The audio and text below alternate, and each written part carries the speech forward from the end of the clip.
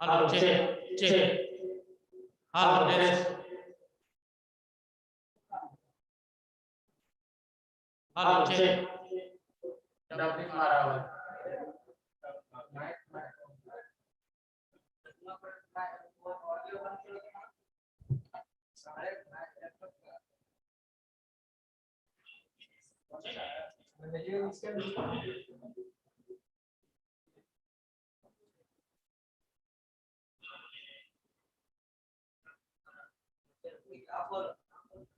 Hello, check.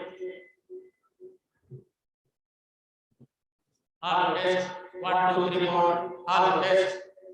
Hello, test. Hello, check, check. 1, 2, 3, 4. Hello.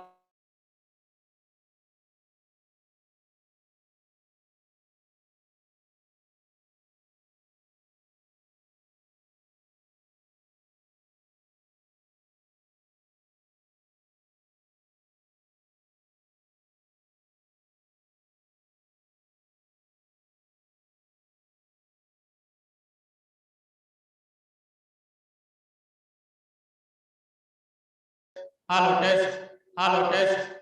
Hello, test.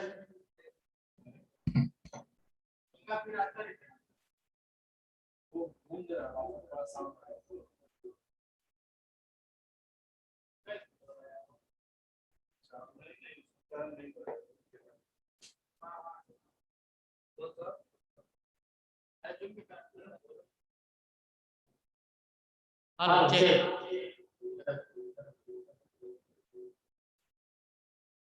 One, two, three, four. Hello, test.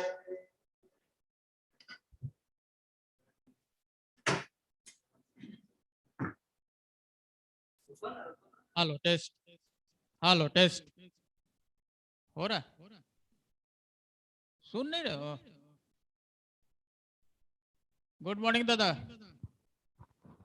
इतना late आइएगा दादा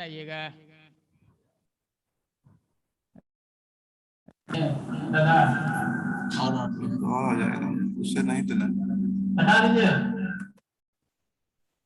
ये अखिलेश जी हैं कुंभ के मेला में से आ रहे हैं क्या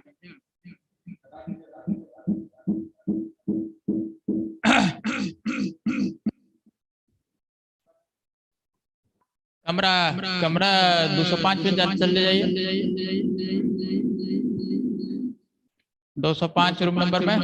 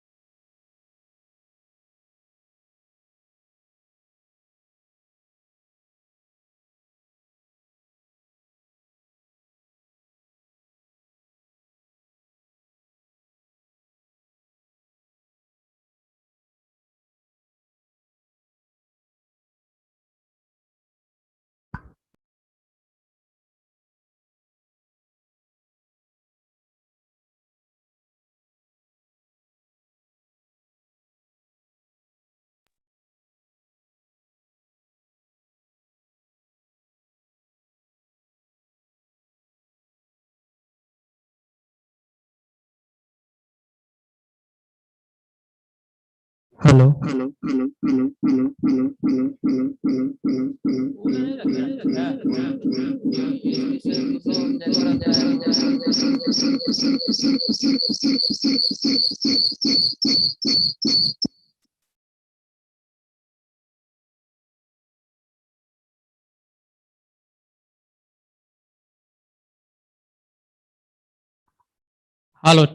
hello hello test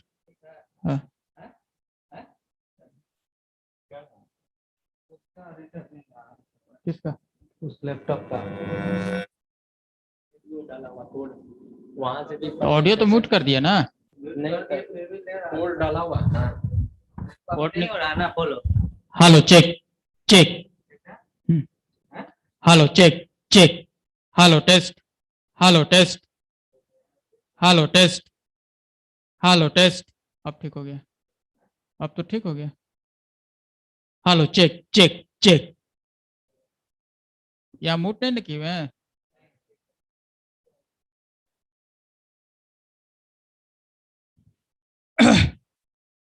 hello check check check. 1 2 3 4। Hello test, hello test, hello test, hello test, hello check, hello test. ये वो क्या है? समझ में नहीं आता है, जल्दी कीजिए जी। तब hello test, hello test. 1 2 3 4। Hello check check check.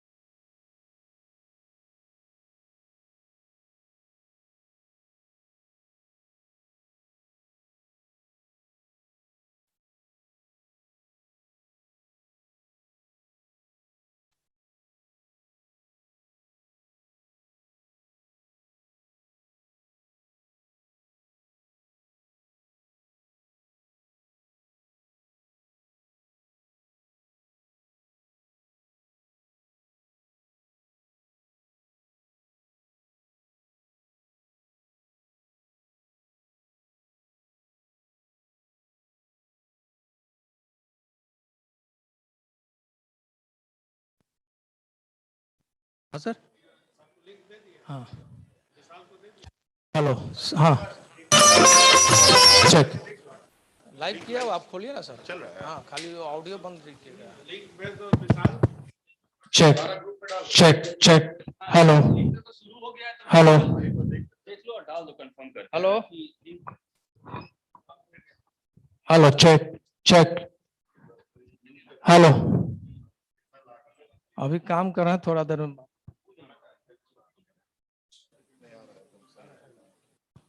Check check, hello hello, check check, hello.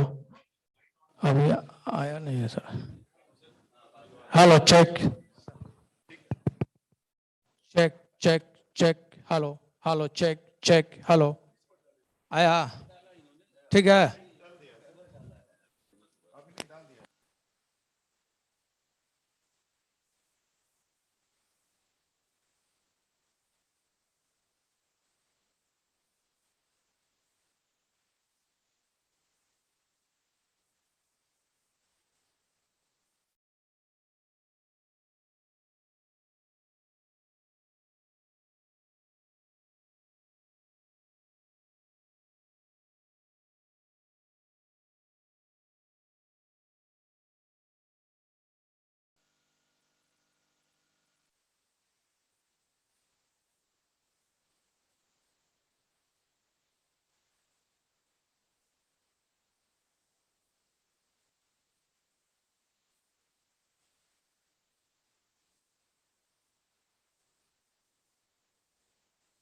हम लोग 4 लोग जाएंगे। ऑलरेडी 4 हो गए, उसको हम लोग को एग्जिट होना होगा।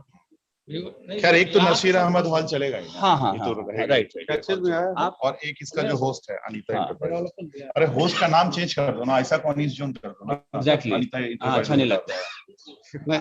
किसमें है, ऐसा कौन ईस्ट जोन है ना, लिखिए बस ठीक, उतना काफी।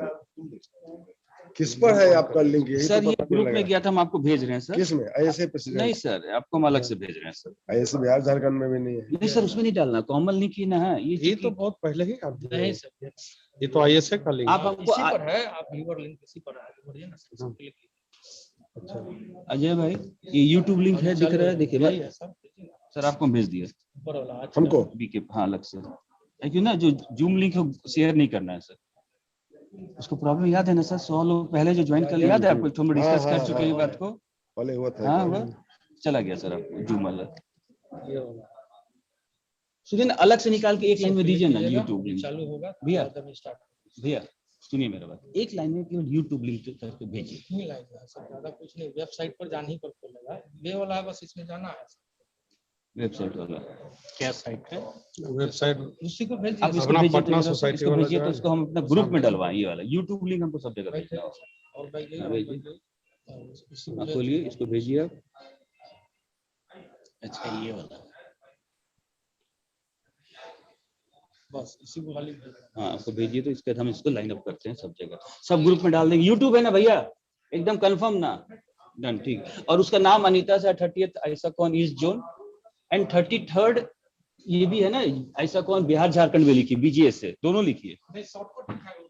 सुनिए सुनिए सुनिए सुनिए, 30th कर दिए ना, ईस्ट जोन को ईजेड कर दीजिए।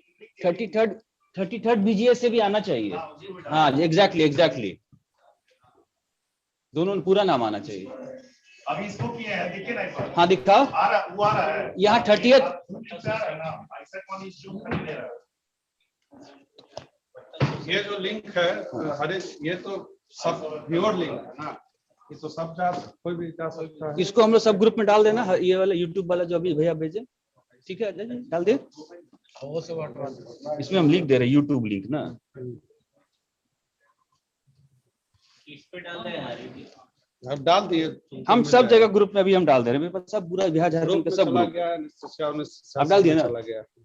तो ये यूट्यूब, हाँ जूम लिंक शेयर नहीं करना। जूम लिंक का क्या होता है ना, कैपेसिटी है केवल 100। जो 100 पहले लोग ज्वाइन कर लेगा ना, तो उसके बाद 101वां मान लीजिए आपका लेक्चर है, साला आप ही ज्वाइन नहीं कर पाइए, समझ गए? तो इसलिए ओनली फॉर द फैकल्टी रहना चाहिए। जूम लिंक हम लोग को सबको भेज रहे हैं अभी हम। जूम लिंक सब नहीं जूम लिंक तो अलग से भेज रहे हैं, पहले हम अब यूट्यूब लिंक भेज रहे हैं। पूरे डाल देना ग्रुप में, हम डाल दिया, ओके अभी डाल दीजिए। हाँ। उसको अपना जैसे ऐसे का असल में हम लोग का बिहार झारखंड का बहुत सारा ग्रुप बना हुआ है ना, पटना, भागलपुर, पटना दरभंगा, वाला में डाल दिए। हाँ सब में डाल दे रहे हैं, गया, बोकारो, जमशेदपुर सब। पहले आ गया, अब सुबह है।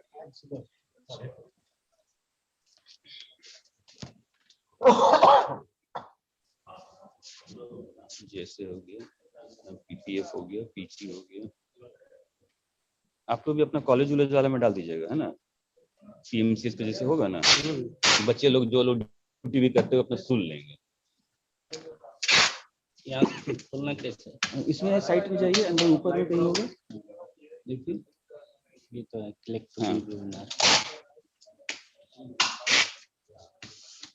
फैकल्टी पे चला गया, बोकारो, जमशेदपुर, कटिहार, मुजफ्फरपुर।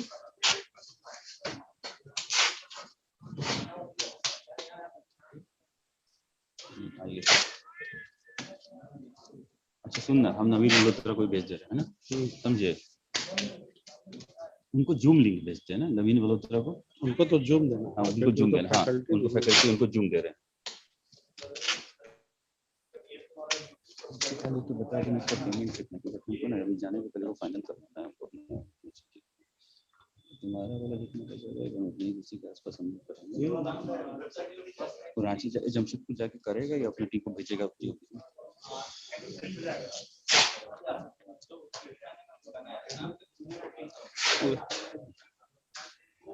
हो गया शेयर, पूरे ग्रुप में जूम लिंक शेयर हो गया। अब हम भेज दे रहे हैं doctor Naveen Malhotra president national वाले को जूम लिंक। जूम लिंक हमारा है, हमको फैकल्टी वाला मिला।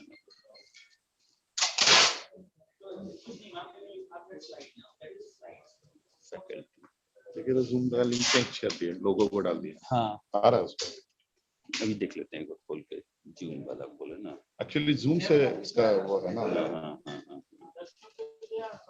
खाली शॉर्ट लिखा पाया, ऐसा कौन इस जोन में भर गया। अच्छा ये नीचे वाला ऐसा कौन इस जोन पीएस, इसमें वो कर दे क्या, बीजीएस से बीजीएस से लिख यहाँ देना। डॉट बीजीएस से लिख दे क्या? हाँ एग्जैक्टली, बीजीएस से हम लोग का बिहार झारखंड है ना। 30th वो ये लिख देते हैं, 33rd बोला ना, बीजीएस से लिख हाँ देते 33rd बीजीएस। हाँ यहाँ सर, यहाँ यहाँ से कर दे आप, नहीं रीनेम करो मेरा, ये लोग चेंज हुआ ना, नहीं मेन सिस्टम से। और हम लोग का ग्रीन हॉल कहाँ पे है, जहाँ पेन ड्राइव में डाल लेंगे? तो पूरे कॉन्फ्रेंस का ग्रीन हॉल यही है, तो हम लोग को या इस हॉल का, तो हर हॉल का अलग अलग है, एक जगह कहीं अलग से नहीं है कि एक आदमी जैसे मान लीजिए बैठा हो कि ऐसा कुछ, ठीक है कोई बात, कहीं पे कोई दिक्कत नहीं। उसमें व्यूअर्स में जाने के लिए अलग अलग हॉल बनाया। हाँ नहीं देखा था वाला, हाँ जिसको जहाँ जाना होगा। हमारा फोटो काहे दिखा रहे इतना बड़ा?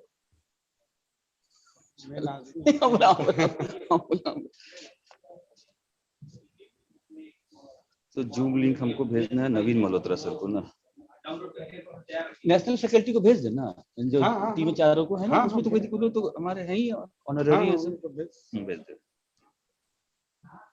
हम लोग तो यहीं रहेंगे। हाँ हम वही है, उसको भेजना। जी सर, जी सर। हम लोग उसको बेसिकली ऑनर है सर कि नेशनल फैकल्टी में है ना, या दूसरे सेंस में मेरा रिप्रेजेंटेशन है कि हम कर रहे हैं। जी सर, वो भी इन्फॉर्म इनडायरेक्टली क्या है कि हम बात कर रहे हैं सर, इतना बड़ा कॉन्फ्रेंस, मुरलीधर जोशी सबको भेज दे रहे हैं।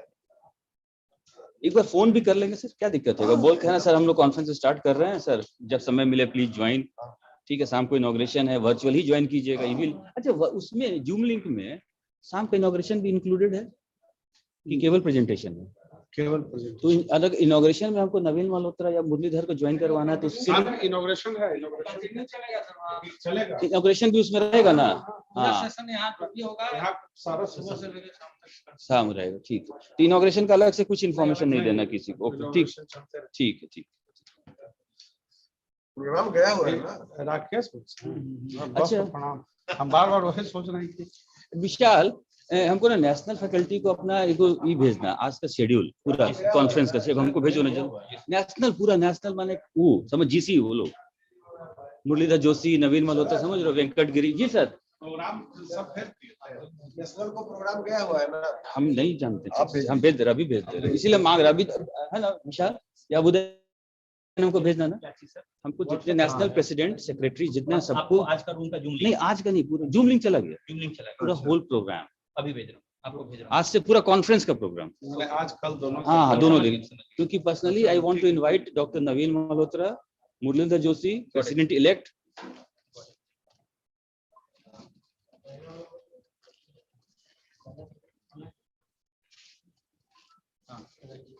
सर एक छोटा सा रिक्वेस्ट है, ये वाला को अगर आप कहीं रखते नहीं तो है ना, बहुत इंपॉर्टेंट चीज है, ठीक है, तो हम ही रख लेते हैं, आप थोड़ी कहाँ भी है, अरे हम रूम में रखवा देते हैं ना, हम तो सोच रहे थे तो हो गया ना सेरेमनी। नहीं 2 दिन पहनना है सर, 2 दिन आपको, तो वो इतना तो कर सर, इसका पता चला ना, अगला बार हमको बहुत सारा बनवाना है। हाँ ठीक है, तो बोले कि आप पहले बोलते तो हमसे ले लीजिए।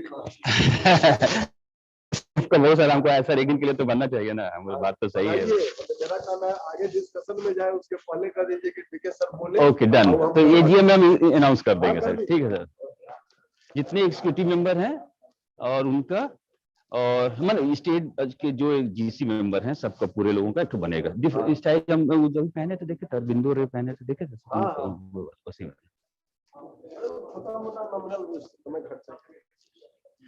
आपको तो परेशान रहते, 100 रुपए के लिए भी तो आपको मैसेज कर देते हैं सर इसको देना है 100 रुपया, वो भी साला एनएफटी करते, वो भी साला सर ऐसा सोसाइटी तो हम देखे नहीं कभी, क्या देखो भैया 100 रुपया भी हम एनएफटी करेंगे।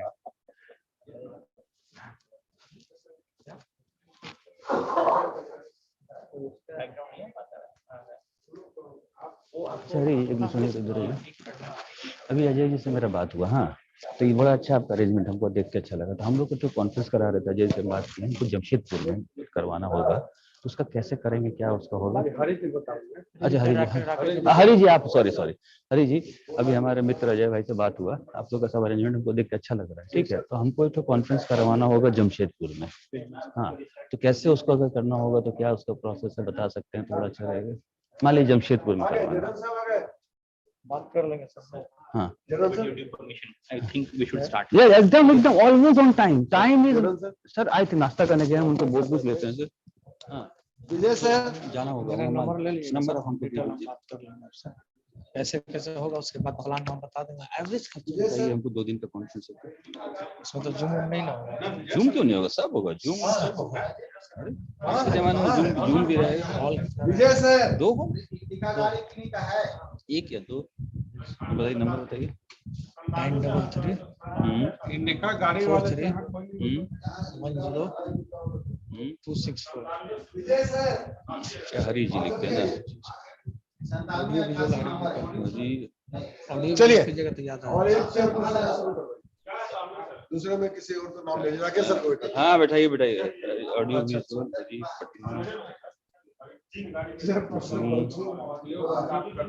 चलिए ठीक है, आपको रिंग करना है, ठीक अब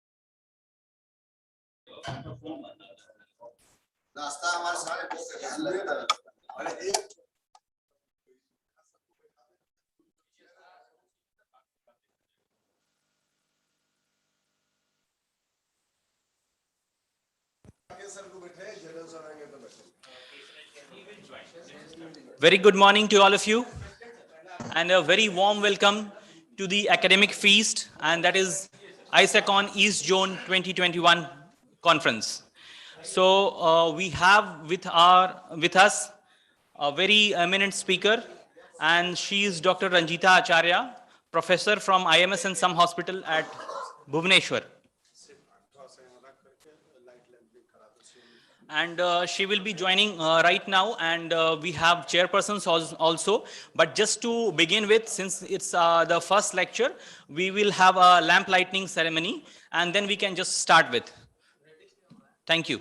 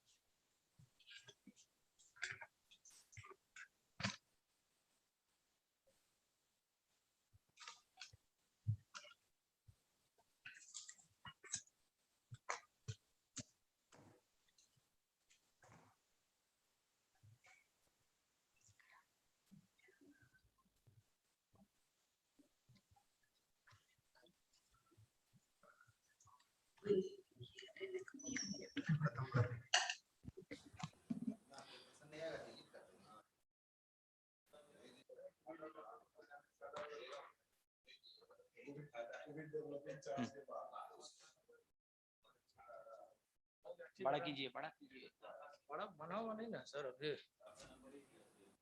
स्क्रीन फुल कीजिए ना स्क्रीन फुल कीजिए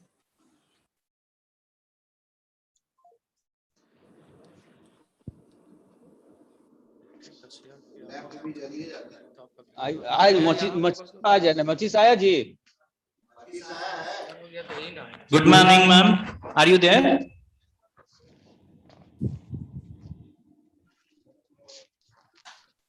Dr. Ranjita, ma'am, are you there?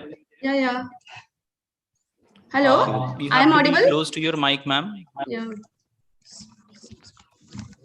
Am I audible? Yes, ma'am. Now you are. Thank you so much, ma'am, for joining us.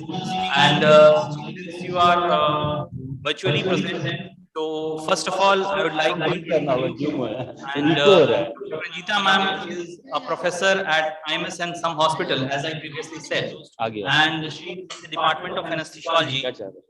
And she is a member of the and has many national as well as international publications. See, her area of interest is regional anesthesia, and she has done work on peripheral nerve blocks, and she is very much interested in managing the difficult airway. And for this session, I would like to invite and welcome. We have two chairpersons, Dr. B.K. Prasad sir and Dr. Vijay sir. Dr. B.K. Prasad sir is professor at Patna Medical College in the Department of Anesthesia. It is needless to say, and in fact, introduce him because he is not just famous among the anesthesiologists and the society. He is also a very good teacher and a very good academician, as well as he is a very good practitioner as well. Similarly, we have Dr. Vijay sir. He is a professor at NMCH in the Department of Anesthesia and has contributed a lot through his academics and experience to the Anesthesia Society. Thank you, sir. Thank you for being with us. And now I would like to request Ranjita ma'am to please proceed on. Thank you. Thank you.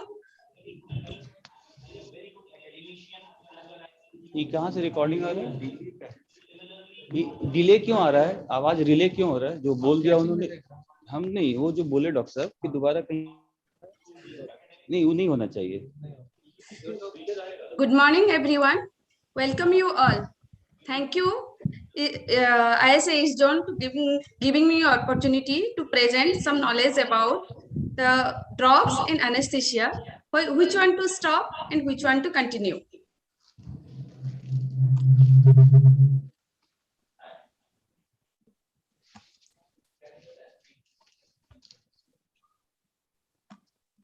तो अभी इतना देर के बाद Yeah. अच्छा ये lagging है जी इसमें YouTube में लैग हो रहा है 1 मिनट का देख रहे हैं अभी आ रहा है ये Most of the patients taking medications prior to surgery, which is unrelated to the surgical events, but most of 50% discontinue their regular medications on the morning of surgery. The reason is because of fasting. Fasting, everyone believes that fasting, because of fasting, patients not able to take medications because of increase of aspiration. But this is not true.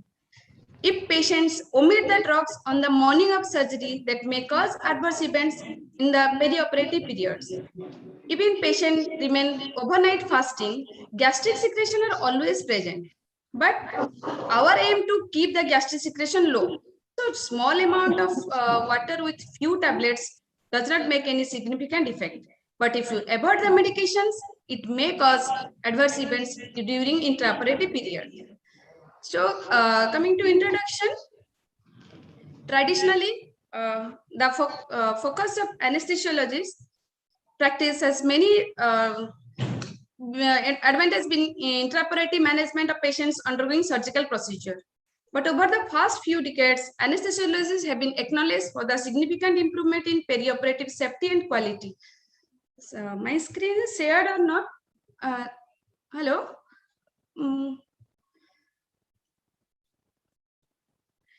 Appropriate perioperative medication management is essential to ensure positive surgical outcomes and prevent medications misadvantages.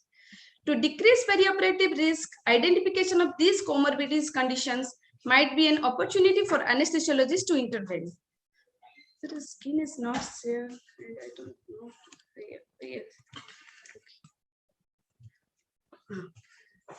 These conditions are best managed before the day of surgery, thus allowing ample of time for thoughtful evaluation, consultation, and planning. So aim of this discussion is to know which drugs to preferably stop and which one to continue. Medications can be continued safely during surgery, but some medications have an adverse interaction with the anesthetic drugs used during intraoperative period, also may cause fatal complications in intra or postoperative period. But the decision to discontinue medication may exacerbate the underlying medical condition or may cause withdrawal. Therefore, decision must be taken on individual patient basis. Where the question arises, when the patient not in regular healthy patients, but in patient with underlying comorbidities conditions, in whom a more comprehensive evaluation is required. About patients taking medications, 40% of patients have prescription for cardiovascular drugs. For that, we have to know which drugs to continue and which drugs to stop in perioperative period. First, coming to antiarrhythmic drugs. Antiarrhythmic drugs, that is amiodarone, flecainamide, should be continued during the perioperative period, because if you suddenly stop on the day of surgery, it may aggravate or increase the great incidence of arrhythmia in perioperative period. Although it can prolong the action of non-depolarizing muscular blocking agents, but should continue on the day of surgery. Coming to anti-anginal drugs, it must be continued, because if you stop or withdraw on the morning of surgery, it may cause worsening of angina. Coming to cardiac glycosides, that is digoxin. Digoxin is indicated for the atrial fibrillation, chronic congestive heart failure. When patients taking digoxin, because of risk of digitalis toxicity, careful observations and with appropriate dose should be given. And on the morning of surgery, it should be there is a regular check of the normal serum electrolytes levels and manage the patients have a serum potassium low. You have to manage normal serum potassium level, because hypokalemia may aggravate the digitalis toxicity. Coming to diuretics, diuretics are indicated patients taking as antihypertensives, or patient can be taken as the cardiac failure or liver failure. If patients taking as antihypertensives, better withhold the morning of dose, because of risk of dehydration and hypotension. If patient taking for liver failure or cardiac failure, it should be continued on the morning of surgery because it decreases the fluid overload in perioperative period. Coming to vasodilator, antihypertensive and central acting antihypertensive drugs, it should be continued as sudden discontinuation may lead to sudden rebound hypertension. Alpha blocker, it should be continued except prior to cataract surgery. I will tell why discontinue before the cataract surgery, but alpha blocker taking as an antihypertensive, it should be continued because if you stop immediately, it causes rebound hypertension in perioperative period.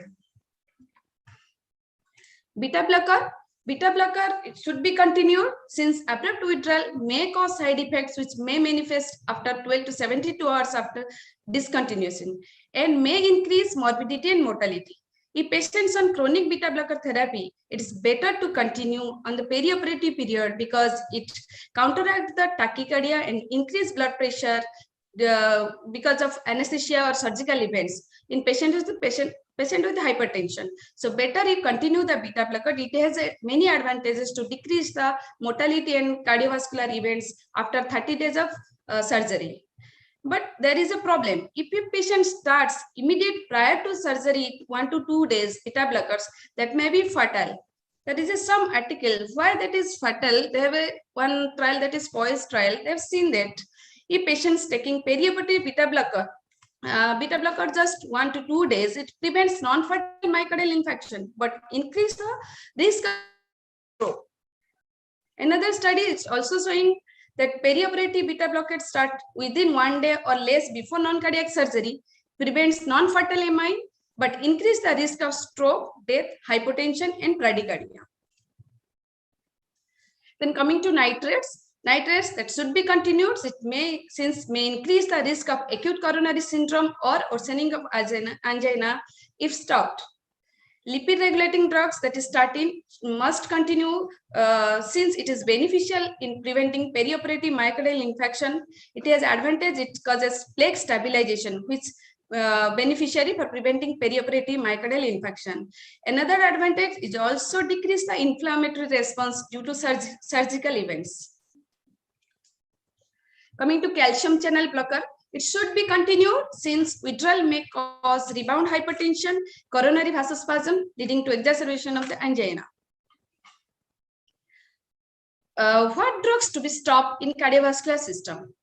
Potassium sparing diuretics. Potassium sparing diuretics to be withheld on the morning of surgery due to risk of hyperkalemia in the immediate post-op period, because hyperkalemia also caused because of tissue damage, also decrease of renal perfusion, decrease in renal perfusion. So should be withheld on the morning of surgery to decrease the risk of hyperkalemia. Alpha blockers, I have told all alpha blockers indicated for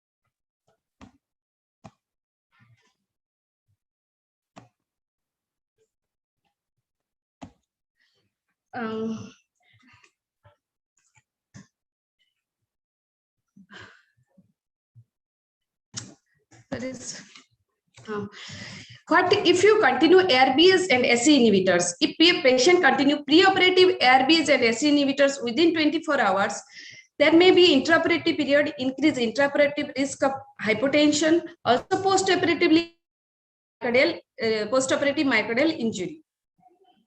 There is an article showing a patient withhold the angiotensin converting enzyme inhibitors or angiotensin 2 receptor blockers. before major non-cardiac surgery associated with low risk of death and post-operative vascular events. As I have already told, repeat regulating drugs, but patients taking cholestyramine, it should be stopped because it's required to take made with water, and patient need to be nil per oral on the day of surgery. Coming to anticoagulants in patient with prosthetic heart valves, mainly anticoagulants are indicated for patient having prosthetic heart valves, so it need to be discontinued before the surgery.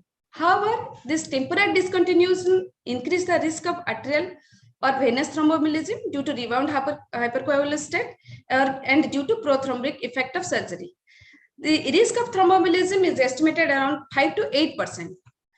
If patient undergoing minor surgery, it may be continued. Patient with prosthetic heart valves, and patients should be when possible, elective surgery should be avoided in the first month after an acute episode of arterial or venous thromboembolism because of chance of high thromboembolic event. Patient major surgery taking warfarin, it discontinued 3 to 5 days preoperatively and start unfractionated heparin or subcutaneous low molecular weight heparin. In pregnancy, anticoagulants in pregnancy, in parturients with prosthetic heart valves, anticoagulants are very important because of incidence of arterial embolization is greater during pregnancy. So warfarin administration in first trimester associated with fetal defects and fetal death. Better it discontinue during pregnancy. And instead warfarin, start subcutaneous standard or low molecular weight heparin until delivery. And along with, you can start low dose aspirin. This is also safe for mother and fetus. Coming to antiplatelet recommendation, antiplatelet recommended for the patients having MI, coronary, taking coronary stents, acute coronary symptoms. But patients may be taking single therapy or dual therapy. If patient taking aspirin single therapy, 75 to 100 milligram as a primary prevention, stop 7 days before operation as needed. A patient taking for secondary prevention, that is after MI, acute coronary syndrome, stent, stroke, a patient undergoing intracranial neurosurgery, stop 7 days before as needed. But all surgery, you can continue aspirin. But patient within dual therapy, that is aspirin plus clopidogrel, under high risk situations, only vital surgeries are allowed. There is not, if possible, avoid elective surgery because of risk of bleeding in closed space. And low risk surgery, you can continue all surgery except in intracranial surgery and stop clopidogrel, maintain aspirin. Antiplatelet and neuraxial puncture recommendations. A patient taking clopidogrel, stop 7 days before surgery, ticlopridine 10 days, prasugrel 7 to 10 days, and ticagrelin 5 days. Coming to endocrine system, patient having taking thyroid medications, that is levothyroxine, phyllothyronine, and antithyroid drugs, it should be continued on the day of surgery. And patient on estrogen therapy and hormone replacement therapy to be continued in minor surgery, also to be continued in major surgery, but it has an increased chance of venous thromboembolism. So when it continued with thromboprophylaxis is needed. But in patients undergoing major surgery with required more immobilization for more days, then better you stop hormone replacement therapy 2 to 4 weeks before the surgery. If patient taking corticosteroids, continue, since drop in steroid level may worsen the situation. Coming to pheochromocytoma, patients taking preoperatively alpha blockade standard practice aims to avoid arterial pressure in control with subsequent restoration of blood volume. Phenoxybenzaimine is a treatment, phenoxybenzaimine is indicated in the treatment of pheochromocytoma, but a patient taking phenoxybenzaimine in post-operative period, it causes post-operative refractory hypertension, that is catecholamine resistant. It should therefore be stopped 24 to 48 hours before surgery. Alternative is the doxazosin. It's a competitive selective alpha-1 blocker, suggested reduced incidence of postoperative hypertension, making it a good alternative to phenoxybenzaimine. Calcium channel blocker is an additional drugs. It also improves the control blood pressure, but it should not be added as a monotherapy. Oral hypoglycemic drugs, it's discontinued on the day of surgery since patient is fasting, chance of hypoglycemia, and is patient taking insulin, it should get insulin as per blood sugar chatting on day of surgery as per sliding scale. Recommendation, that is short-acting insulin, you hold on the morning of surgery. NPH insulin, that half usual dose, morning dose. A patient taking NPH and short-acting, then 1/3 usual morning dose. And if patient taking long-acting, then usual dose. If patient have a hypoglycemic episode, decrease the dose by 20%.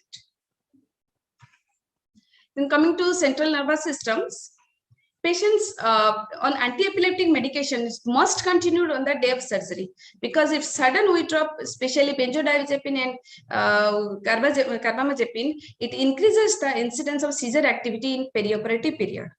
If patient taking phenytoin in the perioperative period, cardiology monitoring is required because it may cause cardiac rhythm disturbance. But all anti-epileptic drugs should continue on the non-opioid analgesics should be continued, also anti-migraine drugs. Then if patients on levodopa, patient is on levodopa, levodopa is indicated for the patients in Parkinsonism. It must continue on the day of surgery, because if you stop immediately withdrawal on the morning of surgery, it may aggravate the symptoms of Parkinsonism. And also it causes neuroleptic malignant syndrome, which is a fatal. And patients of Parkinsonism, it should put in the first case in the OT list, because levodopa has a short duration of half-life, that is 1.5 hours. And if patients taking on levodopa, there in intraoperative period, there is a blood pressure fluctuation and may increase the incidence of arrhythmia in intraoperative period. Coming to pyridostigmine, neostigmine is a treatment of choice for myasthenia gravis. It should continue on the morning of surgery. Then coming to antipsychotic, anxiolytic, and hypnotic drugs, it should be continued. Sudden withdrawal, it may aggravate the symptoms of depressions, withdrawal symptoms it may cause. And patients on tricyclic antidepressant, it should be continued, because if you continue the tricyclic antidepressant, may increase the risk of arrhythmia, and for also increase the incidence of intraoperative hypotension, because tricyclic antidepressants, it blocks the noradrenaline uptake at the receptor site, so it causes intraoperative hypotension, which is not which is resistance to phenylephrine, ephedrine, and dopamine. If patients develop hypotensions, better treated with noradrenaline. Then coming to selective serotonin reuptake inhibitors, it should be continued, but there's some report that it causes prolonged bleeding time and rarely cause serotonin syndrome.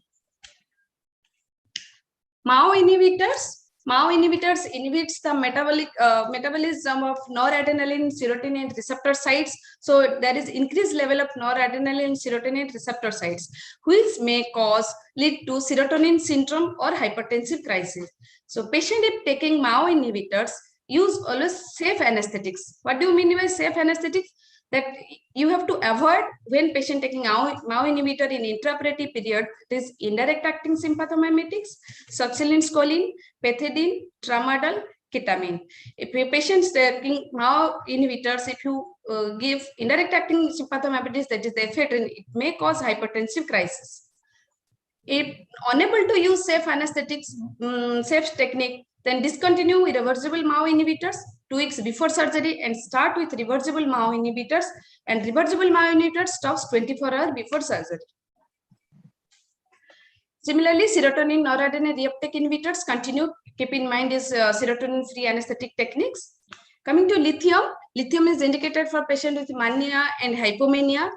Lithium has a very narrow therapeutic index, and it aggravates the lithium toxicity. Patients have a hemodynamic instability or renal excretion is impaired. If patient have a minor surgery, continue, but patient undergo major surgery, better discontinue 24 to 72 hours, discussing with psychiatrist.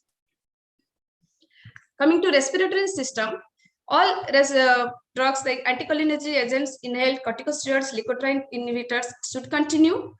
Theophylline to be continued, but consider aminophylline infusion in patients who kneel by orally, as theophylline has narrow therapeutic range. If patients taking steroids, that is more than 10 milligram prednisolone or equivalent for last 3 months, you have to replace the steroid therapy in the perioperative period. If patient undergo minor surgery, then only morning dose, daily dose is sufficient.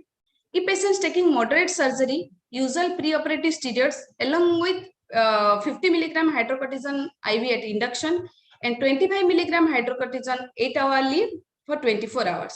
For major surgery, there is delayed oral intake.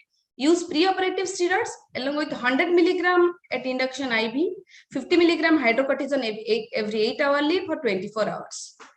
Coming to GI system, all antispasmodic proton pump inhibitors, S2 receptors, aminosalicylates continue.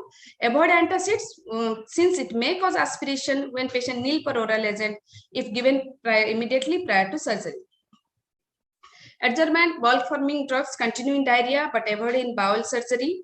Laxative and bile acid sequestrants withhold on the morning of surgery. Coming to chemotherapeutic drugs, cytotoxic drugs, patient-specific management after consult with the oncologist and hematologist, but immunosuppressant drugs to be continued. Stop only if infection sites in post-operatively. And patient if on rituximab, that is monoclonal antibodies, delayed surgery up to 3 months after last dose because it increases the risk of wound infections in post-operative period. And patients on immunomodulating drugs continue but with thromboprophylaxis. And patients taking for infection, that is antifungal, antibacterial, antiviral, then all continue, but patients have an antiviral, that is protease inhibitors, interact with imidazolone, causes more respiratory depression, so better avoid. In coming to musculoskeletal system, patients have a gout, hyperuricemia taking drugs, continue on the morning of surgery. Rheumatic disease progress suppression, that is azathioprine, hydroxychloroquine, it continue. Patients on continuing NSAIDs. NSAIDs, if a patient on long-acting NSAIDs stops 3 days before surgery, and on short-acting, it stops 1 day before surgery because it increases the risk of bleeding in perioperative period. To summarize, I have to focus on some points that which drugs to stop. I already discussed, just I'm telling about key points, that is which drugs to stop. That is SE inhibitors, already discussed, and angiotensin 2 antagonist. It causes intraoperative hypotension, which is less responsive to vasopressors. All diuretics, but it on individual patient basis, because of patients have a liver failure or cardiac failure to continue, but in its antihypertensive, it discontinue on the morning of surgery. Diabetic treatment, OHS should be discontinued on the morning of surgery, but alternative treatment must be arranged. And antiplatelet and anticoagulant drugs is for recommendation. Not essential drugs, that is herbal medications, it should be discontinued 4 to 6 weeks before surgery because it may increase the risk of bleeding during surgery, intraoperative period. Better avoid herbal medications, that is vitamins, irons, laxatives, homeopathic medications. And lithium, I already told, it is a narrow therapeutic index and high chance of lithium toxicity, better omitted on the day of surgery. Now, NSAIDs, it should be avoided unless it is prescribed. And which drugs to continue during the perioperative periods, that is all cardiac or blood pressure drugs, all epilepsy, Parkinsonism drugs, asthma drugs or inhalers, all medications with reduced gastric acid secretion except antacid, all thyroid medications, all major and minor tranquilizer, also antidepressants and nicotinic patches, all steroids taken regularly, including inhaler, and all immunosuppressants and cancer drugs. And all analgesics, that opioid, non-opioid, can be given before surgery except NSAIDs. These are my reference. Thank you. Have a good day.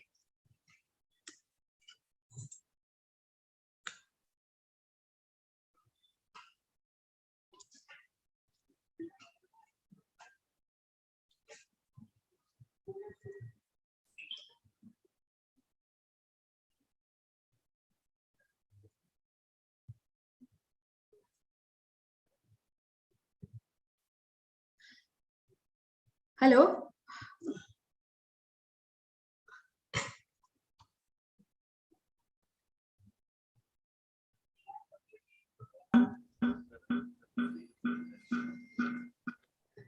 Hello. Am I audible to you, ma'am? Yeah. Now audible. Well, I was just telling you that many thanks to you, ma'am, because you have not just helped us being on time. In fact, you have completed before time. So I would like to now invite the questions. I'll just entertain only 2 questions because we have to keep up with the time. And if you have any more queries, you can just put it in the chat box in the YouTube link, and then we can, the speakers will be there to answer it. But then again, in the hall, those who are present here, I would like to invite 2 questions at least. Yes, ma'am, we have with us Dr. Ashok Jadon sir, and he is a pioneer in pain management, and he is having some questions. Yeah. Good. Good morning. Good morning, sir. Brilliant presentation covering all the aspects. And but I just would like to ask one point regarding the NSAIDs. As you said, you have to withdraw the NSAIDs just before the surgery. And contrary to it, pre-operative period, most of us actually prescribe them as a preemptive analgesic.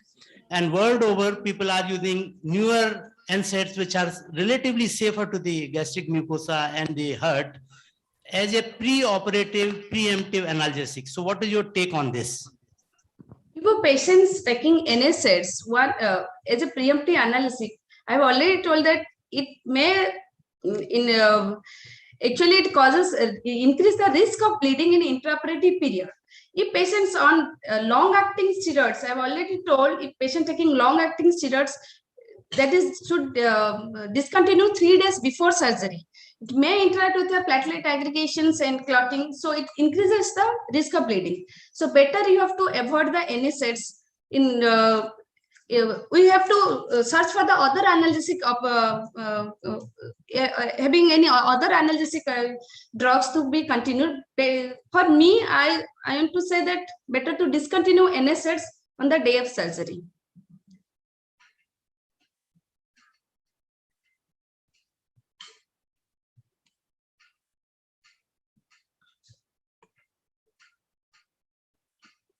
And only one question. I hope it was really nice.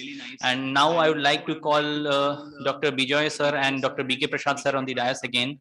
We will be presenting a memento to the chairpersons. Ma'am, I just can't say this, but how to deliver a memento to you, it was actually nice. If you would have been live with us, it would have been great. But then again, I'm really thankful for making this session going on time, because if we kickstart on time, we will be able to manage it. Thank you, ma'am. Thank you so much for being with us.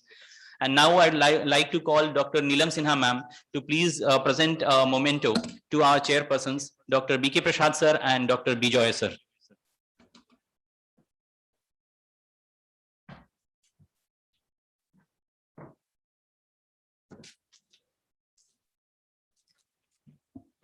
A big round of applause. Thank you. Memento to Dr. Bijoy sir. Thank you, sir. Thank you for being with us. Now, ma'am, I would request you can leave the link. Thank you so much, ma'am. And now we have our second session, and that second session is about the hemodynamic monitoring in ICU, and we have an eminent speaker, Dr. Ahmed from Bengal. And before I introduce the speaker, I would like to call the chairpersons, and we have very eminent personalities over here in the hall, and they are Dr. Bijay Kumar Gupta sir from PMCH and Dr. Dev Sanjay Nag sir from TMH Jamshedpur. So I would like to invite, first of all, Dr. Bijay Kumar Gupta sir. Please, sir, come on the dais. In fact, it is I feel honored that he is here, and it is needless to introduce him, but still some of the things which actually he has contributed a lot to the society. He was a secretary of the Bihar Jharkhand Society of Anesthesiologists, a GC member at ISA National, as well as the vice president. He is a very good teacher, a very excellent orator, and as well as a very good administrator. And in fact, his administrative skills are such that he was the principal as well as as the head of the PMCH. He was the principal even for the NMCH Medical College. So thank you, sir. Thank you for being with us, and we welcome you. Then we have Dr. Dev Sanjay Nag, sir, with us. Dr. Dev Sanjay Nag, sir. Is he present?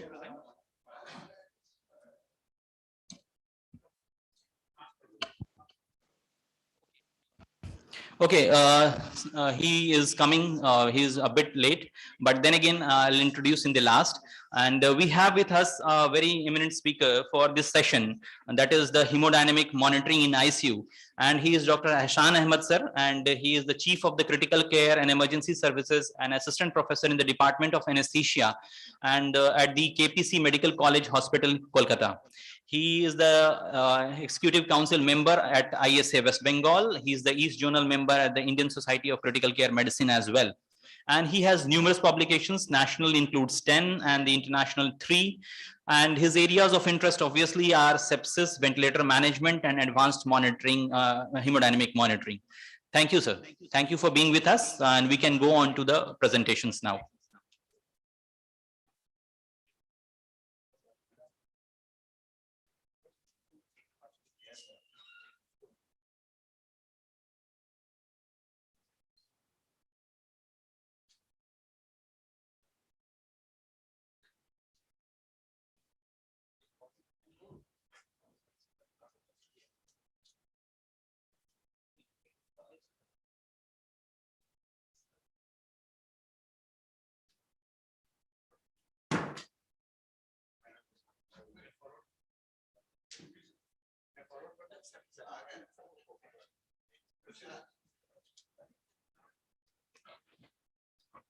Hello. By the time the slides are being displayed, I would like to invite Dr. Dev Sanjay Nag, sir. Sir, please come up the dais. Actually, I announced your name. It's okay, sir. It's okay. It's perfectly fine.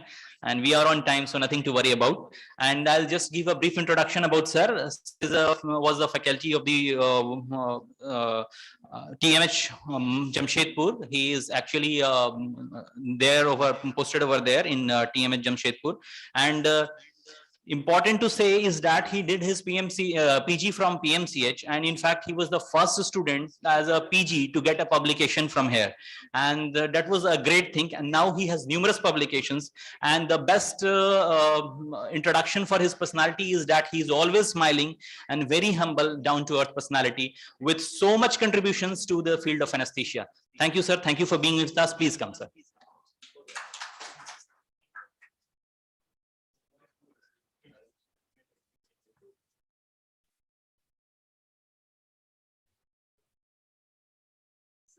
Please begin the session. Good morning all. Thank you to ISA Constitution Organizing Committee for giving me this opportunity to share with you some knowledge about how to monitor hemodynamic status in an ICU. So hemodynamic monitoring is done in critically ill patients to know the hemodynamic status of the patients. So the cardiorespiratory system's ultimate purpose is to fulfill the physiological task of ensuring cellular oxygen supply. So we need to know the assessment of oxygen supply and demand. If it is yes, the goal reached is yes, then okay. If the goal is not reached, then we have to identify the problem. What is the problem and where is the problem lies? And accordingly, we will tailor-make the therapy, and again we will evaluate the oxygen supply and demand. So to assess and optimize the volume status and the cardiac functions, and to monitor in critically ill patients, and to know the endpoints of resuscitation, we need to do hemodynamic monitoring. And also diagnosis and assessment of response to therapy is an important part, particularly in shock states, and it helps to distinguish different types of shock like hypovolemic shock, cardiogenic shock, obstructive shock, and distributive shock. According to the hemodynamical parameter we know. So the indications of hemodynamic monitoring in ICUs are persistent circulatory shock after initial resuscitation, circulatory shock associated with right ventricular dysfunction or acute respiratory distress syndrome, high risk non-cardiac surgical patients for a perioperative hemodynamic management. So for that, we first need to know the determinants of oxygen delivery and consumption in the tissue level. So the main determinants of oxygen delivery is the cardiac output, then hemoglobin, and the percentage of hemoglobin that is being saturated with the oxygen, that is the oxygen saturation. And for consumption at the tissue level, we need to know extra and additional thing, that is the mixed venous oxygen saturation. So there are different influencing factors for oxygen delivery. One is the hemoglobin, that is the transfusion parameters. Second is the cardiac output. Third is the ventilator parameters that helps in saturation of hemoglobin with oxygen. So we need to know the purpose of the circulation, that is the cellular oxygenation. And second, for an optimal oxygen supply at the cellular level, the macro and micro circulation as well as the pulmonary gas exchange have to be in optimal balance. And next to cardiac output, hemoglobin and oxygen saturation, we need to know the mixed venous oxygen saturation, which plays a central role in the assessment of oxygen supply and consumption. And no single parameters provides enough information for a full assessment of oxygen supply to the tissues. So how to monitor the hemodynamic status of a critically ill patient in ICU? Usually we do some clinical monitoring like respiratory rate, temperature, ECG, non-invasive blood pressure, like that.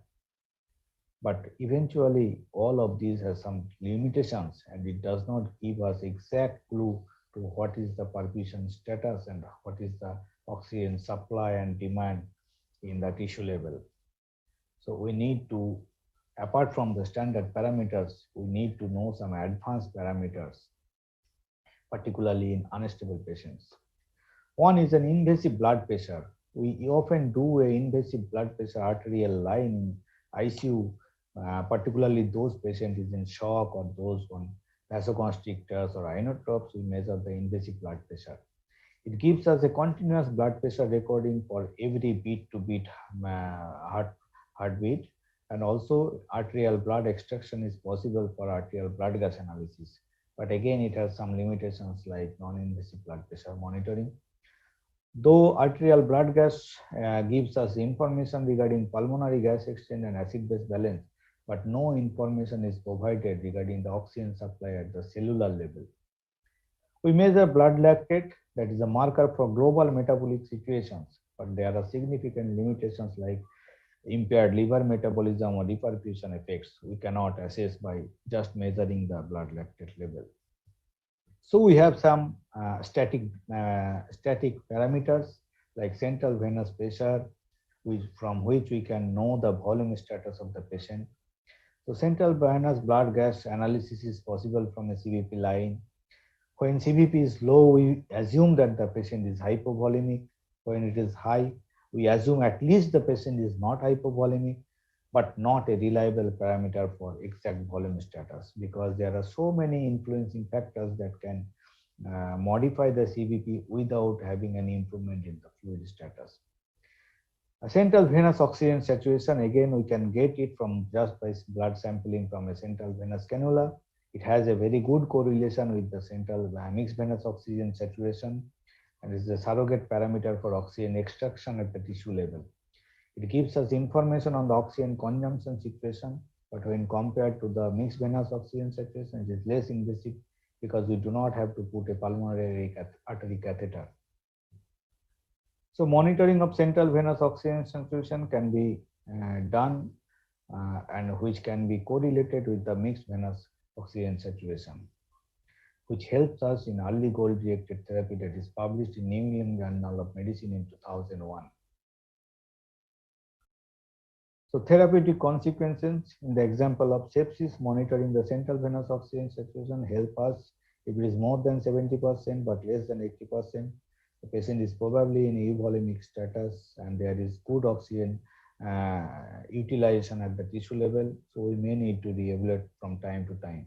But if it is less than 70%, then we need to continuously monitor the central venous oxygen saturation, and we need some advanced monitor to find out the real cause. but there are certain limitations to central venous oxygen saturation as well. Sometimes tissue hypoxia may be present despite the normal or high central venous oxygen saturation. So there is some problem, there may be some problem in the microcirculation in the tissue level in SARS or sepsis, which may not reflect in the central venous oxygen saturation.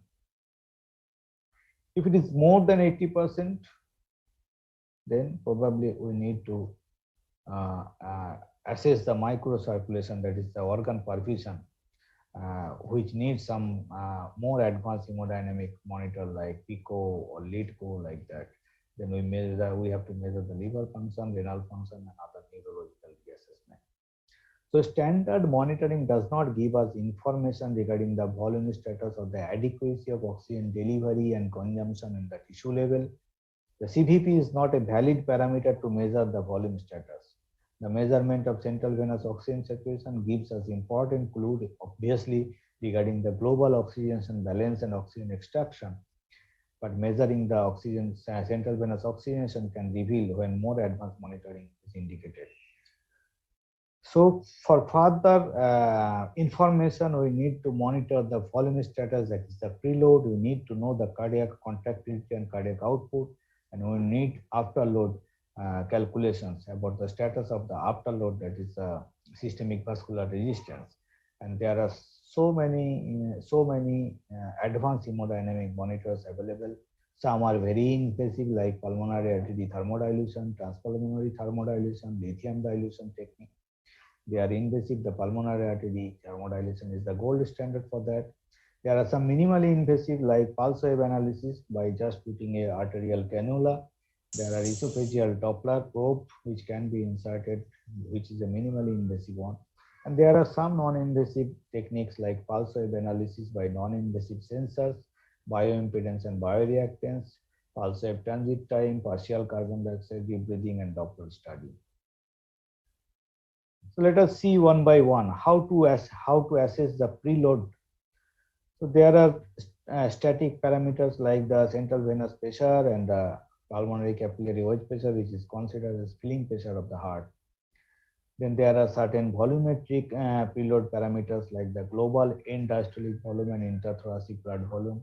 And then there are some dynamic parameters like volume, stroke volume variation and pulse pressure variation, when we can assess the volume responsiveness as well.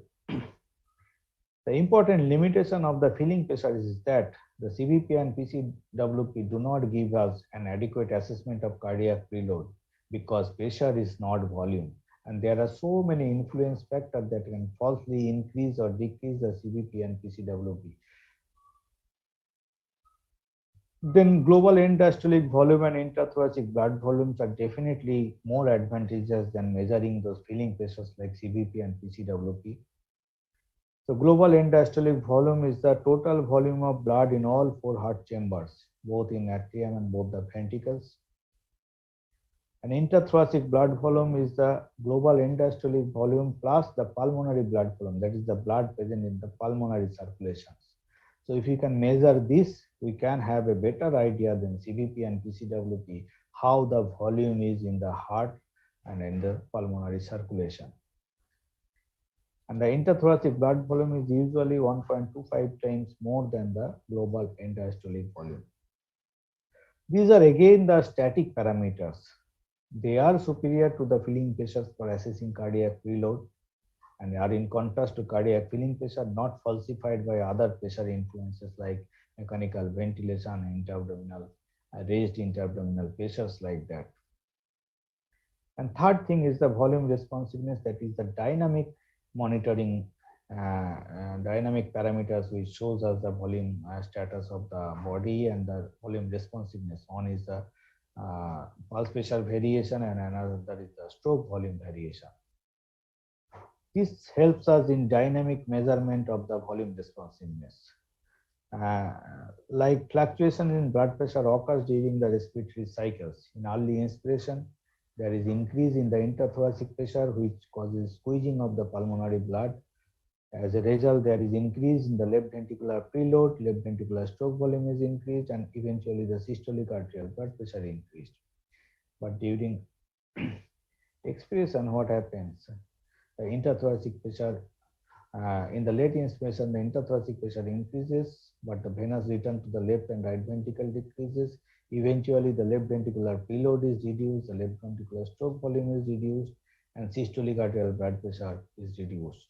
So during the variation in the respiratory cycles, these dynamic parameters can show you the volume responsiveness, whether this patient will respond to added volume or not, that can be assessed. So fluctuation of the stroke volume throughout the respiratory cycle, if you see the preload and the stroke volume, if there is mechanical ventilation, the interthoracic pressure fluctuations will changes in the interthoracic blood volume.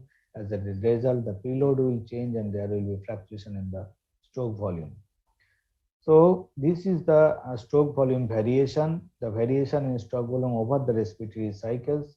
You will measure the maximum stroke volume and the minimum stroke volume, and it correlates directly with the response of the cardiac ejection to the preload. So SVP is a more accurate for predicting volume responsiveness than this CVP and this PCWP.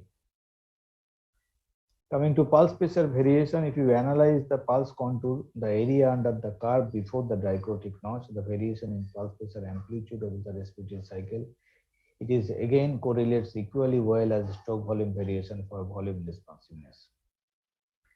So the dynamic volume responsiveness parameters like stroke volume variation and pulse pressure variation are good predictors of a potential increase in cardiac output due to volume administration, are only valid with patients who are fully ventilated and who have no cardiac arrhythmias. Then measuring the cardiac output, how to calculate the cardiac output.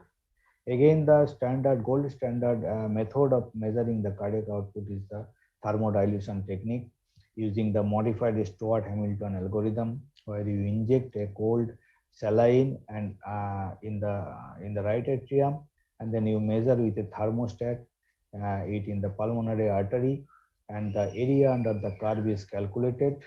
So through this modified Hamilton formula, TB is the blood temperature, TI is the injected temperature, there is VI is the injected volume, and the differentiation is made area under the thermodilution curve, and K is the correction constant. So what happens here? A pulmonary catheter is introduced into the pulmonary artery. The cold saline is injected in the right atrium, that is diluted and loss its temperature throughout the journey through the right side of the heart, and a thermistor is put on the pulmonary artery catheter which measures the change in the temperature, and accordingly this volume curve is achieved. This is a gold standard technique. Indications are right heart failure, pulmonary hypertension, ARDS, assessment of effect of inhalational therapy like that. Contraindications are volumetric monitoring, not possible during arrhythmias. Advantages are no added fluid, no need for manual calibration information on the right heart functions, continuous measurement of the right ventricular and diastolic volume, and if you can measure continuously the mixed venous oxygen saturation as well. But there are certain disadvantages, like it is invasive, it is expensive and difficult catheter, no beat-to-beat data, it gives us an average of 5 minutes data. It cannot be used for fluid responsiveness. Complications like pulmonary artery rupture or arrhythmia can be life-threatening occasionally, and slow response and time to changes in preload or afterload, and poor signal to noise ratio. So another new technique has been come into the site, that is thermodilution is added with a pulse contour analysis. So transpulmonary thermodilution measurement only requires central venous ejection of a cold saline, that is either less than 8 degrees centigrade or less than 24 degrees centigrade of saline bolus. If bolus inject in the right side of the heart, we just need a central venous cannula, not a pulmonary catheter. And after it moves the whole circulation, you measure it in the femoral artery. There is a picocatheter in femoral artery. So you can measure the right heart as well as the pulmonary circulation as well as the left heart status. So after central venous injection of the cold bolus sequentially passes through the various interthoracic compartments like the right atrium, right ventricle, then pulmonary circulation, then left atrium and left ventricle, and eventually you are measuring it distal to the left ventricle from a femoral catheter. The temperature changes over time is registered by a sensor at the tip of the arterial catheter. So what are the parameters we got? We got an intrathoracic compartment, that is the mixing chambers. Once you injected the cold saline, it is diluted in the pulmonary circulation, that is in the intrathoracic compartment, then come back through the left ventricle to the thermistor catheter in the tip of the artery. So we can measure the pulmonary thermal volume. We can measure the total interthoracic thermal volume, and we can measure the pulmonary thermal volume and largest single mixing chamber. And also we can measure the pulmonary blood volume and the extravascular lung water. Also, we can get some extended analysis of this curve from the characteristic of this curve. It is possible to determine certain time related parameters like the mean transit time and the downslope time. What is mean transit time? The mean time required for the indicator to reach the detection point.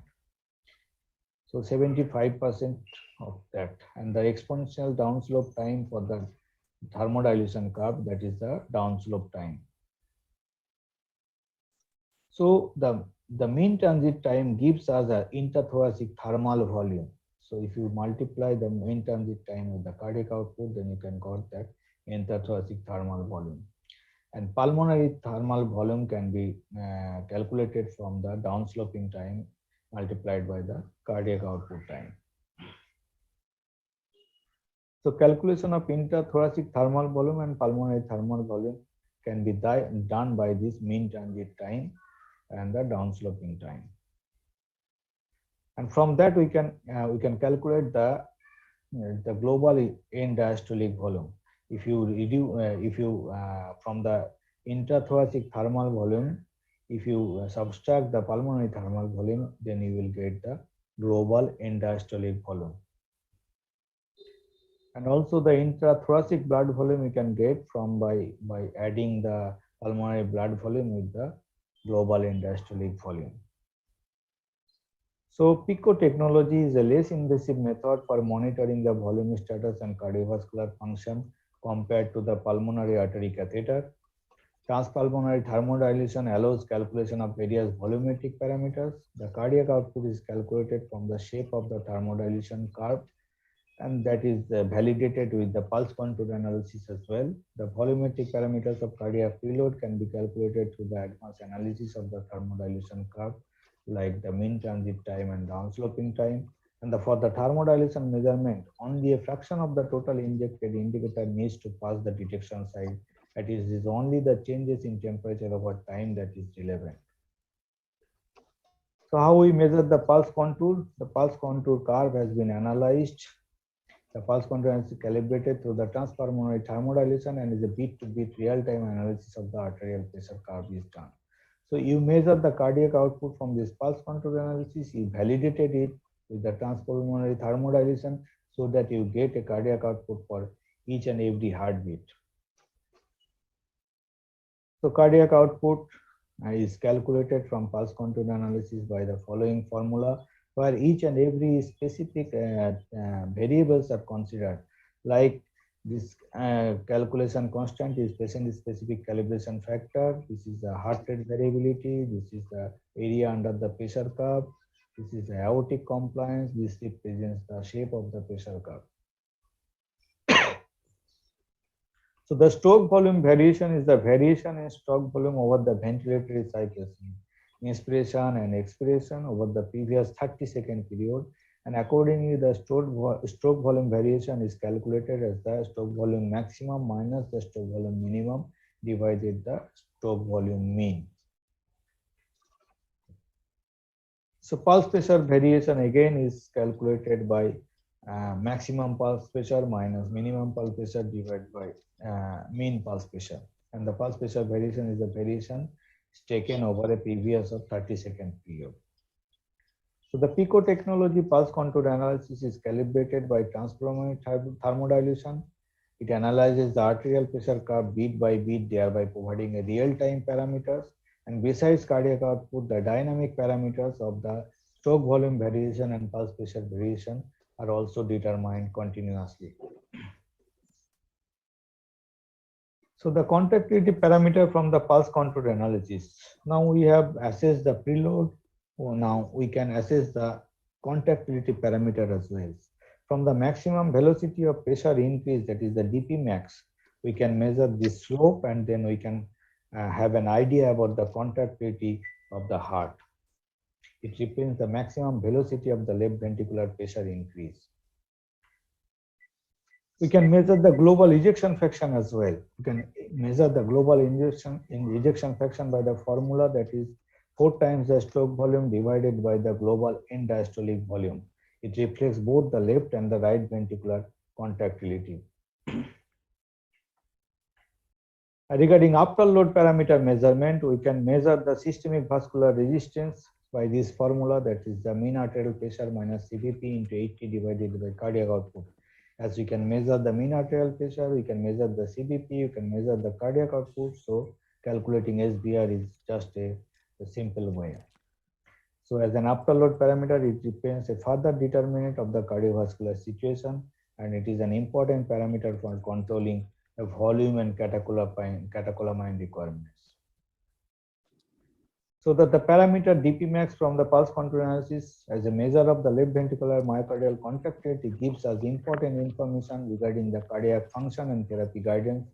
Also, the contractility parameters like global ejection fraction and cardiac function index are important parameters for assessing the global systolic function and supporting the early diagnosis of myocardial insufficiency, so that we can divide the shock between the hypotensive, or whether this is a cardiogenic, or whether this is due to some increase in the upper load or reduction in the upper load that may require some vasopressors rather than inotropes. We can decide the treatment according to these derived parameters. The SBR is calculated from the blood pressure, and the cardiac output is a further parameter and gives additional information for controlling volume and catecholamine therapies. The volumetric parameters like global end diastolic volume and intrathoracic blood volume are superior than the filling pressures like CVP and PCWP. The dynamic parameters like stroke volume variation and pulse pressure variation, whether cardiac output will respond volume administration or not. The global end diastolic volume and intrathoracic pulmonary blood volume show what the actual volume status is, while is the stroke volume variation and pulse pressure variation reflects the volume responsiveness of the heart. That is how your therapy benefits to the patient. And for optimal control of the volume therapy, simultaneous monitoring of both the static and preload parameters and the dynamic parameters of the volume responsiveness is sensible. So there is some advantage as well as disadvantage of this PICO technique. Advantage, it is less invasive than of the pulmonary artery catheter. It shows bit-to-bit data can be used. Additional parameters like GEDV, extravascular lung water, and pulmonary vascular permeability index can be calculated. Identification of the right to left shunt and less dependent on the respiratory variation. There are certain disadvantages like effect of valvulopathy, volumetric monitoring not continuous, need for recalibration after changes in preload, afterload, or contractility. So these are the normal values of different hemodynamic parameters which can be measured through these advanced hemodynamic monitors. So the PICO gives us answers about all relevant questions that is required in clinical situations to monitor and to tailor-made your therapy. So if you want to know what is the current situation of the fluid status or the cardiac output, that is help to delivery of the oxygen, you can measure the cardiac output. You want to know what is the preload, you can measure the global end diastolic volume, which will show you whether this patient is preload is low or high. You want to know whether adding volume will increase the cardiac output or no, you can measure the stroke volume variation. You want to know what is the afterload, you can get the systemic vascular resistance. You want to know about the contractility or cardiac insufficiency, you can measure the global ejection fraction. You want to see whether the lungs are dry or wet, you can measure the extravascular lung water. So all clinical questions you want to know to decide your therapy, you can measure all this through a PICO system. So this PICO system has a continuous physiology screen which will show your stroke volume variation, the cardiac index, the stroke volume, CVP, systemic vascular resistance index, mixed venous oxygen saturation, or the central venous oxygen saturation, like that. And also it will give you intermittent physiological screen to see whether there is extravascular lung water is low or high, like that. So there is also a algorithm screen from which you can see whether this patient needs a fluid, or patient needs some vasoconstrictor, or patient needs some inotrope. There is another technique called lithium dilution technique. Lithium is very less toxic, so it is used 0.5 to 2 ml of lithium bolus is given as an indicator rather than this thermal indicator. This is a dye dilution technique, and lithium is injected via central or peripheral venous line and measured via the aspiration of blood through an arterial catheter with an attached disposable electrode selective for lithium. So the change in voltage is electronically converted to plasma lithium concentration, and the resulting lithium concentration versus time curve is used to calculate the plasma flow. It is less validated, and contraindications are treatment with lithium salts, patients on bipolar disorder on lithium therapy, the neuromuscular blockers, small children and pregnancy. Advantage less invasive, can be given through the peripheral venous line as well. Uses existing IV access, no central venous line needed, and only measures the intrathoracic blood volume. The disadvantage of that, less additional parameters, need for recalibration after changes in preload, afterload, or contractility. There is another device is called esophageal Doppler monitoring. Is a flexible probe, just like an endoscope, just like a rice tube, very narrow and long probe. That is introduced just like a rice tube insertion. It monitors, displays a waveform area under the curve, that is the stroke distance, and stroke volume, stroke distance, and nomogram, which is calibrated constant. And it seemed to perform better as a trend monitoring device than for absolute cardiac output estimation. Advantage is that it is minimally invasive. Contraindication is coagulopathy, esophageal varices, upper GI bleed, esophageal diverticulum, hernia, like that. Advantage provides additional anatomical and functional information as well. Disadvantage is learning curve, not really continuous, and contraindication.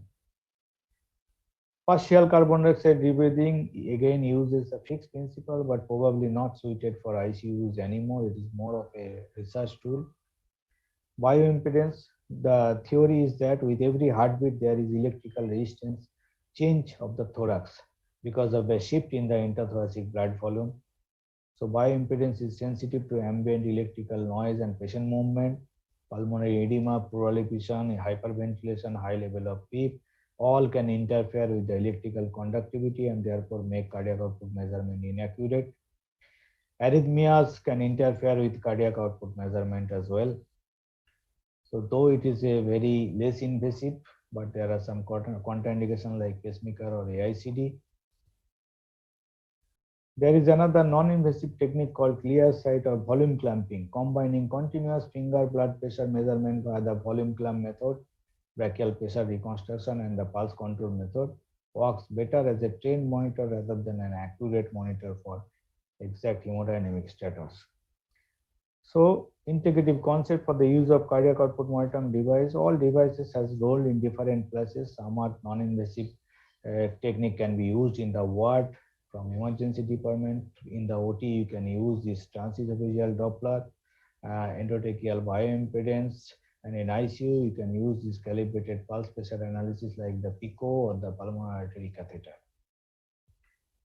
But eventually, hemodynamic monitoring per se will never influence patient's outcome unless measured hemodynamic variables trigger meaningful and reasonable therapeutic interventions that are able to improve the outcome. So thank you very much for patience hearing.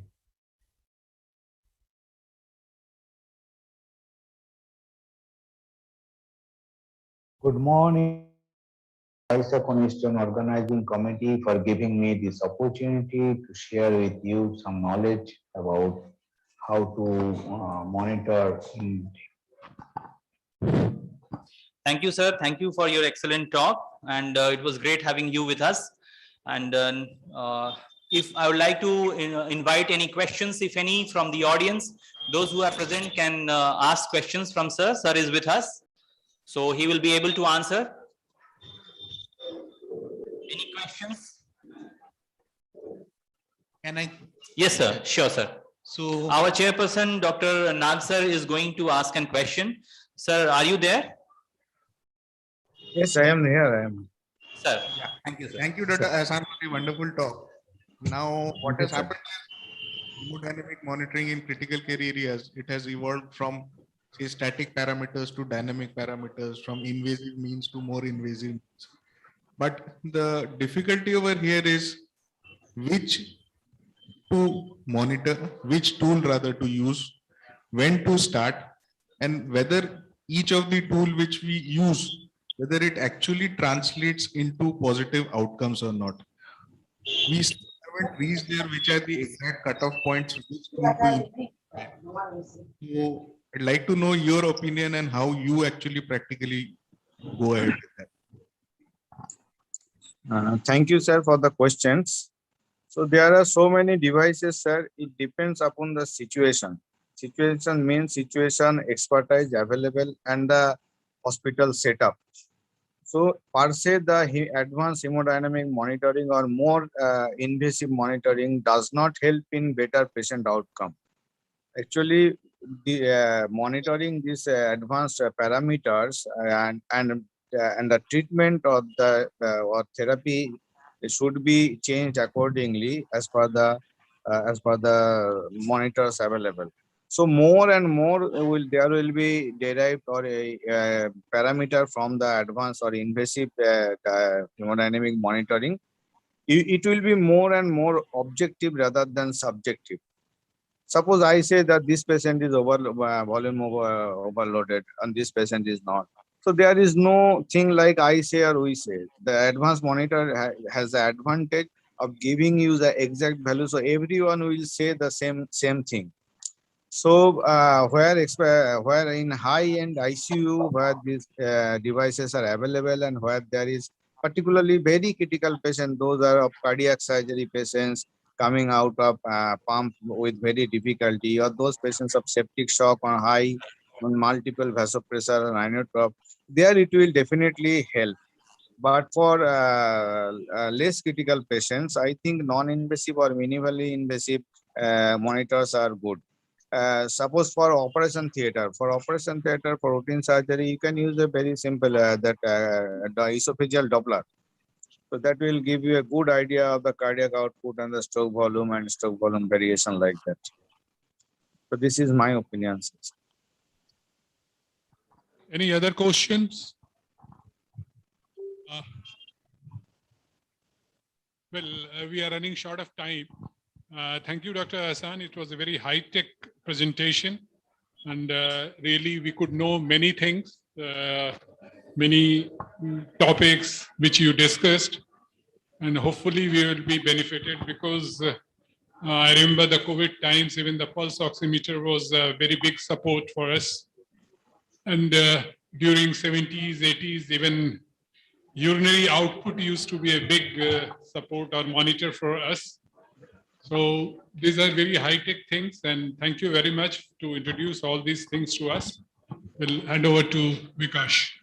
Thank you so much. Thank you, sir. Thank you for your excellent talk, and thank you for answering the questions, being on time, and being virtually present to answer the questions. Thank you, sir. Thank you so much. And now I'd like to invite Dr. Ranjit, sir, from PMCH to present the memento to our chairpersons. Dr. Ranjit, sir, please come up. The memento to Dr. V.K. Gupta, sir. A big round of applause for having sir with us. Thank you, sir. Thank you for coming. And now the memento for Dr. Dev Sanjay Nag, sir. Thank you, sir, for taking the trouble to come all the way from Jamshedpur. Thank you, sir.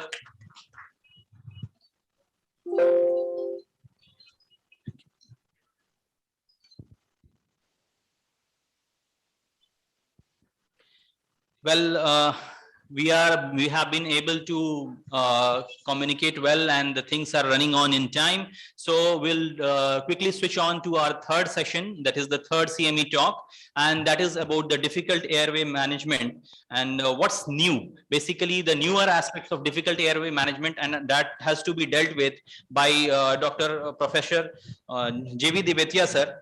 He is from TMH Mumbai. And in fact, it's needless to introduce him. You all know much about him. But before I give his introduction, I would like to invite upon the chairpersons. And the chairpersons for this session are Dr. Ashok Jadon sir from TMH Jamshedpur. Sir, please come up to the dais.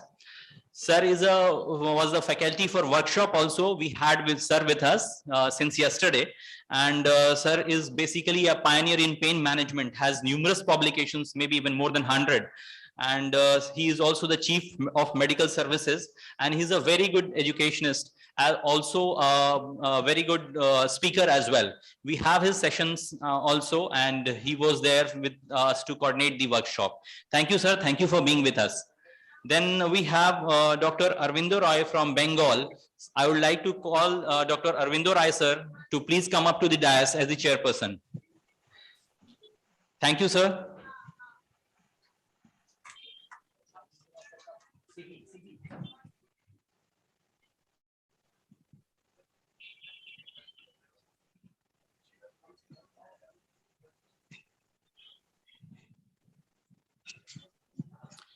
Well, Dr. Arvindo Raya sir is a very good educationist, and I was said about him to communicate this message that people are actually remembering the memorial banquet which he organized at the Kolkata conference way back in 2015. And it was really very well managed. In fact, the delicacies, still the food lovers, they are remembering that. It was great to have them with us.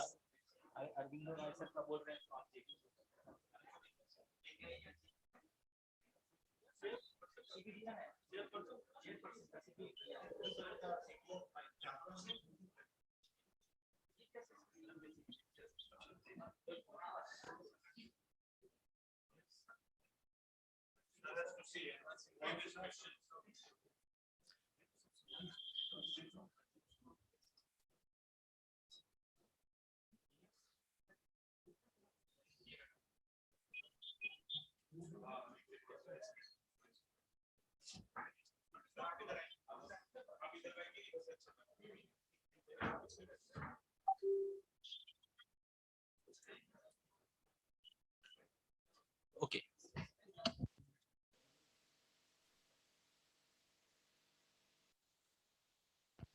I would request people at the back, those who are taking the tea and snacks, please keep quiet. The conference is going on. Please do not talk in the hall. If you wish to communicate with others, please leave the hall and come back. I want complete silence. Please stop talking, those at the back. Thank you. I would like to now proceed on with the session, and that is the newer aspects for difficult airway management by Dr. JV Devetia sir. And although you all know him much, and in fact it is needless to introduce him, but still we have I'll just give a brief introduction.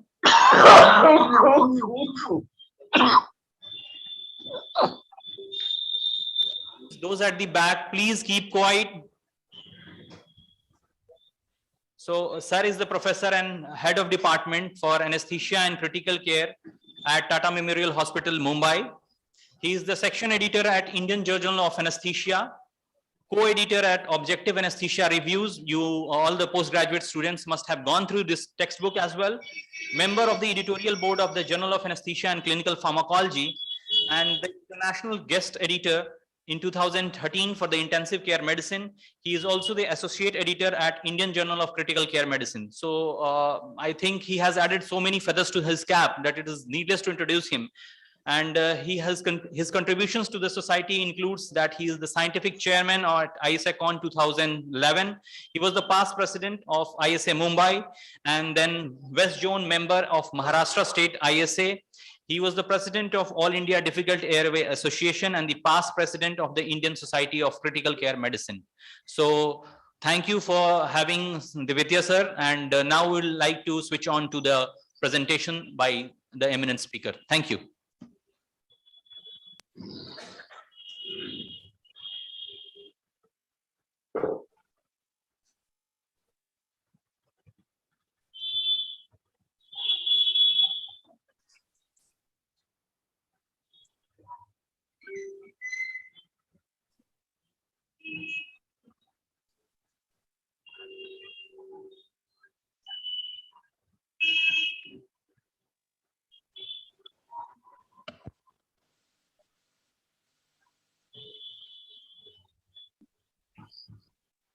Thank you very much for inviting me to speak today on what is new in airway management.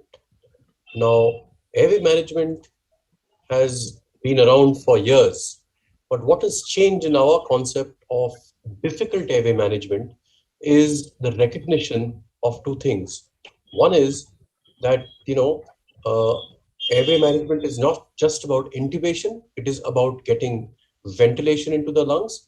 And today we will say a difficult airway is one where there is difficulty, where the anesthesiologist has difficulty in maintaining ventilation via face mask, or has difficulty in laryngoscopy and intubation as a means of getting air into the lungs, or difficulty in supraglottic airway insertion.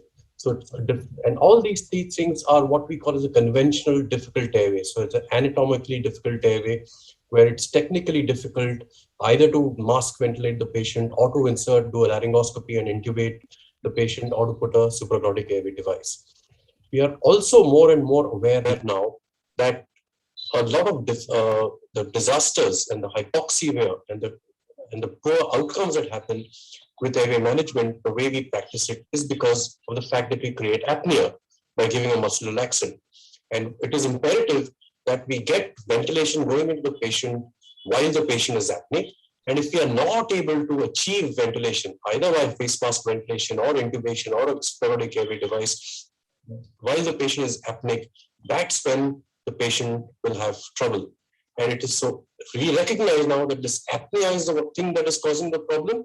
And if we can extend the safe duration of apnea, if we can extend the duration of apnea, which gives us more time to perform our procedures to get ventilation going into the patient, that can actually improve our airway outcomes. And if there is anything that prevents pre-oxygenation from optimally extending the duration of apnea, then we can have what we call as a physiological difficult airway, where we cannot pre-oxygenate the patient before we create apnea. And this happens in many situations, like obese patients, in patients who are pregnant, in patients who have a hugely distended abdomen, patients who are critically ill, with a perforation peritonitis and acute lung injury. So they can all have pulmonary problems which prevent adequate pre-oxygenation. And in these patients, the duration of apnea is actually quite short because of our inability to optimally pre-oxygenate these patients. And this can create a situation where even though the airway is not technically difficult, there is less time available in which you have to secure the airway. And this is what we call as a physiologically difficult airway. And if by any chance, by misfortune, we have a patient who both has a physiological difficult airway as well as a technically difficult airway, then this patient is in serious trouble of suffering from serious complications, including death or permanent brain damage. And of course, in all settings, if the patient is at high risk of aspiration, that creates a problem, even bigger problem. So these are all the various factors which will actually go into our concept of a difficult airway today. Now, how do we predict that the airway is going to be difficult? And this has been a question which has been asked from time immemorial, so to speak. And this was a very nice review which actually looked at 62 studies involving over 33,000 patients. And what they found was that of all the tests that they were able to review in all those papers, it was the upper lip bite test which actually best predicted difficult airway with a very high specificity of 96% and a reasonable sensitivity of 60%. So if you're not able to approximate your teeth and get your lower teeth to touch either your lip, your lower lip, or go above your upper lip, then you're going to have a difficulty with intubation, with laryngoscopy and intubation. So, and this test is, unfortunately, we don't use it very commonly, but this was a finding of this excellent review, which was published in the JAMA. And this performed better than many of the conventional tests which we are used to, such as the Wilson score or the Malampatti score. Now, the risk of aspiration depends on the amount of fluid or contents and gastric contents present at the time of induction of anesthesia. And we've been arbitrarily using time intervals or arbitrarily saying that some patients are at risk of aspiration anyway, like diabetics or pregnant patients or something. But now we have a simple tool which can be done at the bedside to determine the type and volume of gastric contents at the time of induction. And this is now possible with point of care ultrasound, with a abdominal probe, 2 to 5 megahertz probe, which is done either in the supine or preferably in the right lateral position. What you can see over here is you can see the liver, and here you can see the aorta, and this is the gastric antrum, and this is the antrum, which is nicely collapsed, and this patient is probably at very little, has no gastric content, is probably at very little risk of aspiration. This, just to orient you anatomically, this is the aorta, the superior mesenteric artery, and the pancreas. This is the sort of view that you will get. Now, you could get solid gastric contents, and this looks like a frosted glass pane over here. So the stomach, the antrum is distended, and the frost glass appearance, or you can get lots of flakes in late solid gastric content. So this is a recent meal, and this is a slightly late meal. So this has got this solid gastric contents with lots of flakes and a distended antrum. Okay, if the patient has had largely liquid contents, then you can see a nice clear sort of black fluid inside the inside the gastric antrum. And if there is some air bubbles, some fizzy fluid or something which has been consumed, then you can see some starry night appearance with this fluid plus the air bubbles are seen. So by just eyeballing the stomach, you can get an idea of what is in the stomach and how much is over there. And you can quantify that by a formula, one of which is a popular formula, the Perla's formula, and you can calculate the cross-sectional area of the gastric antrum, and you can get the gastric volume which is present, and preferably this must be done in the right lateral position, the gastric volume in ml. And based on the type of content which is present in the stomach and the volume of content, you can categorize your patient as having no risk or low risk or high risk. So if you have got stomach empty, obviously it shows. If you got clear fluid and less than 1.5 mils per kilo, probably low risk. If you've got clear fluid, which is more than 1.5 mils per kilo, or any amount of solid food, then of course you are in a high risk category.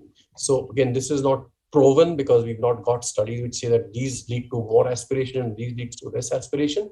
But this one way of further identifying patients clinically who are at higher risk of aspiration, or even identifying those patients who are at low risk of aspiration. So gastric ultrasound is an important advance and an important concept in airway management. Now, what do we do when we identify a difficult airway? And many guidelines, these are the Canadian guidelines, and we also have the UK DAS guidelines, Difficult Anesthesia Society guidelines. They suggest that if you have no chance of being able to do a direct or a video laryngoscopy, maybe there's severe trismus, or there is also additional difficulty with face mask ventilation or supraortic airway insertion, then you should definitely consider awake tracheal intubation. If in addition to predicted difficulty with intubation or laryngoscopy or face mask ventilation, supraortic, if there are some other issues, a physiologically difficult airway, a small child, pregnant patient, or a obese patient, then again you may want to consider awake tracheal intubation, because you don't have the luxury of having a prolonged apnea time in some of these patients who are likely to be difficult otherwise. In addition, there might be other contextual issues, for example, a high risk of aspiration. So again, you have to make a judgment based on all these parameters whether you want to proceed with an awake tracheal intubation or not. And of course, the patient should be cooperative. And if the patient is cooperative, you can opt for any of the awake intubation techniques as per the Canadian guidelines, which range from awake intubation or even an awake tracheostomy. Okay, so always So when there is a high risk of a difficult airway, in addition, if there is a high risk of a physiological difficult airway or a risk of aspiration or potential obstruction, then it is we must consider awake tracheal intubation. And the Difficult Airway Society has got a very nice guideline, which you must read, which was published last year. And basically it says that even for an awake intubation, you must oxygenate. Now they have advocated high flow nasal oxygen, but even nasal oxygen should do. Make sure you get good topical anesthesia and don't exceed the safe dose of lignocaine. Sedate if required. So again, if the patient at high risk, no sedation would be ideal, but if you do need sedation, then in the UK they advocate remifentanil, but we don't have that available. So maybe dexmedetomidine might be an alternative, but that's my guess. And midazolam can cause obstruction, so they say only if a second anesthetic is present, consider adding midazolam. Okay, and perform the tube with all due precautions. Be careful and be prepared to manage complications. Patients can obstruct, patients can get over sedated, so make sure you're giving adequate oxygen. Maximum topical lignocaine is 9 milligram per kilo, including the pharyngeal spray that you get. And again, don't keep on doing it, just limit the maximum number of attempts, and if there's a problem, abandon the procedure. And of course, make sure that adequate help is available and you call for more experienced help. Now, once you give general anesthesia, the focus is now around peri-intubation oxygenation. We are earlier doing pre-oxygenation, which is giving oxygen by 10 liters oxygen, 100% oxygen by face mask prior to induction of anesthesia, aiming for an end-tidal oxygen of 90%. But now, in addition to pre-oxygenation, all of us, or most people, will advocate the use of apneic oxygenation during the period of apnea. So once you give the relaxant, you've done face mask ventilation, and during the period of laryngoscopy, when no ventilation is happening, and you're doing laryngoscopy in an attempt to put the tube in, that's when you should give apneic oxygenation. And this apneic oxygenation can significantly increase the safe duration of apnea. It can increase the apnea time and prevent the patient from desaturating. And it is an additional layer of safety, which helps making your laryngoscopy and intubation safer, giving you more time and less hurried sort of technique. You can give apneic oxygenation either by simple nasal cannula, but make sure you give a high flow at about 10 to 15 liters per minute, right? Or we now have this very novel and nice device called high flow nasal cannula oxygen. And this is called Thrive, which we'll talk about. So essentially what this has is you've got a nasal cannula, a special nasal cannula, through which 70 liters of oxygen, high flow, really high flow oxygen is delivered through a special flow meter, which delivers at 70 liters per minute. Note that our flow meters, the conventional ones, deliver 15 liters per minute. And because you're giving high flows, you need to make sure that this oxygen is passed through a very good and capable humidifier, which heats and humidifies this oxygen, otherwise you'll stuff off the nasal mucosa. And then you've got a circuit which makes sure that the gas is delivered at the right temperature, and a cannula which allows delivery of such high flows. So Thrive stands for Transnasal Humidified Rapid Insufflation Ventilatory Exchange. So there's continuous delivery of nasal, high flow, humidified and warm oxygen. You can use it for pre-oxygenation, and you can continue it so that apneic oxygenation happens during the period of apnea when you're doing laryngoscopy and attempting to intubate the patient. And this was a study which was done in patients undergoing laryngeal surgery. And what they found is when they applied Thrive at 70 liters per minute, they were able to extend the duration of apnea, in most cases beyond 10 minutes, to a median of about 20 minutes. And in some cases, it even went to 30 minutes and 60 minutes. So can you imagine, instead of your usual 3 to 5 or 7 minutes that you have to safely intubate your patient, you can get 10 minutes or even 20 minutes, and in exceptional circumstances, even 60 minutes to put your tube in. So there is very little risk of hypoxia, and you can take your time, you can be relaxed, and you can be reasonably sure that your patient is not going to desaturate while you're making attempts to intubate the patient. Okay. Now, also, this is not just apneic oxygenation. There seems to be some ventilation which takes place with Thrive, because the rate of rise of CO2 during the period of apnea with Thrive is not very high. Remember that with conventional apneic oxygenation, the CO2 rises by about 3 to 6 milliliters of mercury per minute. But with Thrive, it rises by only about 1.25 millimeters of mercury per minute, right? So there seems to be some elimination of carbon dioxide. It's probably because of washout of dead space and other sort of ventilatory things, ventilations that occurs because of the heart rate and heartbeat and so on. But suffice to say that with Thrive, you get both oxygenation as well as ventilation. Some degree of CO2 elimination does occur with Thrive. So this is an extremely good technique. And what it does, it maintains the oxygen saturation after apnea to levels that could change the nature of difficult intubations. From a hurried stop-start, you know how chal jaldi tube dal de, kyun nahi ja raha hai, jaldi to karo, ye karo. From a hurried stop-start, potentially traumatic undertaking, to a smooth event undertaken with an extended safe apneic window. So this is the importance of Thrive. And I think it's a very, very important advance in the management of the airway. Now, we've been able to extend the duration of apnea, but we also need to know, even if you've not been able to extend the duration of apnea, even after a conventional pre-oxygenation, you need to know when your patient is going to start desaturating. Now, what happens most of the time is we relax the patient, we give a muscle relaxant, and then the oxygen the PO2 starts dropping, but the pulse oximeter will not pick up desaturation until the PO2 drops to below, say, around 60.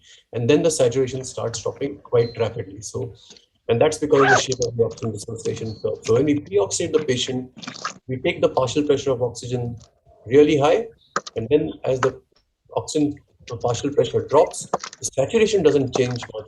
But then when the PO2 drops below, say, 60 or so, that's when the saturation starts dropping. So we do not really have, with the pulse oximeter, we only know when desaturation is occurring. We have no warning of when desaturation is likely to occur.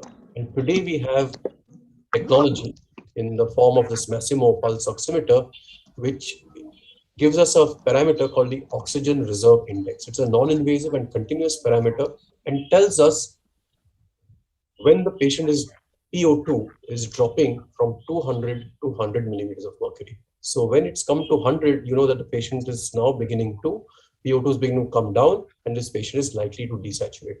So it gives you a warning when even before the PO2 or the saturation has dropped to a significant extent. So the ORI is a unitless scale between 0 and 1. So 0 is extremely bad and 1 is fantastically oxygenated. So now when you pre-oxygenate, your PO2 is in the range of 500. And then when your PO2 starts dropping between 200 and starts coming down towards 100, that's when your ORI comes in and you will get an alarm somewhere around here. So it gives you an advance warning of impending desaturation and helps you to intervene sooner. So you can stop your maneuvers, re-ventilate the patient and so on.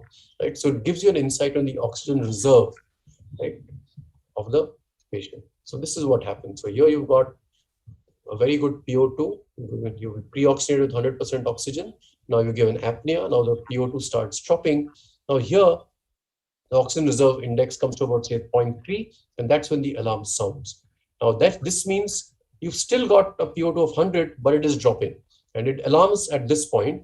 And then, as you can see, the ORI keeps dropping, but the oxygen saturation drops much later. So you've got almost a 1 minute advance warning that the oxygen saturation is now likely to come down to below 60% or 80% or whatever it may be, right? So here, this is clearly a very important parameter which gives you that extra warning well in advance that your patient is likely to desaturate. The oxygen reserve index is one more parameter which can give you some idea about the oxygenation status of the patient, right?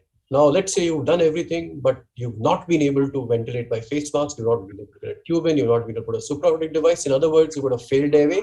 You have failed to ventilate the lungs in an apneic patient, right? This is the situation you're in. Failure to ventilate the lungs now will lead to failure to oxygenate, or failure to deliver oxygen, and hypoxia. So the primary event is inability to ventilate the lungs. That eventually leads to hypoxia, which then can have disastrous complications. Now, the question is, when should you intervene with the surgical airway? Because clearly, this is a situation where a surgical airway is likely to be required. So when should you do it? Should you do it when while you're able to ventilate, but before the oxygenation has dropped, or should you do it when hypoxia has started occurring, right? So this may appear to be too early, but at this point, it's clearly too late, right? So problem is, we've been fed this terminology called cannot ventilate, cannot oxygenate. So, right. So if you cannot get to intubate, cannot ventilate by face mask, tube or supraortic, and you then have a cannot intubate, cannot oxygenate situation. And many people confuse, say that, oh, the saturation is not too bad, therefore it is not a cannot oxygenate, and therefore I need not rush into a surgical airway. But please remember that ventilation failure occurs before oxygenation failure. So if you're not able to ventilate, you are going to get oxygen failure. It's just a matter of a few seconds or a minute or so, right? So please do not wait for severe hypoxia before the surgical airway rescue is done. And that is why in our All India Difficult Airway, the Indian guidelines, we abandoned the term cannot intubate, cannot ventilate, and we coined the term complete ventilation failure. So complete ventilation failure is a situation where intubation and ventilation using the supraortic airway device, face mask, and intubation have all failed, even after the best attempt. And even if the oxygen is maintained, this is the trigger to proceed for an emergency cricothyrotomy. So we should do it while the oxygen is reasonably okay, and don't wait for hypoxia looking at cannot intubate, cannot oxygenate. No, do it even before severe hypoxia or even mild hypoxia set in. Go ahead as soon as you recognize that you've got complete ventilation failure, that is inability to pass a tube, inability to ventilate a supraortic device or with a face mask, right? And you should then do an emergency cricothyrotomy when you've got complete ventilation failure. And you can either do a surgical cricothyrotomy, or you can use a wide bore set, needle cricothyrotomy sets, or a cannula cricothyrotomy sets, or a needle cricothyrotomy. And we won't go into all of those things, but you should be practiced with at least one of these techniques and be able to do it. In the UK, they advocate surgical cricothyrotomy. Others are sort of split in their opinion. Okay. We next go to the topic of rapid sequence intubation. And we know that it's a technique which we use in patients who are at risk of aspiration, either intestinal obstruction or pregnancy or a full stomach. A technique that minimizes the time between loss of protective airway reflexes induction and the insertion of cuff tube the trachea, right? So it's one part of the strategy to prevent gastric aspiration. And so now here, what the conventional rapid sequence intubation is pre-oxygenate, give a fasciculating dose of a long-acting muscle relaxant, followed by induction, a rapid bolus of induction agent, that was thiopentone in those days, followed by dexamethasone, so that very rapidly you had both the thiopentone and the dexamethasone kicking in. You gave cricoid pressure, and as soon as the patient was relaxed within 30 seconds, usually after giving dexamethasone, the jaws and the upper chest was relaxed, or the diaphragm was relaxed, you would go ahead and do laryngoscopy and intubation. You would not give IPPV, and you would release the cricoid pressure after the cuff is inflated. Now, cricoid pressure has been very controversial. Now, people who don't like cricoid pressure say it does not compress the esophagus because it cannot be compressed against it's a soft sort of structure. It cannot be easily compressed, and it might make mask ventilation difficult. A supraortic airway device cannot be inserted with cricoid pressure on. And of course, the only material in the oropharynx, you cannot prevent aspiration, and most people don't know how to apply it correctly. Those who are for cricoid pressure say that, well, it compresses the hypopharynx, so it anyway prevents gastric insufflation and prevents regurgitation of gastric contents. If it's applied correctly, it doesn't create a problem with laryngoscopy. And in any case, if there is difficulty, you should remove cricoid pressure, and you should train people to perform cricoid pressure correctly. And there's no way of reconciling these 2 points of view. But this was this very nice trial which was done in almost 3,500 patients, and where one group got the Select maneuver and the other group got a sham procedure, and the instance of aspiration was exactly the same. So in other words, rapid sequence intubation with cricoid pressure failed to demonstrate the non-inferiority of the sham procedure.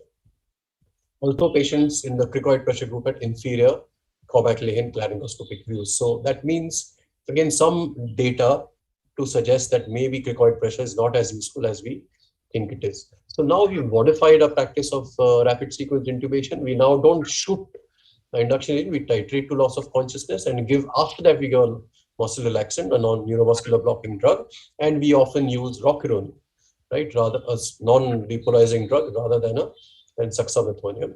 Although again, there's a bit of debate on that. And now we do permit gentle intermittent positive pressure after giving a muscle relaxants. Again, to prevent hypoxia, and gentle IPPV with the pressure limited to about 20 centimeters of water may not really increase the risk of aspiration. Cricoid pressure may be given if you insist, but it may not be effective, and the first sign of trouble, just remove it. Okay. And this is a survey of 16 airway experts when asked what they would do for a patient with intestinal obstruction. Many would, over half would use cricoid pressure, 25% would not use cricoid pressure, and even the airway experts, 20% of them were uncertain whether to apply it or not. So again, cricoid pressure is a very plus minus thing even in 2021. Now, coming to devices, arguably the most important device has been the laryngeal mask, and our guidelines very clearly say that if you're not able to intubate, or if you want to use a supraortic airway device, it should be a second generation one. And these are the conventional second generation ones, like the ProSeal and the Supreme. Essentially, they separate the gastric and the airway tracts, and they have double cuffs, which help to reduce the risk of aspiration and give higher airway pressures. We now have even better supraortic airway devices like the Protector, which has a pharyngeal chamber and dual gastric drainage, and it's also shaped in such a way that you can probably achieve better blind intubation. Again, it's not something we recommend, but compared to the other airways, ProSeal, it probably has a slightly higher chance of blind intubation. So you can see there's a dual gastric access over here in this patient, a male port and a female port. It's got a curve which probably enables safer intubation. And of course, it's MR safe. The spring is not metallic, so that can be used for MRI.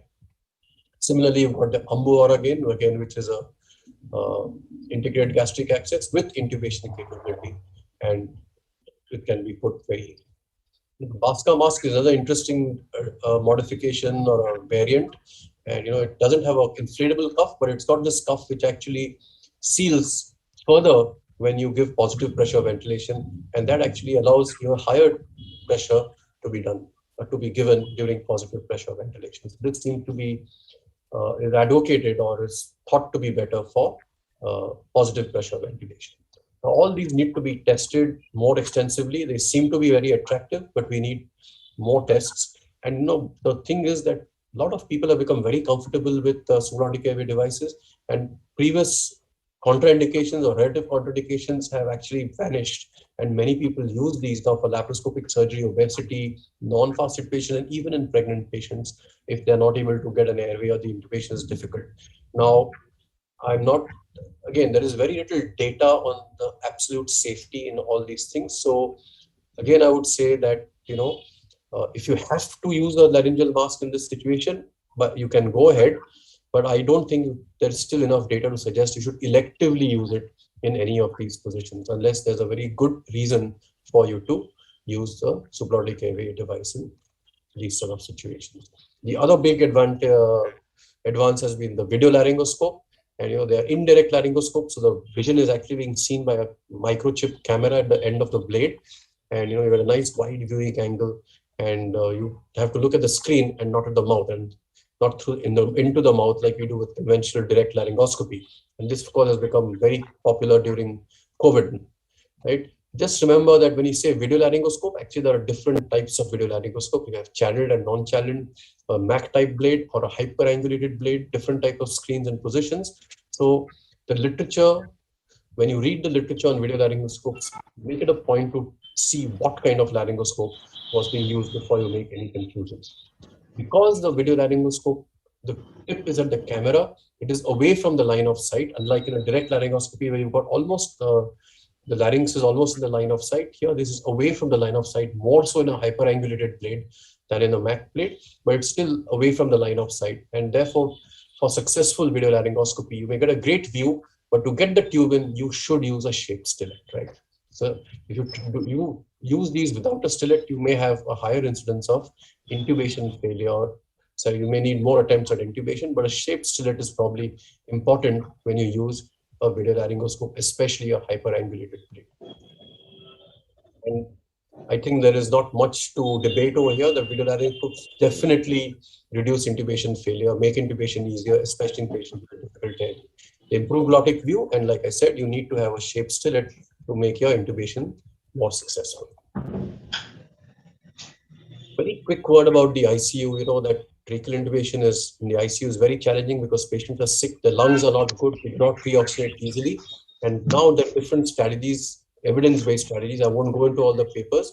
To improve pre-oxygenation, you should use non-invasive ventilation or high flow nasal cannula oxygen for pre-oxygenation. So increase the peak with non-invasive ventilation, increase the FRC and improves pre-oxygenation in patients who have bad lungs to start with. You should give face mask ventilation after muscle relaxation, gentle face mask ventilation to improve oxygenation and prevent desaturation. And during the period of laryngoscopy, during apnea, you must give high flow nasal cannula oxygen. All this can improve the safety of oxygenation. You should try and reduce intubation difficulty, either use a video laryngoscope and use a bougie or a stillet. And there are data to suggest a bougie is better, and some data to suggest that a stillet is better than no stillet, right? So you should use endotracheal tube with a stillet, and some people might be more comfortable with a bougie, but you should use anything which makes the intubation faster and more certain, right? There is not much support for doing intubation only under sedation because many patients will not tolerate it. So, but these are the things which you should do to get your intubation more successful and reduce the rate of complication in the ICU. Now, conventionally, we used to be worried about hypoxemia occurring, but this went a very nice paper which has been published recently of intubation practice and adverse events, multinational study, 29 countries. They found that severe hypoxia was present, but in only 9% as opposed to 20, 30, 40%, which we used to see earlier, maybe because of our strategies which we've used, which I spoke about just in the previous slide. But they found severe cardiovascular instability was seen in 42% of patients. So we now also need to consider on strategies which prevent cardiovascular instability, and whether we give a fluid bolus or whether we give a vasopressor, we need to test these strategies, but be careful and be aware that serious hypotension is an important complication, especially in critically ill patients. Now, we've got lots of guidelines. These are our guidelines for all sorts of various indications. We've got the UK guidelines, but in spite of all this, and in spite of all our training, and in spite of all our gadgets and all the thing, there are still errors and disasters which happen. And this NAP4 study has found that technical errors account for only a small fraction of incorrect diagnosis and mistakes. And most errors are mistakes in thinking. Our decision making is wrong, and we need to understand the psychology of decision making when the patient is deteriorating and when you're not able to intubate the patient, right? And human factors, therefore, are extremely important. Poor judgment, inadequate teamwork, major contributors to adverse outcomes in airway management. In addition, in spite of the fact that these guidelines are there, this survey that was done amongst Indian anesthetists with 1,200 participants, the practices for extubation varied widely. IDA has published extubation guidelines, but almost half the anesthetists were unaware of the extubation guidelines. So clearly, we need to disseminate these guidelines. Video laryngoscope, very popular now with COVID, but when this survey was done, they found that only 40% had access to a video laryngoscope, right? And they rated video laryngoscope as fourth preference for anticipated difficult airway and first for unanticipated if available, right? So again, for anticipated difficult airway, they were not considering video laryngoscope as a technique of choice. So high cost and learning curve considered barriers to widespread. So in spite of guidelines, in spite of technology, availability and other issues and cost are issues which must be factored in when we treat our patients. In the ICU, in the INTUBE study, they found 34% of patients were intubated when there was no protocol for intubation, right? Propofol was used in 40% when we know that propofol causes severe hypotension and is discouraged in critically ill patients. No wonder they had a very high incidence of cardiovascular complications. Video laryngoscopy, even when there are so many high-income countries in this survey, only 17% use of video laryngoscope. Capnography to confirm intubation, only 25% of patients. So in spite of so many guidelines, so much knowledge, and so much technology being available, not all of it is being used appropriately, even in the ICU and even in high-income countries. So clearly there is room for improvement. Apart from training, apart from acquiring skills, we must disseminate and implement guidelines, and we have to focus on human factors, teamwork, decision-making, communication, and debriefing and acceptance of mistakes, a culture of safety and a culture of openness to help us discuss and improve ourselves even further. So thank you very much for giving me this opportunity. Thank you very much for listening. Take care and stay safe.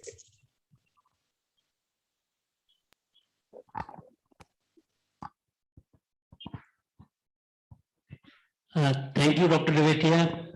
I think. Thank you very much for inviting me to speak today on what is new in airway management. Yeah, it was brilliant talk. Airway management Covered all the been aspects. around for years, but what has changed in our concept of difficult airway management? Yeah. And I think we all will be abreasting ourselves with your knowledge in future also. And is there any question from the audience? We can entertain one or two questions and take advantage of the situation when Dr. Devetia is in front of you. Any questions, audience? I think sir was so fabulous that there is no doubts. Yeah, just a minute, yeah. Dr. Devetia, with your permission, just want to give a take-home message for difficult airway. Although you have spoken about teamwork, but quite a number of us as anesthesiologists are working in isolated in private hospitals or nursing homes, where when you look back, you don't find another anesthesiologist there to help you as a team. So that is when the difficult airway problem becomes even larger. My appeal to all anesthesiologists present here, even if you don't know the other anesthetist in the other operation room while you're in that nursing home, if he has a difficulty, consider yourself as a part of the team and stand in assistance to him. That's all. Thank you. That's great, sir. Thank you for that. So thank you, sir. Thank you very much. So if I may just add that the team, of course, is another anesthetist if one is available, but also the operating room staff, the staff, the assistants, and probably even the surgeon should be considered part of that team when you're in a crisis like this, and everyone should be sort of geared up to help you in some way or the other. Right? Even if it is to make a phone call, even if it is to get help and that sort of thing. So you just make the team, depending on your circumstances, you make your team and make sure everyone's on the same page with you. I would like to add one more point. Sir, we have one more question, and Dr. Abhyuday from AIIMS Patna, he is having a question. Dr. Abhyuday, please. A very good morning, sir. I want to ask you one personal experience about awake fiber optic intubation. Actually, in the DAS guidelines, the regional blocks are not given. But we routinely give regional blocks for awake fiber optic intubation still. So what is the protocol there at your hospital, and how do you go for it for awake fiber optic intubation?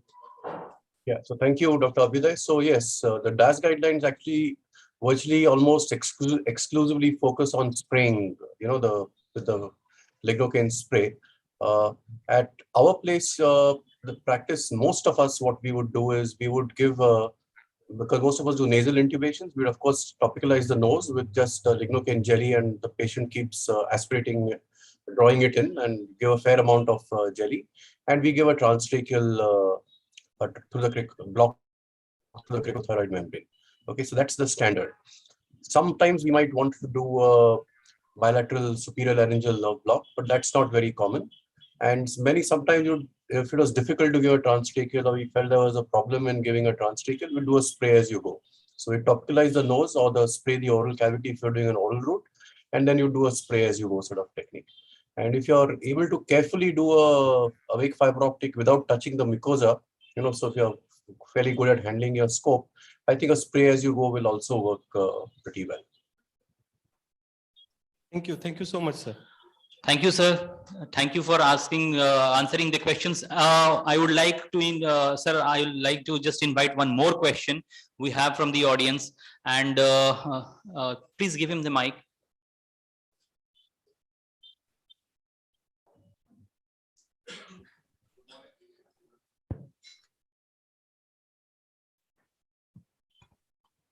Good morning, sir. Excellent presentation. Dr. Bharat Paliwal here from AIIMS Jodhpur. Sir, I would like to ask, when you give awake, you do awake fiber optic bronchoscopy. So what is the incidence of laryngospasm while negotiating the fiber optic bronchoscope or endotracheal tube? Because we have topicalized, but we had not given the muscle relaxant. So how frequent you find it difficult to negotiate the endotracheal tube, and what is the incidence of laryngospasm, sir? Thank you. Thanks, Dr. Bharat. That's a good question again. So there is in some patients, there is difficulty in passing the tube across the vocal cords. And I'd say that most of the time it is not because of laryngospasm. It is very commonly because the tube is abutting either on the anterior part of the larynx or maybe touching one of the sides of the larynx, one of the sides. So most often, if you are able to rotate the tube, if you just rotate the tube, and as you rotate the tube, you'll find it finds the curve where it goes past, slips into the larynx. So that's one of the things that you can do. Sometimes if you ask the patient to stick out his tongue, that creates some extra space, moves the larynx just a little bit so that it allows the tube to go in. Right? A jaw thrust doesn't work very well when the patient is awake because it's quite painful. But anything which moves the jaw forward, like tongue protrusion, may also help. But I think the commonest thing is abutting of the endotracheal tube, either posteriorly or anteriorly. And rotation of the tube will actually often solve the problem. And with a good transtracheal or with a good spray onto the vocal cords, we've not had a huge incidence of laryngospasm. And one of the commonest failures, I would say, of fiber optic intubation is inadequate topicalization. So if it's inadequate topicalization, we can't really do anything about it, but you must aim for adequate topical anesthesia. Sir, does it has a bearing on the size of the tube you choose for, whether you choose a 0.5 centimeters lesser compared to what would you have intubated with a muscle relaxant? And again, do you follow the advancement of the tube in the expiratory phase or the inspiratory to have a maximum space for negotiating the endotracheal tube, sir? So if you want to advance the tube, I guess the most logical thing would be during inspiration, because that's when the cords are widest apart. Having said that, if you see how people commonly do, as soon as the scope goes in, people are just in a hurry to shove the tube in. But I get your point. It's a very important point that you made, that maybe when you find your tube is just getting stuck, you stop, ask the patient to take a deep breath, and at that point you push the tube in. Right. So that's one thing you can do. The other question was, sorry, what was the size of the endotracheal tube? Do you choose a 0.5 centimeters lesser tube, what you have used compared to what had the patient given the muscle relaxant? So conventionally, what happens is that if you have a standard adult fiber optic scope, right, a standard adult fiber optic scope, then it usually takes a 7.5 number tube. A 7 can be a snug fit, and a 7.5 is actually a reasonable fit without being too loose. And 8 upwards becomes, the increasing discrepancy between the size of the tube and the gap between the bronchoscope and the tube. So we take a 7.5 tube. So 7.5 is about half smaller than what you do for a male, but it's actually half larger than what you might do for a female. So a 7.5 is actually a reasonable sort of thing to do. Thank you, sir, for answering practical questions. Thank you, sir. Thank you so much. If you have still further queries, you can just put in the chat box, and so I'll not allow any more questions. Thank you so much, sir. Devitya, sir, thank you so much for being with us. Thank you very much for inviting me. Thank With you. your permission, I'll leave. Thank you. Okay, sir. And now I would like to ask Dr. Sharad Kumar, sir, to please come up to the dais to present the memento to our chairpersons, Dr. Ashok Yadon, sir, and Dr. Arvind Rai, sir. Thank you, sir.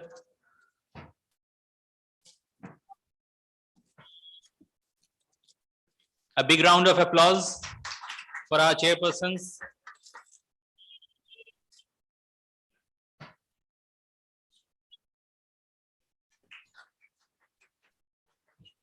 Well, before we proceed further, and there will be a lamp lighting ceremony for the inauguration of this scientific session.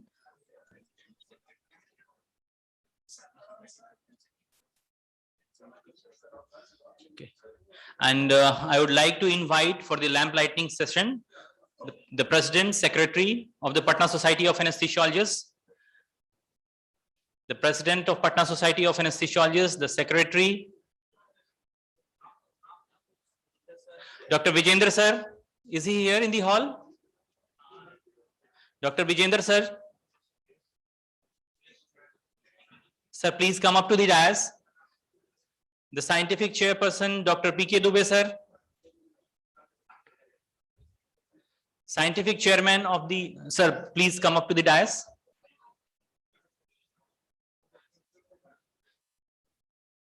Then we have with us Vice President.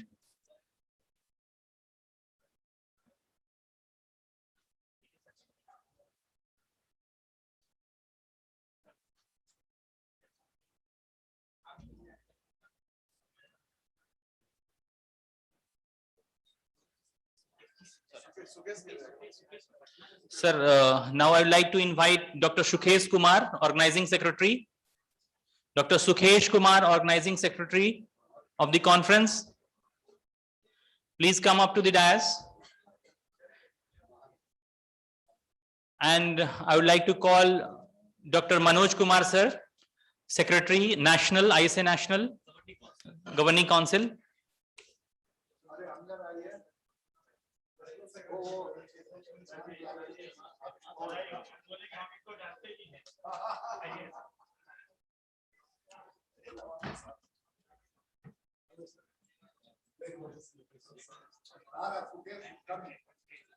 Okay. I would like to call already Dr. BK Prasad sir is with us. Thank you, sir. Thank you for being on the dais. And now I'd like to invite Dr. Sharad Kumar sir, Secretary Bihar Jharkhand, to please come up to the dais, and Dr. Neelam Sinha ma'am, please come up, the Treasurer for the Bihar Jharkhand Society. I think only Dr. Sukhesh sir is missing. Is coming? Okay.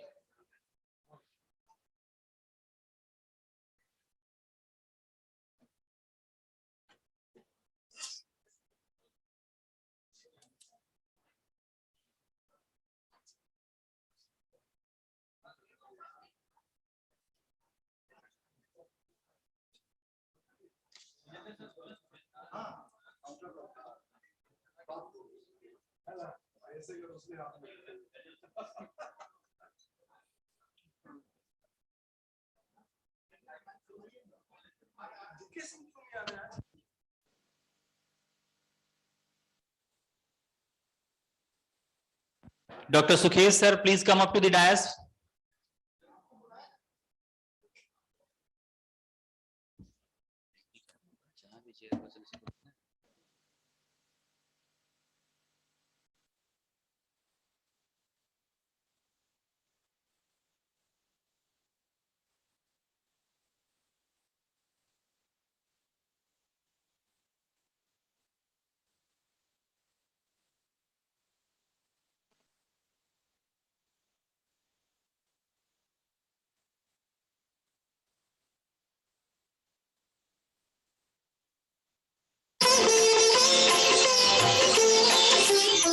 जय श्री सकल बुद्धि बल राशि, जय सर्वज्ञ अमर अविनाशी, जय जय जय वीणा करधारी, करती सदा सुहंस सवारी, रूप चतुर्भुज धारी माता, सकल विश्व अंदर विख्याता।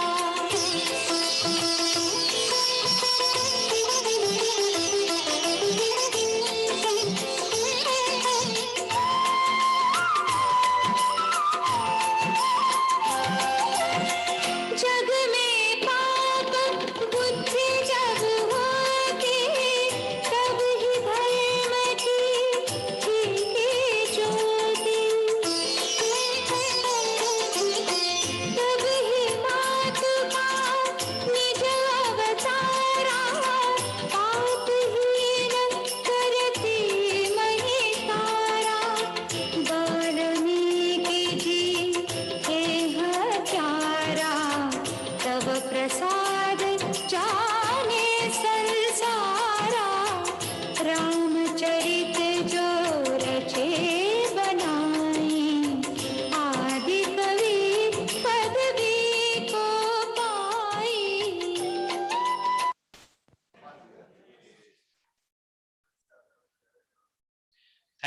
Thank you for the inauguration of the scientific sessions. And now we'll quickly move on to our next session, and the topic is very interesting. It is actually artificial intelligence and machine learning in anesthesiology. And we have with us very eminent faculty from AIMS Jodhpur, Dr. Professor Pradeep Bhatia sir. And for this, I would like to invite Dr. Girija Pirath sir from AIMS New Delhi as our chairperson. Sir is a professor at AIMS New Delhi and has many achievements in the form of ICMR International Fellowship. He is the executive editor at JNASACC, and he is the editorial board of Indian Journal of Anesthesia and other journals as well. He's a member of the board of directors at SNAACCC and in other big societies. He has numerous publications, more than 250 publications. That is really huge. And he has been authoring the 30 chapters in 2 different books. So a great personality indeed. And his special field of interest and area of interest includes the pediatric anesthesia. Sir, thank you, sir. Thank you for being with us.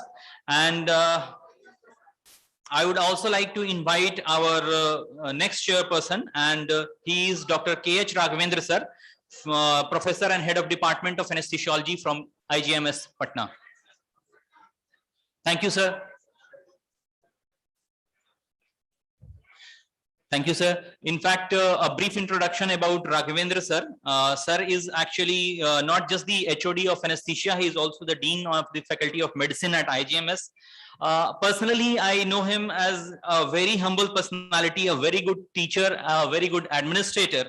And what I feel personally is that he's very soft-spoken. Being at the top of the post, he's really very soft-spoken. Thank you, sir. Thank you, both of you, for chairing the sessions. Thank you very much for the kind introduction, and a very good morning to all of you. For the first time, I am attending a physical conference after the second wave of COVID pandemic.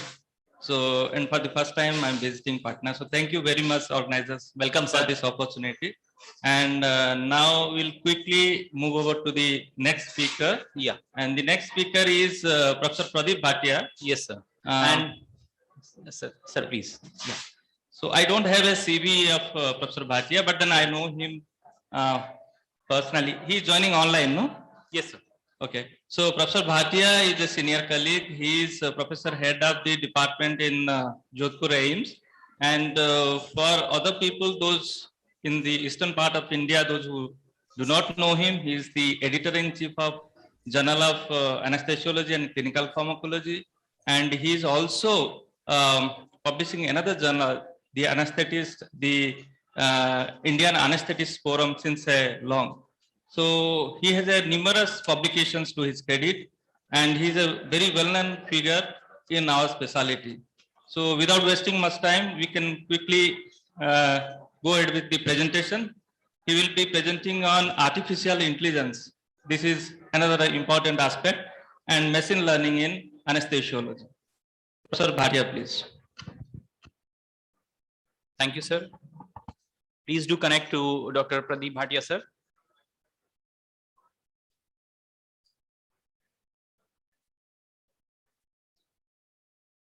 Hi, everyone. First of all, I would like to thank the organizers for inviting me to the conference. And I'll be speaking on the interesting topic, artificial intelligence and machine learning in anesthesiology. So Deep Blue was a famous computer program which defeated Grandmaster Garry Kasparov in 1998. But that computer program was a non-artificial intelligence based program. But still it continued to demonstrate its superiority over human beings. AlphaZero, it used artificial intelligence and achieved its success by learning from each game. The developers provided it with rules of the chess and few hours of self-play to learn strategy. And then AlphaZero played at a superhuman level, beating the world champions and other top computer programmers. So that shows the might of artificial intelligence. Artificial intelligence involves the ability of machines to perform functions like problem solving, object and word recognition, and decision making. Rule-based algorithms were used in early artificial intelligence programs, which could solve somewhat complex problems. Instead of hard coding every decision the software was supposed to make, the program was divided into knowledge base and inference engine. So the developer used to feed the software with knowledge base with the facts, and inference engine used to analyze all those facts to arrive at a result. But these types of artificial intelligence was dependent on the human input, dependent on the data that the developer feeds. And it lacked the flexibility to learn and evolve. And nowadays, it is hardly considered as artificial intelligence or intelligent anymore. Learning algorithms is an alternative approach, and it has the ability to learn from experience, which is called as machine learning. Machine learning is one of the major subset of AI, which mimics human intelligence. Traditional computer programs are programmed with explicit instructions to elicit certain behaviors which from the machine based on very specific inputs. So inputs are specific and the response is also very clearly defined. Machine learning, on the other hand, allows the program to learn from and react to data without explicit programming. So the modern AI algorithm, it can learn from historical data that the developer has, or the recent data, current data, and the data could be broad and include maybe numerical data, images, text, speech, sound, any type of data can be fed in machine learning, and machine keeps on learning. And this learning could be supervised learning, unsupervised learning, and reinforcement learning. What is supervised learning? It is a task-driven process by which an algorithm is trained to predict the pre-specified output. So there are training data set and test data set. So I'll explain it with an example. The article by Kendall et al. Was published in Anesthesiology in 2018. They conducted a supervised learning study on electronic health record data to identify patients who will develop post-induction hypertension. Okay, the training data set were fed with data of 70% of the total patient population, or the patient who was selected for study, and all the variables such as ASA grading, age, BMI, comorbidities like hypertension, diabetes, ischemic heart disease, or the medications that the patient was on. All data were fed, 70% of the patients were fed to the machine. And the test data set was done on 30% of patients, which showed 96% of positive predicted value to predict post-induction hypertension. So with machine learning, supervised learning, we can predict which patient is going to develop post-induction hypertension. That the researcher showed. And some studies showed they even use external validation or electronic health record data from other hospitals to assess the generalizability of the algorithm. So that was supervised learning. What is unsupervised learning? It identifies the pattern. It can be useful to find novel ways of classifying patients. For example, it can mine data from FDA approved drugs. It will have all the data of side effects, complications, renal dose adjustment, etc., etc. So it should be very easy to decide which particular chemotherapy or radiotherapy the patient should be given, or which combination of chemotherapy would be best for that particular patient if we know all kinds of effects and side effects and pharmacokinetics of the patient. So this is unsupervised learning. And what is reinforced learning? It is a process by which the algorithm is asked to attempt certain tasks to learn from its subsequent mistakes and successes. Machine learns itself. Too much data is not fed to the machine. For example, Padmanabhan et al., they used reinforcement learning to develop an anesthesia controller, which used feedback from patients' BIS value and mean arterial pressure value, and to control the infusion rate of propofol. So whenever the BIS rised or mean arterial pressure fell down, the propofol doses was adjusted accordingly in simulated patient model. So this was a feedback, and achieving BIS and mean arterial pressure value within the set range was considered as reward, and any deviation of BIS value or arterial pressure values, there was fine adjustment, fine tuning by the machine. So that is how the machine used to learn. This is reinforcement learning. Now coming to deep learning, it is a subset of machine learning. Machine learning is a subset of artificial intelligence, and deep learning is a subset of machine learning. It uses complex neural networks to replicate human intelligence. It has a layers of information processing, each layer gradually learning more and more complex representation. For example, early layer may be able to identify colors, the next one, the shapes, and the next layer, and finally. So the deep learning is all about object recognition. So it's a milestone sort of in artificial intelligence evolution.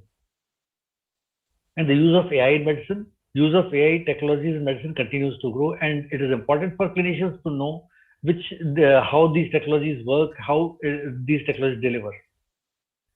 Its application in medical field ranges from diagnostic applications in radiology and pathology to more therapeutic and interventional applications in cardiology and surgery. In 2018 April, US FDA for the first time approved this first AI program that assisted in the diagnosis of diabetic retinopathy. It is very simple. The program is fed with thousands of images of retina and diabetic retinopathy. So any new image, the machine should be able to diagnose that, okay, the patient is having diabetic retinopathy. This article has been published from our institute, AIIMS Jodhpur, in which AI was used in bronchoscopy suite, in which the on-site examination of endobronchial ultrasound-guided transbronchial needle aspiration was done. So it shows that AI can give you the diagnosis from the sample bedside or in the bronchoscopic suite itself. So this was published this month only. So what is the role of AI in anesthesiology? In 1950, an automated anesthesia system, Bickford, described a system of monitoring and maintaining anesthesia on EEG signals. But nowadays we have more sophisticated inputs like BIS rather than EEG. However, it is difficult to manually generate the rules. We cannot give all the rules to the artificial intelligence software, like saturation or CO2 values or hypertension or electrolyte disturbances or metabolic acidosis or arrhythmias. It is because the patient may have n number of complications. So it is really very difficult for to feed all these data manually to a machine to reach a certain output, whether to increase the dose of anesthetic agent or decrease the dose. So there is where we like to use AI, in which billions of data can be fed easily. And AI in anesthesiology has 6 defined applications. They are depth of anesthesia monitoring, control of anesthesia delivery, event and risk prediction, ultrasound guidance, pain management, and operating room logistics. We'll discuss it one by one. So depth of anesthesia monitoring reduces the risk of intra-op awareness. We all know that we are doing it day in, day out. And it is focused on BIS and EEG to assess the anesthesia depth. Then AI-based programs also monitor the depth of anesthesia with mean arterial pressure, and low MAP is associated with post-operative mortality. Low MAP also may be because of too much of anesthetic agent. Then more important is mid-latency auditory evoked potential. The neural network used in AI assesses its accuracy to determine if the patient is awake, and that was 96.8% accurate, or the patient receiving adequate anesthesia with 86% accuracy, and when the patient is emerging from GA, and 86% accuracy. And another patient data which AI uses is heart rate variability to control the sedation level as measured by Richmond agitation sedation scale. So this article was published in 2002, where an artificial neural network was used to assess the awareness. The database studied 543 patients who underwent anesthesia. With 6% they reported intraoperative awareness. A neural network analyzed the clinical data of all these patients, 6% patients, such as blood pressure, heart rate, ETCO2, but it did not use EEG in this particular publication. EEG data was not used. And the prediction was also not very good. The prediction probability for all these networks, prediction of awareness intraoperatively, prediction was 66% only, but it had high specificity of 98%. Then second is control of anesthesia delivery. The program is fed with various data, like it controls the delivery system, neurovascular blockade, relaxant system, and other drugs. So it is a closed loop system with different targets for blood pressure, different targets for BIS value, different targets for relaxants. Machine learning have also been used to automate the delivery of relaxants And some of the developers, they have incorporated drug pharmacokinetics. So the machine knows what is the half-life of the drug, what is the effect on the different organ system, and it regulates the infusion of the drug. Sedasis is very popular, was very popular, was approved by FDA and was developed by Johnson & Johnson. It was designed to control the hypnosis and analgesia using several closed-loop feedback systems. And it was mostly used by gastroenterologists. And the machine used to get the feedback of the patient and the data regarding saturation and blood pressure, and then used to control the propofol infusion. And it is said that gastroenterologists, they did not want to share the money with anesthesiologists, so they started using sedasis and used to sedate the patient with propofol infusion. But it was pulled back from the market in 2016 because of the dismal sales and with only a handful of providers adopting the system. Then Max Sleepy was another program developed by Canadian researchers in 2008. The goal was to assist anesthesiologists, not to replace them. It had the ability to perform better than the anesthesiologist. It was a closed loop system, and it used a combination of AI and human input. The monitor, it used to monitor the patient's depth of anesthesia by EEG or BIS value, level of pain via pain score and algo score, and muscle movement by phonomyography throughout the surgery, and administered appropriate doses of relaxant, of anesthetic agent, and of narcotic for analgesia. And anesthesiologist was able to perform distant control monitoring of all the patients and take care of several patients at the same time. So can artificial intelligence control the mechanical ventilator too? Yes, it can. It was developed, a system was developed in which EtCO2 was adjusted. It used the EtCO2 data to adjust ventilator setting. So, say for example, the data set was say 35 mmHg of EtCO2, and then the patients were hyper or hypoventilated to assess whether the machine is working, how the AI works in the patient. And they found that the model-based controller correctly maintained the set point, say for example 35. So if the patient was hypoventilated, the ventilator settings changed accordingly, and to reach to the target of 35 mmHg. This automated weaning system, AI-based automatic weaning system, was also developed, and this article was published in 2014. It allowed the automated control of all the ventilator settings in pressure control and pressure support mode, with the aim of decreasing respiratory load. And the respiratory load takes FiO2, peak pressure and plateau pressure, pressure, spontaneous breathing activity into account. And gradually it used to shed the respiratory load and wean off the patient. So ventilator settings by a physician compared in 19 patients with automatic settings. And it was found that the ventilator settings were not unsafe. And there was no failure of the system. So it was found to be good for automated weaning. All the patients were successfully transferred from controlled ventilation to assisted spontaneous breathing in a mean of 37 minutes. So Traeger V500 model also uses automated weaning system developed with AI. Another important role of AI in anesthesia practice could be event and risk prediction.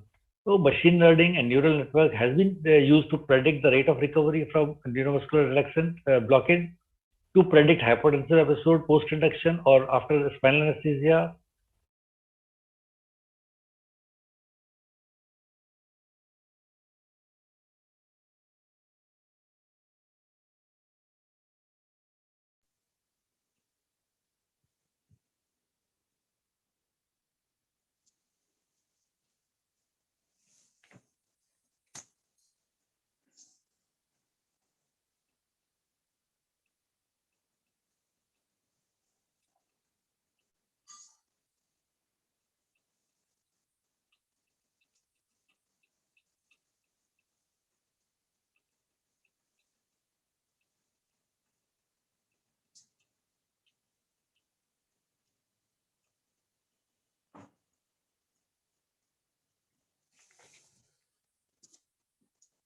In average hospital length of stay, and more importantly, 58% reduction in in-hospital mortality. So AI can be used to predict whether the patient is going to improve or deteriorate much better than the SOFA score. Ultrasound guidance can also be helpful with the AI. Researchers have used neural network to identify anatomical landmarks like lamina, sacrum, vertebra, vertebral spaces for epidural placement. Femoral artery and vein have been investigated for distinguishing with other potentially similarly appearing ultrasound images such as muscle, bone, acoustic shadow with an average accuracy of 25%. So can AI be used for pain management? AI has been used to predict the opioid dosing, to identify the patients who may benefit from pre-op consultation, to analyze the functional MRI to identify pain. And machine learning was used to analyze pre-op EEG signal, but could predict only 65% of accuracy of patient who responded to post-op opioid therapy. Another important help which we may get from AI is operating room logistics. At Jodhpur, we are managing 30 operation theaters. And to manage a large number of operation theaters and logistics involved and the manpower involved, residents, the faculty, which are not really one parity, faculty is not one parity. So how do you manage? AI can be of really help to manage all these logistics. It used to analyze factors like scheduling or OT time taken by a particular surgeon for a particular surgery. In 2008, one article was published in which hospital database containing the extensive information on staffing, OT use per procedure, and anesthesia, post-anesthesia care unit use with electronic health record to train the neural network to predict the duration of operations so that we can move and shuffle our staffing if we all know beforehand we know the duration of the surgery and recovery and the type of operation. So, however, the software predicted accuracy of the never exceeded more than 60%.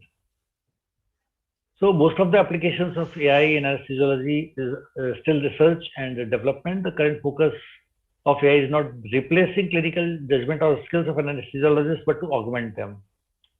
AI has its own limitations. It can draw conclusions from the data it has seen, the data it has been fed with. The machine learning experienced clinician should be able to train data against standard data with which it can compare.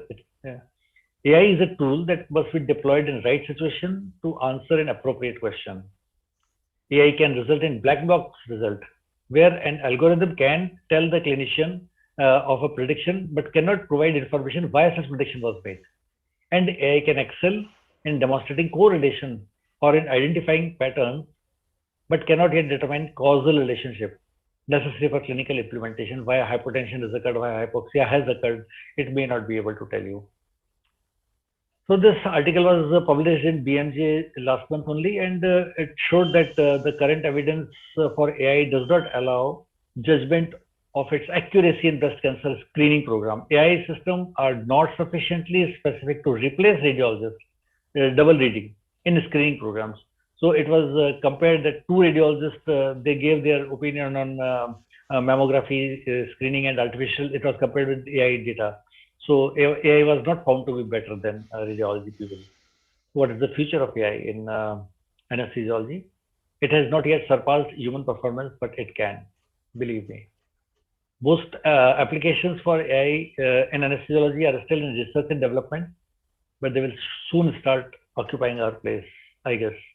The current focus of AI within anesthesiology is not replacing clinician judgment or skills, but on investigating ways to augment them. It is not anticipated that AI will master all aspects of clinical anesthesiology in a matter of few years, as it has done with board games in chess, where they were defined with well-defined rules.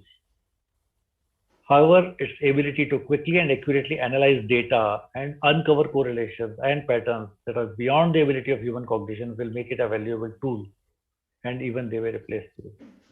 As more and more data we are getting and get data they are digitizing, we may one day see the development of AI systems that have more complete understanding of clinical phenomena, thus greater potential to deliver anesthesia care. FDA is considering policies to introduce guidelines for data transparency and real-world performance monitoring of AI. So now everyone is aware of the Pegasus software used for spying individuals world over.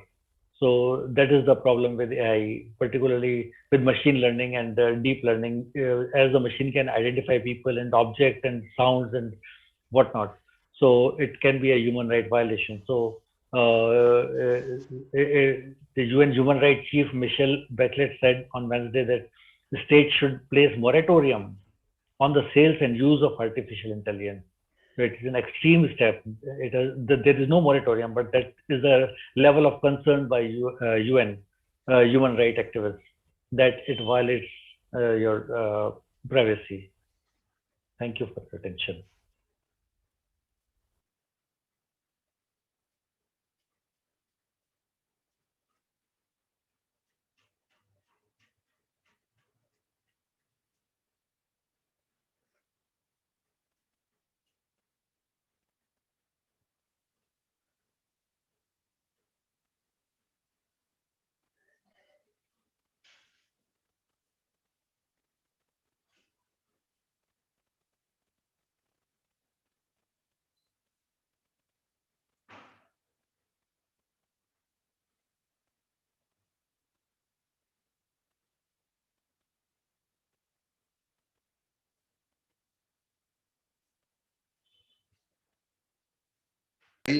And robotic anesthesiology.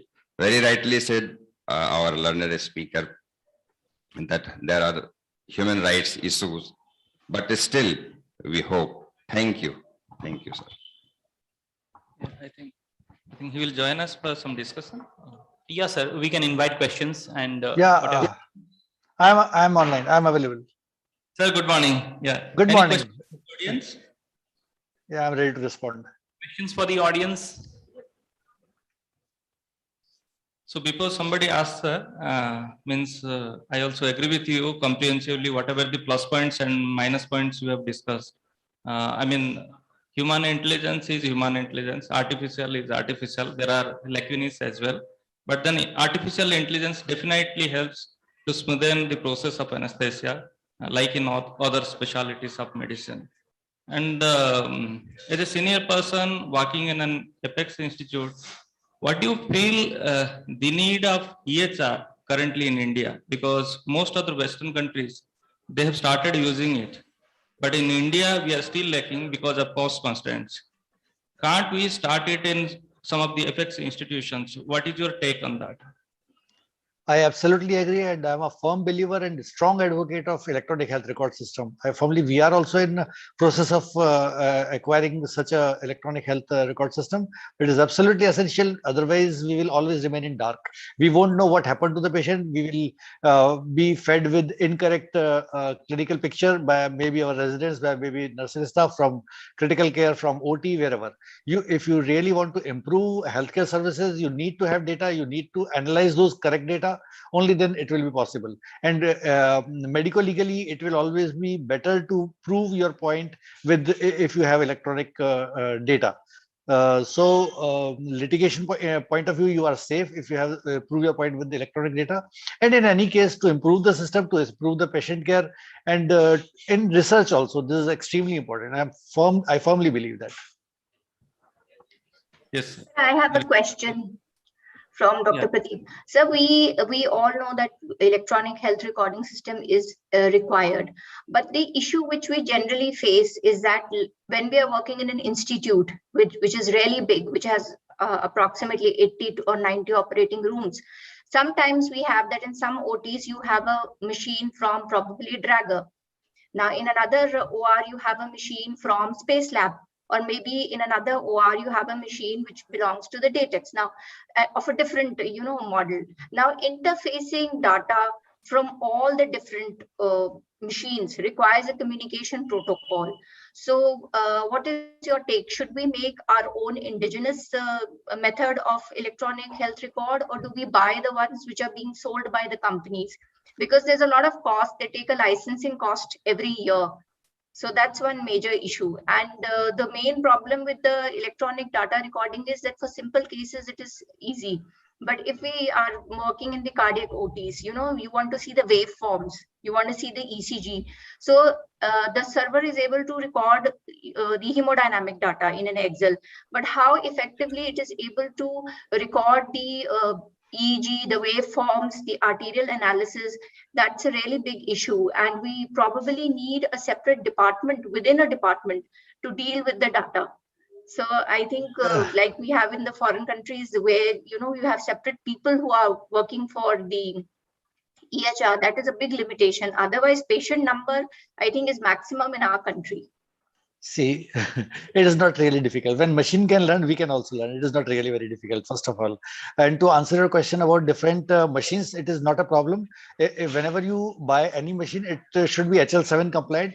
Most of the IT guys, they should be able to connect your ventilator, your anesthesia workstation, your ABG, your syringe pump, your ICU monitors, everything. They should be able to connect with one system, and all the data, including your waveforms, can be easily stored in servers. When radiology people, they save their hundreds and thousands and millions of images of CT, MRI in PAC system, which takes a lot of memory. So ours is not actually a problem. It definitely is not. Neither connecting different instruments nor storage of data. No, that is not a problem, I can assure you. And secondly, India being a hub of software development, it's only a matter of time when some good company like Infosys or HCL or whichever TCS, they come forward, they acknowledge, they understand the requirement. So right now there are two big players in the world. They are GE and Philips, and they are doing the electronic charting system. But I'm sure this is nothing but software skills, and India has plenty of that. So it's a matter of time. If they understand the requirement, if they come into market, then we'll be able to get it in much economic rate.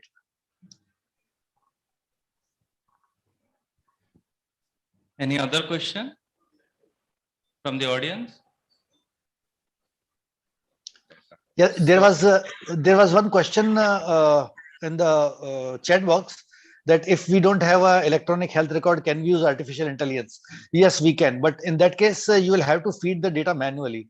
It can be used. For example, say you can do small researches also, and AI is available free of cost also. Programs, AI programs, that they are called open source programs. They are available on the net.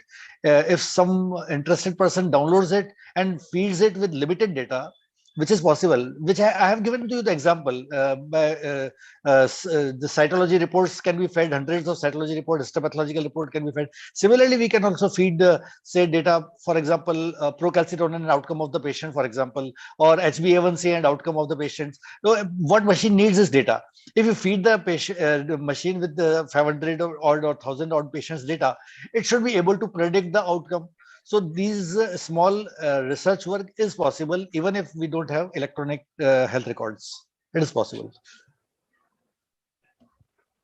Okay. Thank you, sir. Thank you for being with us and delivering the excellent talk. And if you have any more questions, you can still communicate with sir and put your questions in the chat box. And now I'd like to invite Dr. Manoj Kumar sir to please come up to the dais, the GC member national, to facilitate our chairpersons. Thank you, sir. Thank you, Pradeep sir.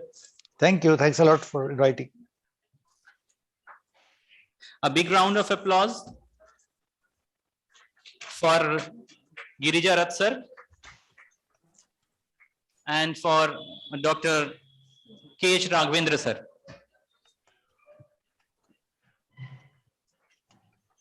Now,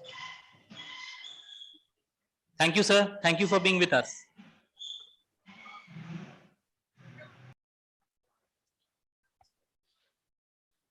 I will quickly move on to our next session, and we have a very eminent speaker for the next session and for a very important topic, and the topic is oxygen storage and delivery in healthcare setups. And we have the speaker also with us. She is ready to deliver her lecture, and she is associate professor in the Department of Anesthesia and Intensive Care. And her achievements includes she has won the FICCI Healthcare Award for Innovation, and she is a certified intensivist for critical care of a potential organ donor. She is also a TLS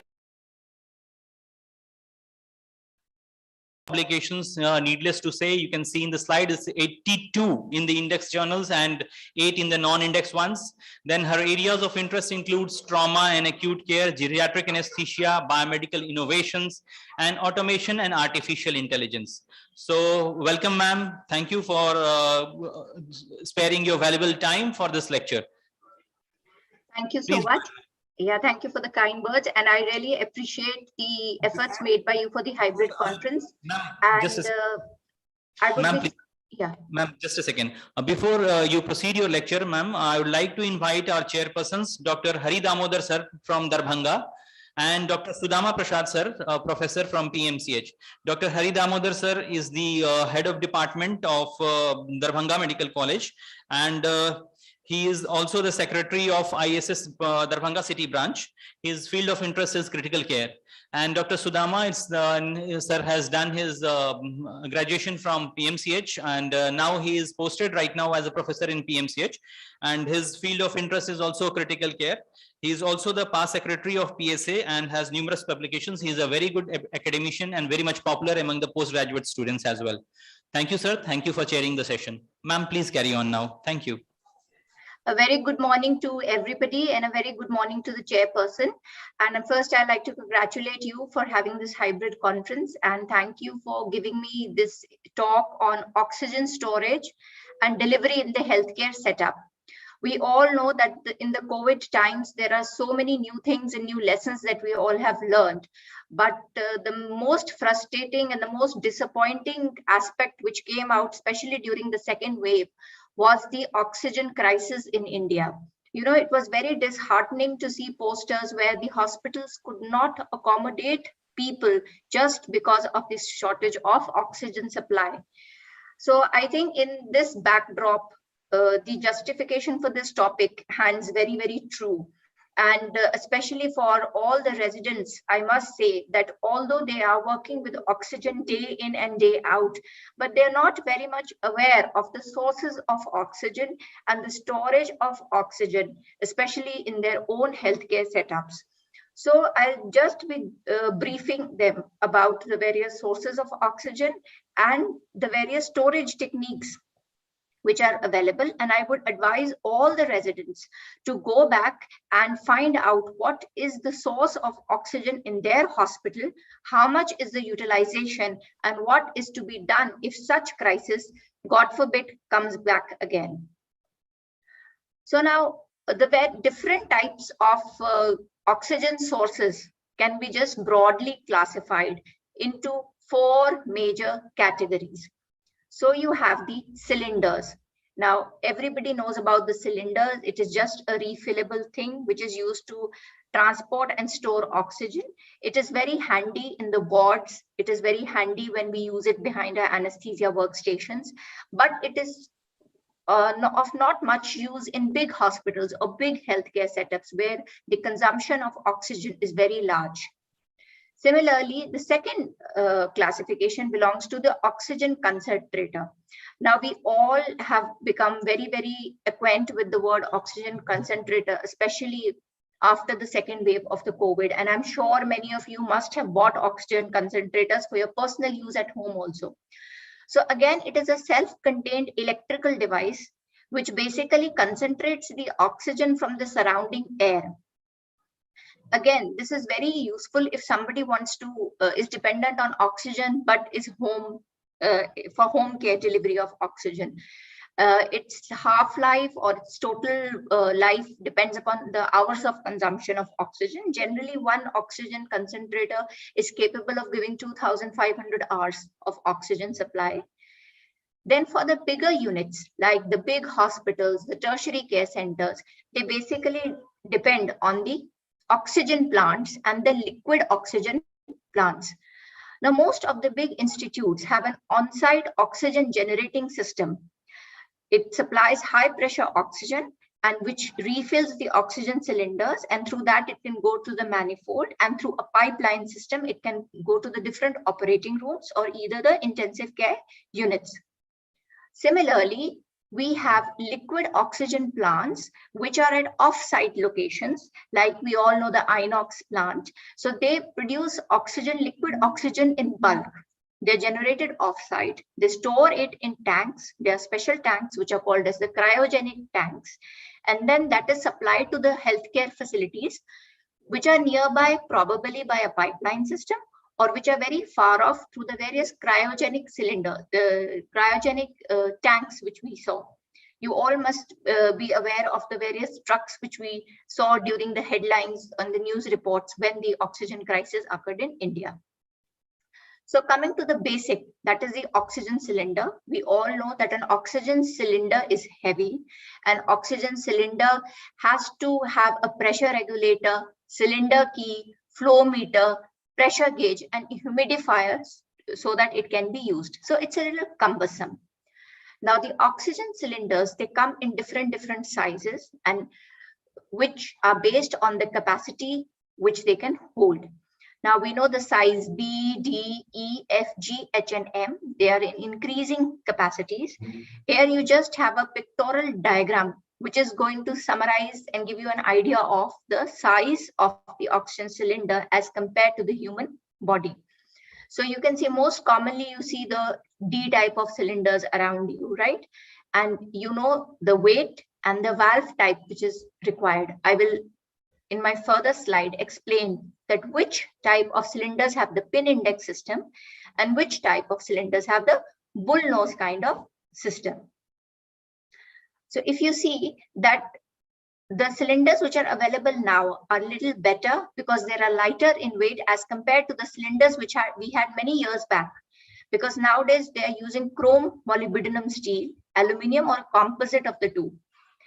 As I told you before, the top end of the cylinder has to be fitted with a valve, and it has different numbers, it has different markings, and either the pin index or the bull nose valve system is there.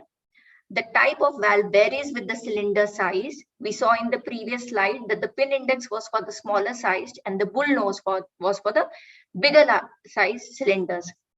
There are various safety features in the cylinder. So the safety features which we are talking about is the color coding, the pin index, the pressure relief devices, the Botox seal, and the various labels, etc. are attached to it. I'm not going into the details of it, but I would love if the residents would go back home and just go through what are the various safety features and what does the pin index and the seal mean for all of them. The second type of device which we were talking about is the oxygen concentrator. Lots of oxygen concentrator has been acquired in various hospitals from the PM Care Fund. A lot of people have bought the individual oxygen concentrator so as to provide oxygen at home. The advantage of an oxygen concentrator is it's just an electrical device you have to plug in, and it is very easy to use. It is not as cumbersome as an oxygen cylinder is. Some of them have a humidifier where you have to just add the fluid. Rest, the oxygen concentrator is capable of giving you an oxygen supply. Now, how does the oxygen concentrator work? So basically, it is a machine which is taking the air inside, and we all know that normal air has got approximately 25 or 21% oxygen and approximately 80% nitrogen. Then it is compressed, it goes to a heat exchanger, and then we have a molecular sieve bed. Now the molecular sieve bed is the one which is responsible for separating the nitrogen from the oxygen. So what comes out from the output is just pure oxygen. Pure oxygen does not mean 100% oxygen. Pure oxygen means a percentage between 90 to 95%. Right? And this oxygen then can be directly given to the patient. It can be given via a ventimask, and it can be attached to a ventilator also, but you must know that the amount of oxygen consumed by the ventilator is, approximately 2 liters per minute. So it's quite high, and it will vary if the minute ventilation of the patient is higher. So more the minute ventilation of the patient, more will be the oxygen requirement. So this is the simple working of an oxygen concentrator. The third thing which we were talking about was the on-site oxygen generation plant. Now this picture is the on-site generation plant which we have in our institute, that is PGI Chandigarh. And this plant was inaugurated just when we were in the peak of the second wave. And this is over and above the other oxygen, liquid oxygen producing plants which we have. So the on-site oxygen generation plant uses the technology which is called as a pressure swing adsorption oxygen generation. So it's the basic concept of the pressure swing adsorption oxygen generation is also very simple, that they take the air inside and they have certain nitrogen removing columns, and after the nitrogen removing columns, they will again liquefy it, and then the argon and the oxygen remains. The argon is further removed, and then you have 99% oxygen, which is going to be stored in high pressure storage systems. So you can see the difference, that while a concentrator gives 90 to 95% of purity of oxygen, the on-site oxygen storage plants, which use the pressure swing adsorption technology, they are capable of giving you 99% pure oxygen. As I was talking in my starting, that we all are aware of the Inox liquid oxygen plant. This has been in talk ever since the second wave of the COVID-19 spread. In May, in June, July, we all knew how the oxygen tanks you see and the trucks were lined up outside the Inox oxygen plant. These are bulk oxygen plants. They are producing oxygen in bulk. Again, they are using the atmospheric air, they are liquefying it. Now, because we know that the liquefaction point of oxygen is -181 and the boiling point of nitrogen is -196.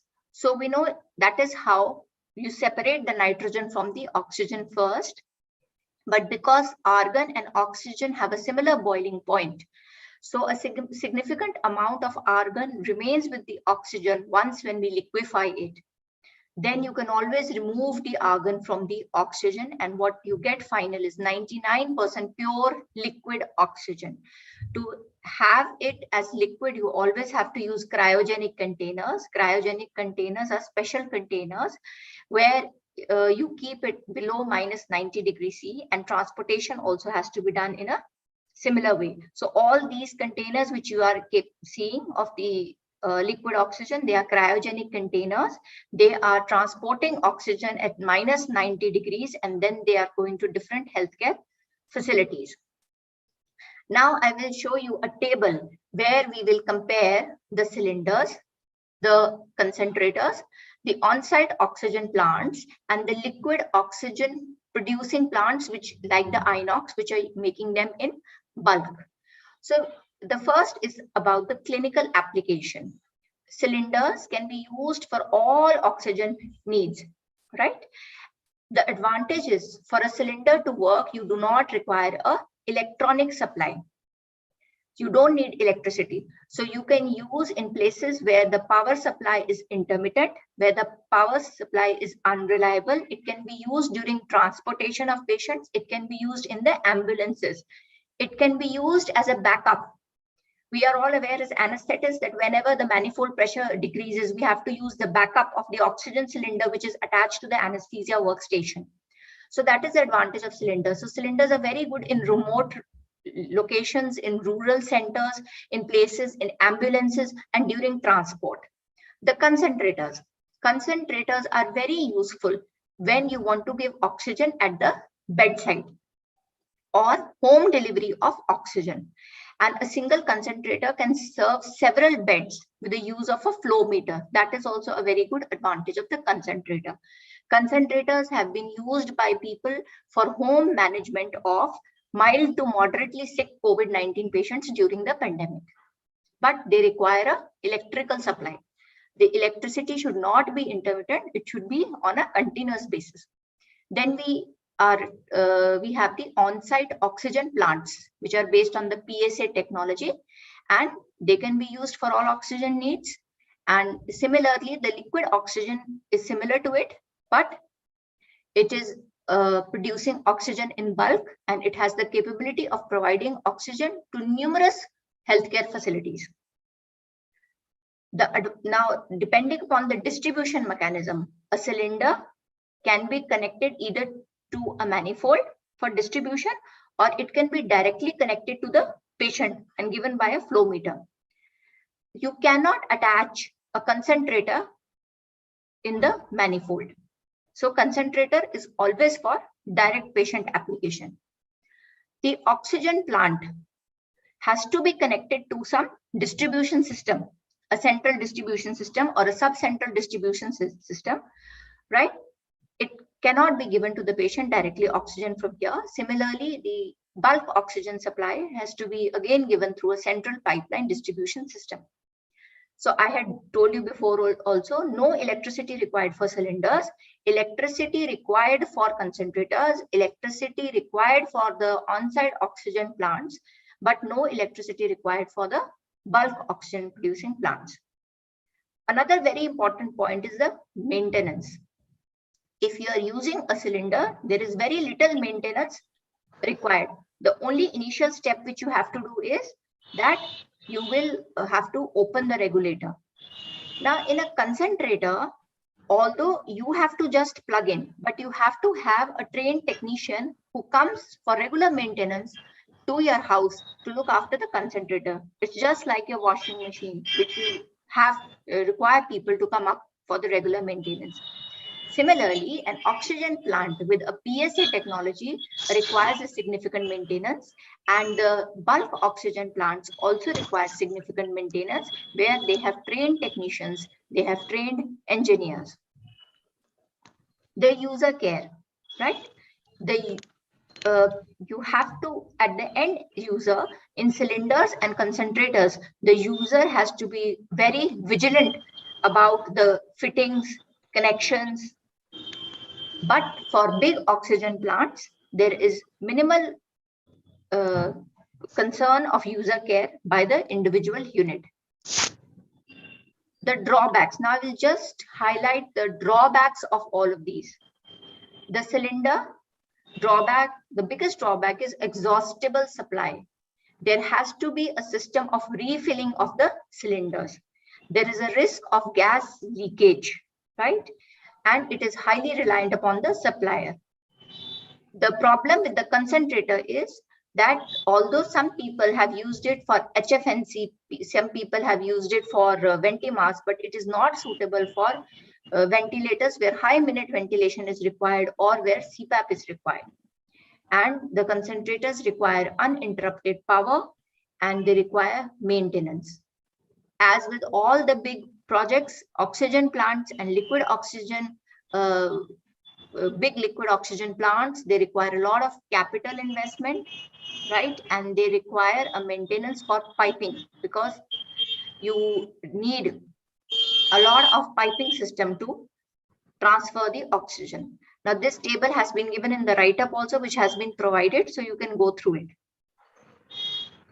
Now after studying the oxygen supply system, which is basically dependent on cylinders, on concentrators, on on-site oxygen plants based on PSA technology, we have the oxygen intra-hospital distribution system. Now, as I have told you before also, that the cylinders can be directly put at the patient wards. You can have it directly put near the bedside. So you don't need a pipeline. You only need a pipeline when cylinders are being attached to the manifold. I will show you in the subsequent slide how cylinders are attached in the manifold, and then only they require a piping system. So you can have them directly, or you can have the cylinders attached to the pipeline intra-hospital distribution network. The advantage of a pipeline system is that individually nobody has to handle or transport the heavy cylinders between the hospital, but there is always a lot of complexity, a lot of cost, which is bought by the hospital administration when they have to build up a manifold and a intra-hospital distribution system, because there are copper pipelines and these pipelines require various maintenance which is there. So as you can see in this slide, when your oxygen is transported from your on-site oxygen plant, it has to be first vaporized, and then it has to be regulated and controlled for further distribution by the manifold. Now here I asked the manifold of my own department to just tell me the oxygen consumption. So I will just like to brief what is happening in our institute. In our institute, we have supply from the PSA plants, we have supply from the oxygen cylinders, and in this format, every year, every month, the different types of cylinders used, their numbers are kept in a record. Only if you have this kind of a system in your setup, then you can predict what is the requirement, and you can make measures to curtail any crisis in the future. So here, this is the oxygen cylinder consumption in our institute in the various months. So you will see that during the peak, the April, May, June, the amount of consumption of the oxygen cylinders had drastically increased. Similarly, they keep a record of the liquid medical oxygen consumption. This is for the non-COVID. We had taken just a record, and we have different tanks. In our institute, we have 4 major tanks, and the tanks are supplying oxygen and keeping a record of the consumption year after year. So in big centers like ours, the consumption of oxygen per month is as high as, you can see these figures, right? It is 286,716 cubic meters, right? Which is big, which is quite a lot of, and which has to be monitored. So it's not just, the main purpose of putting this slide was that it's not just the consumption, the way the oxygen is produced that has to be kept into record. You have to stringently see the consumption and how it is being changing month by month. So just in the end, I would like to tell you about the manifold. So this is a picture from the manifold in which a cylinder manifold is being used, is a structure which is used to supply gas to a building, or that is either a small healthcare center or a hospital where the consumption requirement is high, right? So they use large gas cylinders. They are interconnected to a common gas supply line for the availability of more gases. And here you have the switch, and you have various alarms which give you an alarm when the manifold pressure is low. So with this I conclude, and I would just like to tell you that all of you should ideally be going to your own institute, having a look at the manifold, having a look at the various oxygen plants which you have, and so that you can have a idea of what is being done in your institute, and if God forbid any crisis occur, you are aware of the oxygen consumption which is there in your center. So thank you so much. Any questions?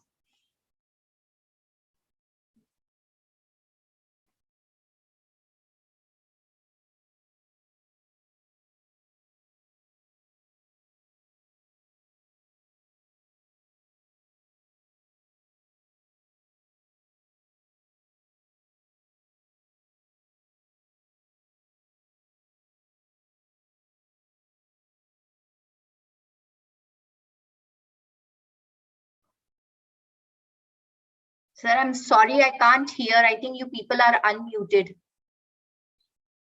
Hello. Yeah. Please, can you repeat the question? Some manufacturers, they have approached with a new technology, that is VSA, vacuum absorption technology, and they claim that it is less power consuming. Can you just enlighten us about the technology? VSA. Yes, there were lots of technologies which had come up, and there were some which were made by the DRDO also. The Defense Research Development Organization had come up with a lot of new plants, but they are actually all variations of the PSA technology itself. Nobody is going away from the PSA technology because you need a molecular sieve. Rest in details, I really do not know the engineering side of it. Actually, this is for information that Bihar government and all the civil surgeons, they have issued letters that any hospital, private hospital, having more than 30 beds, it must have its own plant. And I just, when I search, minimum cost is about, for this BSA, it is 42 lakhs, adding further burden to the private sector. Already they are in danger, and this is all further burden. So I just wanted to know whether it will be cheaper, or if you have any knowledge about the cheaper, please. Okay. Yeah, I don't think it is 40 lakhs because the PSA technology, which is made by DRDO, they claim around 15 lakh. That is what the quotation we got in our institute. So probably, and they told, what we were informed was that if you tie up with the Defense Research Development Organization, the DRDO, then probably you will not have to pay so much. Okay, okay. Very nice Because the plant which has been installed in PGI also has been made by the DRDO through the Make in India concept. So, you know, the cost is very high when we buy something which is has a foreign label. But the DRDO had decreased the cost because of the pandemic. And if help is taken from the DRDO, definitely the cost is going to be very less. Thank you. Thank you, Ma'am, you have talked about oxygen concentrators. Yes. As in tertiary centers, we were dealing with the moderate and severe cases. Yes. Does it have any role there? No, sir, because when they sell the concentrator also, they do not advise its application with the CPAP and the high pressure control ventilations. And especially when you have people with mild and severe ARDS, their oxygen consumption, baseline oxygen consumption is very high. So the minute ventilation is very high. And the oxygen consumption, you know, there's always a air hunger which remains in the patient if you attach a concentrator. For such patients which are actually severe, you require the high-end ventilators which are able to have some amount of intelligence, and they can, you know, set the pressures, and they have a feedback loop where they see how much PEEP is there, how much pressures are being delivered to the patient. Because ventilating a patient with severe ARDS cannot be done with any simple ventilator. So we have never used it. Thank you, ma'am. One more question I can allow, and Dr. Mahesh sir is with us to ask another question. Sir, please. Hello. Hello, madam. Good morning. Good morning, sir. To run PSA unit is not a very simple thing. It costs a lot. Second, its maintenance is also very high. We have in our hospital 2 PSA units have been established there at Bhagalpur. One is of 300 liter per minute capacity, and another is 2000 liter per minute capacity. The unit, which is of capacity 2000 LPM, needs a generator of 350 or 300 kilowatt. So it is not very cheap to maintain all these gadgets. Second thing, what you have said about oxygen concentrator, we are using in our hospitals and our private clinics, oxygen concentrator, which allows for one patient or 2 patients of 3 to 4 or 5 liters of oxygen delivery per minute. When you increase the delivery of oxygen concentrator on a volume, then its concentration rapidly goes down. Goes down, yes.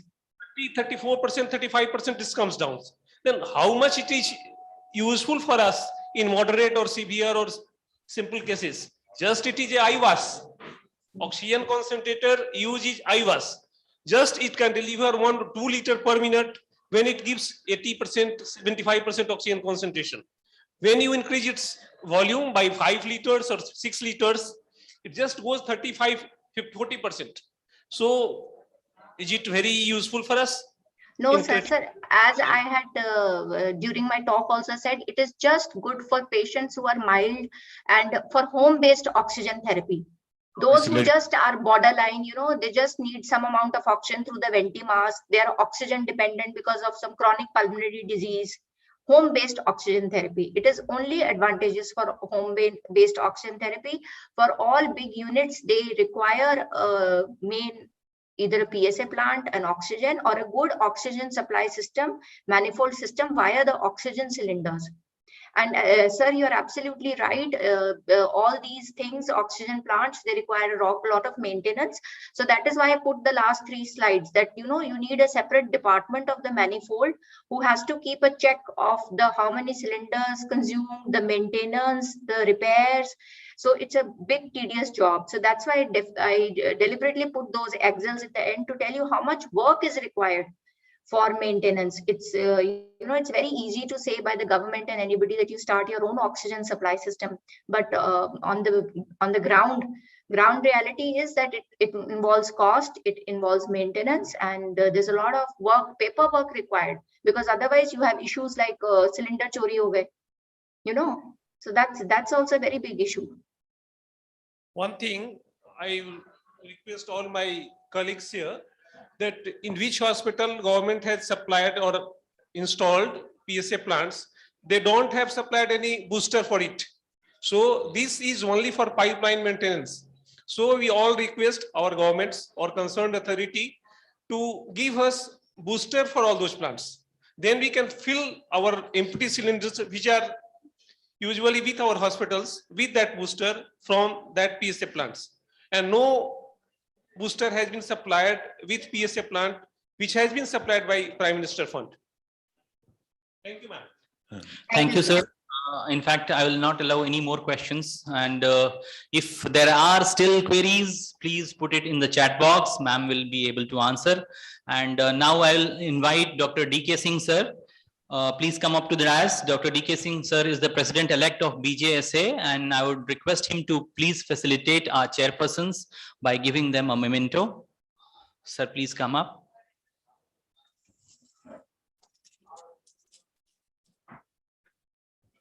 Thank you, sir. A memento to Dr. Sudama Prasad, sir. Please, a big round of applause for the speakers, the chairpersons. And another memento for Dr. Hari Damodar, sir.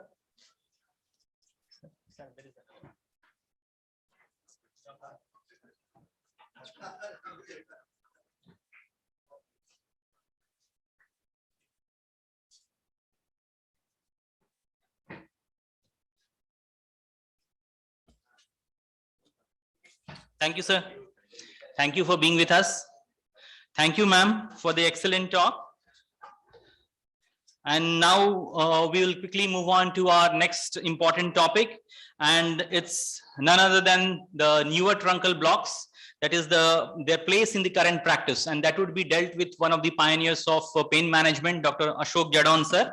And as you all know, he is the chief medical superintendent and in charge of the pain services. And he's posted in Tata Motors Hospital, Jamshedpur. He's also the ex-president ISA Jamshedpur City Branch and ISA FBF zonal member as well for the East Zone.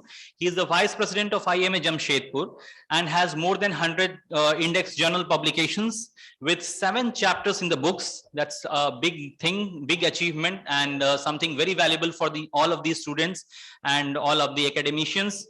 His area of interest obviously are interventional pain management, labor analgesia, and ultrasound guided blocks.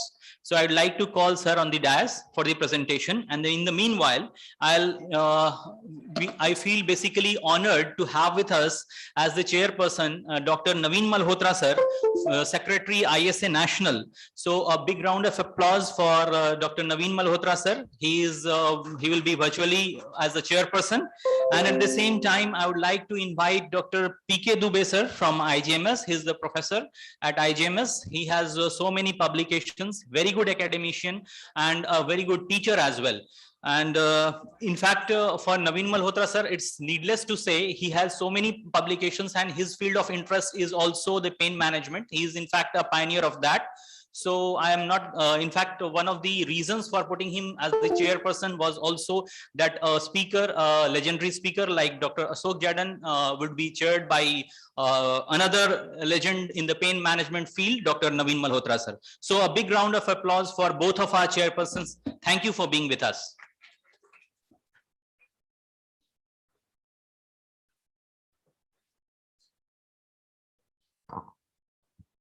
Good afternoon to all, and I'm humbled by such a elaborated introduction. Thank you so much. Respected chairpersons, one is here, one is there, doesn't matter. And today I'm going to present before you a very important topic. But there is little mismatch in my understanding, or maybe the topic givers, that they asked me to prove the point that all the truncal blocks have some role in the clinical practice. So my focus will be more towards the evidence collection, whatever truncal blocks are available with us, rather than going the technologies and the techniques of the block. So I think you will excuse me, and most of us are already practicing, so it's not a very big deal. And you will be like more wiser by this presentation, probably, that whatever blocks you are using are the evidence based or not having evidence. So you want to change the practice. So that will help, that help you will get from this presentation.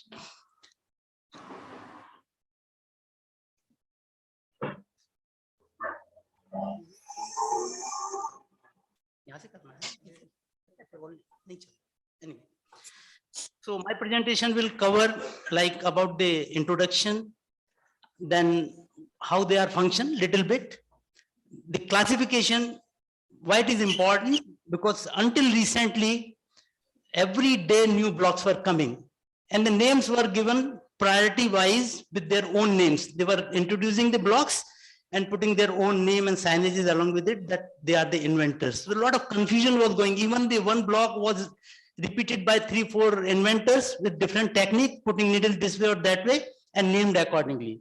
So now consensus has come, and so that is more very important, that how they are placed and how the nomenclature is given. And newer truncal blocks is actually a not a very appropriate term, because all the truncal blocks, if you do not consider the paravertebral as a truncal block, all are new. They are just after 2007, everyone has come. And the core point of the discussion will be that how truncal blocks are taken into the current practice. And then I will try to conclude.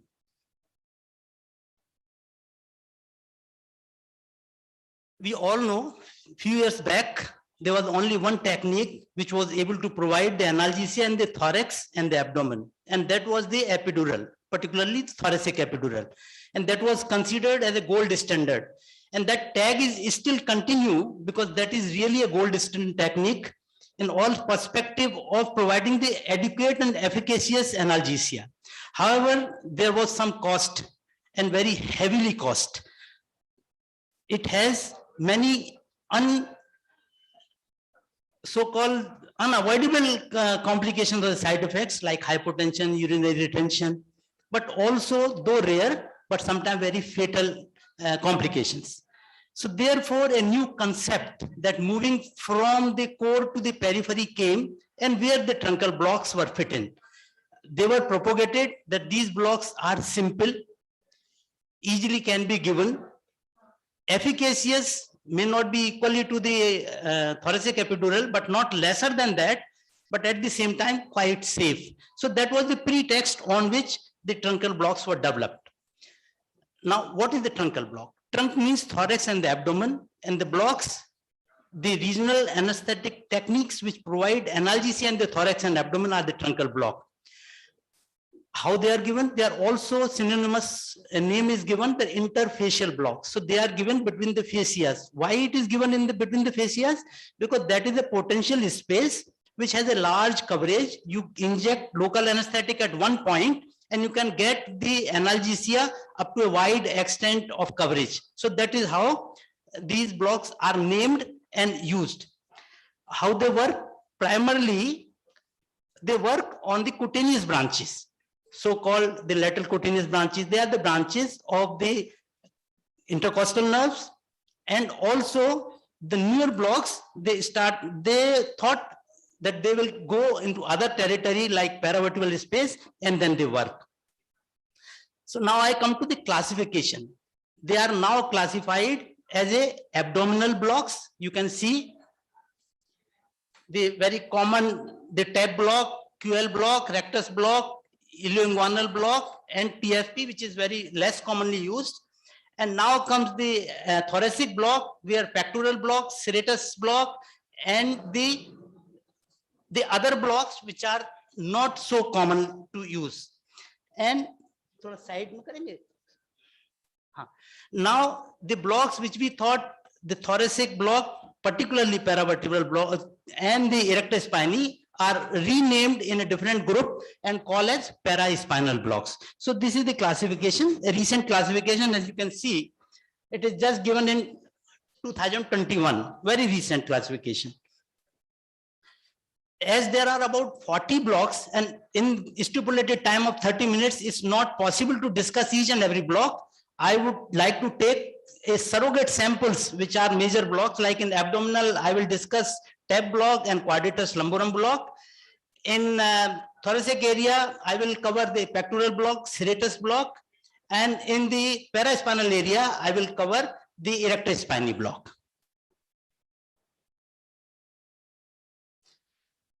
The TAP block, which is the oldest and classical block, here the local anesthetic works between the internal oblique muscle and the transversus abdominis block muscle, and this plane is known as the TAP block, and that is how the name of the TAP block is given. In the beginning, when the TAP block came, it was given between the subcostal margin and iliac crest, but there was a problem. These blocks used to cover only somatic analgesia. Even then, as you can see, it was used, you name the surgery in the abdomen and it was used. Later on, it was felt that we are doing little excess. It is not providing the adequate analgesia. So it was limited for the other surgeries like cesarean sections, gynecological surgery, laparotomies, cholecystectomy, and the hernia surgery. But there was still a problem because we know it was not adequately providing analgesia, particularly in the cholecystectomies, because the incision, the port comes nearly GP-sternum, and in laparotomy also there was an issue with the visceral pain. It was providing the somatic pain, but the visceral pain control was not adequate. So the new option came, and that was the subcostal block, in which the analgesia in the same plane, of course in the tape plane, but it was given along the costal margin. The needle is inserted here at the GP sternum, and you can infiltrate the local anesthetic in the same plane up to the iliac crest. And this was very effective. As you can see that the evidence came immediately in 2011, and then they compared with the epidural infusion, almost efficacious, similar analgesia they obtained. But what about the visceral pain? So they came out with another option, and we named it as the posterior TAP. What is the posterior TAP? The block was given in the same plane between the internal oblique and transversus abdominis, but at the posterior margin, where the tendons of the internal oblique and transversus oblique just tapering over the QL. So what they achieved by this, they found that with this block, now it was possible to provide the visceral analgesia also. And in over 18 years, a very legendary, I would say, a legendary review came, which collected data of all the TAPs for 18 years. So it was a very significant review. And what they have suggested, or what conclusions were based on this particular review, that in laparoscopic cholecystectomy, where we were struggling the coverage of the area near the upper margin or upper costal margin, then they recommend that the subcostal TAP is an ideal block. So if you are thinking to give TAP in the cholecystectomy, use the subcostal TAP. In bariatric surgery, because bariatric obesity is a very severe problem in our community, is growing very fast. So many bariatric surgeries are being done. And they found that the TAP block is very effective. At least 3-4 studies they have found out that it was effective. But you see, no recommendation came. Reason is very simple. They must have used all other variant of TAP, anterior TAP, posterior TAP, lateral TAP, and that is why no recommendation came. So this is not the half glass empty we are saying. We have to see half glass full. What is required, the recommendation is not right now, but more studies will be done and possibly some recommendation will come. TAP is effective, but more studies are required to prove that how it can be used, which type of TAP can be used in the bariatric surgery. Now come appendix, which is again very common surgery. So variant of the TAP block were used. And most of the RCTs done for the TAP block, they gave a positive reply that it is, yes, definitely reducing the opioid consumption. But still, then the confusion must have been there because appendix is a regular surgery and people must have used the lateral TAP or anterior TAP, and few have used the posterior TAP. So the recommendation came, they use the posterior TAP. Even the lateral TAP is not so effective. The posterior TAP, I will be discussing why it is more effective. Now inguinal hernia, again people have tried, and what they found that again TAP block is very good, but which TAP, it is still a matter of debate. More studies are required. Now comes the laparoscopic colorectal surgery. Again, a surgery which requires a very intensive analgesic management, and TAP was also very effective. But what was the missing point? If you see very closely, that difference was significant, but not clinically important. What I mean that if you reduce morphine use by 2 milligram, 3 milligram in 24 hours, you know, it is hardly matters if you use 3 milligram more or 3 milligram less. Again, it is a half glass empty situation. More studies are required, but TAP is effective in the laparoscopic surgery for the colorectal. And what about they have compared the TAP with the thoracic epidural, which I said it is a gold standard. And what they found that it is not inferior. The perspective may be different. Like if you see the pain control, naturally epidural is superior. But what the cost? Cost is urinary retention, patient immobility, and where TAP is actually superior. So if you weigh the goodness and the badness, you can use TAP in the multimodal regime, and it gives almost equipotent, equivalenced analgesia as the thoracic epidural. Then now few more evidences which are done for the isolated situation, like isolated laparoscopic cholecystectomy. It is a very recent systemic review, and they found that TAP is definitely superior than the control. What it means, it is always better to do something than not using anything. So whenever you are doing cholecystectomy, please do TAP.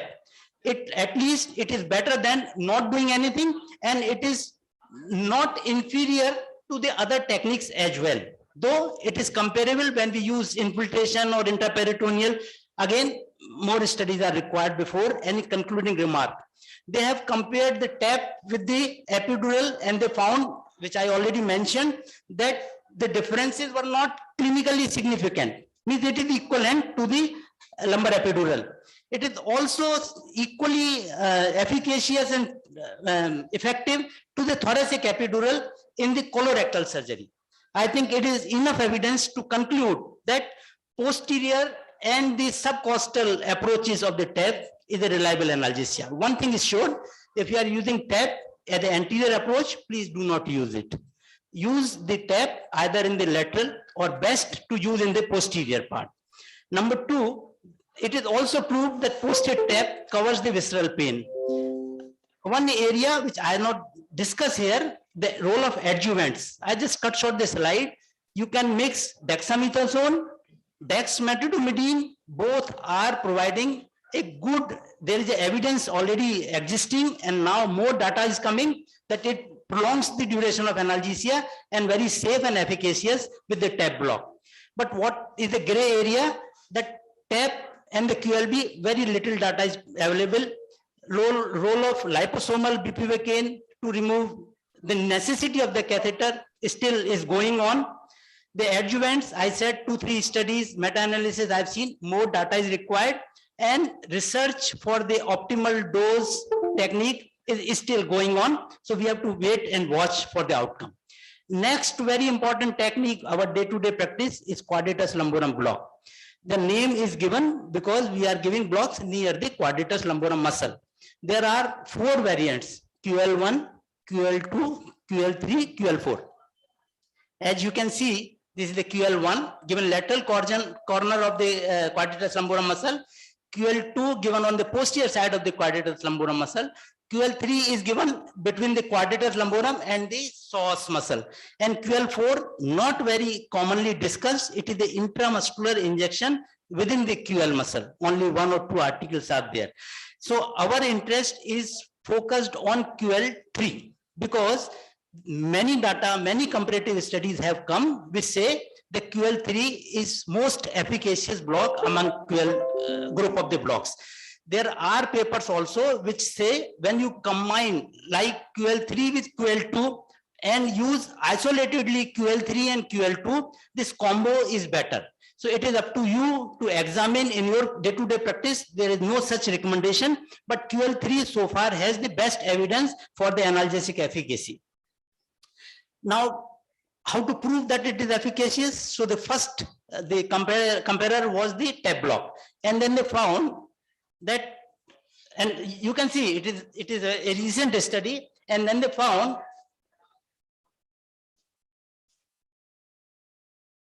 that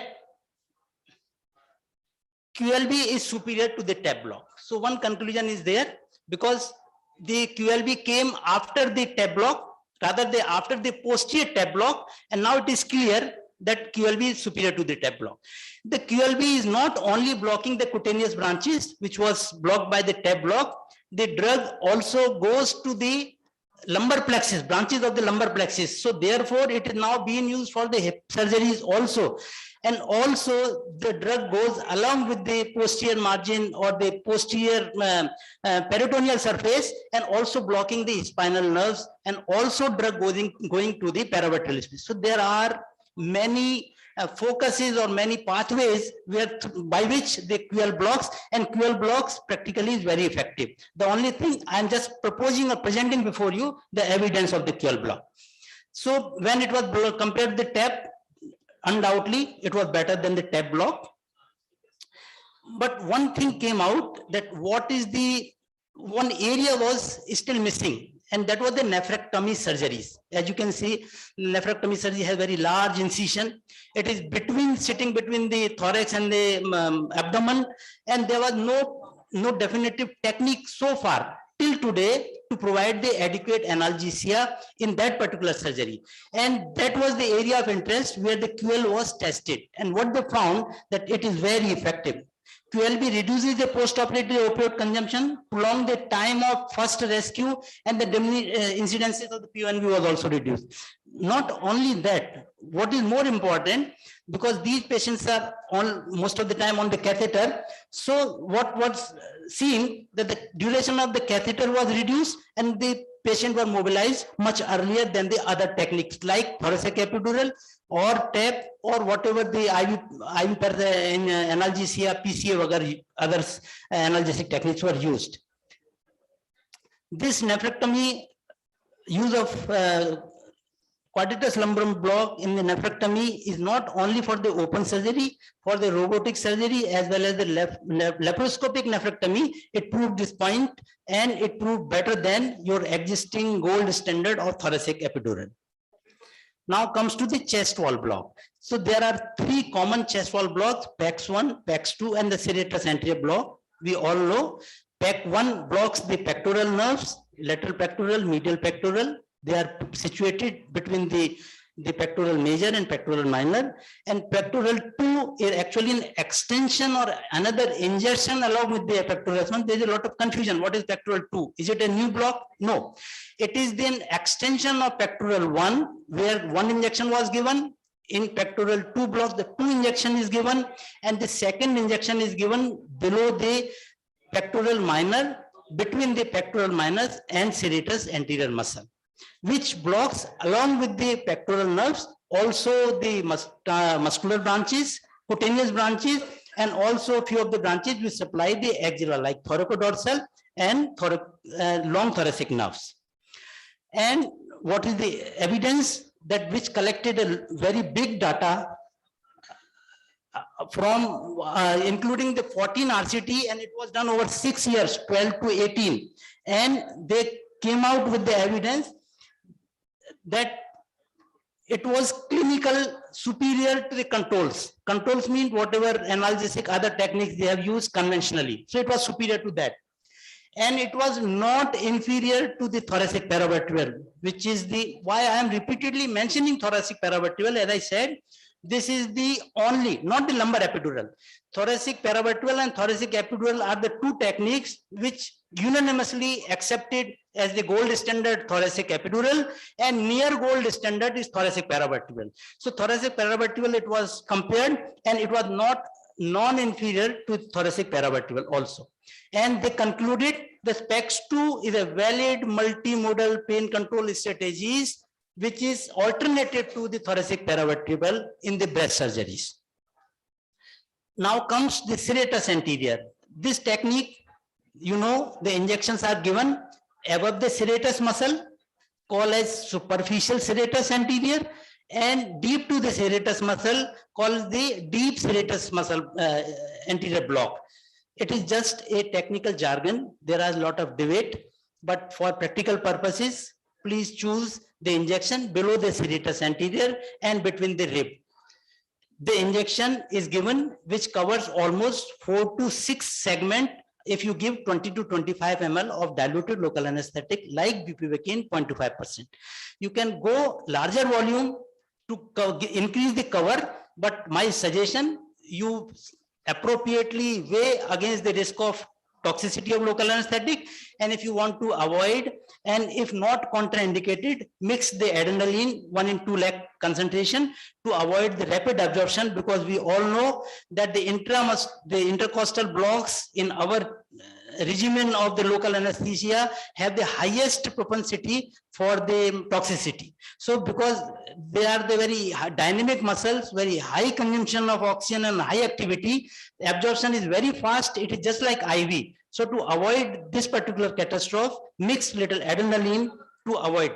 Now, what is the evidence? A step ahead. This block is not only analgesic for the ribs, it has gone for the thoracotomy, and they have found that it provides a very effective analgesia in the thoracic surgery. And not in open surgery nowadays, because most of the surgeries are done through the laparoscopic approach, we call the VATS. It is also very effective in providing the VATS. Here, what we notice that it also an extraordinarily supportive to prevent the opioid associated side effects like nausea and vomiting. Another interesting, now the all three, PEG block, serratus anterior block, PEG1, PEG2 and serratus. And you can see the amount of the inclusion of the studies. They included 51 studies of 13 cohort studies, 19 days, 10 days, where they have found out the conclusion about all three together in the cardiac surgery. So this is another extreme of usefulness. We are not, every one of us, not a cardiac surgeon. But why I am mentioning it here, it taking cue that when they can provide analgesia safely in that severe most situation, it can be used very safely and efficaciously for our day-to-day practice. And what they found, that the evidence support, they are safe and effective in the analgesia and options of the cardiothoracic surgery. Last but not the least, another very popular block is the erector spinae block. We all know that erector spinae is given above the transverse process, below the erector spinae. The beauty of this block, erector spinae starts from the nuchal line and goes to the sacrum. So the versatility of this block is you can give in the cervical area, you can use in the thoracic, you can use in lumbar area, you can use in sacral area. And if I start writing the indications, the board will be filled. Any surgery, you can use the erector spinae block. And another beauty where the deep blocks are a little contraindicated, like patient is on anticoagulants and requires some intervention for the pain relief. This is the block because it is a superficial block. It is a compressive block. There is no vascular structures between the muscle and above the rib. And so you can use it. Though it is a matter of debate, I would not like to confuse you, but there are enough data for its safety where it is being used in the anticoagulated patients. And this particular study, which included the 13 RCTs, about 650 patients, the erector spinal block is an effective strategy to improve post-surgical analgesia. I have taken a very particular studies. This study includes every type and all type of the surgical patients. Though evidence was little moderate, again, a classic or high level of evidence can come if the more studies are included. And just to tell you the extent of the superiority of the erector spinal block is that the current evidence is suggesting that its efficacy is almost similar to the paravertebral block. And when it was compared with the already existing block like serratus anterior block, it was superior to the serratus anterior block. So at the current present situation, in the current and the present situation, erector spinal is the single block which provides effective analgesia in almost every situation, from head and neck to the sacrum. So to summarize whatever the findings we have observed, that the truncal blocks are safe and effective techniques for the postoperative analgesia. This is the first point. Their optimal efficacy is maximized or optimized by judicious use. This is what I felt after this during the accumulation of data, that whatever data is existing, this heterogeneity of the data or the outcome is because the different people are using sometime may not be the indicated situation. So if you want a correct and rightful use of particular truncal block, please go appropriate dose, appropriate technique, and appropriate surgery for appropriate. So definitely you will be very happy with this, that truncal block. And research is still on. So undoubtedly for the conclusion, we have to wait a little bit. So to conclude, truncal block have a significant role in the current practice, which was the key question, whether what is the role truncal blocks have today in the clinical practice. Undoubtedly, they have a major role either as a solitary agent or more so in the multimodal regimen, that very significant role. And wherever you get chance or situation allows, please use truncal block along with other options of the analgesia. What is required is high level of RCT, not to prove that truncal blocks are not efficacious or efficacious. Now time has come when the specific technique for a specific surgery is going to be the practice pattern or the gold standard of the practice or the standard care of the practice.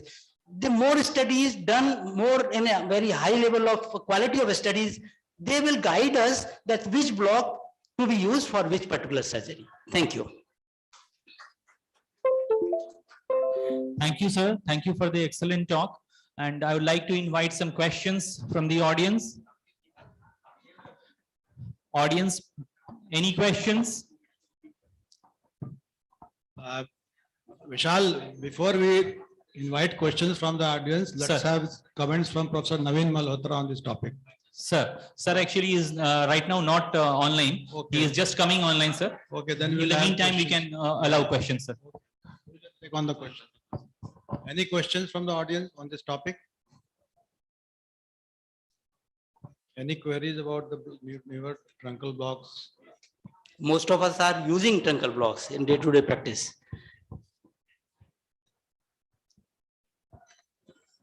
I don't think any doubt. Okay, fine. Sir is joining soon, and I would like to invite in the meantime Dr. Sharad Kumar sir, Secretary BJSA, and Dr. BK Prasad sir, President BJSA, to please come up to the dais.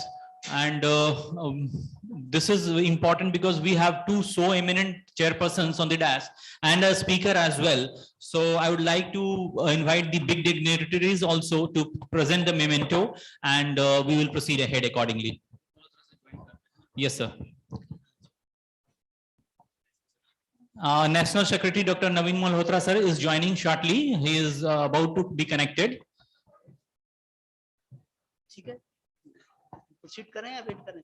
Sir, just a second, few seconds only. He is about to join, sir. Join.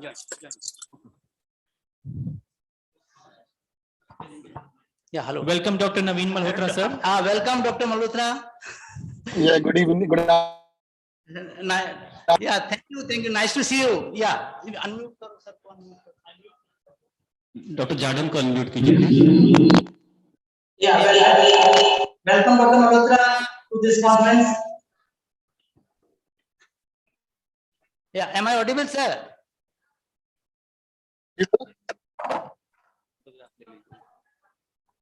Sir जरा photo ले लीजिएगा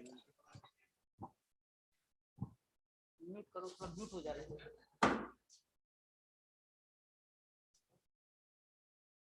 mute करो।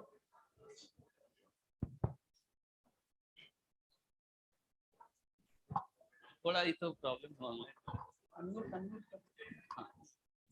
Hello, Doctor. Sir, Naveen sir, we can see your name, but the audio is, we are not getting audio and video.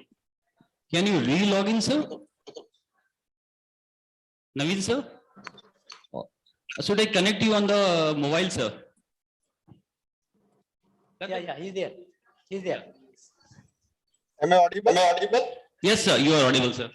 Okay, good afternoon. And heartiest congratulations to Team ISA Bihar Jharkhand and Bihar State for their East Zone Conference as well as the State Conference. And I'm very happy to part of this academic feast. The scientific program is very excellent and it is a continuous of the excellent academic work done. I can say in last many years, this has been the excellent academic year. I've been seeing numerous webinars arranged by Sharad and his team under the able leadership of the president, and the whole of the team has been doing lots of good work. Interesting quiz. Abhyuday is also doing good, and good participation at the national level by Nishant for the online PG classes. Nishant Sai from IIMS Patna and Dr. Abhyuday Kumar.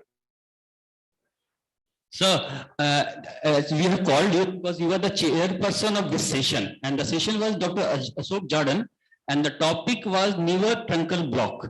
So we will receive, Dr. BK Prasad and myself we are receiving the memento in your behalf, and we will give you when we will meet. Right, sir?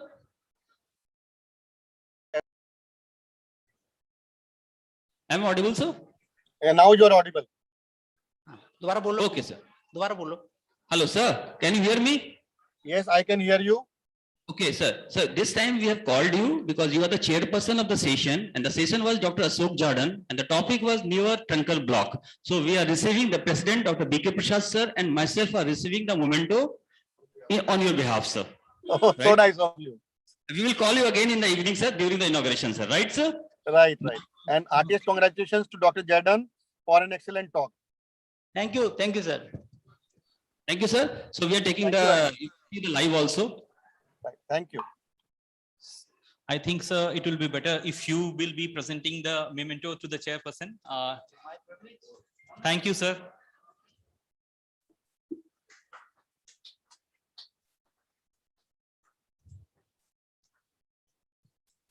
And similarly, I would also invite Dr. Sharad sir and BK Prasad sir to present to the memento to our next chairperson, Dr. PK Dubey sir. Sir, please come up. No, sir. You have a memento.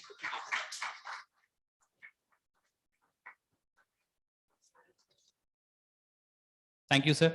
And I would also ask Dr. Sharad sir to please present a memento to our legendary speaker, Dr. Ashok Jordan sir.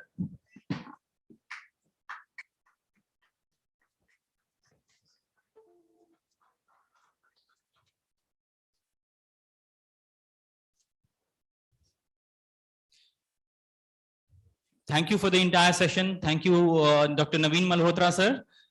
It was very nice having you, sir. In fact, it was an honor for us to have you here. Thank you very much. Thank you. Thank you, Naveen sir. Dr. And we have our next session, that is Dr. S. Pramanik oration.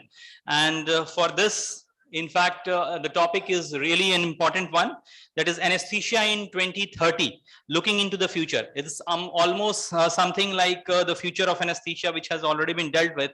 So it will be very interesting and easy for you to understand now.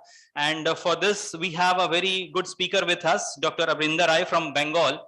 And actually, for the chairpersons will be Dr. Nivedita Pani ma'am and Dr. Ranjita Acharya ma'am. Both will be connecting virtually. and the chairpersons will be virtual for this session. But before I proceed, I would like to invite Dr. Sharad Kumar sir, GC member, for the entire session to be proceeded. Sir, please come.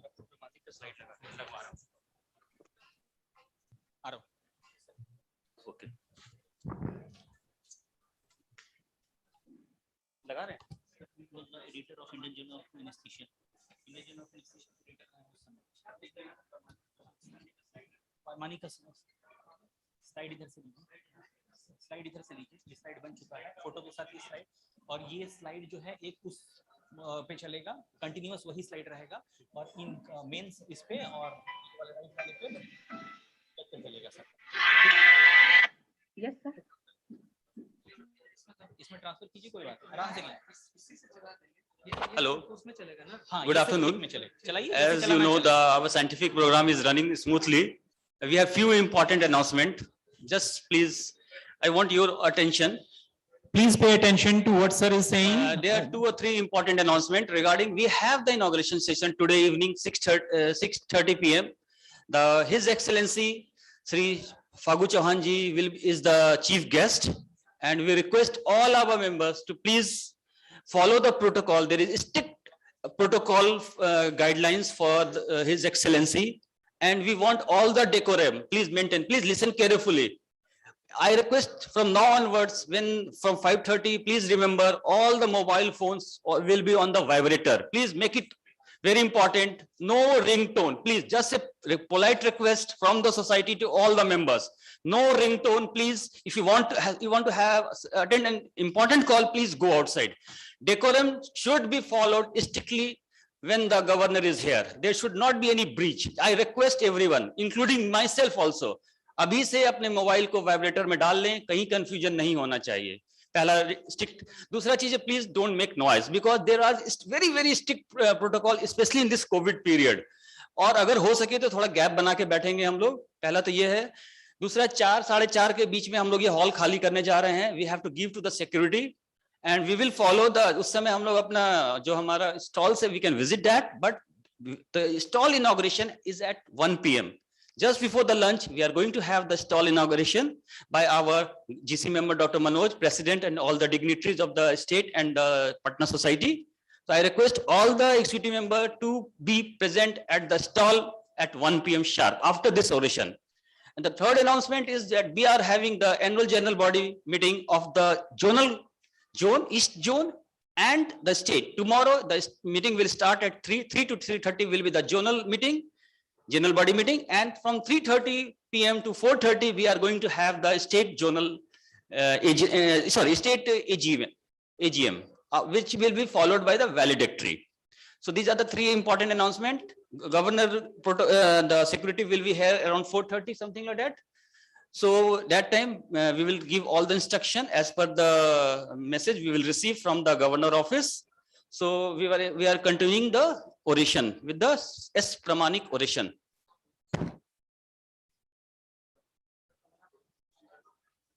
ये तो Windows वाला नहीं, यहाँ दिखाओ ना हमको, slide easy से change करता है।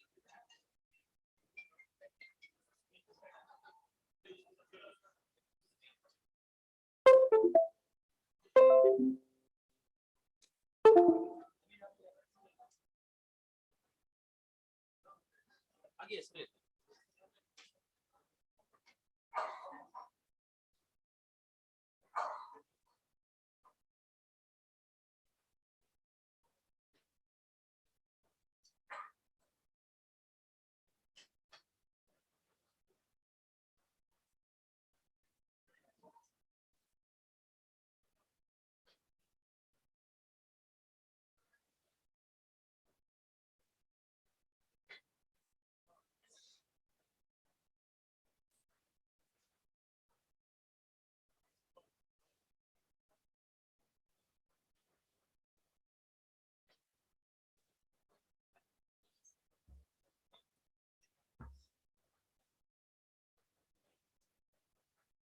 खोलिए, उसके बाद इसको खोलिए।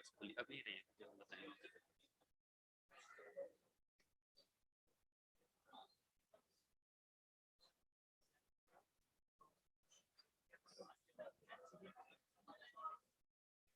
तुम्हारी ये वाला होगा।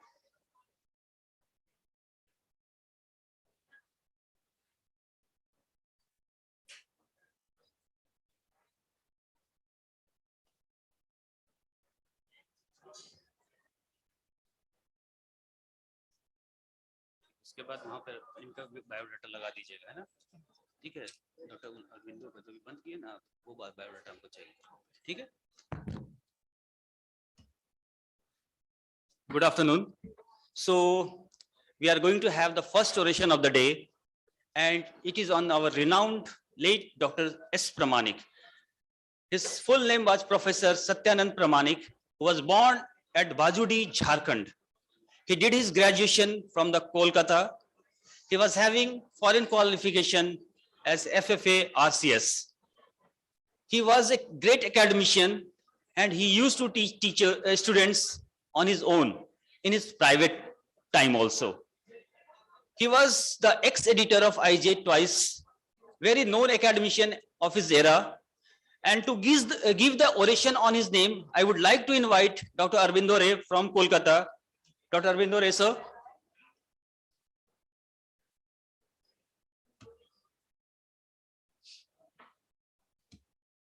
Dr. Arvindo Ray, please, sir. He doesn't need any introduction, but as it is important to know that Dr. Arvindo Ray personally is with us today, so I will invite Dr. Arvindo Ray on the dais. Dr. Arvindo Ray is presently the advisor of ISA Kolkata Metro City branch. He has successfully worked as an anesthesiologist in Rotary International Medical Mission to Africa on 6 occasions, Sierra Leone, Nigeria, Madagascar, Lesotho. Twice was designated as team leader, pioneered the railway forum of ISA while working as chief anesthesiologist. He was the medical director and chief medical director of Southeastern Railway. He was the governing council member of ISA National from 2014 to 2017. He was the organizing secretary of ISACO on 2005 at Kolkata. Sir, the stage is all yours. Thank you.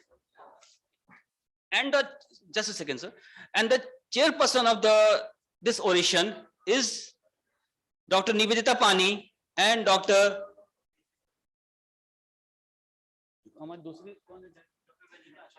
Ranjita Acharya. So welcome, ma'am. Thank you.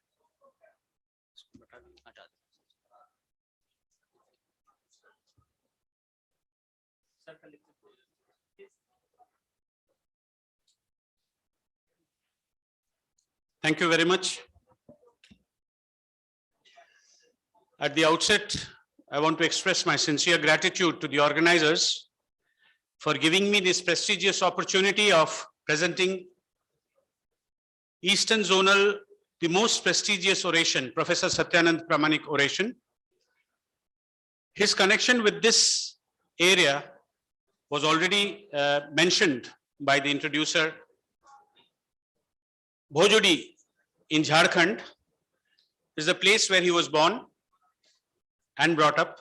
Subsequently, finished his education in Kolkata. He is remembered by all the seniors at present in Kolkata and nearby because of his dedication in preparing the future leaders.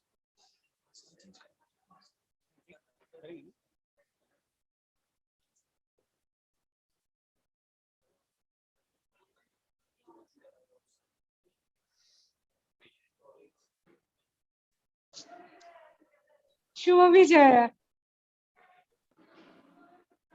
Chairpersons. We heard the chairpersons. Dr. Nivedita Pani. Respected chairpersons, here's Dr. Madam is also there, Dr. Sujata Madam.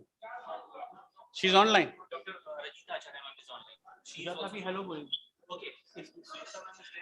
Sujata Madam, you're online? Yes, I am. So wonderful. It's an excellent occasion where I have 3 distinguished ladies chairing the session, paying their respects to Professor Satyanand Pramanik. To begin with, let me first point out the deficits in the presentation. Here, all the eminent teachers have been doing research I have been able only to search. I have not gone to the research phase, not being a teacher or an academician. But then to think about the future and speak regarding the future anticipated developments. I always say anticipated developments because Professor Bhatia a little while earlier has enumerated the numerous methods in which the electronics is coming into the field of medical care in every branch. And during the course of my presentation, I will be also touching on these certain things which he has already mentioned. And I'm sure those of you who are going to do it in the future, that means 8 years from now, actively doing it, they will be also developing all these modern gadgetry which are going to assist effectively, mind you, assist effectively in the course of rendering anesthesia and pain care.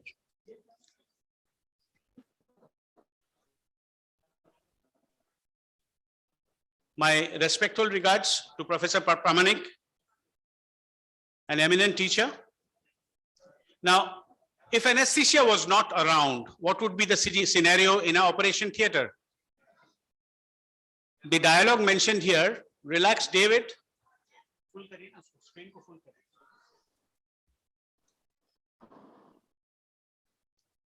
Would be, relax David, it's just a small surgery, don't panic. And the patient would say, I am not David. And the surgeon would correct him, I am David, I know it. Now with the advent of anesthesia and expert methodology that you practice, this stage has been totally overcome. And nowadays, patient get a totally painless experience in their surgical treatment.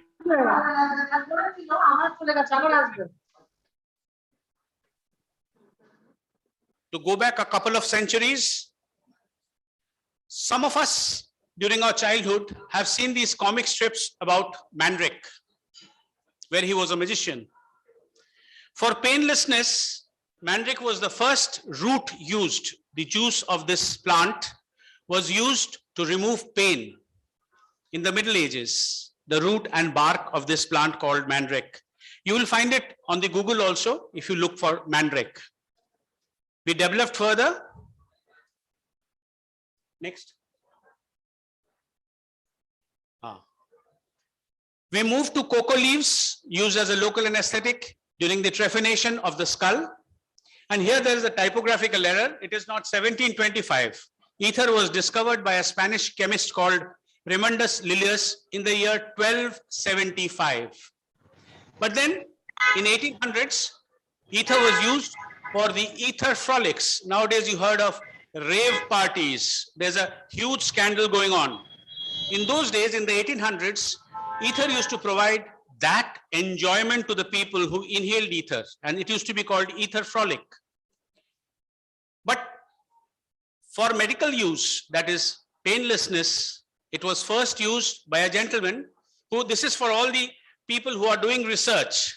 This gentleman made a vital mistake of not recording his experience, and he was Crawford Long. In the year 1842, he first used ether for creating painless surgery. But then subsequently, the day we celebrate as World Ether Day or World Anesthesia Day, there was William Morton used it on a dental surgery case and became widely known as the founder or discoverer of the painlessness of ether. Since then, a lot of progress has occurred in anesthesia. Due to what? The introduction of advanced airway adjuncts, which we heard this morning, Dr. Diwatia mentioning, due to labor analgesia, which Dr. Jadon touched a little bit, patient-controlled analgesia, fiber optics, the fiber optic, laryngoscope, bronchoscope, whatever we use, and then the monitoring devices to assess the degree of anesthesia with bispectral index. Then we had evolvement of workstations, which has changed the total Boyle's machine concept that we grew up with. We have now had simulators for teaching. We have also had robotic surgeries coming into the field. But then another new thing has been introduced, and that is medical nanotechnology. What does it involve? It involves structures of 1 to several hundred nanometers in size. The functionalities can be added to nanomaterials by interfacing them with biological molecules. Some of you might be aware, almost all of the younger generation must be aware of this. What are medical nanorobots? Once injected, these nanorobots could freely float inside the body, detecting and attaching to very specific receptors. For example, the gamma aminobutyric acid, opioid, and neuromuscular junction receptors. It is a highly focused precision task that will be performed by these nanorobots. The desirable characteristics of a nanorobot are an optimal size of 0.5 to 3 millimicrons to enable passage through the capillaries, to have non-agglutinability with blood cells, and recognizability of very specific receptors only. The advantages of nanorobots. As the nanorobots are non-biological entities and do not generate any harmful activities, there shall be no side effects. What a relief. They are useful in both general as well as regional anesthesia.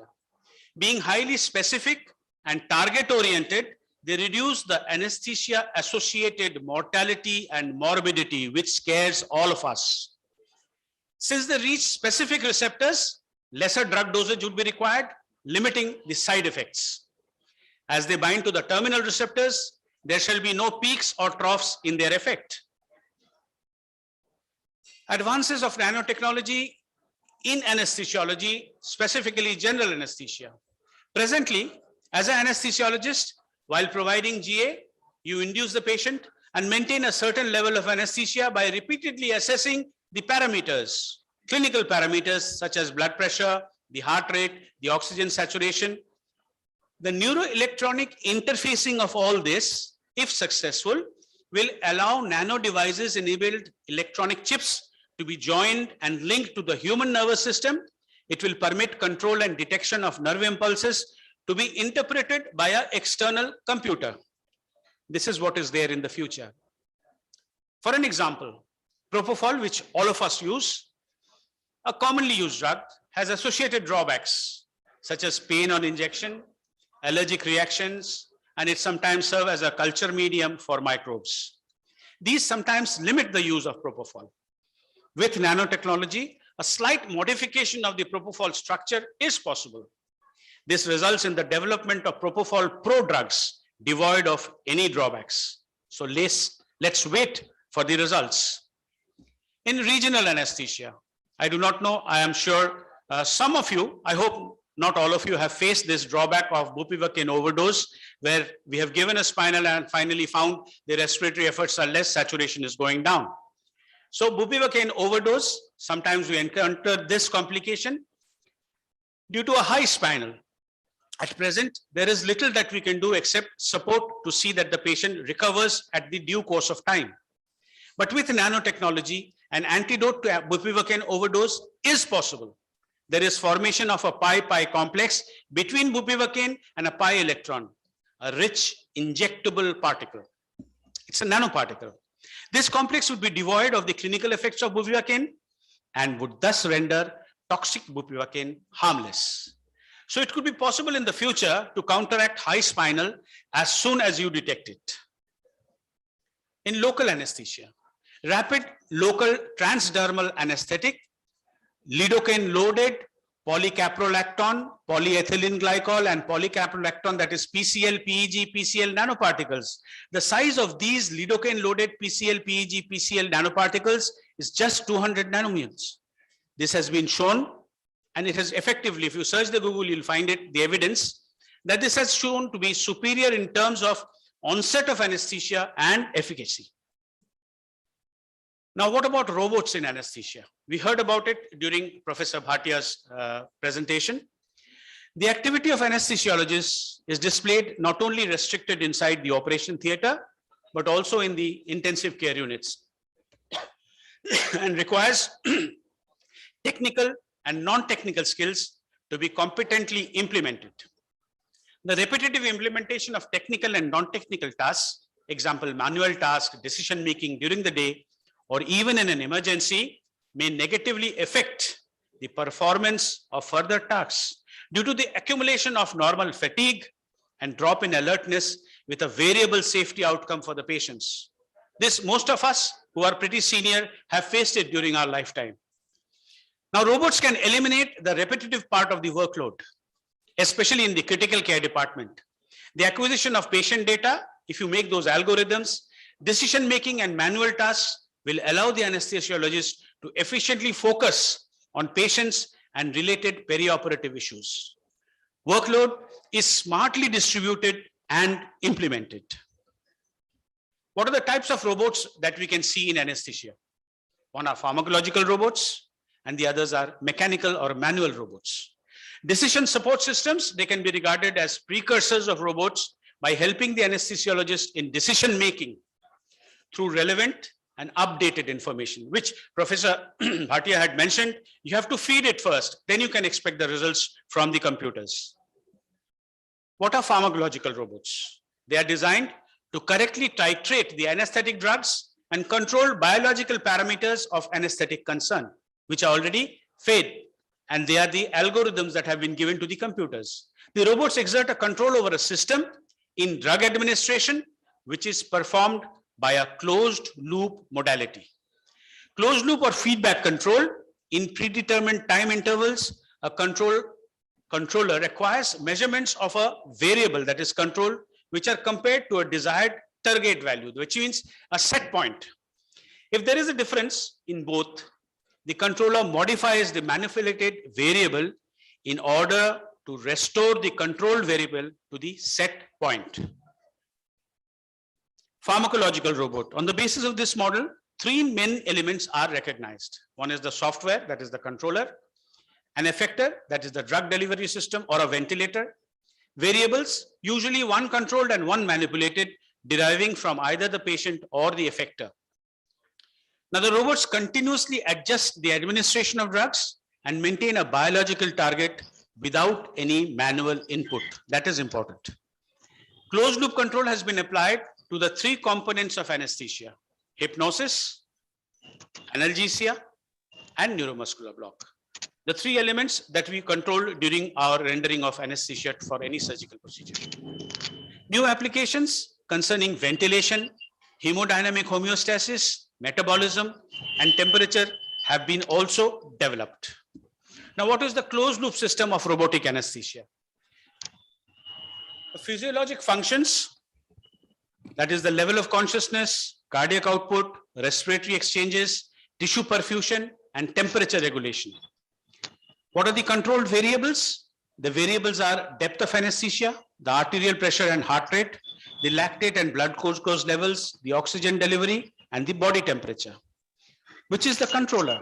Controller is the algorithms that we have already fed. The proportional integral derivative, which is in short called PID, which is rule-based, model-based.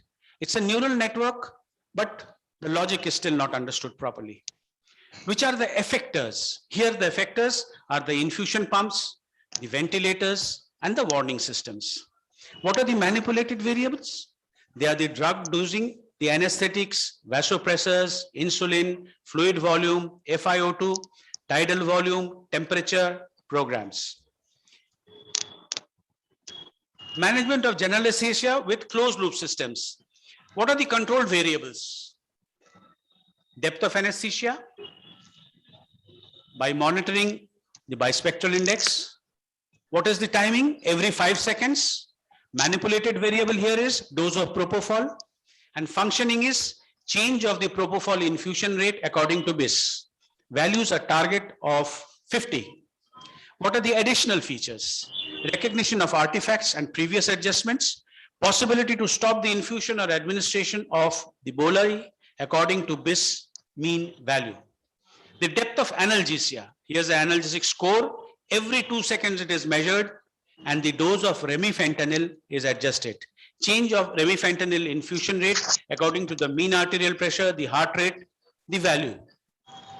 Administration of a preset minimal dose in case of hypovolemia, that is increased heart rate, lowered MAP, and vagal reaction, decreased heart rate.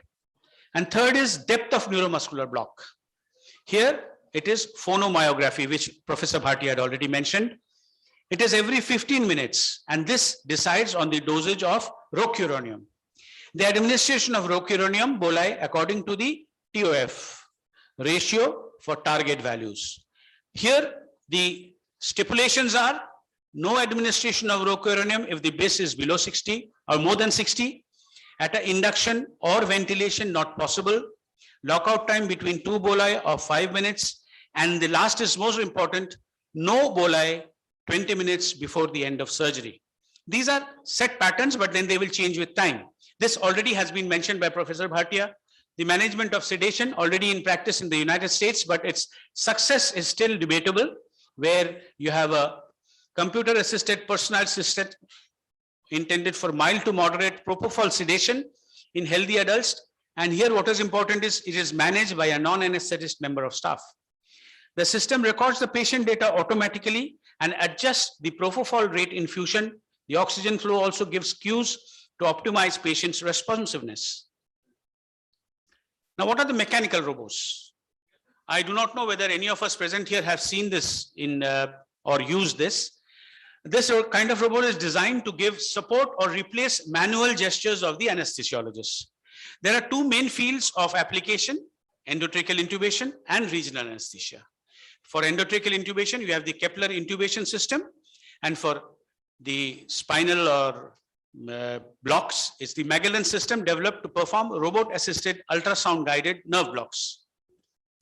Here is the basic components of Kepler intubation system, where you have an external video screen, gives a live feed, laryngoscope, and then with a video laryngoscopy, you do the machine does the intubation, the robot does the intubation. This is actually what happens with the Kepler intubation system. Now, what is the Magellan system of spinal or epidural anesthesia?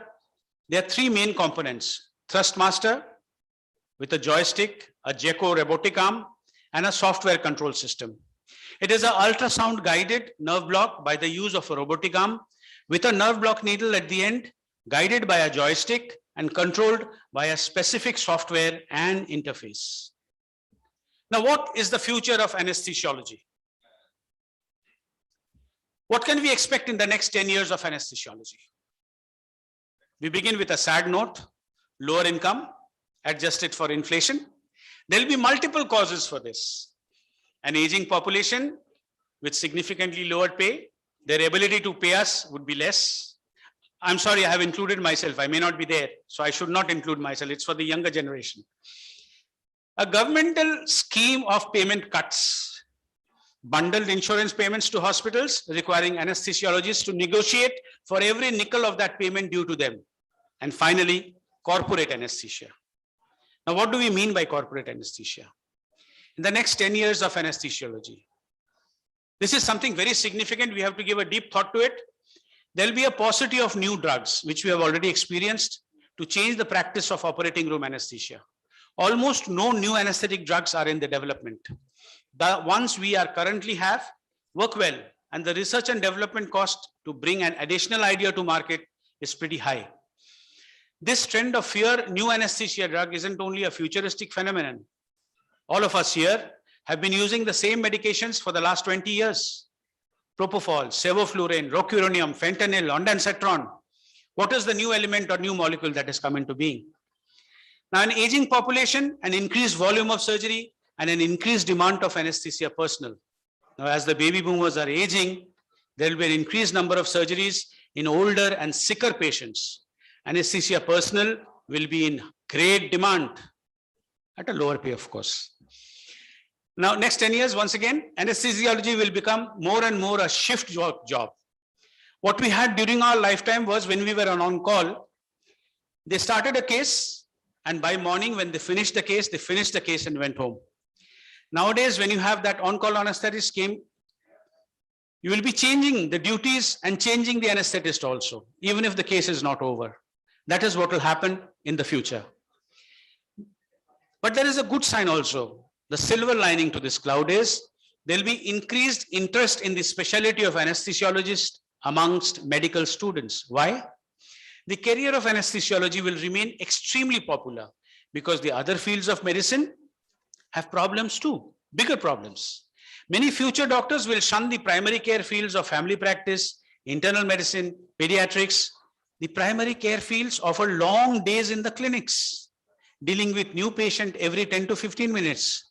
And then that low pay effect will also affect them.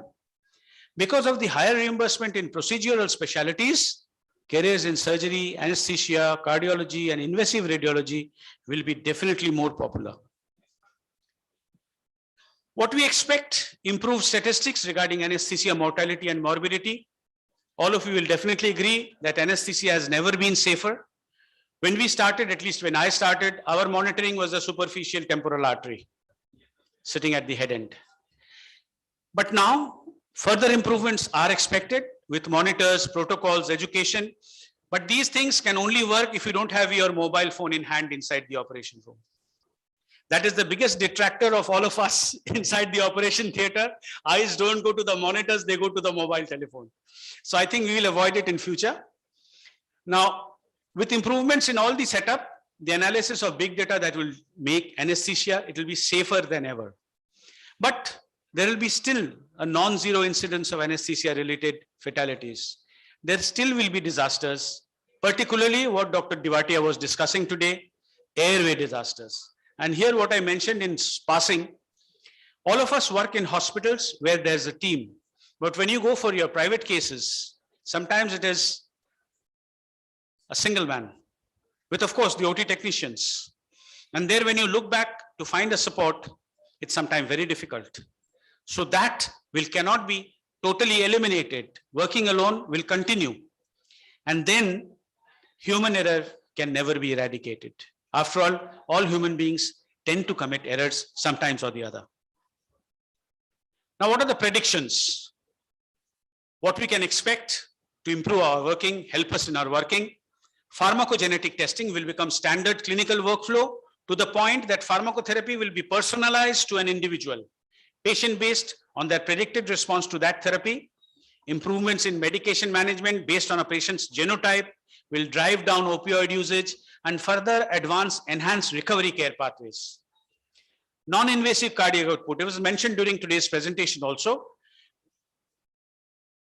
Measurement will become just another routine vital sign we incorporate into preoperative testing. Also, perioperative monitoring and PSU care.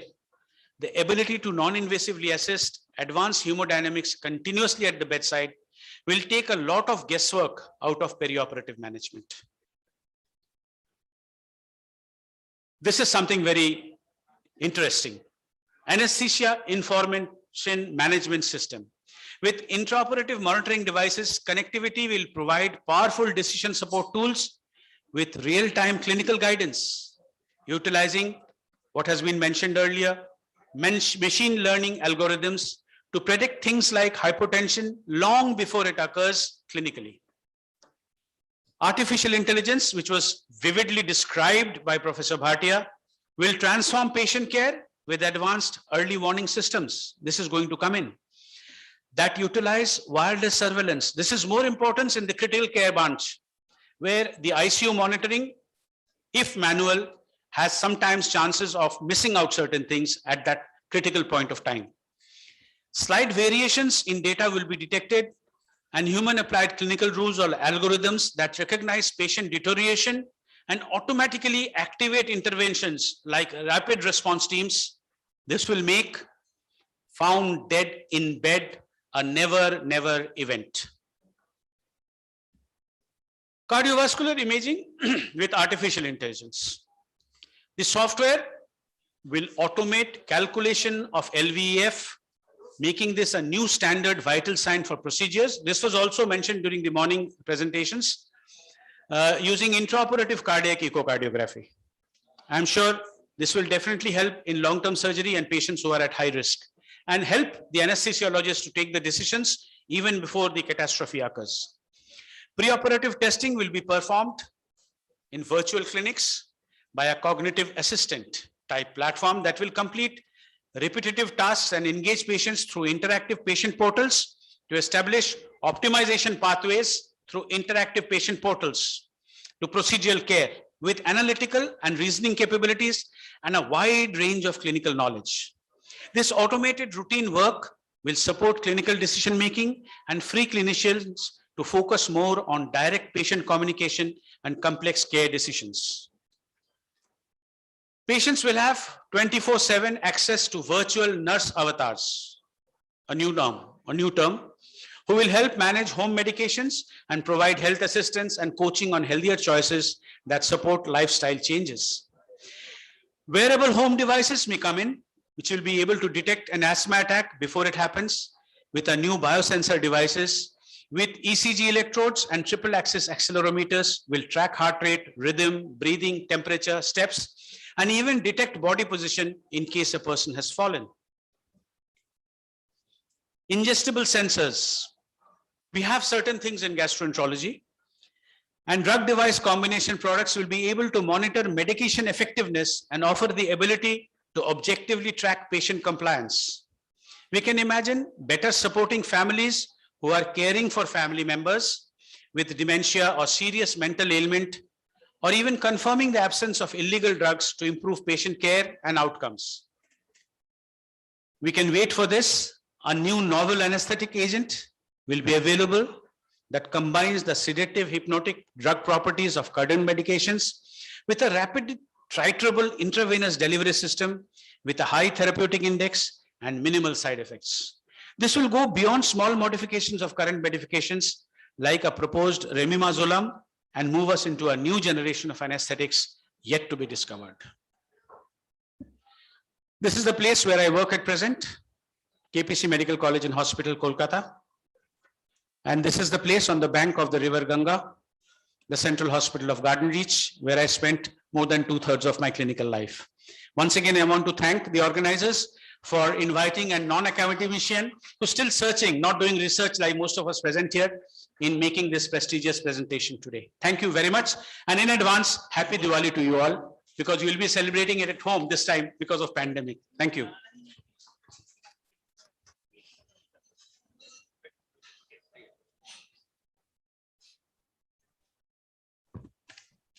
Thank you very much, sir. Wonderful oration.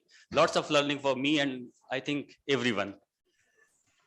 Hope this, after 10 years, when we will be giving anesthesia, we will remember your talk, sir. Aapne jo bola tha sahi hua.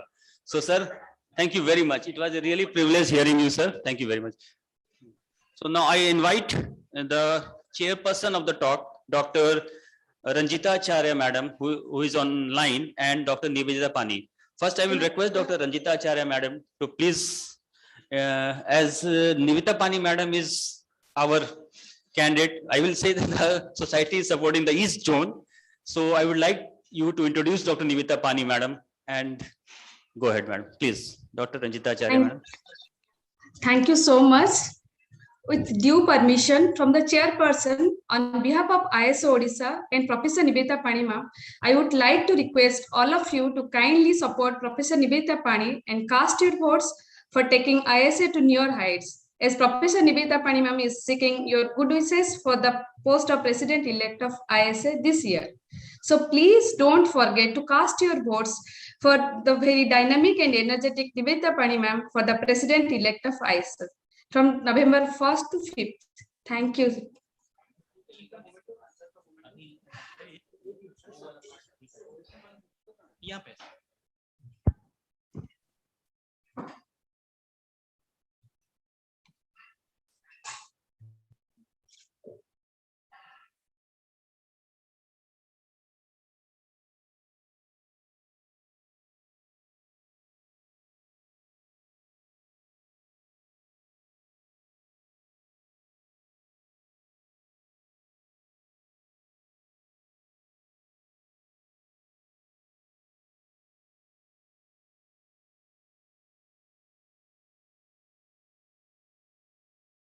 Applause for our eminent speaker.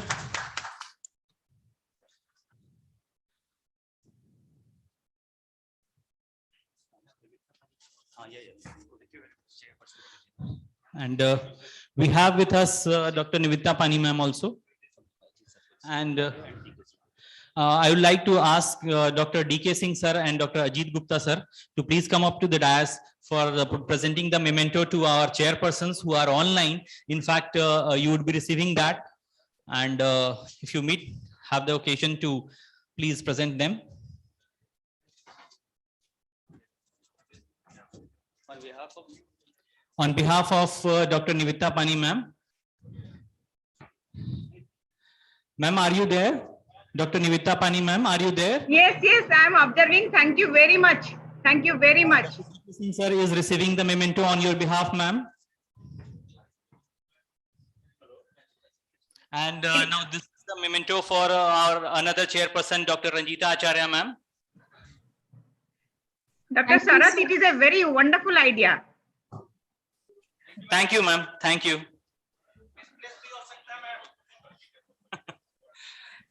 And before we proceed on for the stall inauguration, I would say that we will continue our session because the lunch is a bit delayed. So please bear with us and we will proceed on to our next session. And that important session would be addressed by Dr. Sharad Kumar sir. And he will be calling on the speaker as well as the chairpersons. Thank you, Dr. Sarath. Thank you, ma'am. Thank you very much, ma'am. Thank you. I request everybody to support me kindly. Ma'am, Bihar Jharkhand will always support you, sir. Thank you. I thank you very much. So there is a slight change in the program. Due to some unavoidable reason, we will start the lunch at 1:30. I request everyone to please stay in the hall for our next oration, that is on our legendary Dr. Kapil Dev Prasad. And the speaker is Dr. Dev Sanjay Nag. First, I would like the organizer to please display the PPT of. With the permission of the organizers, let me make a admission. The presentation that you saw, I'm still in search, not in research. This was totally done by my son, who's an oncologist in Kolkata. He found out all the things from the net, and I think he deserves your blessings. Thank you.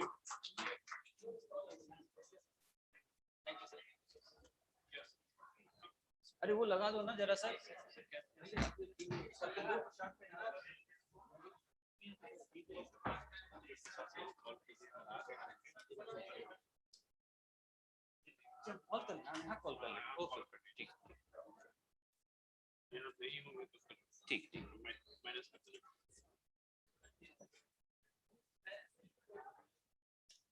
Please bear with us. The lunch stall is not ready and we are continuing our session. So please be in the hall. Be quiet.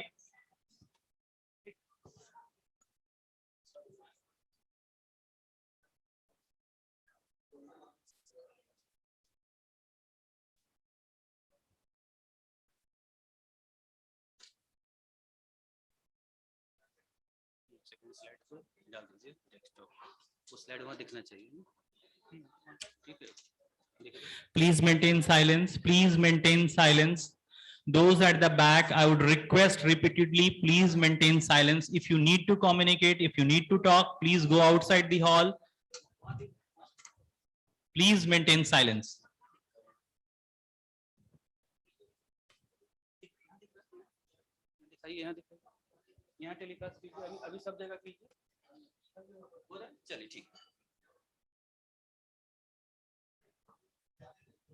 Good afternoon, everyone. So due to some reason, the lunch we will start at 1:30 and we will continue with our scientific session. So the second oration of the day is on our legendary Dr. Kapil Dev Prasad. Although Dr. Kapil Dev Prasad sir doesn't need any introduction, but I would like to inform you that he was born at Bhagalpur on 6th October 1993. He did his MBBS, DA and MD from PMCH in the year 1995, 96 and 67 respectively. He was the professor and head of PMCH from 1982 to 1991. He served the ISA as treasurer ISA National from 1973 to 1979. He was the first president of ISA Bihar in the year 1988 and the treasurer Patna City branch.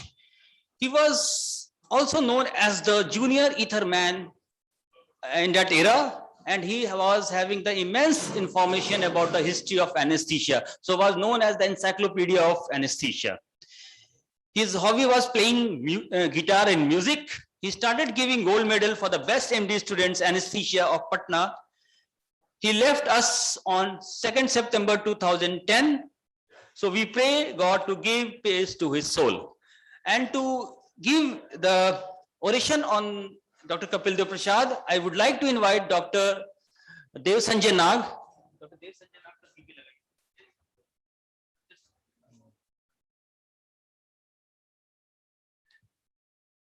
and before that, I would like to invite the chairperson of this session, Dr. Arjun Prasad, Dr. Mahesh Prasad, and Dr. B.K. Kashyap on the stage.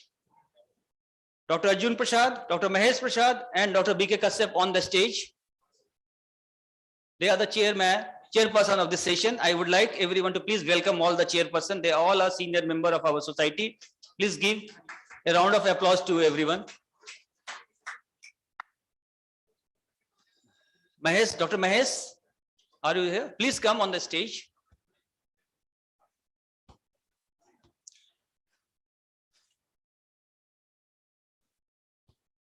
Now coming to the person who is going to give oration, Dr. Dev Sanjay Nag, very good friend of mine. We work together at Tata Main Hospital. He is senior consultant at Tata Main Hospital, Jamshedpur. He is a life member of ISA, immediate past president of ISA Bihar and Jharkhand, organizing secretary.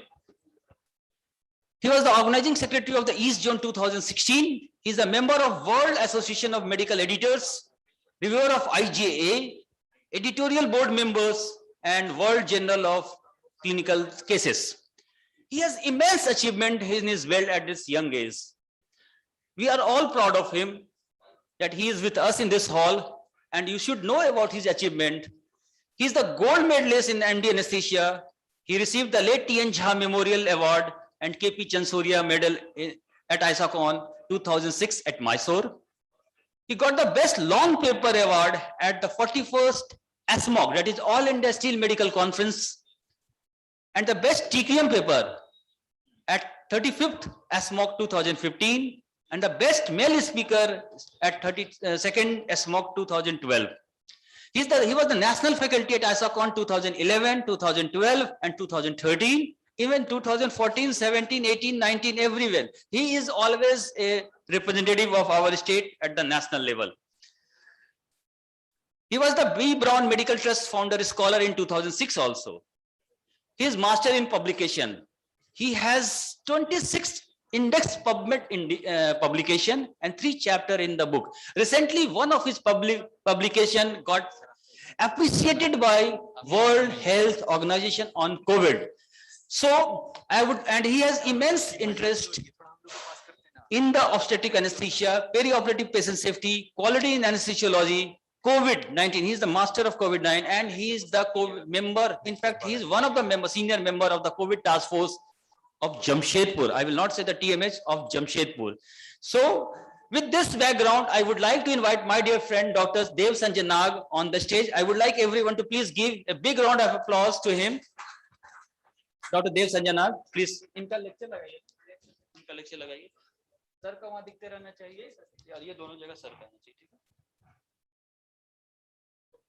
So, Dr. Chairperson, please. Yeah.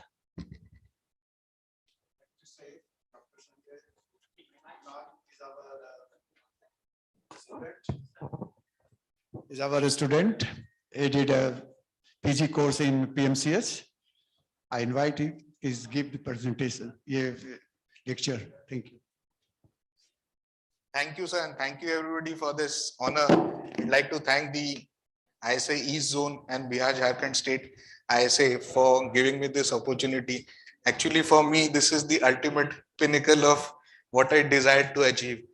Presenting the Dr. Kapil Dev Prasad Memorial Oration. I think anybody who has passed out of Patna Medical College cannot ask for anything more. So thank you everybody, sir, in front of my teachers. That is the best part, I think. I'll now go to the presentation straight away.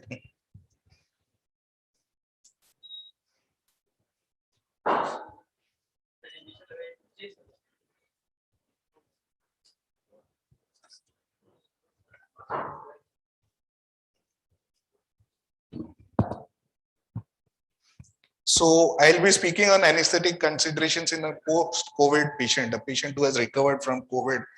So last 1.5 to 2 years, COVID is the thing we have been talking of. We all know that it is one of the coronaviruses is one of the second most common causes of viral causes of common cold. And this small virus particle has actually created havoc across the world. And there have been certain emerging respiratory infections, but culminating in COVID, what we have seen over the last 1.5 years, I think it has changed the way we live. So obviously, as anesthesiology practitioners, COVID has impacted the way we practice. And if we look at the seropositivity in the country, if we discount for the vaccination part, 75–80% seropositivity after COVID means either symptomatically or asymptomatically, all of us have some point of the time had a contact with the virus and possibly the implications of its infection. So worldwide, we have already seen the 3 waves. But fortunately for the healthcare measures, even like in a developing country like India, we think that we will possibly get away with 2 waves only. So thanks to all the healthcare practitioners in our country in guiding our COVID response and taking this forward. So there have been the Spanish flu, exactly we know 1.5 years ago. There have been certain things we did not learn then. Healthcare system preparedness, we have seen the most progressive countries struggling, whereas developing countries like India did reasonably well, I would say. So we all know COVID is a respiratory infection. What happens is in a mild infection, there is infection in the alveoli, there is some diffusion into the alveoli and the patient gets away with mild. But in some, the alveoli gets moderately inflamed and there are moderate symptoms. And in some, there is extensive lung damage and then the havoc breaks through. So people who have had COVID, they have all these implications. And we have all heard that TB is the master masquerader. But what we have seen is that COVID actually involves all the organ systems we can think of. It is not only it starts with a pulmonary infection, but it's right from your eyes to lungs to skin, the kidneys, the liver, the brain, the GI system, every system gets impacted. Now we have sufficient evidence that all these systems are slowly getting impacted and more literature is coming out of it. So to start off with, I'll start with the pulmonary sequelae. And what I'd like to stress is majority part of my presentation will actually be on the physiological implications in a post-COVID patient. As anesthesiologists, we all know, if we are able to understand the physiology of a disease process, we will be well equipped to deal with it when we manage it perioperatively. So the majority focus of my presentation will be on the explaining to you the physiology and the changes it causes so that you can tackle the disease process well when you are managing in the perioperative period. So we know that dyspnea has been seen in 42 to 66% of the patients 60 to 100 days after follow-up. So a large majority will continue to have dyspnea. Fibrotic lung changes are observed in 25 to 65% in moderate to severe disease. And the need for supplemental oxygen CPAP support is roughly around 6 to 7% of the patients continue to need that. So we will be facing patients with challenges there because there will be decreased diffusion capacity in the lung. And in hospitalized COVID survivors, the respiratory pulmonary physiology at 3 and 6 months have been noted. So we must be careful while handling these patients. Now, how does this happen? The basic pathophysiology is there are viral dependent mechanisms and viral independent mechanisms, the inflammatory mediators, which are actually causing these lung damage.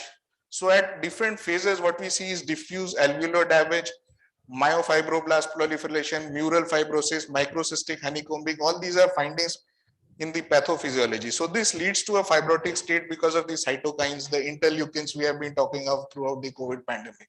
And that is why there are chances of bacterial contamination in these damaged lungs, and pulmonary vascular microthrombosis can actually lead to other complications later on. So what the British Thoracic Association Society has suggested is patients who are actually in the ward with severe pneumonia or in the ICU, so they need a follow-up at 4 to 6 weeks by a doctor assessment, and based upon the chest X-ray findings, further follow-up has to happen. And coming next to the patients who are actually cared at in a community or didn't have very severe disease, they can be discharged, but they need a follow-up at 12 weeks to assess the status of their patients. This is irrespective whether the patient is undergoing a surgery subsequently or not. So all of us anesthesiologists have been providing care to all these patients. So we need to know this. So continuing with the pulmonary sequelae, please do consider these patients because they will be on steroids, some of them at least. Subset of patients with COVID, post-COVID inflammatory lung diseases, the survivors who have organizing pneumonia at 6 weeks. Patients, many of them have undergone lung transplantation, although I'll not go into that detail, but these can be the operative considerations. Many of them are actually on the antifibrotic therapies. The pirfenidone is one of the commonest one which we have been using. And there have been studies coming out which says that if you are able to, patients with lung fibrosis, cover them with pirfenidone during the perioperative period, the chances of post-operative respiratory complications are less. This is a Japanese study which had come out on idiopathic lung fibrosis, but it can be correlated with what we see in COVID. So venous thromboembolism is seen in less than 5%, but it is a significant risk load what we are seeing. And 2.5% of the patients have thrombosis at 30-day follow-up. So it's a long period after the recovery. And this can lead to segmental pulmonary embolism, intracranial thrombosis, and other thrombotic complications. The mean duration at which it happens, it has been seen in a study, is 23 days. So COVID associated coagulopathy is actually a hyperinflammatory and hypercoagulable state, unlike DIC, which is a consumption coagulopathy. So 20 to 30% of the thrombotic rather than the bleeding complications are actually happening there. The mechanisms are many, like endothelial injury, complement activation, and host of others. The risk of thrombotic complications have to be considered very, very carefully in such patients post-operatively. Management, obviously, we know we have been covering these patients with thromboprophylaxis, and elevated D-dimers and comorbidities such as immobility or malignancies are things we should be looking for in these patients. So many of these patients would be on anticoagulants. Most commonly, we are using the oral anticoagulants like apixaban. And that is why we need to understand their mechanism of action, the dosage the person is on, and how we need to refine. So I'll actually go into that detail subsequently. But the role of antiplatelet agents, although it has been recommended by certain agencies, but it is not yet clearly defined. Most studies are coming out of it. And physical activity and ambulation is a must if it is feasible. Now coming to the cardiovascular sequelae. See, we have heard a lot of cases, people just dropping dead after recovery from COVID. So we will see what cardiovascular implications are caused by the COVID virus. Chest pain is common in as much as 20% of the COVID survivors at 60-day follow-up. And palpitations can happen in 9% and chest pain can happen in 5% at 6 months follow-up. So the extended period post-COVID, these complications have been observed. The incidence of stress myocardiopathy in the society has actually increased from 1.5 to 1.8% to over 7%, yeah, close to 8% now when COVID is with us. So MRI imaging of the heart actually shows myocardial inflammation in as much as 60%.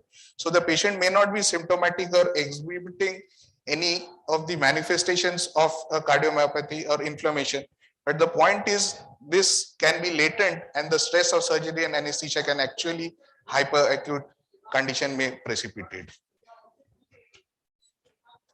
So the mechanism also, I'll just touch on it. It can be a direct viral invasion of the cardiac cells, and due to the downregulation of the AC inhibitors, we all know that the virus attaches to the AC receptors, and that is how the infection flares up, and the immunological and inflammatory damage to the myocardium. So what happens is these patients have a reduced cardiac reserve and they may be having corticosteroids used and dysregulation of the renin-angiotensin-aldosterone system. So myocardial fibrosis or scarring and the resultant cardiomyopathy can actually make these patients to be more prone to reentrant arrhythmias because there can be heightened catecholamine response and other aberrant pathways created by the fibrosis. And autonomic dysfunction is also one of the common findings what we see in these post-COVID patients. So what we should do is we should have serial clinical and imaging evaluation with ECG and echo for up to 4 to 12 weeks. But there is no evidence to show that there should be any advanced cardiac imaging. And the recommendation for competitive athletes with cardiovascular complications is abstinence from aerobic activity for 3 to 6 months. Actually, this is an indicator because like sportsmen also undergoes a lot of stress. The perioperative period is also something similar. So if we are advising them to be away from active sporting activities for 3 to 6 months, this should be one of the considerations, but the exact recommendation I'll come to subsequently. Now, RAS inhibitors, it has been seen that earlier it was thought that it should be stopped, but it actually shows that it is safe to be continued in those with stable cardiovascular system. The ventricular dysfunction should actually be guided by the goal-directed, guidance-directed medical therapy and should be optimized preferably by a cardiologist. Patients with postural or orthostatic tachycardia and inappropriate sinus tachycardia, they may actually benefit from low-dose beta blockers, and attention should be to the antiarrhythmic drugs like amiodarone. So they are known to cause pulmonary changes. So that is why we should be very careful because that would be double the impact on that patient. So now coming to the neuropsychiatric sequelae, post-viral syndrome, what happens is there is chronic malaise. We all know the post-COVID syndromes cause chronic malaise, diffuse myalgia, depression, non-restorative sleep. And what happens is we know that post-operative cognitive dysfunction is a known entity. So pre-operatively, while assessing these patients, these are actually some key things we should identify and know that these patients are more prone to develop this. So what the mind doesn't know, the eyes cannot see. So the entire journey of taking you to the physiologic damage is actually to point to what you should be looking for while you are examining a post-COVID patient for an elective surgery. And headache again is seen as 38% after 6 weeks. So suddenly if a mother after a cesarean develops a headache, it may not be only PDPH. There might be some other causes also. So please keep that in mind. Now, similar to other critical illnesses, the patients are also prone to developing ischemic and hemorrhagic stroke. If they have been critical, there can be hypoxic anoxic damage. Posterior reversible encephalopathy syndrome is a known entity in these patients, and acute disseminated myelitis is also known. And this may lead to lingering or permanent neurological deficits. So what happens is the COVID damages your lung. What we think is regional anesthesia is the preferred mode of anesthesia in such patients. So what I would suggest is do a good neurological assessment of these patients before you give a spinal or before you give a block. So that what happens is if subsequently the patient develops any impact, say which may be pre-existing because of COVID, so you'll be able to understand better and legally also you'll be more safe. Coming to the renal sequelae, what happens is 5% of all hospitalized patients have AKI and 20 to 31% of the critical patients do develop AKI during a COVID, which continues. So what happens is 35% of the patients have a reduction in eGFR and 13% of the patients develop a new onset of decreased eGFR. So people who have had COVID come out of the hospital, but subsequently after recovery, they can actually have a reduction on the eGFR. The rates of renal recovery and reported to be as high as 84% in the survivors.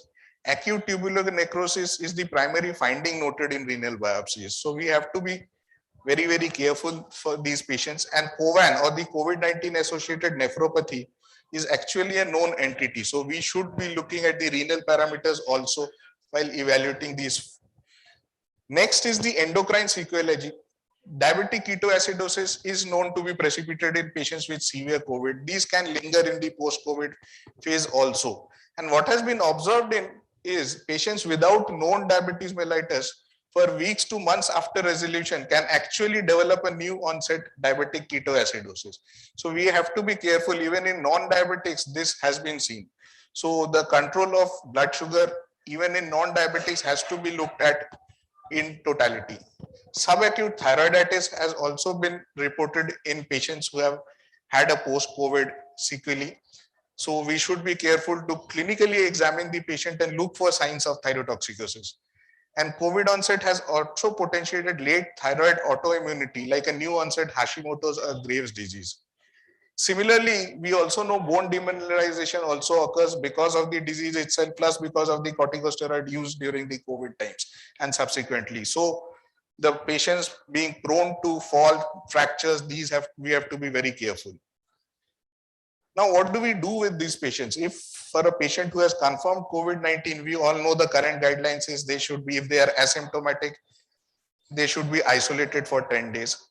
And after 10 days, what happens if they are asymptomatic for last 24 hours and are not showing symptoms, then they are considered to be safe.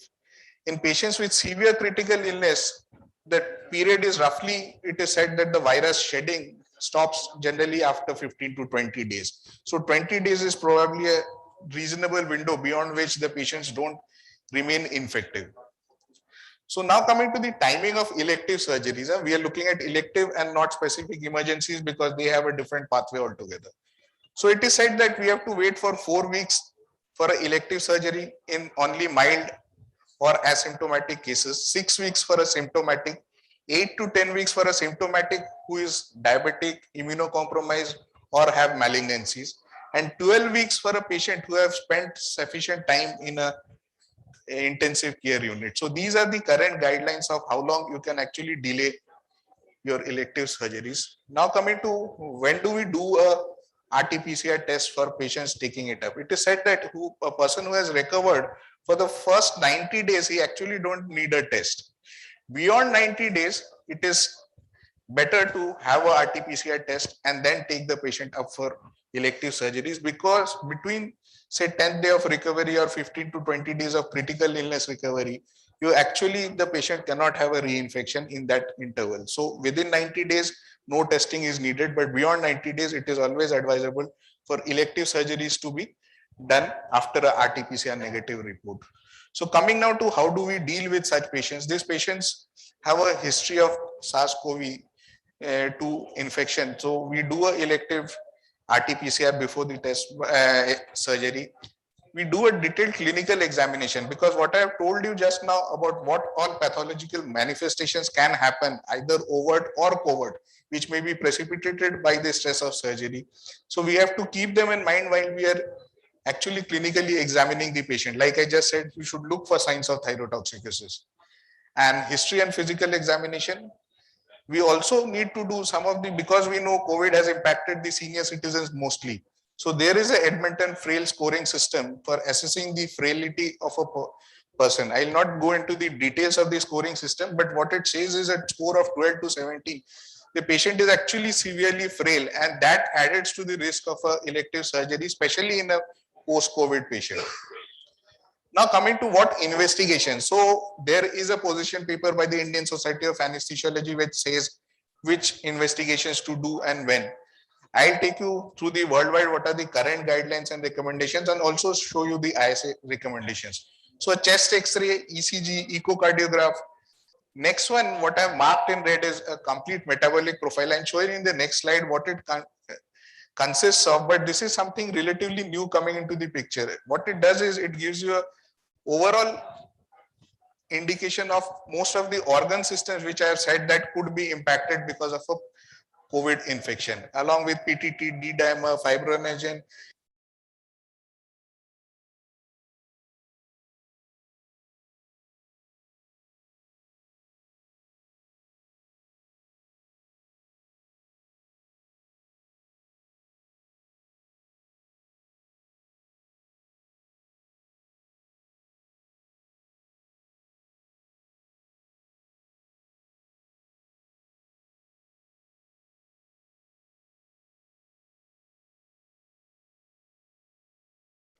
Test which will actually give you the indications of all the organ systems which I have talked of. But one very clinically important one is the 6-minute walk test, and the distance you are able to cover, there is a already equation there, and it will give you an indication of the capacity of that patient.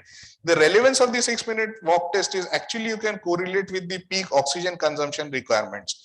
And we all know the peak oxygen consumption requirements can actually give us an indication of the status of the heart. So a mere simple 6-minute walk test will give you a good insight into the cardiac status. This is the testing requirement from the guidelines from the Indian Society of Anesthesiology. The one difference which I find here is there is recommendation for I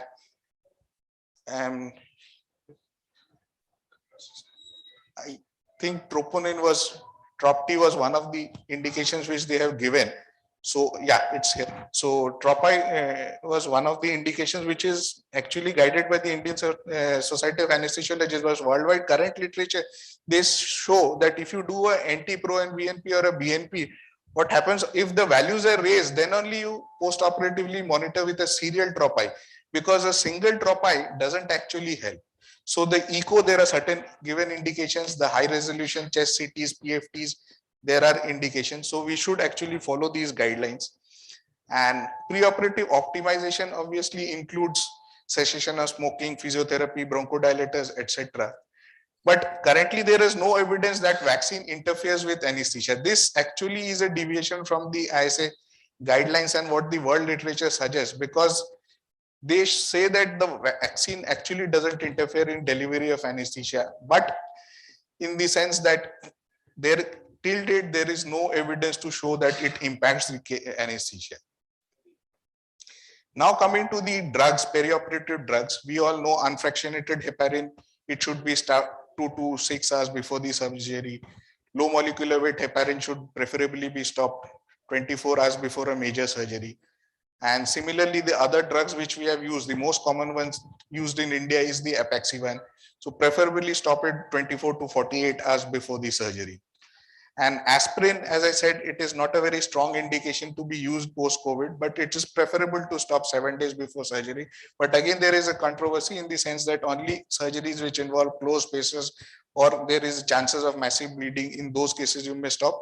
But these are just guidelines. The risk-benefit ratio has to be done for all the patients. ASRA has actually given the recommendations when to stop each of the anticoagulants before the surgery. They are available there. It's too small in text, but it is just to indicate that you can take your references from here and follow those guidelines. And intraoperative steroids, patients who are continuing with steroids because they have been started during the COVID. So for major surgeries, if they are on steroids or have taken steroids for a prolonged duration, hydrocortisone intravenously at induction and follow it up with 200 milligrams over the next 24 hours. And post-operatively, obviously, depending upon whether it is a major surgery or the body surface surgery, you can take it up. Intraoperative, the theory is basically same, whether it's a post-COVID patient or otherwise. Preoperative anxiolysis, regional anesthesia, as I just said, is preferred. Oxygenation, because we all saw the lung is severely damaged and there will be residual impact. Heat and HME filters are actually relevant because when the lungs are damaged, we should preferably use the HME filters. We can, because of the cardiac instability, we can use etomidate over propofol, vicuronium, cisatracurium can be used, especially drugs which actually don't need the kidneys for excretion. We can use a rapid sequence induction because we know the respiratory compromise is there. For maintenance, there is no difference. Air oxygen mixture with sevoflurane, isoflurane, or desflurane can be used.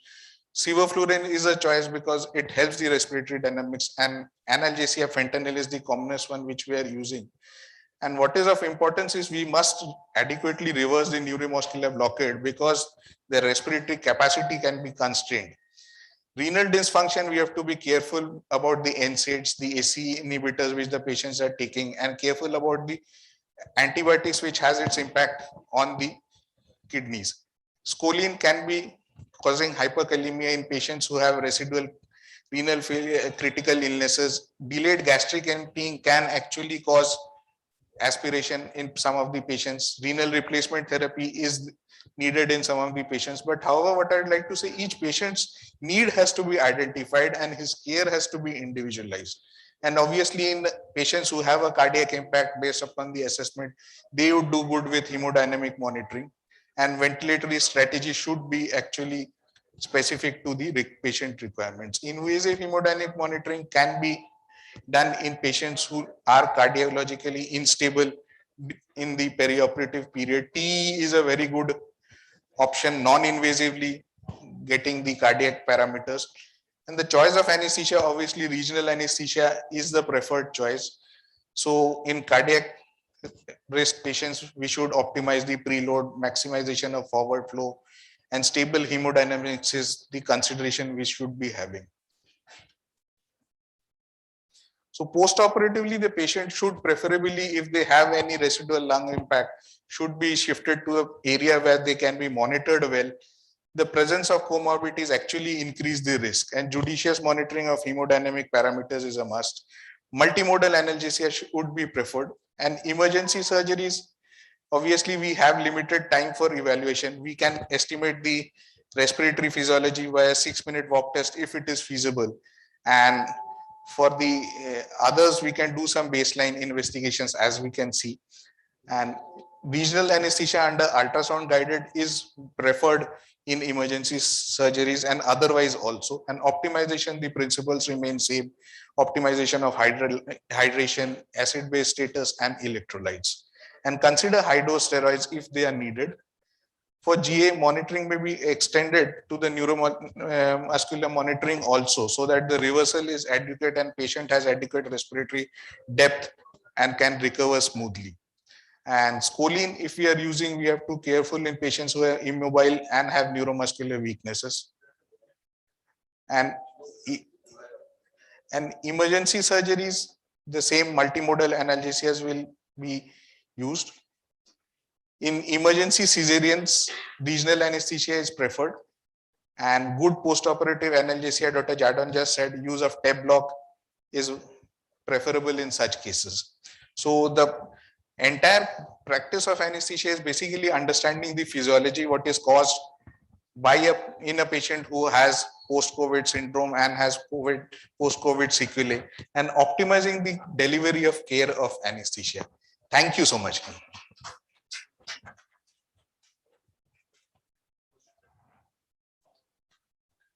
Sanjay Nath is presented a very nice paper. I congratulate him. Very nice. Thank you.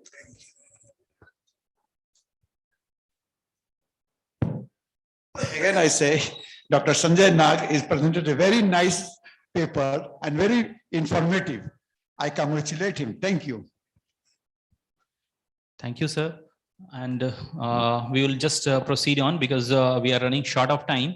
So we'll just proceed on for felicitation of our chairpersons and the eminent speaker, Dr. Dev Sanjay Nag, sir. In fact, it was not judicious asking you to run so fast with so detailed and good talk. But then again, I was bound to do that. Sorry, sir. And please go ahead, sir.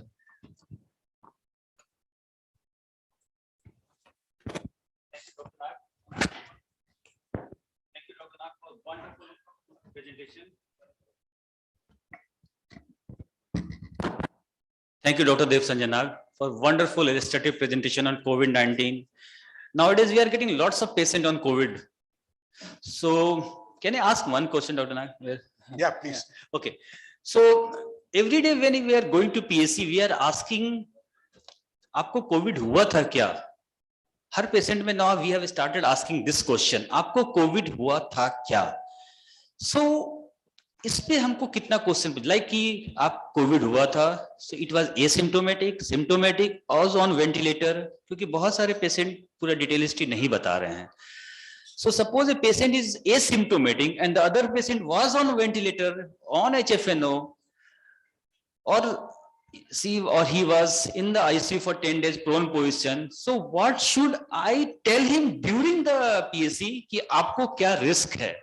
So because risk is very much in these patients, because some patients are very prone, they can have lots of respiratory problems. So what should I tell them?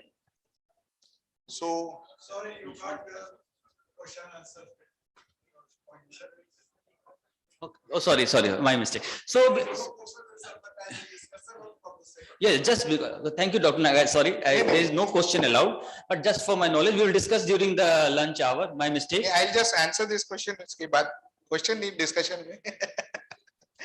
Because for everybody, the role here is patient ko पूछना है COVID हुआ था या नहीं.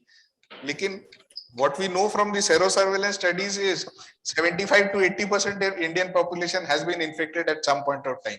So the point here is you have to assess the cardiorespiratory reserve of that patient. So that is more indicated, and the cardiorespiratory decrease in cardiorespiratory reserve, that will guide your prognostication and tell you. Say a simple test like a 6-minute walk test simple test like a breath holding test. These will give you an indication of the risk involved, and obviously appropriate testing would be needed based upon that. So that itself is the risk prognostication part of it. Thank you, Dr. Nag. Actually, we all are running short of time. So to give the memento, I would like to invite our BGSA President, Dr. Braj Kishore Prasad sir on the stage, Dr. Ajit Kumar sir from Ranchi, Dr. Ajit sir, our past National Vice President. Ajit sir, please come on the dais. And Dr. Bijay Kumar Gupta sir, National Vice President. Ajit sir, Dr. Vatsayan sir, please come on the stage sir. Dr. Vatsayan sir. हाँ, past treasurer ISA Bihar Jharkhand. Sorry, past president ISA Bihar and Jharkhand. I request all the dignitaries to come on the dais to give the most prestigious Kapil Dev Prasad Oration Award to Dr. Dev Sanjay Nag, the speaker of the day.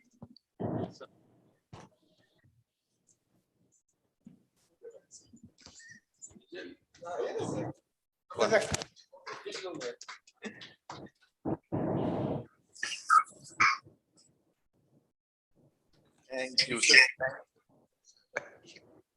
Thank you, sir. Thank you, sir. Now I request Dr. Raghavendra sir and Vijendra sir to come on the stage to give the mementos to our chairpersons. Dr. Raghavendra sir, Dr. Vijendra sir. आप भी side में आ जाओ. अच्छा, अच्छा. Gupta sir क्या पीछे था? आपका भी नाम आया. तो फोटो में नहीं आना चाहता. बात करते हैं. देखो, नहीं चलेगा जी. बात नहीं कर सकते. Thank you. Now I invite Dr. Vijendra sir and Dr. Raghavendra sir. Dr. Raghavendra sir, please stay on the stage to give the memento to all the chairpersons. Chairpersons को देना है सर. विजेंद्र सर, आप stage पे हैं? नहीं है? तो I request Dr. Ajit Gupta sir, please come on the stage. Nice. Thank you so much, sir.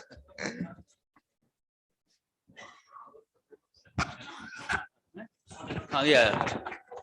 Dr. Jagannath Prasad sir.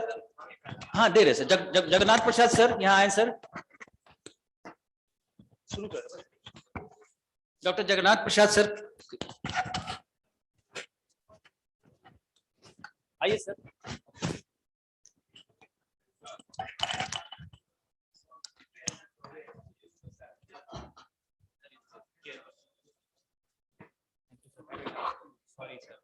Sir इधर देख लीजिए.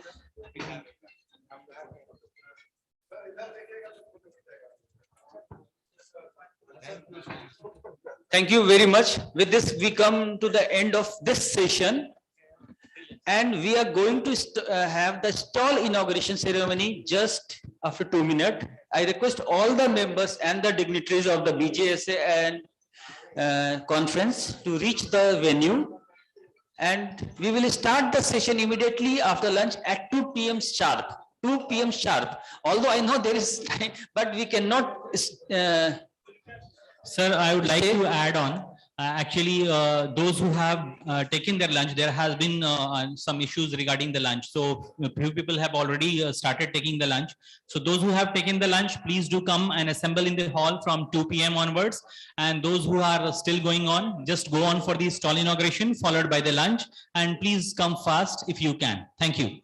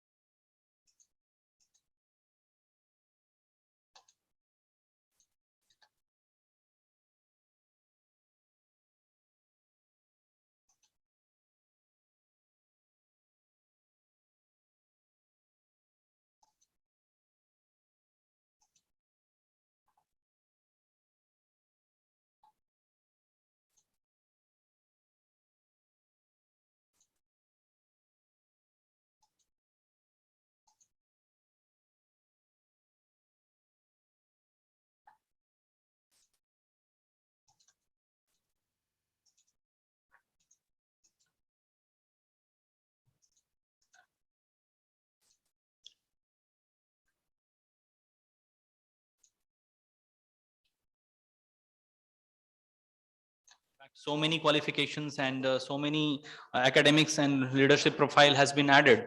So I'll just brief it in short that he has done his MBBS from Coimbatore, Medical College Coimbatore, and MD in anesthesia in June 93 as from PGI Chandigarh. Then he did his DNB in 1993. Sir is basically an Australian and now in Australia and New Zealand College of Anaesthetists. He is over there. And he has been in the Queensland Formal Project Officer for Anesthetic Trainees from 2004 to 2008 and has led principal investigator for major ANJCA sponsored multi-center trials. And he is also the convener Princess to Alexander Anesthesia Conference. And in Australia and New Zealand College of Anaesthetists, he is a member of the Hospital Accreditation Committee for the training. He is also an examiner of Part 2 FNZCA, that is the Australian and New Zealand College of Anaesthetists Forum, 2005 to 2017. He was there as an examiner, and he has been invited as an external examiner for National University of Singapore as well, and has received peer-reviewed Princess Alexander Hospital Private Practitioner Research Fund. So welcome, sir.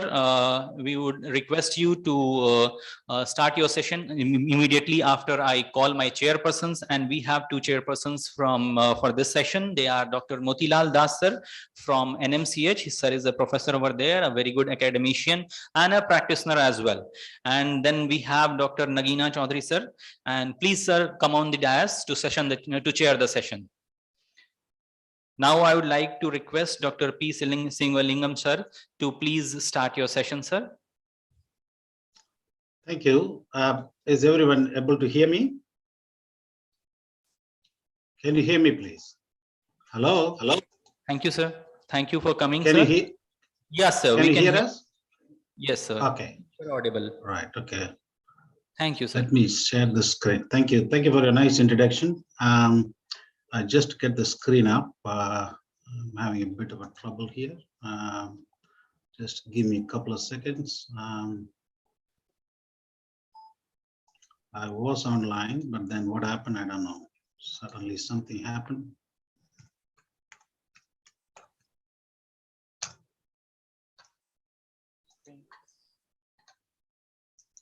Try to reconnect, sir, if you are having any glitches. Yeah, just give me a couple of seconds.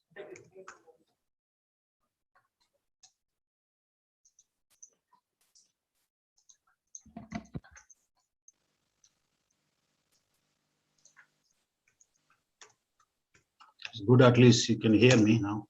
That's good.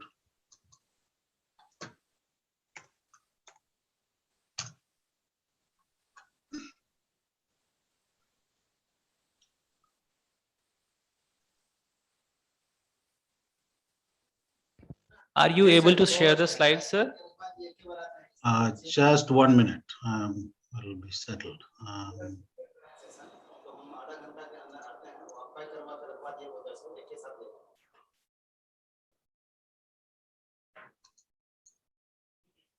Just give me a couple of minutes.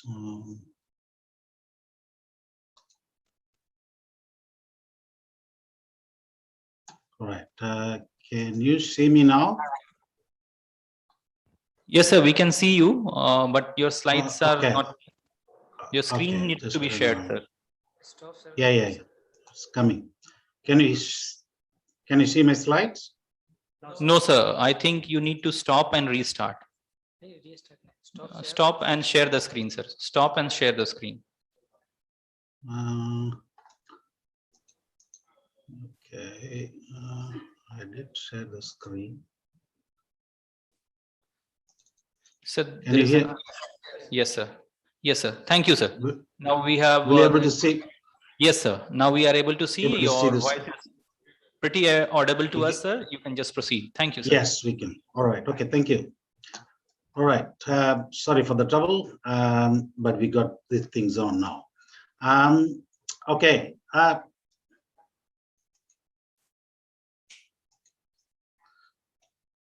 All right. Thanks for the nice introduction. It is very difficult to wake you up after the lunch, but I'll try my best to keep you awake. So I just, this is a city where I live. This is a sunshine state of Queensland, Brisbane, beautiful city. We keep the pandemic away for the last 2 years, but the pandemic is coming now because we are going to open the borders shortly in December 17th, the international as well as the interstate. So we are waiting to gear up the immunization and see what happens. This is a hospital where I work. This is a hospital since I came to Australia. I've been working the last 18 years. This hospital is a tertiary level hospital in the south side of the Brisbane, and it's about covering a population of 1.3 million. We do all specialty except obstetrics and pediatrics, including liver transplant, renal transplant, cardiac surgery, and thoracic surgery, and major vascular surgeries. Why vascular anesthesia is important? Vascular diseases are responsible for 17.3 million deaths per year worldwide. And the cardiovascular mortality for 100,000 population, even in a well-developed Western countries, it is about 120 to 230. In China, it's about 240 to 360. In India, it's over 360 per 100,000 population. Just imagine that many deaths happening because of vascular disease, and you have to anesthetize some of them before they come to death. So that is where the challenge of anesthesia and the specialty exhibited themselves. Now, it's going to be a very half-an-hour talk to cover the whole vascular surgery in details on each and every bit. But what I thought just put something very important in that half an hour, touching few things down the line. So I'm going to talk about what is the smoking does to this anesthesia and outcome of the surgery. How do you risk assess? Then I'm going to touch about the open abdominal aortic aneurysm, endovascular abdominal aortic aneurysm, carotid surgery. What is the role of regional anesthesia in vascular surgery? And what is the role of perioperative troponin? Is there a role for a beta blocker, aspirin, and clonidine in the perioperative period? Is there a role for a PTCA or otherwise percutaneous coronary intervention or a CABG before you subject them to the vascular surgery or a non-vascular surgery? So start with the smoking. Smoking is detrimental to everything, not only vascular surgery, for any surgery that you do. It's better tell the patient to stop smoking before they're coming to surgery to the maximum, whatever they can, the number of days. So this is one of the patients that we did about the immediate post-op in ICU after open AAA. The first day was fine. And the second day, this is what happens. The mucus plug, and then the whole lungs is wiped out. And then you can fix this major abdominal aortic aneurysm without any trouble because of your expertise in anesthesia, expertise in surgery by expert surgeons. But if the patient develop in terms of blocking the one lung, they develop collapse, hypoxia, infection, and probably multi-organ failure and die. So it has so many problems. It can cause increased wound healing problem. It can increase the PE. It causes hypoxia, airway bronchospasms, and so on. So what is the Australian-New Zealand College of Anesthesia statement on smoking? Quit smoking 1 day before. Also good because it decreases the carboxyhemoglobin level. Quitting smoking for as little as 3 weeks has been shown to improve wound healing. 6 to 8 weeks reduce the sputum amount, and if you stop for 6 months, it increases your immune function. So the current available evidence, every anesthetist and surgeon should tell the patient to stop smoking whatever the time that you see the patient, even the day before the surgery. Right, so move on to the risk assessment. So very important that you have to see before you subject to the patient to surgery, the patient themselves will ask, okay, what is my risk? Okay, if you're undergoing this surgery, major surgery, vascular surgery, what is my risk and what is the risk and how much that is the risk? So it's a very, very important. There are a lot of tools available to do this, but the common, everyone universally agreed is the ACC/AHA guidelines, American College of Cardiology and American Heart Association guidelines. So I'm going to touch a little bit of that, and then I'm touching some of the other guidelines that you might be able to use. Doesn't matter what guidelines you use, but you should stick to one and follow them thoroughly. That's what more important is. Now, in the AHA guidelines, they always talk about the functional capacity. What is functional capacity? Is the O2 consumption of 70 kg man in a resting state is 3.5 ml per kg per minute, which is equivalent to 1 med. So how many med this patient can do normally at daily activities? That's what you have to assess. So how do you assess? You can just ask these questions. Can you take care of yourself? Can you walk around the house? Can you do some gardening? Do light any work around the house?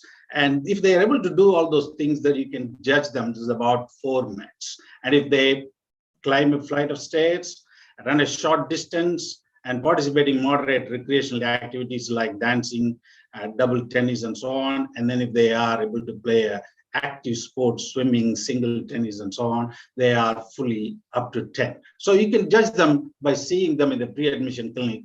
What is their functional capacity? So the next question comes at that, okay, what is the risk of surgery? What is the risk they involve in that particular surgery? So when they are having a high-risk surgery, which is aortic and vascular surgery, which is including peripheral vascular surgery considered as a high risk, and there is intermediate risk like carotid endarterectomy, head and neck, and so on.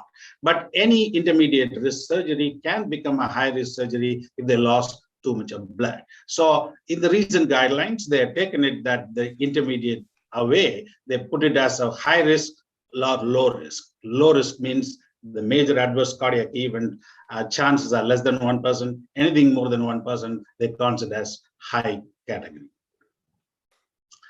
So the next question is that you have to ask the questions that the patients have any active cardiac condition. Do they have an unstable angina? They have a decompensated heart failure. They have any significant arrhythmia, including atrial fibrillation, which is not well controlled. Severe valvular heart disease, like severe aortic stenosis, less than 1 centimeter of aortic valve area, or mitral stenosis, which is symptomatic.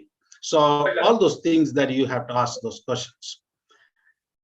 Then it is coming that the AHA clinical risk factors, that is the 5 things that is very important. That is, you have ischemic heart disease, you have a heart failure, you have a stroke, you have diabetes mellitus, or you have renal insufficiency with increase of creatinine more than 170. So once you've done that it is very easy. It is quite look very complicated diagram, but it is very easy. If it is emergency surgery, you can't do anything. You just proceed whatever you can, and then do post-operatively whatever you can to optimize his cardiac conditions. But if it is an elective surgery, then you have to ask the clinical risk factor and the amount of surgery that you're doing. And then you ask the question that whether it is the less than 1% or more than 1%. If it is less than 1%, no need for any further testing. If it is more than 1%, that means the need for the testing. Then it is a functional capacity comes into place. If anybody having 4 meds and above, you don't need to do any further testing. But if it is less than that, then or you don't know what they are able to do because they are on wheelchair or whatever the reason is, they can't walk, amputee, whatever the reason, then you can subject them to the pharmacological testing of stress. It could be any stress test or whatever available in your institution, vitamin stress score or any other stress test that is possible. And then depends on the finding of that will dictate where you go. The B and P, cardiomyocytes secrete the beta type natriuretic peptide because of the stress of the atrial wall or the ventricular wall, and also the pre-terminal, that is the N-terminal precursors of that hormone, which is called NT-proBNP. These are in common practice nowadays in every country, but there is not formally guidelines that what is the cutoff value. There are some cutoff values available to assess the risk, but it is not universally yet accepted. But what they say, the Canadian Society of Anesthetists and the BJ Devereux group with the Vision Study group, they have done a study which is done the troponin leak study, and then they took a subset of group patients who had done pro-BNP as well. And then they coined the risk is that less than 100 to 200 picogram per ml, and then 200 to 1,500. And then the cumulative hazard is correspond to that higher amount of the risk. They also found that the another cardiac index everybody uses, the revised cardiac index, which is ischemia, heart disease, congestive heart failure, cerebrovascular disease, use of insulin with the diabetes, preoperative serum creatinine high more than 170, and then there is the high risk surgery. Each one carries 111 point, and then they put that in, and then they estimate the risk. What the Canadian did is, if it is RCRA alone, and then RCRA plus the NT-proNB combined risk assessment. And what they found is that if you do that, you are even better predicted. And what the net reclassification, of the category, if you do BNP alone or the RCRA alone, about 250 patients per 1,000 patients will be jump on either group. But if you add that, this will even further delineate which group they are exactly, because it is more predictable, the post-operative outcome. So it is not come into practice much. If you ask me that how much I do very rarely. We do BNP, pro-BNP in the selective patients, but not routinely as Canadian advice. What the Canadian advice that they don't subject to all the stress test as the AHA and ACC guidelines. And if the patient is above 65 or 18 to 65, the significant cardiovascular disease, they just do a troponin for every day and then obtain an ECG, considered in hospital shared care management with cardiology, ICU, whatever they are. If it is an elective surgery, if the patient is above 65, and then you found that RCRA index as well, they consider if it is the pro-BNP is above 300 or the BNP is 92, then you just go ahead with the surgery. If also that you do the same shared care operation. And if it is less than that, then you no need to do anything, no additional routine post-operative monitoring, routine care. So they don't do stress tests, they don't do echo and other things, but this is their advice, but it is not universally accepted yet. But I thought just to give you a few risk assessment tools are available, and what you would like to use, it's up to you, but we'll stick to that one and follow them strictly and honestly, because that is where very important. Doesn't matter which guideline you use. You use the European guidelines, you use the American guidelines, doesn't matter, but you use them routinely, honestly, correctly. Okay, so the risk assessment we have finished. Now we move on to open AAA. In a conventional open AAA, somebody with this abdominal aortic aneurysm sitting around 5 centimeters or 6 centimeters. If you leave them, and there is a chance of rupture every year goes up and up and up. So they do that electively before the rupture, because when they come on rupture, it is going to be very devastating and the outcomes will be very poor. So electively done is the best option. So what they do is they have to put a cross clamp in the aorta after anesthetizing the patient, and then they cut the sac and take all the thrombus or whatever available, and then they put this graft and then trouser sort of a suturing, and then take the clamps off and then perfuse the leg. So this is a conventional method of doing an abdominal aortic aneurysm. They've been practiced for many years, many hundreds of surgeries been done with a good outcome. But there are problems in this, because you put the cross clamp, you stop the blood supply to the lower limb. When the cross clamp is off, all the dead tissue metabolites coming up, they're causing hemodynamic changes, suppress the heart, and so on. And also, even though the clamp sometimes suprarenal or intrarenal, both can cause affecting the kidney blood flow because of various reasons. But what you can do to avoid the kidney damage is important. The dopamine was originally thought that it's going to be good, and many people started using it many, many years ago. That has been proven now there is no effect. Any other diuretics, people still use some diuretics, some mannitol and so on. Again, proven that there is no effect. What works is to minimize the surgical clamp time. The surgeon is the key cause. And what you can do is keep the patient temperature up, keep the temperature normothermia, or keep the volume up, and then replace blood loss. These are the things that you can do to improve the outcome of kidney damage or even spinal cord damage. The most important thing is that you use the cell saver to avoid blood loss. Massive blood loss can happen even in elective AAA, 3 to 3.5 liters blood loss that you may have to necessitate to give a bank blood. But if you use the cell saver, the sucking by the surgeon goes to the cell saver, washed up, and then you give them back. Even 3.5 liters of blood loss, you may not need any blood from the blood bank. The own patient's blood wash and give it back. And then if you have a point of care coagulation test like ROTAM or TEG, then you do that. And then if you require any component of blood, it depends on the result. You can ask them to give it and then give it back to the patient. Otherwise, sometimes normal 3.5 liters blood loss, you end up in giving no bloods at all. So cell saver is very important. As I already told you that keeping normothermia is more versatile. Either way of fluid warmer, the room temperature, as well as the forced air warming by the patients on the top of the body. These are very important because it reduces so many problems post-operatively. It reduces the oxygen consumption because of the sweating, and improves the wound healing. So many things, and coagulation. Most importantly, hypothermia causes more coagulation problem. The patient start bleeding more and more acidosis. Now move on to endovascular aortic aneurysm. So the last decade or two, this technique has been more practiced than the conventional technique which I described just now.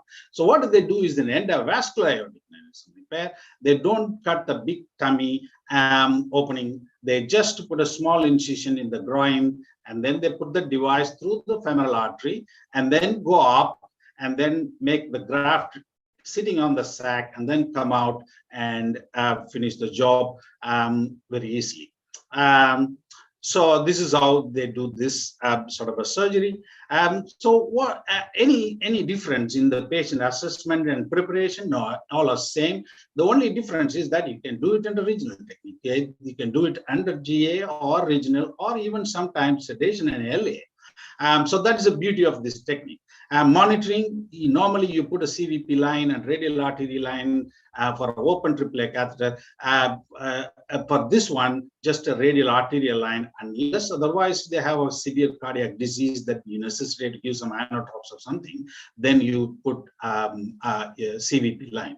And also nowadays our surgeons stop putting urinary catheter because it's chance of increasing the infection of the graft. So because the surgeons are getting faster and faster, 1.5 hours, 1 hour, they finish the job nowadays. So post-op, the monitor, no need to go to ICU, whereas the open AAA has to go to ICU, ventilators and so on. So it reduces the cost of the ICU and so on. So it's, as I already told you, what is the advantage? It's a less invasive and short duration of surgery, no complications, and so on. But the problem is that it is expensive, technically difficult sometimes, and the long-term success is still questionable. The beauty of it that any type of aneurysm, whether it could be a type 1, type 2, type 3, type 4 aneurysm, all things can be fixed by this technique. You can ask the already ready-made graft, and if it is not suitable to the anatomy, you can ask customized graft, depends on the anatomy of the patient, and it can be done also even ruptured AAA. Nowadays we are doing endovascular aortic aneurysm. So these are some graft that you can ask them to make with the fenestrated graft for the SMA, renal arteries, whatever branches that you want. People able to make it and give it to you. and you can do it. This is the high-speed motor vehicle accident. You can see that it is a widened mediastinum. So what it does is that if you do an angiogram, it shows the intraoperative angiograms of the transection of the aorta. So you can see that the aorta is completely meshed a bit, and that has to be fixed, otherwise it may rupture fully. What you can do for that sort of a case is that you can put this the stent, and you can come out of without any problem, rather than subjecting to a deep hypothermic cardiac arrest and then bypass and then paraplegic in the post-op. This is another patient who had an aortic dissection, type B dissection. You can see the dissection coming down to the periphery, to the renal arteries and so on. This is a 30-year-old gentleman. We have no problem. So we see that the stent is in now, even though the dissection is coming down and the peripheral pulses are okay, and it doesn't show any ischemic symptoms of any bowel or anything. So we put the graft here in the entry point in the dissection, and then control his blood pressure, and he did very well. So just imagine you subject this patient to a deep hypothermic cardiac arrest. Also, you can ask the SMA branch and renal artery branch, whatever the graft that you can ask for it, and it can be done. It's technically a bit difficult, but now surgeons are getting more and more. So this is the same one type of the transection of the aorta. They put a graft, but then you can see that the left subclavian, you can see after the graft, the left subclavian got obstructed. You can see there there is no. So this patient developed some ischemia in the limb. Then they did the carotid and subclavian bypass, and then the symptoms resolved, and he did well. Is another interesting patient. Patient had a Lima graft to his cardiac bypass surgery. So you know that the Lima is arising from the subclavian artery, and then he developed subsequently subclavian stenosis for some reason. So the subclavian stenosis causing the perfusion to the Lima graft, the patient developing anginal pain. So they subject to this, putting this graft here. You see that the flow is well perfused, and the Lima graft is perfused, and no more angina, and he's fine. So, yes, is there a problem in this endovascular? Yes.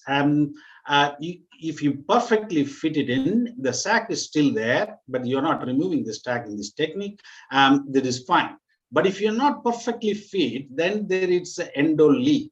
You see that there is a leak from the distributaries, or sometime in the back leak, and then this is called endotension and so on. So there are a lot of intervention post-operatively you may have to do. The type of dissection also that even some of the centers started doing a type A dissection, but we have done only type B dissections, and we have no issues so far, and most of the patients are doing very well. This was this publication came in 2006. Sorry, I didn't see any newer publications, but even then in that one particular center, they get more and more. The 2-year survival rate is 89%, so it's very good. So how do you compare these two techniques? Well, this DREAM trial, which addressed this problem, first it says that yes, the 30-day mortality is better in the EVA group, but in the long term of 12 months and 2 years follow-up, that is disappeared. So long term is questionable. Even if the patient who is unsuitable for open AAA, they subject them this open AAA repair or a medical management, and they also found that it is not improving further. So what is the final thing is, even though it's been practiced for many, many years now, and more of the technique nowadays is endovascular, even my trainees sometimes struggle to get an open AAA in the entire training period because not hardly done much nowadays. So the EVAR carries a 3-fold lower risk in the preoperative death compared to open repair in the immediate period. But this early advance must be offset again with increased need for later reintervention and probably equivalence of long-term outcome. So if the patient is very, very high risk for open repair with a high surgery, you should consider for EVA. Right, so we will move on to carotid surgery. The carotid surgery is usually done in the open carotid endarterectomy. What they do is if the patient develops symptom stroke, TAA, so they open up the neck and then put the clamp, take the block out, and then suture it, and then they are aiming this other side of the carotid is perfusing through the circular villus, and you have no problem in brain. In the carotid surgery, there is a trial, it's called GA versus LA, which is called GALA trial, and they found that there is no difference between the two. You can use either. The outcomes are same in terms of MI and stroke. So you can use both if whatever you want. But what about the stenting like endovascular surgery? Will they, without opening, they go through the femoral artery and then go there and then negotiate that block and then put a device which is blocking this block rupture going into the brain, and then placing the stent, and then slowly that removing the withdrawal of the emboli protection device. So it looks very easy in paper, but it is technically difficult. You have to do more and more cases. Probably we do 200 carotid endarterectomy in a year, out of which only 5 or 6 stenting, where the surgeons decide that the patient is not suitable for open carotid endarterectomy. We do this stenting because of the stroke, higher stroke risk. But then there is another method coming up. It is only a practice in US, which is called the transcarotid revascularization. What they do is they percutaneously puncture the carotid there and then direct the flow, reverse flow, and then taking to the femoral vein and infuse. So that means in this carotid, there is no forward flow. So you can just put the device of the stent device and then emboli blocking device, and then take it out. Because there is no flow while you're doing that, there is less chance to carry that emboli back to the brain. It's not been practiced widely any other way, places, but it is coming up. I thought that I'll just mention. What is the role of regional anesthesia during vascular surgery? Again, it is not very clear. Some studies show that the perioperative myocardial infarction favors epidural if you give a thoracic epidural, but then the long-term outcome of the in-hospital death rate is not much change. So there is insufficient evidence to confirm or deny the ability of postoperative analgesic technique for a mortality and morbidity. So I explained to the patient that what is the risk involved if you do this, and then if they accept the risk, I'll give it, including say that bloody tap, neurological sequelae, because we're going to use heparin intraoperatively and so on. Sometimes they ask CSF drainage. The reason is that when they do a endovascular or open thoracoabdominal aortic aneurysms, the chances of artery of Adam peaks supply going to be interrupted. So you want to improve the spinal cord perfusion pressure, which is mean arterial pressure minus CSF pressure. So you put the spinal drain, take the CSF, and then the CSF pressure low. So the mean perfusion pressure for the spinal cord is high, and we do that routinely thoracoabdominal aneurysm. What about troponin? The troponin study was done by the Canadian, which is the PJW group, and they found that troponin is very significant prognostic factor. They divided up the troponin T 4th generation. Is about 15,000 patients involved in several countries and several centers, which is 0.02 if it is 0.03 to 0.29, and if it is 0.3 and above, it is quite risky. So 1 in 25 patients with the 0.02, 1 in 11 patients if it is 0.03 to 0.29, and 1 in 6 patients if it is 0.3 will die within 30 days of surgery, which is very, very alarming if you hear that, but it is true. So what is the role of perioperative beta blockade? Is there any evidence? Initial study came with the Mangano, and then the cumulative evidence for the studies doesn't prove that, and then few studies fraud as well. So the POISE-1 trial shows that yes, it does prevent myocardial infarction, but it causes excess 8 deaths, 5 strokes, 53 clinically significant hypertension, 42 clinically significant bradycardia.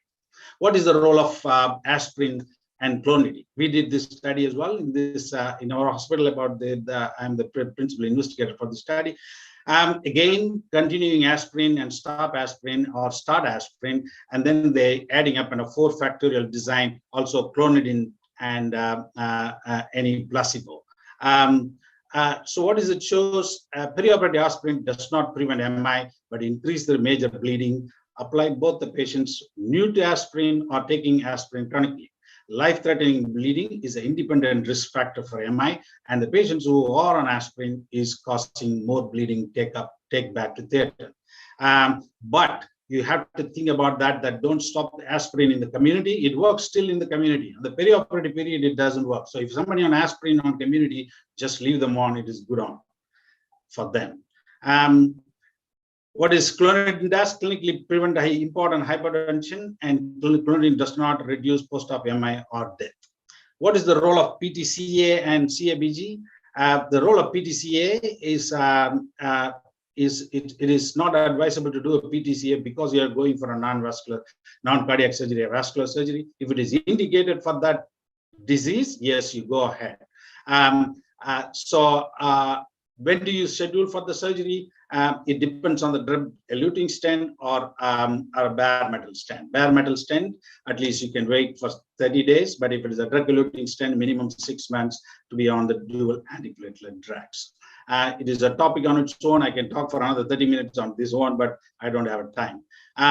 What about percutaneous? We already talked about it. What about coronary artery bypass surgery? Again, coronary artery bypass surgery is not going to be indicated because you're doing a non-vascular surgery or non-cardiac vascular surgery, because the combined angiogram and then CABG and then doing a non-cardiac surgery, the risk, combine all these risks will be more than the risk of the cardiac disease alone. And the study has done in the 500 patients. They excluded severe left main and aortic stenosis, but then they subjected them to either coronary intervention or medical therapy, and then did a non-cardiac surgery and followed them up for 2 years, and then no difference. So there is no either. Sorry, I just exceeded about a minute. That is the end of my talk for 30 minutes. So yeah, it is good to be back to the Bihar state, because I've never been on that side many often. When I was in Chandigarh, I went to Darbhanga for our ISA national conference. At that time, I stayed in Patna for a couple of days. That is my memory. But thank you for inviting me. I hope I have given you some nutshell. I'm happy to answer any questions, but you all will be interested more than vascular surgery tomorrow. Third World War between the Pakistan and India. I wish you all good luck for that, and I'll take the question now. Thank you, sir. In fact, any questions which would be there would be given in the chat box. Since we are running short of time, I won't invite any questions right now. Thank you, sir. Thank you so much for being with us. And I would like to request Dr. P.K. Dubey, sir, to please come up on the dais to facilitate our chairpersons. Dr. Motilal Das, sir.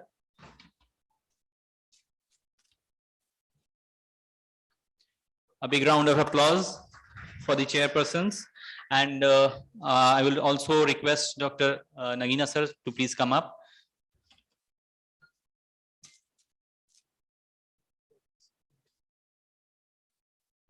So I request sir to felicitate Dr. Nagina sir as well.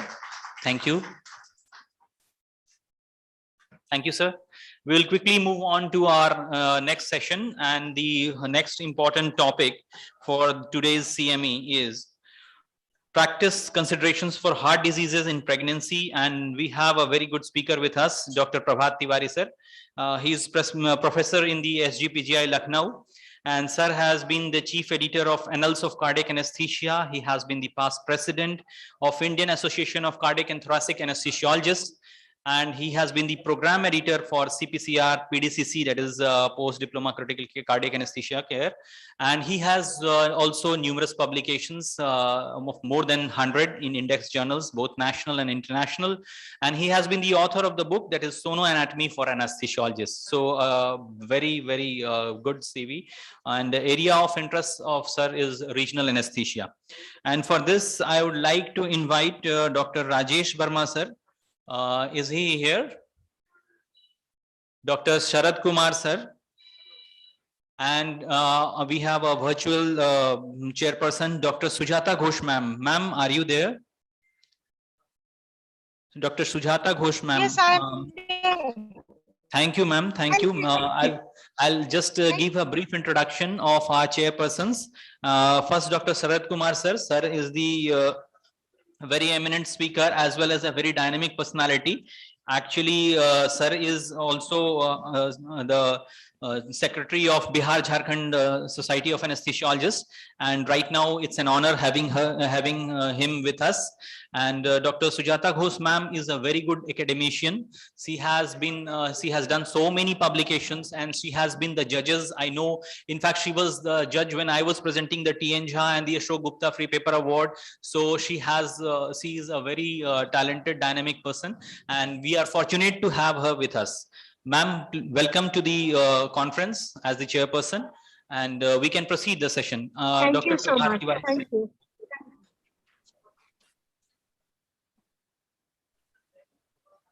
Hello, good afternoon. Good afternoon, sir. Please carry on. Okay, I am audible now. Yes, sir. You are pretty audible. Okay. Please carry on. So, good afternoon, ladies and gentlemen. And in this session of around 20-25 minutes, I will be just talking with you on some important points related to heart diseases. And when the patients with heart disease, they become pregnant or they think about pregnancy. We will not just read the books. We will not talk about pregnancy alone. We will not talk about the heart diseases as such. But our center is a big center where we get lots of patients who, pregnant patients in various trimesters. And we are involved with the management of these patients. So, and I expect some questions at the end also. And I have kept it very plain and simple so that it may generate lots of questions. Well, as such, I have no disclosures. And as I say that I have put up my picture so that you may know that the person who has prepared this presentation and the person who's speaking are the same, right? So I will try to justify it. And area of interest, the doctor who introduced me said that it's a regional anesthesia. Well, regional anesthesia is an art. Every anesthesiologist's dream, and they practice all of them. But my whole life is involved in cardiovascular anesthesia, right? So since '89, I'm working as a cardiac anesthesiologist, a teacher, a mentor, and very much in that. So whenever we talk about pregnancy, the only most important thing is that, that cardiac output goes up. In the first trimester, plateaus in the second trimester, and continues on to increase during the delivery and even afterwards. And to have this increased cardiac output, the body has to reduce the resistance in order to accommodate it without letting the heart fail. So how it is done? It is done by decreasing the systemic vascular resistance. It means the capacitance of your vessels, the vascular tree, actually increases, elastance goes down, and you can accommodate that increased cardiac output. And whether it is a normal structures inside the heart or abnormal disease structures, you will always find that they just increase the gradient. It may be no gradient because it's a normal female, but if you do an echo, you will always find some gradient, right? Even if there is no structural problem. Now imagine if patient has some valvular diseases, then those gradients can go further up, and then they will create their problems. So apart from cardiac output, apart from circulating volume that actually causes the anemia, physiological anemia, you can say, and the systemic vascular resistance that has gone down. There is also this gravid uterus, it is pressing upon the return system of the blood volume so that you don't find if the patient lies in certain position, then you may actually reduce the return to the heart. And if there is a problem with the valves in the heart, then you can have some more additional problems coming in.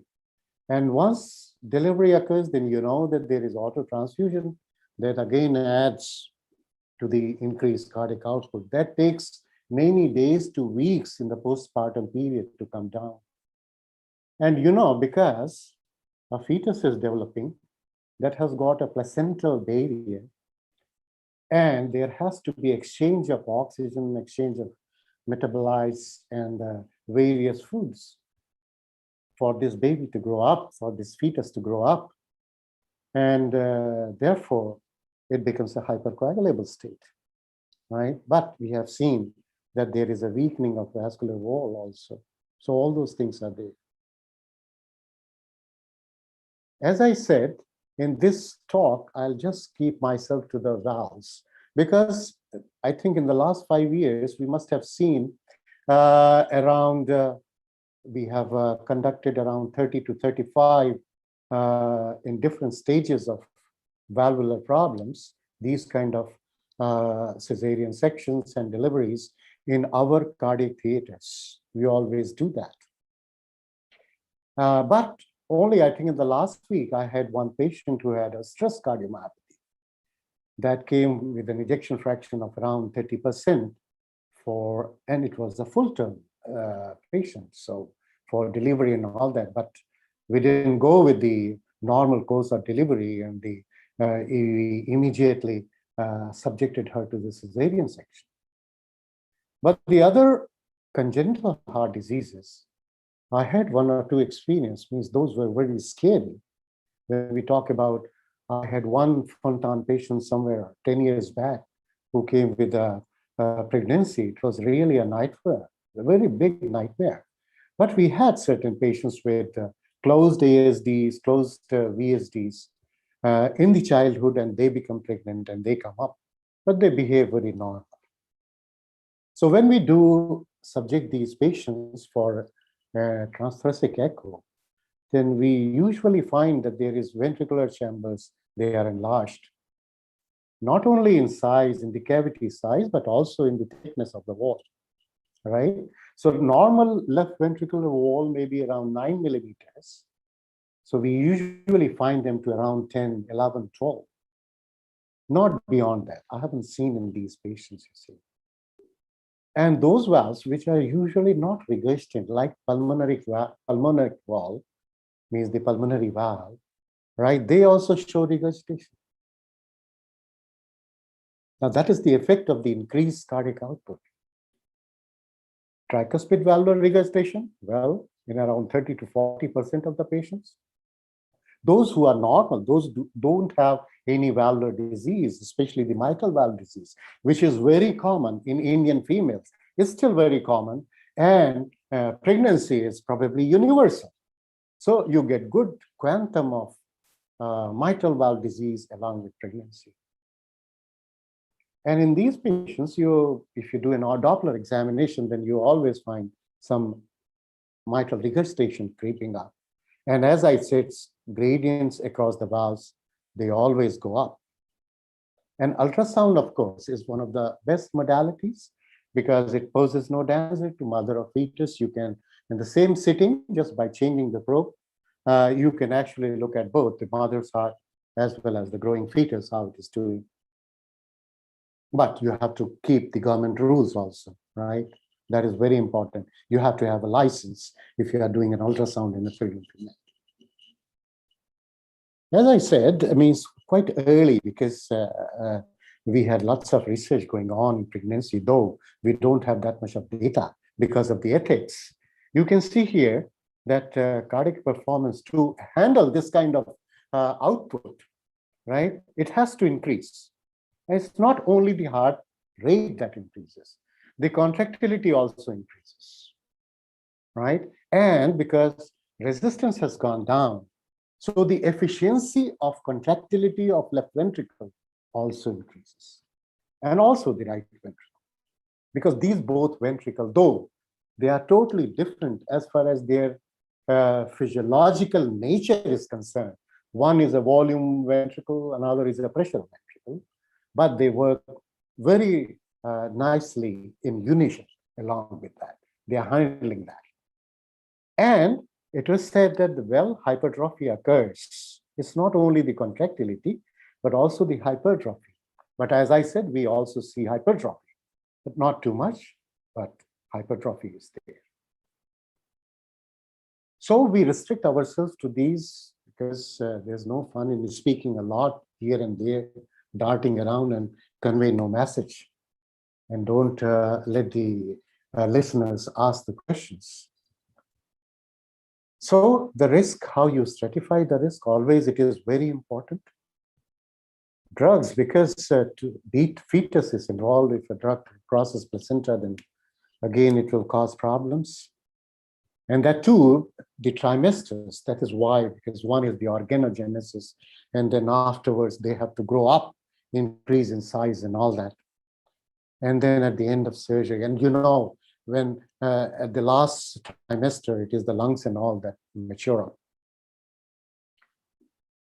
Then how we contravene means we offer cesarean sections or normal deliveries, general anesthetics versus regional effects of pregnancy on prosthetic hearts, because it is a very major problem, you see, because patients are coming up with prosthesis and they are becoming pregnant. So we have to take care of them. So anticoagulation becomes a major problem in these cases. And what about endocarditis, right? So for risk stratification, we have these three scores which we use. One is the Scar-Preg score. They are putting up 10 predictors. You can see here on the right left side of the screen, you see, and they just add up, you know, they just add up. And if the count is more than 4, then you can very well see in these blue diagrams. This is what is actually validated, seen in this study, you know, in this study.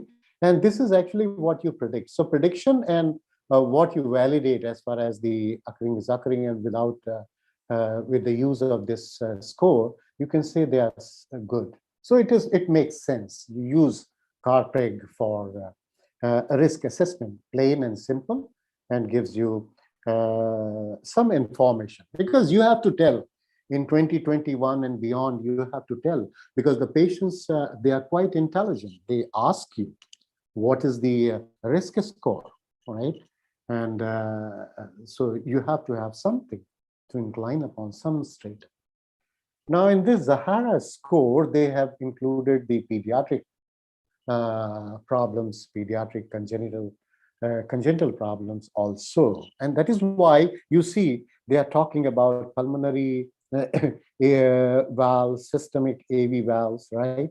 And what about the left heart obstruction and all that? So they have taken into it. And then again, they add up. They add up and they tell you about what is the score and what is its risk. So that can also be used. And then the commonest is WHO classification. It is a bit elaborate, but it takes into consideration lots of things. You can keep it along with you when you talk to the patients and what happens. And it has been validated, and we use this classification to tell the patients. Important thing is many a times Marfan syndrome. We have seen 1 or 2 or 3 patients, and you can see 3 out of 30. It makes a good number. So we have to be extra careful with these kind of patients, right?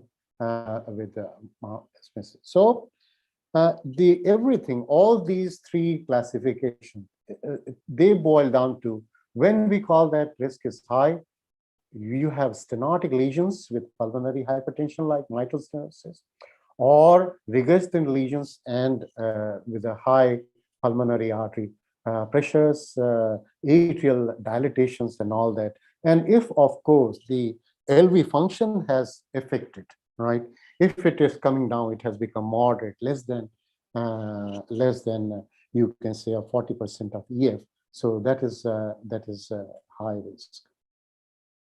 The same thing is with the aortic valve involvement, right? Because rheumatism, it affects aortic valve as well. We have seen a few patients of rheumatic valve, AS and AR, but if they are mild to moderate, then risk is okay, you can carry on. But if it is slightest from moderate to severe, then in those cases, we usually means these patients we have never seen to carry on further beyond second trimester. They come up with problems.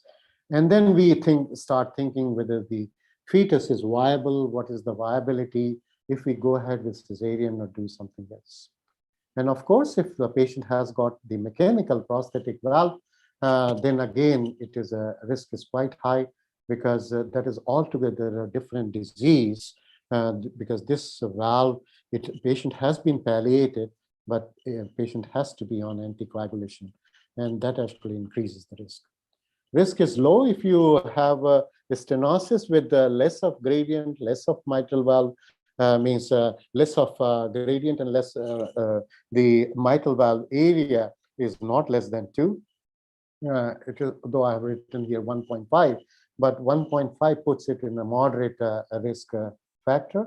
Functional status, of course, but many a times functional status, when the patient becomes pregnant, then the functional status is straight away to tell you about the risk. It is a dicey situation, because pregnant patient as such goes into a higher functional class because of the high cardiac output state, you see.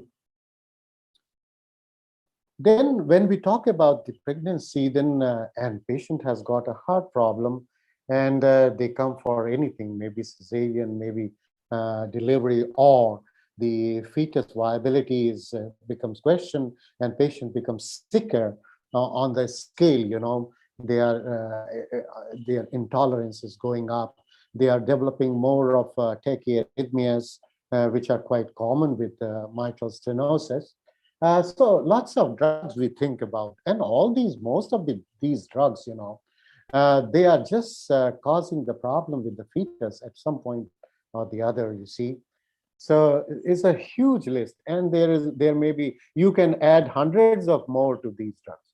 But when we talk about the heart disease, then actually one like organic nitrates, what about beta blockers, diuretics, warfarin, digoxin, all these things are important, you see, but you can see here that they all are somehow notorious in causing the problem. And where it has not been reported is one is saving grace is heparin, that we can actually adjust warfarin with heparin in order to decrease the blood pressure. Supposing sometimes we have to vasodilate them, then hydralazine we use. Adenosine is a good one, especially in the last case, which we said that patient has developed stress cardiomyopathy, in which we did use adenosine. And for arrhythmias, antiarrhythmic drugs, procainamide, propafenone, these can be used as far as these concerned. As I said, tachyarrhythmias are very common. I think 30% of our patients, they all land up with tachyarrhythmias. Most often they are not the sinus tachycardia, or there may be some re-entrant tachycardias, junctional re-entrant tachycardias, and there may be atrial fibrillation. So atrial fibrillation becomes very common if your patient has got moderate mitral valve disease, either MS or MR, and if there is the size of left atrium has gone up.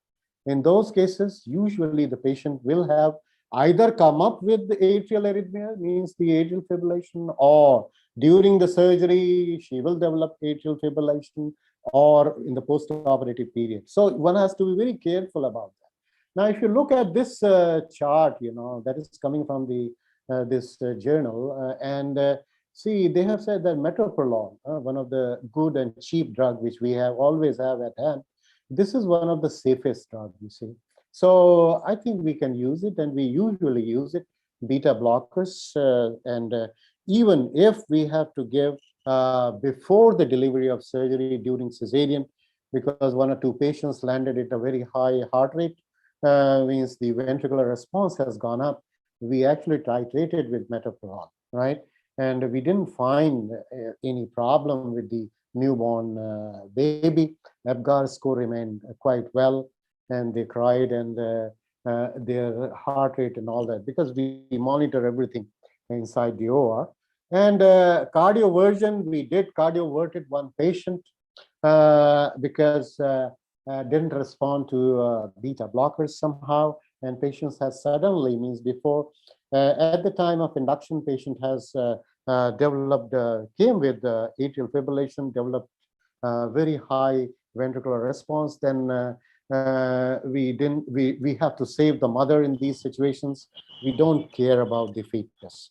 So we cardioverted, but with the God's grace, the baby came out to be well. That is there.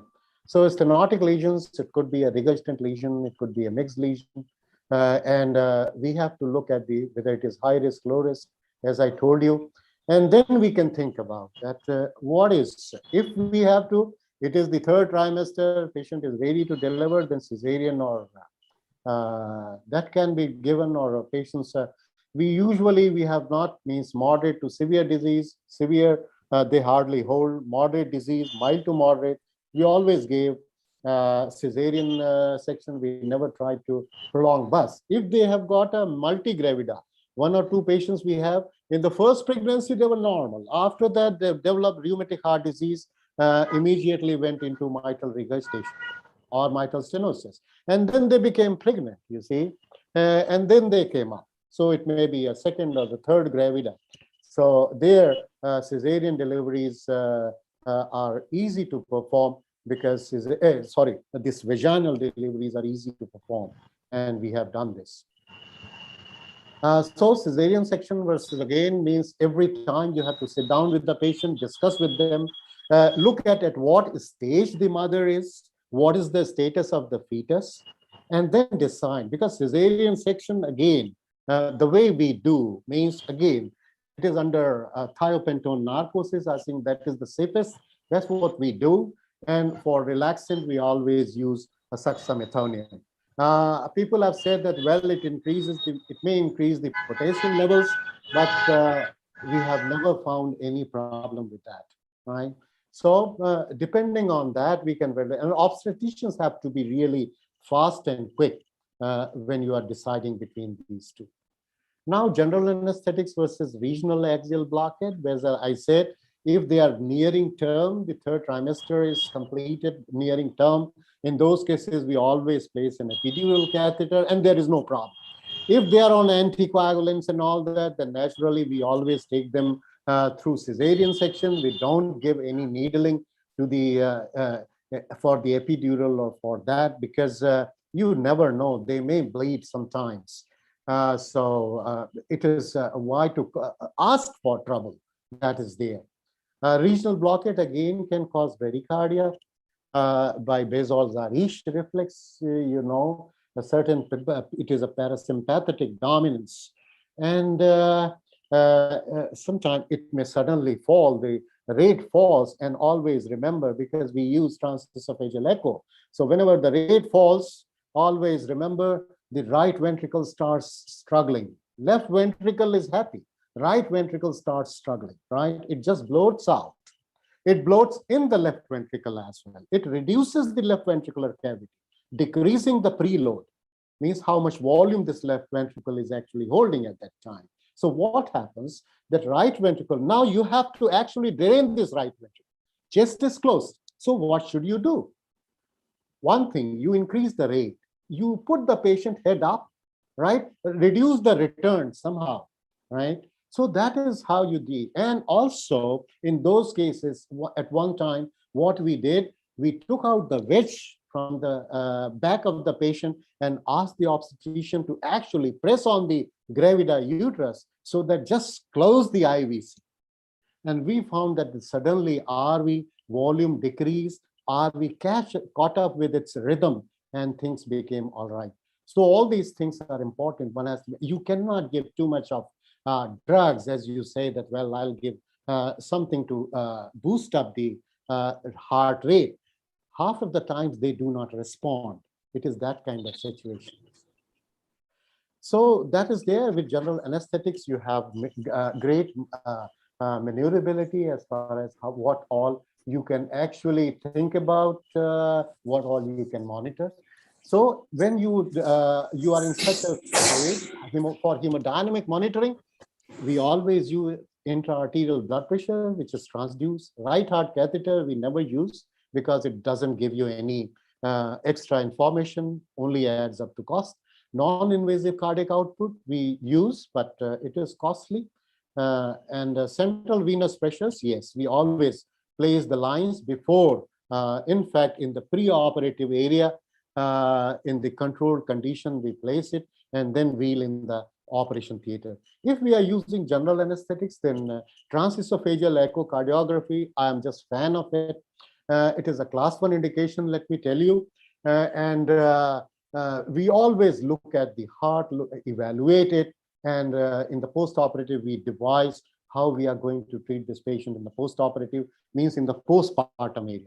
In the postpartum period, once the baby is delivered, you usually find again problems when the obstetrician, they think about giving oxytocin and all. Then again, you have problems with pulmonary hypertension. Are we struggling? Then you have to juggle with your drugs and all that, right? Rest is the standard.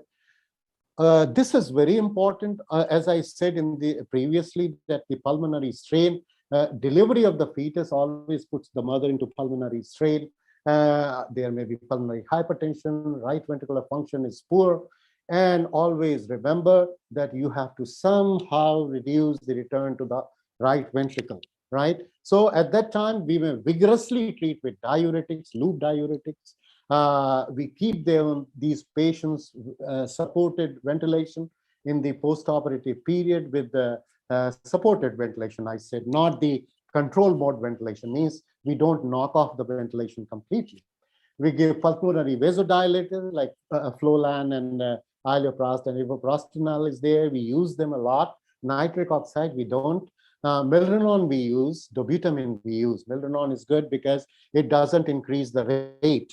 If patient is already on a higher rate, then dobutamine is good, of course. But if we add Milrinone, sometimes we use combination of Milrinone and dobutamine. They are very good pulmonary vasodilators, and they help a lot. And pain relief is extremely important, and we can give some plain blocks as well in these patients. Now, quickly, we go ahead. If a patient has a prosthetic heart valve, I think we got around in the last 2 years, we got around 7 or 8 such patients that they have mitral valve replaced and they have become pregnant. Now, again, see, this is altogether a separate subject. I can speak for hours on this subject because it depends what kind of valve is there and whether it is a mechanical valve and whether it is a, because most of the times, 99% of the times it is the mechanical valve. If they tell you that, well, doctor, I want to increase the family, then we sit down with them and talk to them that they may have a bioprosthetic valve. But the problem with bioprosthetic valves is they are always more constricted, means they have more gradient as compared to mechanical valves. And second thing is that as the pregnancy advances, these bioprosthetic valves, they actually degenerate faster. So the life of the valve, if it is 10 years, usually 10 or 12 years with the bioprosthetic valves, it actually reduces to maybe 5 or 6 years of the life. And they may rupture during the pregnancy as well, causing severe regurgitation. Putting the patient in a severe crisis means they go in immediate heart failure. Everything was going all right, but suddenly this event occurs and patient lands in heart failure and then with the loss of fetus. So all these things are extremely important. And the valve which looked nice before the patient became pregnant, right? During the course of pregnancy, the same valve will start showing its own colors patient will go into a patient prosthetic mismatch. Means increasing cardiac output, but it is a fixed mitral area. See, whatever you do, LV gathers strength, but it cannot help because there is a fixed dome. You cannot cross too much of cardiac output. So they go into immediate pulmonary edema. They hold lots of water into the lungs, RV strain, and their right-sided heart failure, very quickly they come up. So all those things are there. And these prosthetic heart valves, whenever they are supposing mechanical heart valve is there, then in these cases we have to anticoagulate them, because you see the INR means either APTT or INR. INR is a better thing, but still they are not doing in various laboratories these INR. APTT has to be at least 2 times the normal. INR has to be 2.5 to 3.5 if a person has got a mechanical valve. So warfarin is one of the good drugs to actually give that kind of INR to the patient, but that is bad for the fetus. What about unfractionated heparin? It is safe for the fetus, but it is very difficult to actually maintain INR on high doses of unfractionated heparin. And you may have osteoporosis. We had one patient who developed spontaneous fracture because she was kept on unfractionated heparin for at least 7 or 8 months, because she never wanted, she didn't give any means consent for warfarin. When she listened that, well, it can cause embryology means the fetopathies and all that, the problems with the fetus. Said, no, I may live, may not live with this baby has to live. It is a precious child. I don't know, means this is the Indian situation, you see. Now, low molecular weight heparin has come up, but actually people have tried to use it, but not very good results, because it is not APTT. You have an anti-10A monitoring with that. Then only you can think of doing that. And you have to really give therapeutic doses with low molecular weight heparin. Somehow we have used along with low dose anticoagulation. Now, this is one of the patients. You look here, one of our patients, this is the 3D of the mitral valve. It is opening up. Margins are very clear, working very well. Now, the same valve, this patient didn't give consent for warfarin. And see, actually, this is a video which is not moving somehow. You can see one is totally gone, right? It is all, there is a thrombus here, and this area, and this patient landed in 2nd trimester. This happened in 2nd trimester with the loss of fetus, you see, because we have to save this patient. We have to change this valve, right? Because there was pannus, nothing can be done. We use low dose your TPA to thrombolize it, but with the consent that it may cross placenta, it may cause problems. There may be placental hemorrhage and all that, but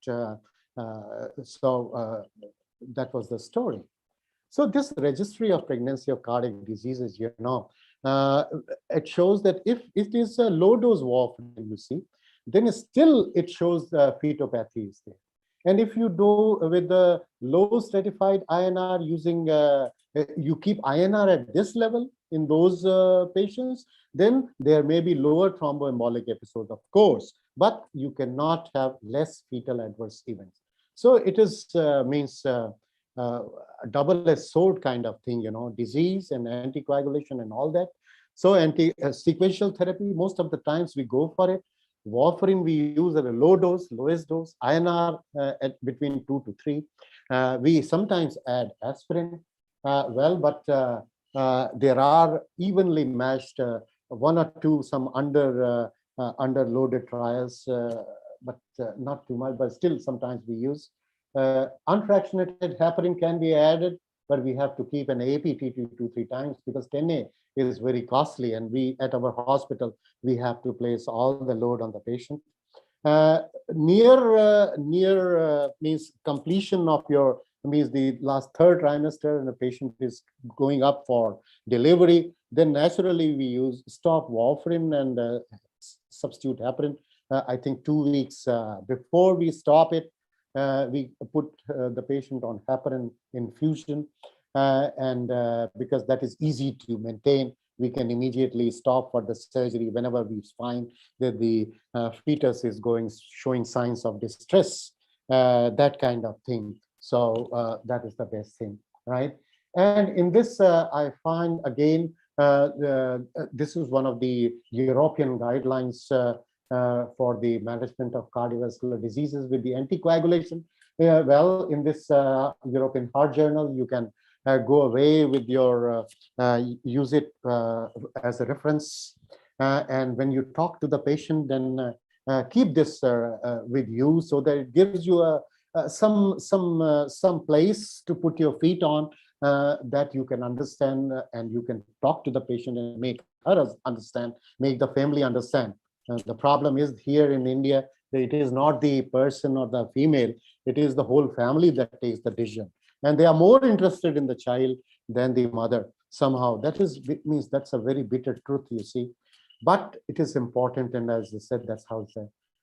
Finally, what is antibiotic prophylaxis? Well, we don't give whenever there's nothing like that, we don't give any antibiotic prophylaxis because we have never seen any infection that way, as long as you are keeping your etiquettes, the theater etiquettes and all that very common. And we never found any kind of endocarditis creeping in, either prosthetic heart valves or in the native heart valves with disease, right? And but if it is needed, then these are the antibiotics which we usually use. I have to, what is our practice? I'm just sharing it with you. And finally, the Marfan syndrome, always remember that this is something, it is a devil which is lurking in the bushes, you know. It immediately attacks you. Why? Because in Marfan syndrome, we have 2 or 3 caught unawares, right? And because what happens that the aorta, the size of the aorta grows like anything as soon as they become pregnant. And we had one patient at the verge of disruption, you know, ascending aorta going up to around 55 millimeters, right? In the beginning, with transthoracic echo, it was around 40-45, but within a span of 6 to 8 months, it grew up to 55. Means then we have to sit down with the patient and all that. We have to talk to that patient and all that. But as luck would have it, patient didn't give consent because the husband didn't agree to it. And she said that she will continue on. And probably when we can't do anything, then there is God. This patient delivered, and the ascending aorta doesn't rupture. But on a single case, we cannot make our statistics. So it is just like that. So in conclusion, well, pregnancy with cardiac problems, it is not so easy. It is a multi-speciality thing. Cardiac anesthesiologists, they have to play a very big role right from the beginning. They tell us, and we, along with them, we keep a watch. Multidisciplinary hospital is important because though we didn't need it, but after delivery, one patient landed in pulmonary edema. Patient had got moderate mitral valve stenosis. It was that kind of William Wilkins classification in which we can offer balloon mitral commissurotomy. We took this patient downstairs and did it, and could take care of her pulmonary edema, and the patient survived. So that is very important. Don't do it in simple kind of hospitals. Family and mother, they have to keep in the loop, and family planning afterwards, right? Like one patient, it was her 3rd gravida, and she is continue on with her mitral valve disease. She will never, they will just come and, well, I have become pregnant again. Oh, what nonsense. So we have to advise them rather stringently that, well, there's no fun in playing with the life of the mother. She has to take care of 2 other siblings. That is very important because both the lives are precious. Thank you very much for your kind attention.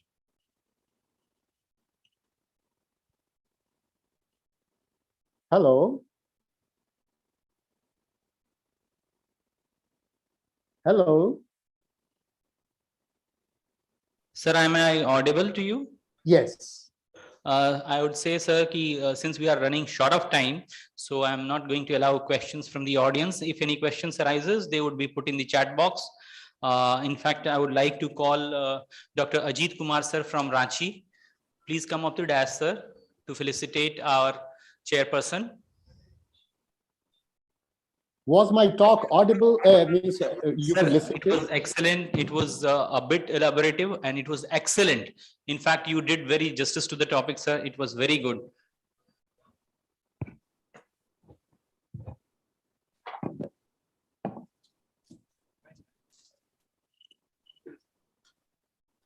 A big round of applause.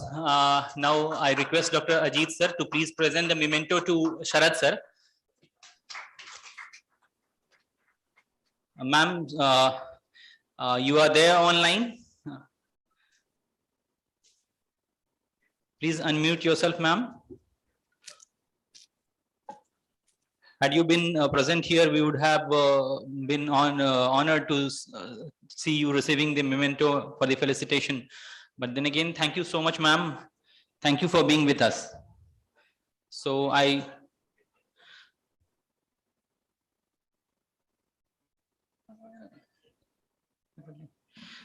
quickly move on to the other session.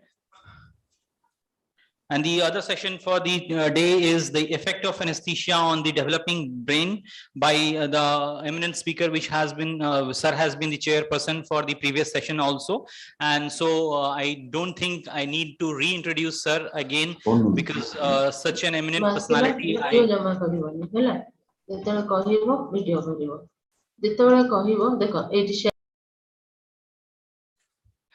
I don't think I need to reintroduce such a big shot in the field of anesthesia.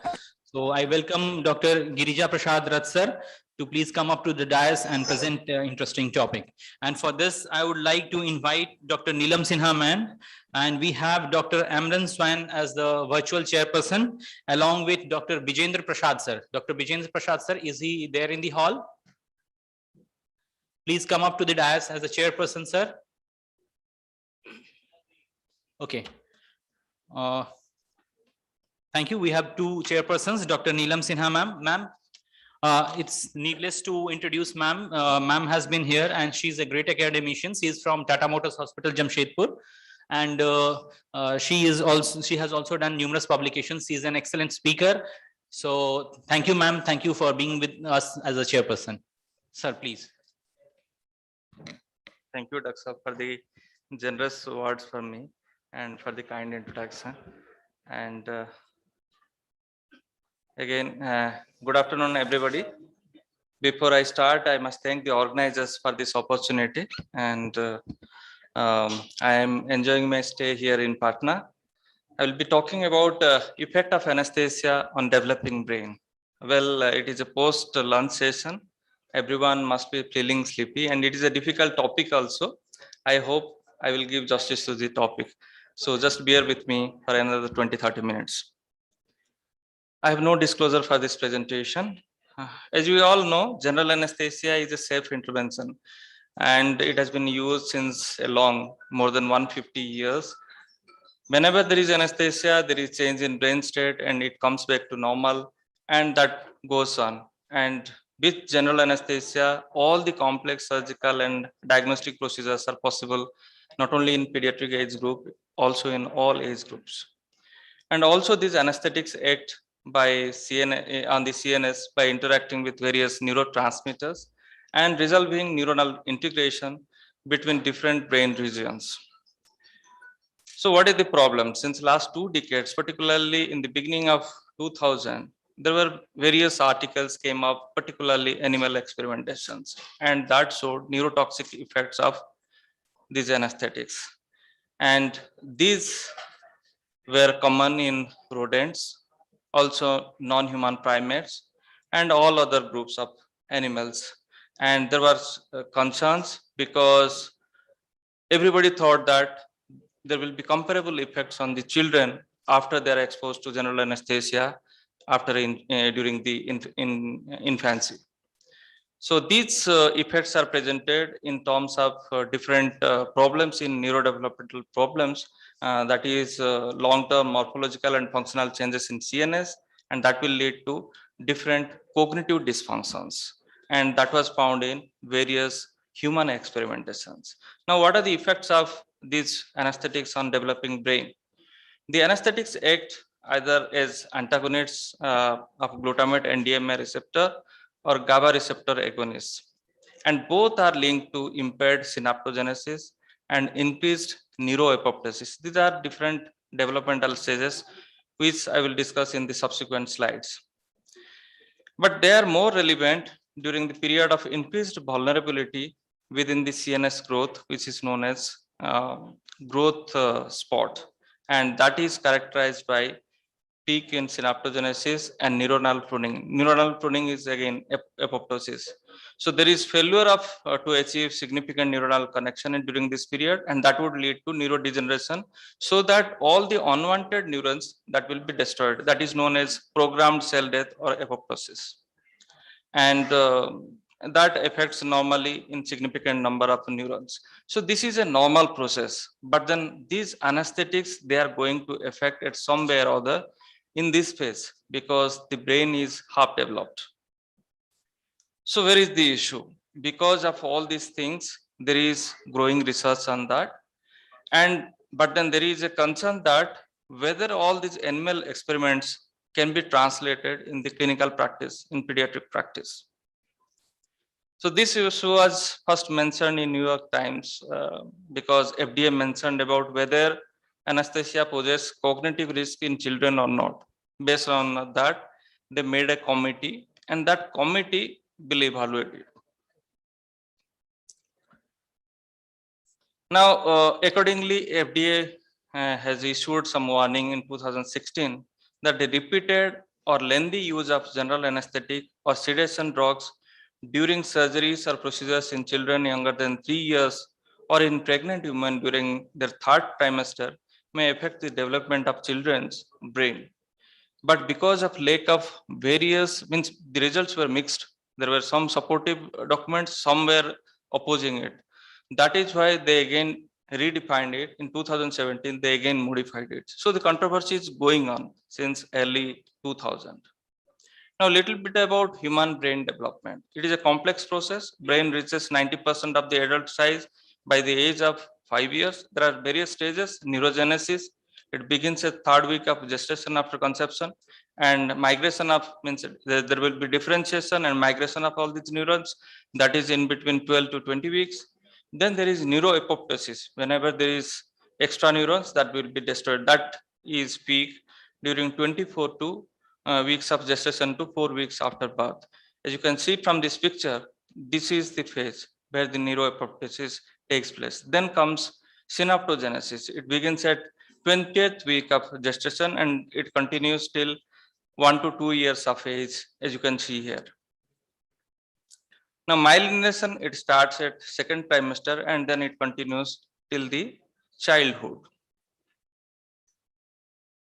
Now, these are the two mechanisms which I have already discussed: GABA inhibition and decrease in NMDA excitation. So all these anesthetic agents commonly we are using, they act through both these mechanisms. So that is how they affect all these developmental things. Now, how these anesthetics they affect? So both GABA and glutamate system, they play an important role in neurodevelopment, and these systems are fundamental to neuronal connection and communications. So if there is any absence of neuronal transmission or binding of GABA and glutamate, the neurons will undergo neuroapoptosis. Therefore, as I have mentioned earlier, it is possible that these agents could cause neurotoxicity in developing brain in children, that by triggering the apoptosis and by interfering with various stages of brain development. Now, there are various mechanisms of anesthetic toxicity that has been described, and this is beautifully described by my colleagues from CMC Bellore, Mariappan, and my own colleague from AIMS Delhi, Vanitha Rajagopalan, in Fundamentals of Pediatric Neuroanesthesia. If somebody is interested in it, you can just go through the second chapter. But broadly, the anesthetic neurotoxicity can be divided into two categories as of the present evidence. One is oxidative stress associated neuroapoptosis. The other one is that is with formation of reactive oxygen species inside the mitochondria that will cause the cell death. And the other mechanisms include impaired neuronal development through abnormalities of NMDA and GABA expression, neuronal inflammation, etc. So these are all in the different animal models. So these are preclinical things. Now, but grossly, if you think at the cellular level, there are two mechanisms comes into play: intrinsic apoptotic cascade and the extrinsic one. So the intrinsic mechanism causes usually activation of some internal mechanism that causes DNA cleavage and cell death. The extrinsic mechanism, here the death receptor is there in the cellular membrane, so that gets attached and that activates to cause cleavage in caspase 3, which is a sensitive marker for the apoptosis, and that causes cell death. So these are the two mechanisms broadly they decide the apoptosis. But anesthetics, it has been seen that they activate usually the extrinsic mechanism. But then there are certain modulations of gene expression by affecting cell metabolism, development, and signal transduction. So that means there is intrinsic mechanism as well. So both the mechanisms are coming into play for neuroapoptosis. Now, few animal studies based on which all these things are came up. This is one of the landmark papers published in 2003. It evaluated the early exposure of common anesthetic agents causing widespread neurodegeneration in the developing rat brain and persistent learning deficits. So there is a correlation they tried to find out. So they used combined anesthetics like midazolam, nitrous oxide, isoflurane, which we are also using. And they used it in 7-day-old infant rats for 6 hours to maintain surgical anesthesia. And they found that there is widespread apoptotic neurodegeneration in the developing brain, and there is deficits in the hippocampal synaptic function and persistent memory and learning impairments in all these rats. So this is what, by doing brain slicing and all those things, they tried to find out histopathologically.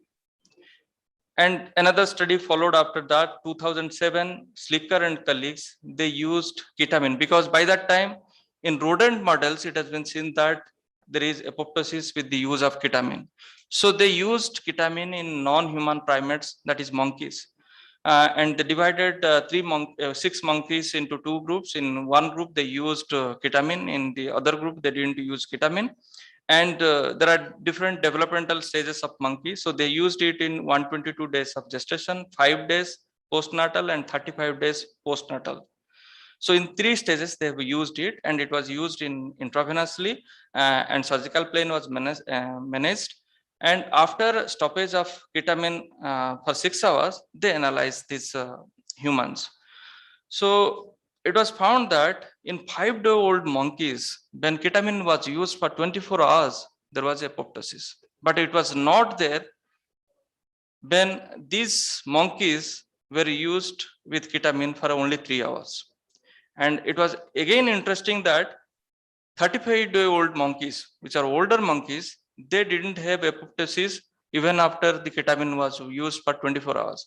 So the duration and the age of these monkeys, definitely it has some bearing on this study. Now, this is another study by my friend Oscar Bambrick in Portland. So their colleagues, they carried out a study to assess isoflurane-induced neuroapoptosis in the neonatal rhesus macaque brain. These are all monkeys. So they tried to find out the susceptibility of the monkeys to isoflurane as far as apoptosis is formed. 6-day-old monkeys were used, and the isoflurane was used at end-tidal concentration of 0.7 to 1.5% for 5 hours. Then they did brain slicing and histopathological staining. And what they found, you can see this picture. These are different brain regions. This is the control group. This is isoflurane group. So they found various, as you can say, all these dots, these are all apoptotic cells per cubic millimeter of brain tissue. So in the isoflurane group, clearly there is increased apoptosis as compared to the control group. So there is certain things going on in these animal models. This is another such study, volatile anesthetic agents. They used isoflurane, desflurane, and sevoflurane in this rat model. It's a 16-year-old, 16-day-old, 16 rats. They used isoflurane, sevoflurane, and desflurane in equal concentration. And they used these 3 agents for 30 minutes, 60 minutes, and 120 minutes respectively. So what they found? There was no cell death, but then there was increased spine density. and that indicated there is interference with physiological patterns during synaptogenesis. So that will affect the neurodevelopment, although there is no cell death. As you can see here, this is the control group. The synaptic dendrites are less here, and all other three groups, this is isoflurane, this is sevoflurane, and this is desflurane. In all the three groups, there is increased dendritic concentration. So there are various factors that affects the anesthetic neurotoxicity. We'll discuss them one by one. First is age of exposure or timing of exposure. There is a window of vulnerability to neurotoxicity that reflects the period of peak synaptogenesis. It is different from different species. As you can see from this table, synaptogenesis occurs in humans from 3rd trimester to 3 years. That's what we are concerned about this topic is. And in non-human primates, it is 5 to 16 days, whereas in rodents, it is 7 to 10 days. Then the exposure of all these agents causes different mitochondrial dysfunction and injury, and there is decrease in synaptogenesis, and they all occur in age-dependent manner. Now, type of anesthetic drugs. It has been seen in infant mice models that there is increased apoptosis in desflurane as compared to isoflurane and sevoflurane. It comes in decreasing order. So desflurane most commonly causes apoptosis. And all these three agents can cause significant long-term memory loss. But the interesting aspect is isoflurane is the only agent among the three which causes short-term memory loss. Now, the dose of anesthetic agents, as we have discussed already, I have discussed one study with increased dose, higher dose, ketamine, propofol, and midazolam. All three agents, they cause increased apoptosis. Now, frequency and duration of exposure, and frequency and duration usually it correlates with anesthetic neurotoxicity. If there is multiple exposure, maybe it is ketamine or propofol, there is significant level of neuroapoptosis. And similarly, in monkeys, it has been seen that there is increased apoptosis when there is prolonged exposure. And same thing happens with midazolam, isoflurane, propofol, or nitrous oxide. And this is whole bunch of anesthetic agents, whatever we are using currently, that has been described one by one. And all the timing of exposure, the histological changes in animal models because of that, and what is their implications after their use. And all these things has been discussed in one beautiful chapter by my colleague, Dr. Sergio Borges from New York. They have written it in Fundamentals Pediatric Neuroanesthesia. Now, there are various limitations for these studies. That is why it is controversial. The dose, animal studies report a higher dose of anesthetic agents. The dose they are using, normally we don't use in all these things in human models. Monitoring, it is again a problem because there is limitations of airway management and all these monitoring gadgets. So sometimes these animals, usually they die because of severe physiological disturbances, and that is why the increased mortality is. Length of neurodevelopment, the period of maximum vulnerability for human brain may extend from pregnancy to early childhood. That's what I'm mentioning again and again, just to remember. But in other species, it is different. I have shown it in that table. Effect of surgery. There is no effect of surgery or surgical stress when an experimental model is carried out in animals because they are otherwise normal animals.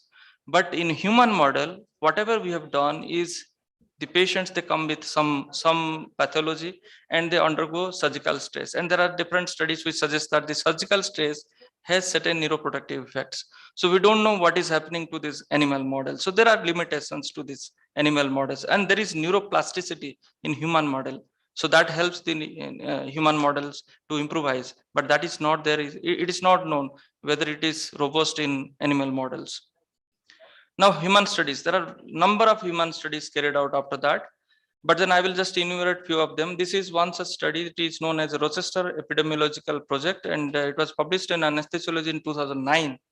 And here 5357 odd children were enrolled in this study. 953 surgeries were carried out in the children less than 4 years. And for analysis, all these children were adjusted to gender, birth weight, and gestational age. And it was found that 932 of them had learning disabilities. So there is neurodevelopmental problem. Although it is a retrospective study, it has shown that there are neurodevelopmental issues.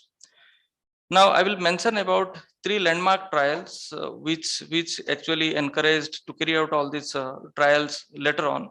One such trial is Panda trial. It is again a retrospective study, although the assessment was carried out prospectively, but the patients were enrolled retrospectively. This was based on the hypothesis that single exposure of general anesthesia less than 3 years of age will increase the risk of impaired global cognition function at the age of 8 to 15 years. So this was a sibling matched cohort trial, means one brother is given or one sister is not given. That is how they matched it. And the neuropsychological testing was done at 8 to 15 years of age. So they enrolled 116 siblings and they were subjected to all sorts of anesthetic management. Because this is a retrospective study, they have not streamlined it. So what was the outcome? The outcome was comparable, but then this study is not free from limitations. There was single anesthetic exposure, there was short duration because it was hardly 80 minutes, and there was bias on the surgery because all these patients, they underwent inguinal hernia surgery, and mostly they were male boys only. So female percentage was less. So then another study came up, published in Anesthesiology in 2018, and this is based on the hypothesis. This is known as MASK study. This is based on the hypothesis that multiple anesthesia exposure before 3 years of age is associated with adverse neurodevelopmental outcomes. This is again a retrospective study, enrolled retrospectively, prospectively they analyzed it. The primary outcome measure was IQ, Wessler abbreviated scale of intelligence. IQ level they have assessed in the children. The secondary outcome were comprehensive neuropsychological assessment and parent reports of behavior. The parents reported how the children behaved after the anesthesia, after a long term thing. So the study period initially for retrospective evaluation, it was from 94 to 2007, and the assessment was carried out in between 2012 to 2016, and the data was presented in 2018 as you have seen here.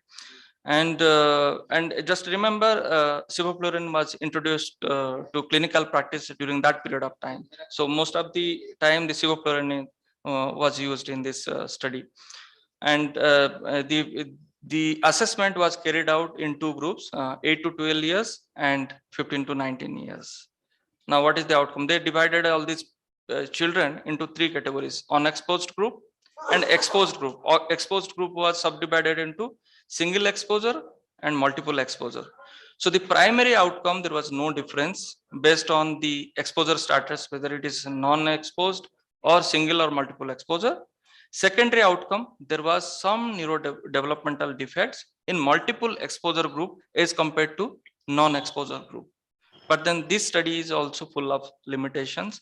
There were selection bias and parental behavior after the enrollment might have affected the outcome. Like some of the parents, they felt that yes, the child is behaving differently, although the child might be behaving differently not because of anesthesia but because of some other reason. So this is what the bias of this study, and again it was a retrospective study, so it was gone. The only RCT available at present is GAS trial. This is the trial. This is this assesses about the neurodevelopmental outcome at 5 years of age after GA or awake regional anesthesia in infancy, GAS trial. So this is again an international trial. So 722 odd infants were enrolled in this study, and they were randomly subjected to awake regional group versus sevoflurane anesthesia, and these children were undergoing inguinal haniorrhaphy. So the duration was around anesthesia duration was around 54 minutes, and the primary outcome was IQ measured using a defined scale, that is Wessler preschool and primary scale of intelligence. And what was the result? The result was there was no result. Basically, the interpretation was slightly less than one hour of general anesthesia in early infancy does not alter neurodevelopmental outcome at the age of 5 years compared to awake regional anesthesia. So again, this is a negative study, but then this is also full of limitations. Although it is a RCT, it is the only RCT available in this context in the literature. There is a dominant male population, Short duration of anesthetic exposure, hardly less than 1 hour. Then the exposure of single anesthetic agent like sevoflurane was only used. So there is poor general liability because it is not known what happens with other agents. Only sevoflurane was used. Now this is a latest trial. Yesterday I was going through the literature. I found it means it is a meta-analysis published this year only, and this is by Selabing and colleagues. They analyzed 68 studies. 8 met the criteria for inclusion, and 3 studies were included for the meta-analysis. And what was the interpretation? A single exposure general anesthesia was associated with statistically significant increased parenteral report of behavioral problem with no difference in intelligence. So there are certain neurobehavioral problems because, as mentioned by this meta-analysis, the same group of authors, they carried out in between a trial, which is the only trial available in the current context of prenatal exposure of general anesthesia. So mothers are exposed to general anesthesia. What happens to the children? This is what the study is. So this is known as Ryan study. I will take a couple of minutes only. This was carried out in Perth, Australia, and it evaluates the prenatal exposure of general anesthesia for maternal procedures during pregnancy to neuropsychological and behavioral outcome scores at 10 years of age. So it was found that the prenatal exposure to general anesthesia have higher externalizing behavioral problems as compared to the non-exposure group. So it shows there is some pattern of neurobehavioral problems in the children. So again, these are all contradictory studies. But then these human studies are also full of limitations. They have mixed results, no definitive evidence. Long-term neurodevelopmental effects of anesthesia on young children remains unclear. Best evidence suggests anesthesia exposure is not associated with detrimental effects of academic achievement, intelligence, or other cognitive domains. There is only one RCT available. Rest others are observational studies limited by compounding factors. And the existing studies used varied with regard to anesthetic exposure and neurodevelopmental assessment. So to summarize this talk, neurotoxicity of general anesthesia in children still remains controversial. There are animal evidences which are quite strong based on histopathological findings. Some evidences are there for change in function as well in the animals. Human evidence, it is limited, although there is some evidence that there is some correlation between the anesthesia surgery and poor outcome, but the role of anesthesia is very unclear. So what is the take-home message? We must avoid elective surgical procedures before the age of 4 unless it is really warranted. But don't withhold anesthesia if it is necessary in such group of patients. You must weigh the risk of delay against the potential and uncertain anesthetic neurotoxicity risks. Whenever you get a chance, use regional anesthesia rather than general anesthesia. But we need to have further clinical and translational researches to understand better the neurocognitive development process, as well as the role of anesthesia and surgical stress on the developing brain. Thank you very much for your patience.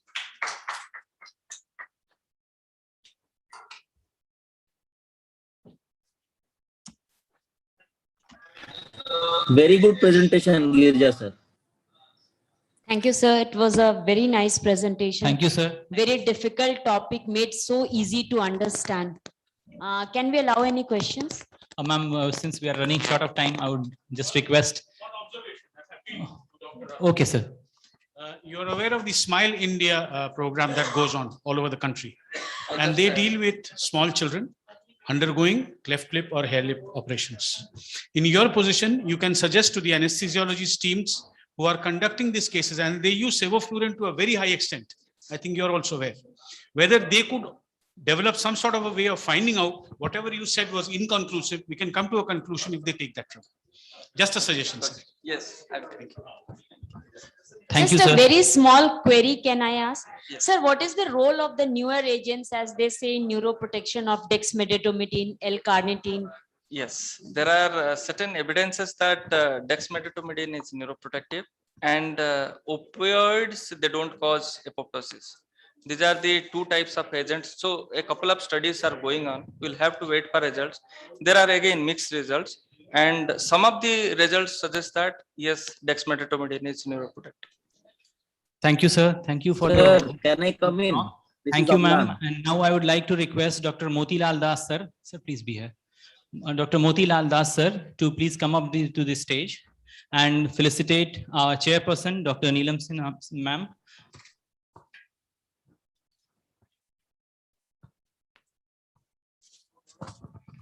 Thank you, ma'am. Thank you for being with us.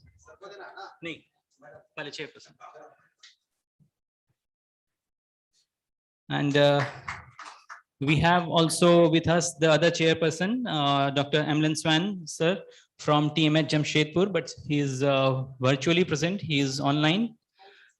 So, ma'am, you just receive on behalf of sir.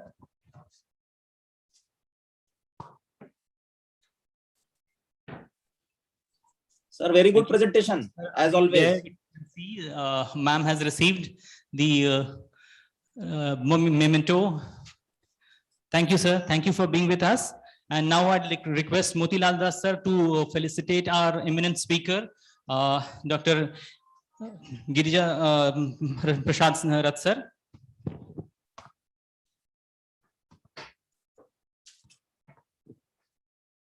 A big round of applause. Sir has been the chairperson as well as the speaker, and he has been in the workshop as well. Thank you, sir. Thank you for coming here.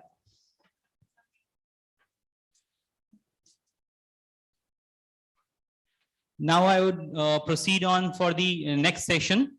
And the next session is pre-medication in children. And for this, we have with us Dr. Devasish Swan.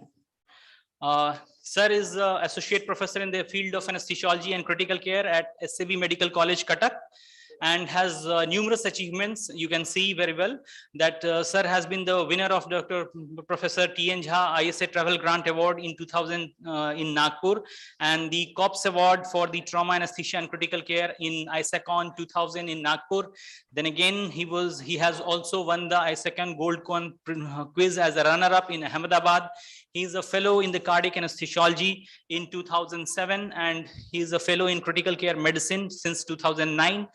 And he has been the IMA National COVID Warrior Award also he has won, and he is the Honorable Secretary of ISA Odisha chapter. Sir has numerous publications and numerous articles, original as well as review and case reports. And his area of interest includes the cardiac anesthesia, critical care, and trauma care. And in order to chair this session, I would like to invite Dr. Ajit Kumar sir from Ranchi. Sir, Dr. Ajit Kumar sir from Ranchi. Sir, please come up to the dais to chair the session. And Dr. Vinod Barma sir from IGMS. Sir, please come up to chair the session. A big round of applause for our chairpersons. Ajit Kumar sir has been a very eminent speaker and has chaired so many sessions. And Dr. Vinod Barma sir is a professor in IGMS. He is a very learned person.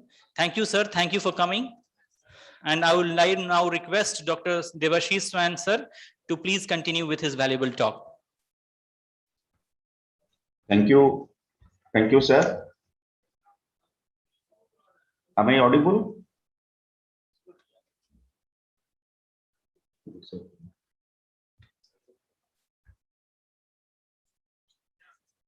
Hello. Sir. Yeah, am I audible? Yes, sir. You are pretty audible, sir. You can just go ahead. My slides, can you see? You can just go on for a full screen, sir. All right. Now is it okay? Yes, sir. Perfectly fine. Thank you, sir, for all those kind words. A very good afternoon, esteemed delegates of ISA East Zone Conference 2021 at Patna. Because of COVID restrictions and so many other occupations, I was unable. Initially, there was a plan, but I'm not able to this time visit Patna. I am Dr. Devashish, working as the Associate Professor in SA Medical College, Cuttack. I congratulate all the organizers and the entire team for their wonderful work during this pandemic scenario. My special thanks to the Chairman Organizing Committee as well as the chairman of the scientific committee for inviting me to speak regarding pre-medication in children today. Now, coming to the slides. Now, what are the learning objectives? By reading this article, you should be able to describe the role of pre-medication in managing preoperative anxiety and stress and other related issues during pediatric surgeries. Discuss the considerations for selecting pre-medication drugs and time of administration. Detecting early and managing possible adverse effects related to administration of such drugs will be another objective. Now, keynotes are, before I start, the keynotes: preoperative anxiety in children is associated with adverse postoperative clinical and behavioral outcomes. Multiple techniques are available in managing this anxiety and stress. The need for pre-medication should be considered and planned during the preoperative assessment of every child individually. Many factors may influence the choice of pre-medication, including the pharmacological profile, possible adverse effects, and the comorbid conditions of that particular child. Now, coming to the history, before anesthesia era began, wine and opium were used to alleviate the stress of surgery, but not for children. But later on, with Bellamy and Buxton in UK, they first recommended the administration of preliminary medication drugs in anesthesia practice, and rules for use of such drugs were published in the US in 1911. The word premedication was framed by American anesthetist Frank H. McCann and presented in an article in 1920. Subsequently, various drugs including opiates, benzodiazepines, barbiturates were introduced into practice. Now, coming to the introduction, preoperative anxiety and stress in pediatric age group can pose a significant challenge for the anesthetic team as well as very distressing for the parents. The induction of anesthesia itself is a very stressful procedure during the entire perioperative period. Studies have shown that children who are extremely anxious and fearful during the anesthetic induction are likely to develop some adverse clinical outcomes later on, like emergency delirium, increased analgesic requirements, then sleep disturbances, separation anxiety, eating problems, emesis, aggression, etc. A stressful perioperative experience can also result in poor compliance with future medical therapy. Minimizing the distress is thus not only ethical obligation but also important for preventing long-term behavioral abnormalities. Now, why we are pre-medicating children? The first one is the reduction of their fear and anxiety. Then reduction of the salivary secretions, prevent vagal reflexes caused by surgical stimulation or associated with anesthetic indications, reduction of extrapyramidal effects, analgesic effects, amnestic effects, and some special effects like analgesic patches, steroids, S2 blocks. The need for premedication and the identification of any potential contraindication should be the part of every pediatric anesthetic assessment. Careful, individualized risk-benefit assessment must be made for each child subjected to surgery under anesthesia. When discussing the use of premedication with the parents, the expected effects of sedation should also be explained to them. If the child has received sedatives as premedication previously, it is useful to determine the drug and dose given and the effectiveness, and if there are any adverse effects before or after surgery during that period. The practical issues of premedication may vary between different group of patients, institutions, and cultures and countries. The timing of giving the drug is key to optimizing its efficacy while minimizing potential delays to the operating times of it. It requires clear communication with the preoperative nursing and the operating team about when the premedication should be actually administered. Premedication should be withheld unless there is reasonable certainty that the surgery is proceeding. That means if there is change in time, premedication should be adjusted accordingly. Sedative drugs should only be given if a safe environment where the patient can be observed appropriately and where resuscitation equipments are available to be considered. Ideally, the sedated child should be monitored at a time in the ward and should be transferred to the operating theater complex with portable suction and a self-inflating valve mask accompanied by appropriate trained staff. In the event of respiratory depression or reduced conscious level, the treatment should be initiated by providing airway protection and ventilation support as needed. The use of reversal agents such as naloxone for opiates and tumagenil for the diabetes should be carefully considered. Now, what is the basic meaning of the pre-medication? The primary goal of pre-medication in children is anxiolysis, as almost 50% of children show signs of significant preoperative fear and anxiety. This not only facilitates smooth separation from the parents, also is the induction of anesthesia. Child says body weight, drug history, allergic status, underlying medical and surgical conditions are factors to be taken into consideration before we start giving the medication or we plan for the medication. The other effects that may be achieved by giving pre-medication amnesia, prevention of physiologic stress, vagolysis, reduction in anesthetic requirements, decreased probability of aspiration, decreased salivation and secretion, and TMS analgesia.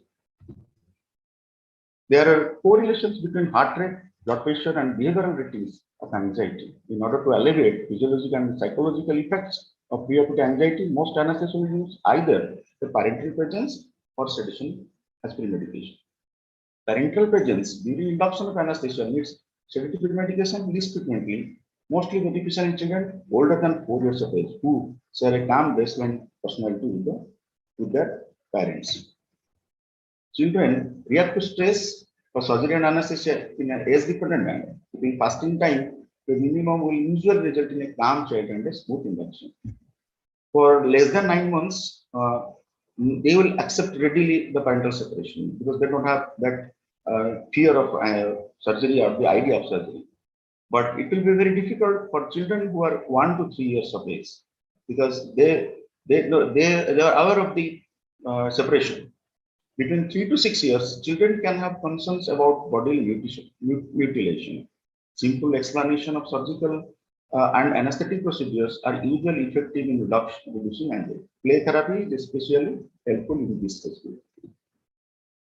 For 7 to 12 years, need more explanation and participation. They may benefit from choosing an anesthetic face mask or being allowed to hold the mask during the induction. Toys, books, videos can be very helpful in this case. Adolescents have increased bodily awareness, independence, and need for privacy.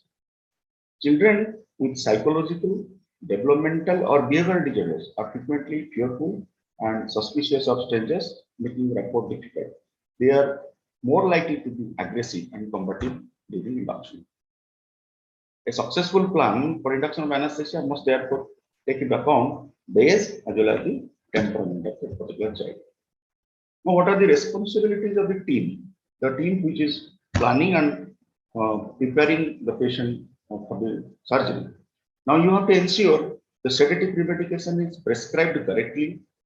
Parents are aware of the possible adverse effects of the pre-medication, including postoperative prolonged sedation. Prescription is checked and prepared appropriately. Patient is in a safe environment and pre-medication is safely, effectively administered, and there must be appropriate monitoring. We have to ensure that. Now, what are the routes we are using?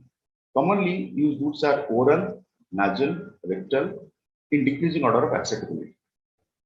Parenteral routes are generally avoided unless IV cannula has been previously cited.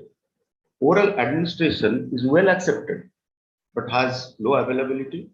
Rectal administration often causes pain, can lead to expulsion, and intramuscular approach is also not recommended as it is very painful for children.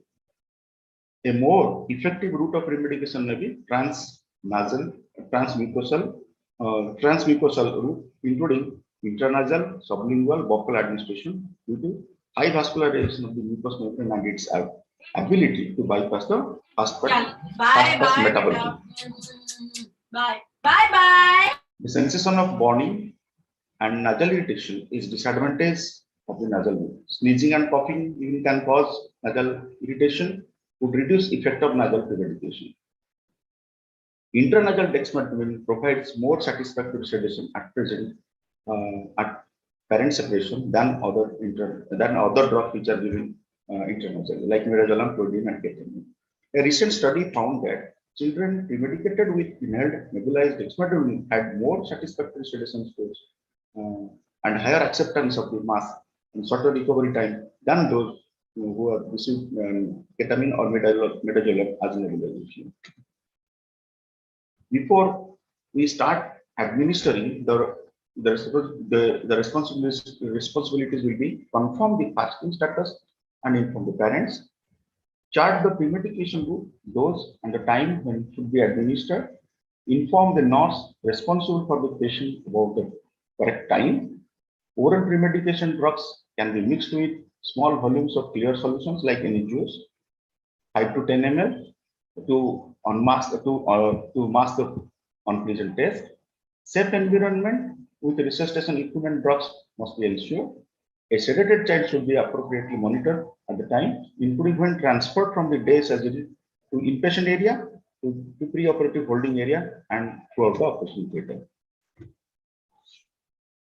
The drugs which we normally use can be categorized into 5 groups like parasympathetic, antihistaminics, sedatives and hypnotics, analgesics, and other supportive and topical medications. The parasympathetic drugs are belladonna group of drugs included as medication on account of their depression effect on the parasympathetic system, commonly used to prevent the undesirable bradycardia associated with anesthetic agent, to minimize the autonomic vagal reflexes and to reduce secretions. Atropine and scopolamine both have CNS effects. Atropine is more commonly used and is a better vagolytic agent.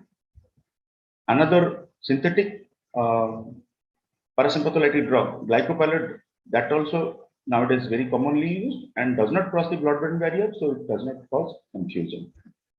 These drugs can be used as adjuvant to ketamine anesthesia because of their anti-sallow and central sedative effects. Recommended dose of atropine 0.01 to 0.02 mg per kg and glycopyrrolate 0.01 mg per kg as IV.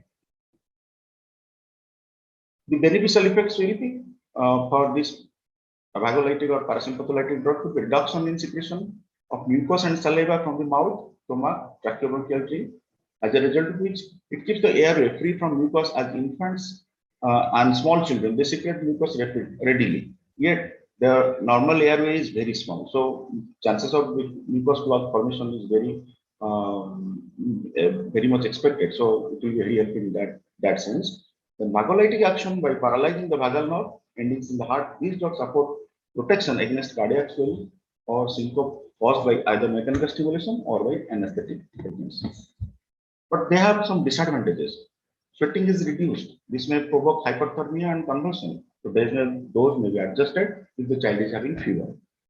Inhibition of secretory activities depresses severe action in the respiratory tract. So the chances of thick mucus is there. Atropine is a metabolic stimulant.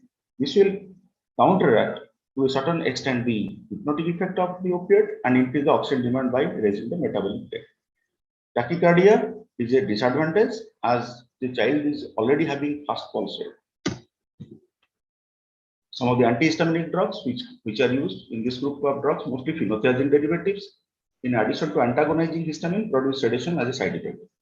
They are valuable antiemetic action too. In this group, promethazine, most useful. It can be given by mouth or by injection and may be selected for sedative, antiemetic, antihistaminic properties. Its antihistaminic action prevents bronchoconstriction, so suitable for children who are having chronic bronchitis and bronchial asthma. The drowsiness is not accompanied by respiratory depression or cardiovascular distress, so promethazine has advantage over other medications. The chlorpromazine has a mild antihistaminic action. Tachycardia and vasodilatation produced as side effects are particularly disadvantageous for this drug. Combined with other drugs, it is useful for sedating infants for procedures not requiring general anesthesia, like for cardiac catheterization or removal of sutures, dressings, painful dressings. So it will be very helpful in that sense. Now coming to sedative and hypnotics, which we are regularly using, these drugs promote muscular and emotional relaxation by suppressing pain and diminishing apprehension and help to reduce patient's metabolic rate upon which its oxygen demand depends. All such medications have the potential to produce deep sedation and respiratory depression. Therefore, should always be administered with caution under supervision and close monitoring. Facilities for administration of supplemental oxygen, ventilation support, and resuscitation should be readily available to meet the complications in them. Now, how we define ideal sedative medication? The ideal sedative medication should be safe, easy to administer, and should have a predictable onset time, a high success rate, and minimal side effects. And we aim with sedatives allaying their anxiety, allowing easy separation from the parents, facilitation of smooth anesthesia induction, and reduction of postoperative psychological problems. So these are the aims what we are planning, what we require. The American Society of Anesthesiologists, they have categorized sedation into 3 categories: minimal sedation, moderate, and deep sedation. In the minimal sedation, normal response to verbal stimulation, that is minimal sedation, patient is sedated but responds to normal stimulation of verbal. Then moderate sedation, purposeful response to verbal or tactile stimulation. Deep sedation is purposeful response to repeated painful stimulation. So we have to decide during the sedation where should be the child.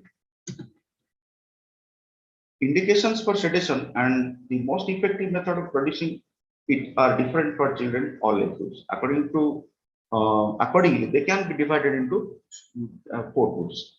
The newborns, 3 months to 18 months, 18 months to 5 years, and 5 years and above. Newborns. For the newborns, no sedative drugs are actually required.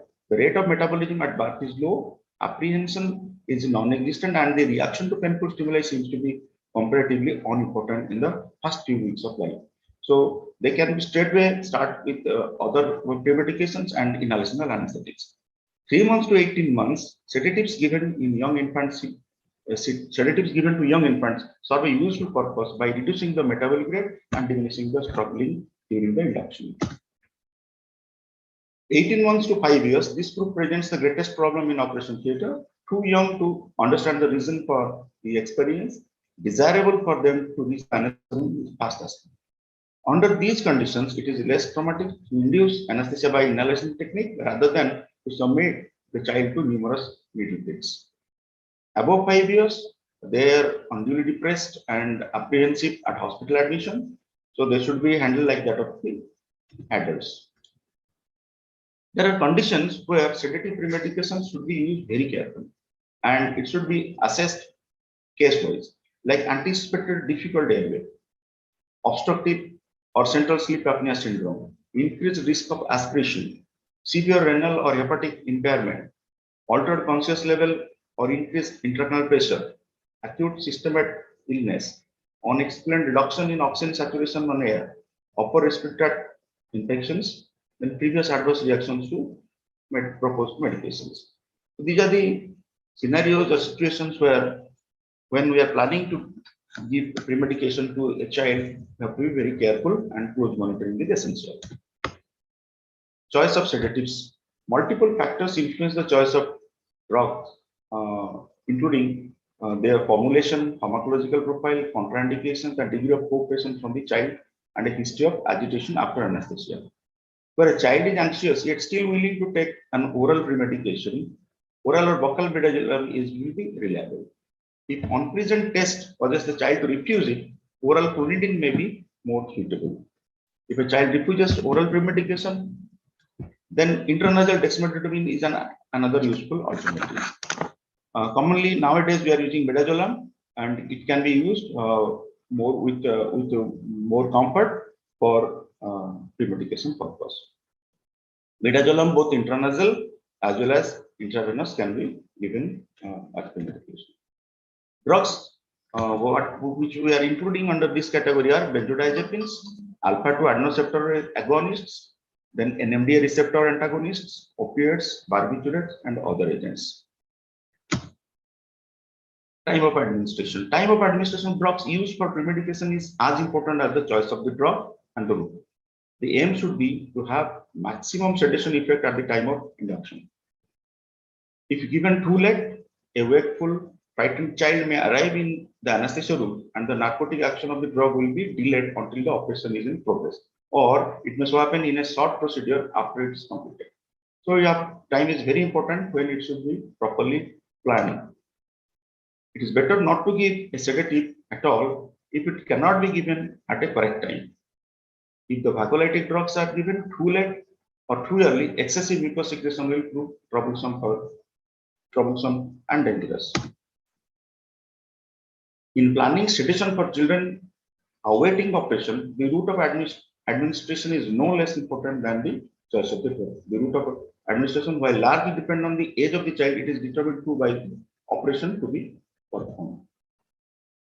So some of the drugs which can be given orally, although this is the simplest way of giving sedative drugs, it is the least satisfactory. The rate of absorption from the stomach is very variable, particularly in case of children. The stomach contents may be undigested for many hours, so that the effect of the drug cannot be predicted with confidence.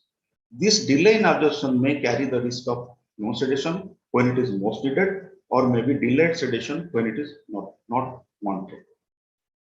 Drugs in capsules should never be given to premedicate young children because absorption of their contents may be long delayed. Moreover, there is a risk of undigested capsule being regurgitated and inhaled into the during the post-operative period. So another drugs like chloral can be given as oral premedication, barbiturates also, and phenothiazine derivatives. So we have already discussed. Now coming to the rectal administration, the effect of sedative given by rectum is also variable, but far less than oral. Useful for children less than it can be useful for children less than 5 years, but it has disadvantages like drug may be expelled. So we cannot confidently use such drugs as a rectal administration. Barbiturates have been tried through rectal route. It can be given either in a solution or in a suppository form. The solution used is 5% and dose is 44 milligram per kg. Absorption is very rapid. Sleep often being produced within 7 to 8 minutes, and the maximum effect is reached after half an hour. Disadvantage is that the depth of sleep may be profound and is often associated with respiratory depression. So if you are using barbiturate as through the rectal route, then you have to be very careful, as well as you have to supervise the patient for deep sedation. Paraldehyde, another choice for rectal route. This is the safest vaccine narcotic. In the therapeutic dose, it does not depress respiration nor produce undesirable cardiovascular changes, but it has disadvantage like it requires a considerable dilution, so that large volume of fluid may be retained in the GI tract to produce the desired effect. Now, commonly what we are using in the injection form are the opiates and the benzodiazepines. Now, coming to the benzodiazepines, the most common drug is midazolam, water soluble, commonly used medication in children. The benefits include rapid and reliable onset and antegrade amnesia with a minimal respiratory depression. It is typically administered orally at a dose of 0.5 to 0.75 milligram per kg up to maximum 20 milligram, after which sedation and anxiolysis are reliably achieved within 20 minutes. Now it has an extremely bitter taste, so various agents such as honey or some juice can be used to make it more palatable. In addition to oral route, it can alternatively administered by the intranasal route 0.3 milligram per kg or even rectal 0.5 milligram kg or say sublingually 0.3 milligram per kg. Peak plasma concentration of midazolam after intranasal administration occurs rapidly within 10 minutes. If parenteral administration is desired and there is an intravenous line in situ, midazolam 0.05 to 0.2 milligram per kg can be administered during the period in the holding area. Post-operative sedation is a side effect, especially after short procedures. Oral midazolam may fail to produce sedation in 20% of patients. A small number of patients can experience paradoxical reactions resulting into restlessness and agitation. Midazolam has the advantage of producing antegrade amnesia. Memory usually becomes impaired within 10 minutes after oral route. This has the beneficial effects of children requiring repetitive interventions. Another two drugs, lorazepam and temazepam, they can be used as sedation. Oral lorazepam tablets are available, dose 0.025 to 0.05 milligram per kg. What you have to administer 60 minutes prior to the procedure, and duration of action will be 12 hours. Temazepam also 0.3 to 0.5 milligram per kg, 1 to 2 hours prior to induction, it has to be given orally. We have another two drugs like clonidine and dexmedetomidine, alpha-2 agonists. This group of drugs also provide clinically relevant benefits of reducing the need for rescue anesthesia, reducing emergency agitation, postoperative nausea and vomiting, and shivering in the postoperative period. Clonidine, a alpha-2 adrenergic agonist, can be administered orally 3 to 4 milligram per kg. Dexmedetomidine is also another receptor agonist with shorter terminal half-life, approximately 2 hours in children when compared with clonidine. Intranasal dexmedetomidine has been used successfully in the dose of 1 mg per kg administered 40 to 60 minutes prior to induction. The limitations to this use include long onset time, that is 30 minutes, and bradycardia and hypotension with higher doses. Ketamine is another drug which is used as sedation. Ketamine has been used as a pre-medication for a long time. It can be administered through oral route 5 to 8 milligram per kg. If it is given intramuscularly, then 4 to 6 milligram per kg, and for IV it is 1 to 2 milligram per kg. The advantages include its analgesic properties and the ability to cause sedation without respiratory depression. But there are some problems with its use: increased salivation, emergency delirium, and prolongation of recovery. In these patients, a dose of intramuscular ketamine may be given effectively. The principal action of ketamine is due to the central dissociation of the cortex from the limbic system, providing good sedation and analgesia while preserving upper airway muscle tone and respiratory drive. Ketamine also relaxes the smooth muscles of the airway simultaneously by histamine and has its application in case of potential risk for bronchoconstriction. It is recommended to administer an anti-salve with ketamine in order to decrease the amount of oral secretion that may occur and decrease the risk of laryngospasm. Hallucinations during recovery from ketamine may occur mostly in older children. Co-administration of benzodiazepines can be helpful in such situations. The most common adverse reaction to ketamine is postoperative vomiting, which occurs almost in 33% children. It can be also used orally, nasally, and rectal routes, but intravenous route is most preferred. After oral administration and nasal administration, bioavailability is 17% and 50% respectively. Oral ketamine alone and in combination with midazolam has been used for pre-medication in healthy children and those with congenital heart defects. Fentanyl is just an opioid which is frequently used as sedation. Fentanyl is rapidly absorbed through the transmucosal route with bioavailability of 33%. Oral transmucosal fentanyl citrate in the dose of 15 to 20 mics kg produce sedation in 20 minutes and has a peak effect in 30 to 45 minutes. Although it has been shown to be effective as midazolam, it has unwanted side effects such as vomiting, pruritus, respiratory depression. Not barbiturates, they are not so commonly used for children, but rectal route, mostly they are used rectal route, but nowadays that route, we are not using barbiturates in the rectal route. Methoxytal can be tried, but methoxytal availability is now again not possible, so that is a theoretical nowadays, so it's not used.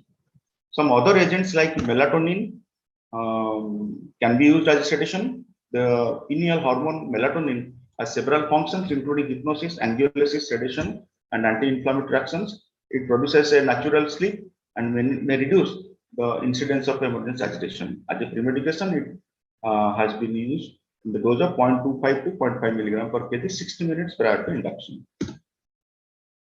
Chloral hydrate, we have already discussed, can be used. Now trichlorphos syrup contains monophosphate sodium salt of trichloroethanol, the pharmacological active metabolite of chloral hydrate. This is commonly used as a oral pre-medication in short procedures. And as analgesics, opioids may be used as a pre-anesthetic medication to children with preoperative pain. However, opioid-related side effects such as respiratory depression, dysphoria, pruritus, and nausea vomiting are to be taken into account. If opioids are used in combination with other sedatives such as benzodiazepines, the dose of each drug should be appropriately adjusted. Neonates are very sensitive to the respiratory depression effect of opioids, and they are rarely used for pre-medication in this age group. Fentanyl is commonly used as analgesic, so administered by parenteral, transdermal, nasal, and oral routes. Oral transmucosal fentanyl citrate is more accepted by children than other routes as a pre-medication. Fentanyl is strongly lipophilic and is readily absorbed from the buccal mucosa with the overall bioavailability of 30 to 50%.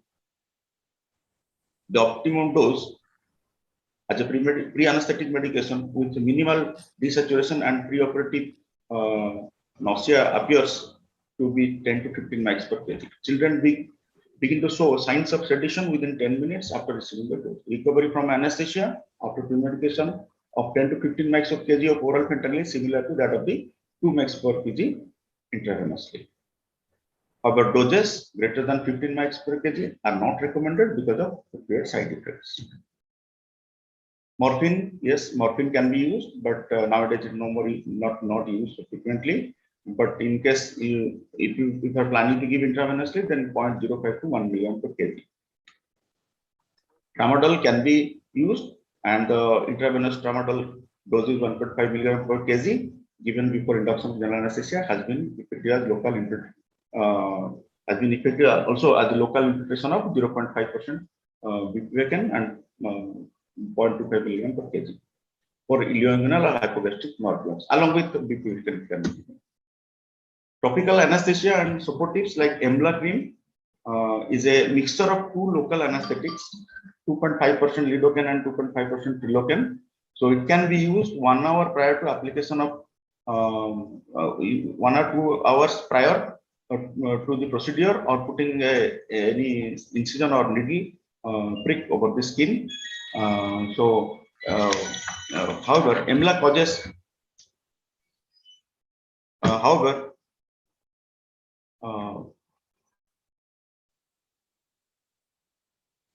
lidocaine, I not, hello? Sorry to interrupt you, sir. Yeah. Sir, please wind up fast. Yes. Another 2-3 slides. Now, monitoring of patients. Once the pre-medication has been administered, the patient should remain on ward under direct supervision of a responsible adult. If the patient becomes drowsy or falls asleep, oxygen saturation should be continuously monitored by pulse oximeter, including during the transfer of the patient to a theater. An oxygen cylinder, face mask, ambu bag should always be available on patient's bed for trolley transport. There are some special considerations, like when we are using sedatives in case of obstructive sleep apnea, then we have to be very careful. However, a safe non-traumatic induction of anesthesia is not possible without the pre-medication of some children. Thus, appropriate sedative should be used with due caution and when indicated with support from anesthesia. Obesity is definitely an issue. Obesity is associated with a number of conditions that need to be considered when prescribing sedative medications, including the OSA and gastroesophageal reflux. Achieving optimal drug dosing in obese children is challenging.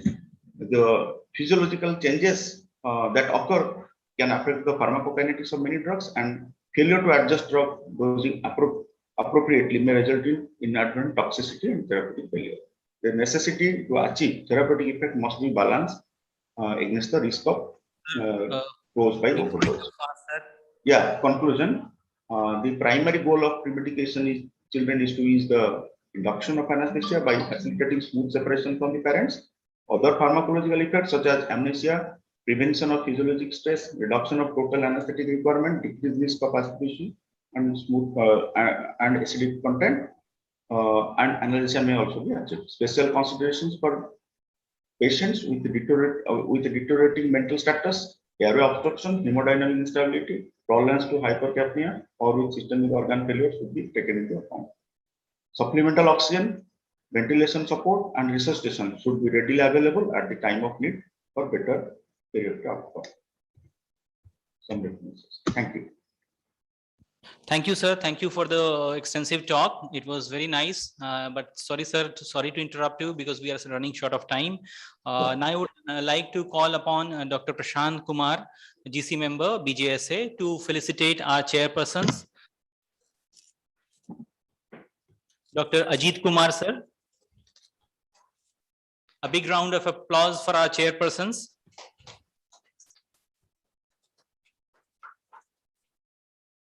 And then I would like to call upon Dr. Vinod Barma, sir. Sir, please come up. Dr. Prashant. Big round of applause, sir. Vinod Barma, sir. Thank you. Thank you so much, sir. Thank you, Dr. Debashish Swain, sir. In fact, since we are running short of time, so I have not asked for any questions. I have not entertained that, and you'll be getting some of the questions you may be getting on the chat box. So if you can, sir, please answer that. Thank you for being with us. Thank you so much, sir. Now I would like to move on to the next session, and that is towards safer and better ultrasonography, and that is to be dealt with by Dr. Atul Gaur from UK. And for this session, I would like to invite our GC member national, that is Dr. Manoj Kumar, sir. Please come up to the dais, sir. A big round of applause for Dr. Manoj Kumar, sir, GC member national. And we have with us another chairperson, Dr. Alok Jha, sir. Please come up to the dais, sir. Sir is also the GC member of BJSA.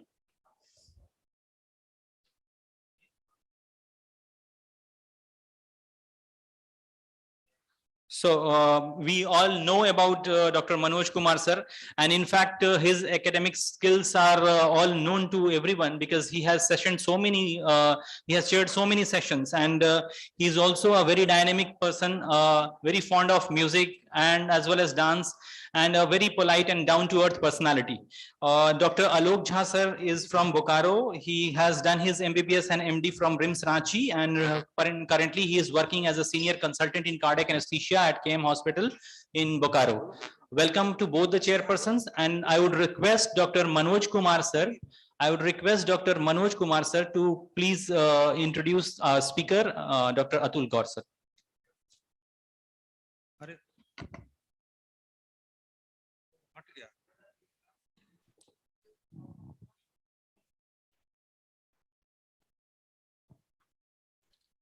Good evening, ladies and gentlemen. Our next speaker is Dr. Atul Gaur, who is the consultant anesthetist. His affiliation is WHL NHS Trust UK, and achievement is ex-faculty SGPGI Lucknow, founder director Society for Ultrasound in Anesthesia, and ICPM workshop coordinator, and many patient devices. Publication in more than 50 indexed national and international. Author of the book Sonometry for Anesthetists. Area of interest, regional anesthesia. I request Dr. Atul Gaur from UK to kindly proceed your presentation. Thank you, Chairperson, and thank you, Manoj sir. Thank you very much for giving me an opportunity to present in front of you safer and better ultrasonography. I hope you can hear me properly. Okay, so I will be discussing about few things which can make our ultrasonography safer, like hospital-acquired infections, training and learning curve, ergonomics, following the needle when we do any intervention, a combi-tech needling technique, one example how we can make our needling technique safer, then various innovations which can make our ultrasonography guided interventions more safe, and monitoring our interventions after doing these interventions, and a glide sign. which can make ultrasound use of ultrasound very safe, even when we do procedures when patient is asleep. So we all know that we are using ultrasound now. It has taken us by storm, especially to anesthetists. It's a great help, great friend in perioperative area. We can use it to diagnose. We can use it for echocardiography or ultrasound examination of abdomen or veins or aorta. Likewise, other systems like endotracheal intubation, and then we can guide our interventions using ultrasound. So it gives us information in real time as we practice hot medicine in perioperative area. This is a very tremendously useful tool in our hands. Often we come across very difficult patients to manage, like this is very high BMI. He was covering whole of the operation table. Here you can see a patient after open heart surgery on blood thinning agents and required anesthetics for his hand gangrene. Here you can see the spine, which is very twisted and rotated as well. And then it's not easy in old age, especially when osteophytes are there, to do epidural, so spinal. Here you can see the liver transplant patient who required foot and ankle surgery, and then who was not able to even lie down flat. And then morbidly obese patients to do epidurals.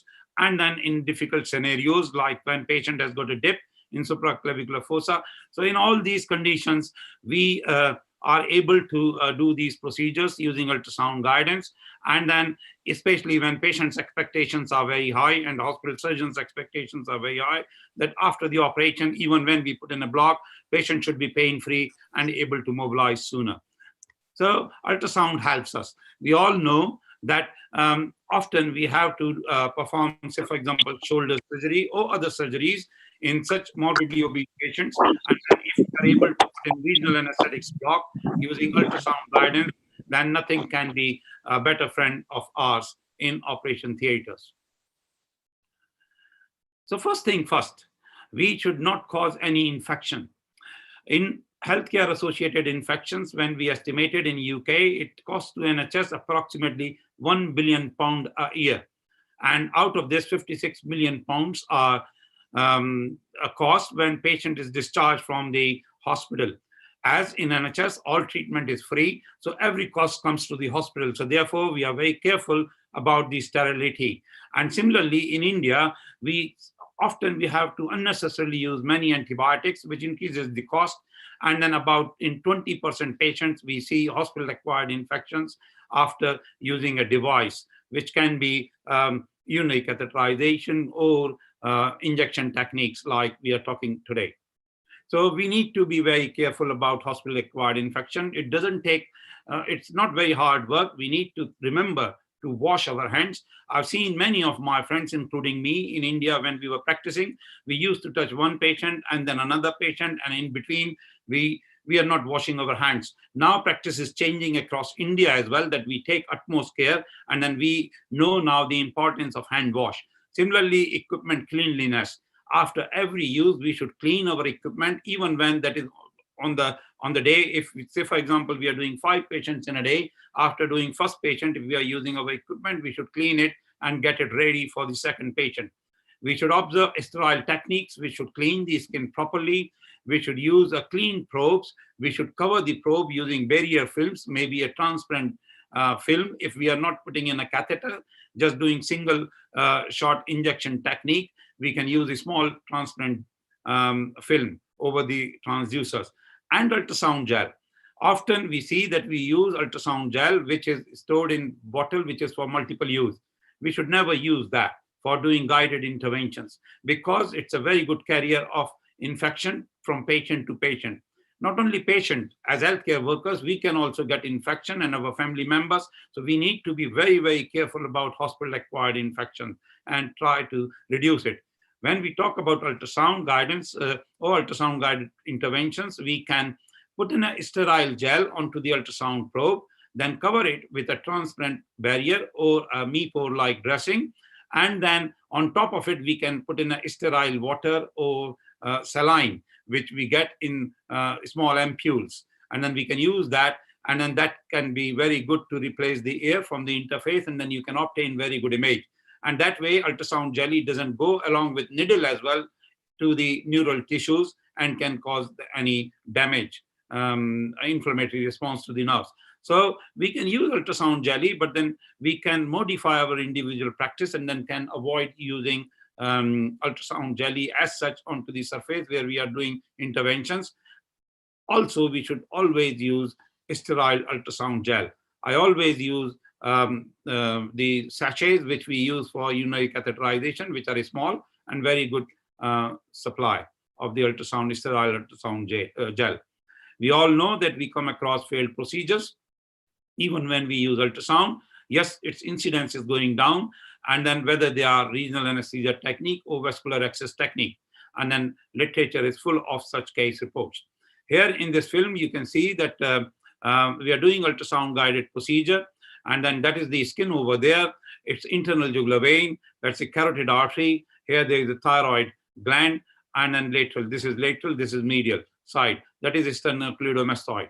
I'll play it again, and then if you have observed something, please let me know. So you can see one wire there, and you can see another needle into the carotid. And that is what happens when we are not trained properly to do the interventions or to see the interventions, how to observe those ultrasound images or monitor those images. So training is a very important issue. For learning needling techniques, you can use phantoms over there. And then, sorry about this noise, I'll try to reduce it. Yeah, okay. And then here you can see that we are moving away the transducer and then tracking the needle tip here. And here we are tilting the probe towards and away from the needle to track the needle tip inside. I find that these phantoms are very poor for teaching, and better would be animal kind of a source which are available in supermarket for our food purpose, meals purpose. So here you can see this is the turkey leg, and then if you are doing ultrasound guided procedure in a turkey leg, you can see this can in a way replicate the ultrasound image which we get on human beings. And then here I tried to show a combi-tag needling technique where we put in needle, making a temporary landmark, and then take needle into the deeper plane under ultrasound guidance. I'll talk about this later. I hope so far the presentation is clear. In this clip, you can see that many times you guys go through the presentations made by we faculty members or expert. You watch your teachers doing the procedures, and then we start thinking that we can perform these techniques very easily. And now there are two things. One is we try to select very good images to show it to you that, look, we can do like this. And B, it takes a long time to learn those techniques and do it. Here in this clip, you can see if we try to just see one, do one, teach one, what can happen to us. So these clips are from Google.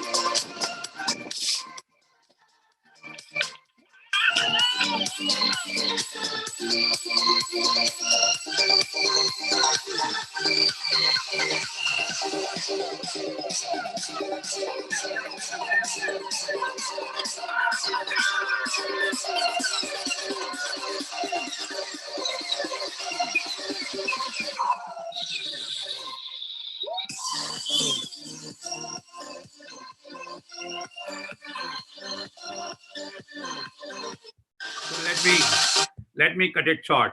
Basically, when Americans they teach, I read somewhere that in case you are taking a long lecture, you should break in between. Otherwise, people start paying attention to your lecture. So anyway, I tried to show you through that clip that if we try to copy what others are doing, we can land up into trouble. In our case, it is patient who suffers. So we are just trying to copy our seniors without going through proper training. Then we may end up into complication and our patient is a sufferer. Okay, so we need to follow the guidelines of local hospitals, agencies, medical societies. And say, for example, here, Royal College of Radiologists gives us some guidance about how should we have training for focused ultrasound procedures. like intervention, say for example, regional anesthesia or vascular access. So we should follow these very seriously. Basically, ultrasound guided interventions, I think that they should be divided into two: theoretical training and practical training. And then in practical training, we can't have, like, if you do 15 brachial plexus blocks a week, then you are trained enough, or you are continuing with your training. Instead of that, because every one of us, we are not doing same block procedure every day for a week. So we should divide our practical training into scanning, where we scan a patient or a volunteer and then obtain good images, see various images or various target organs, and needling or injection technique. And needling or injection technique we can perform in using, say for example, turkey's leg or chicken breast, like radiologists they use from the food store, obviously. Okay, so here you can see that is the another factor, ergonomics, which is very, very important to make your procedures safer and better in relation to ultrasound guided procedures. So we should, as operator, we should place ourselves comfortably, and our model should be in between the machine and us, so that that is the line of action, so that we can see the machine, and if we shift the gauge, we can see the procedure over there.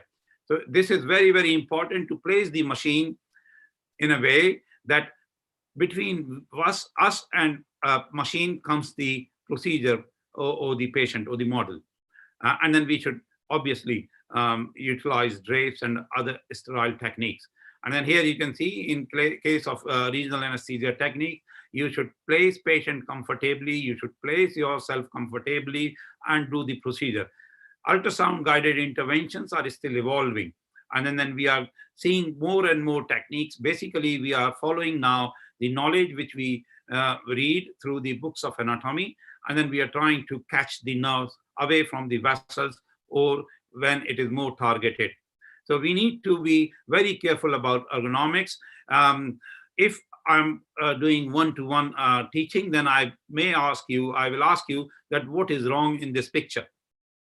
Now, the wrong thing is that operator is sitting here, machine is placed there, so that is in a straight line, but then line of intervention is that way, like towards this yellow sharp bin. So therefore, the machine ideally should be placed here, so that I can perform the procedure, and in between I can see the images. Another important thing in ergonomics is probe holding. You can see that we should hold the probe in a way so that our hand is touching the patient. So when we are looking at the machine, which is not correctly placed, I will do another one. Here it is correctly placed. So when we are doing the procedure and when we are watching onto the screen, in case probe slips away, because there's ultrasound jelly there, we get feedback from our hand into our mind that, oh, probe is slipping away. So we should stabilize the probe with the patient surface or onto the mattress.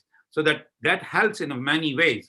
That helps that we don't get tired easily.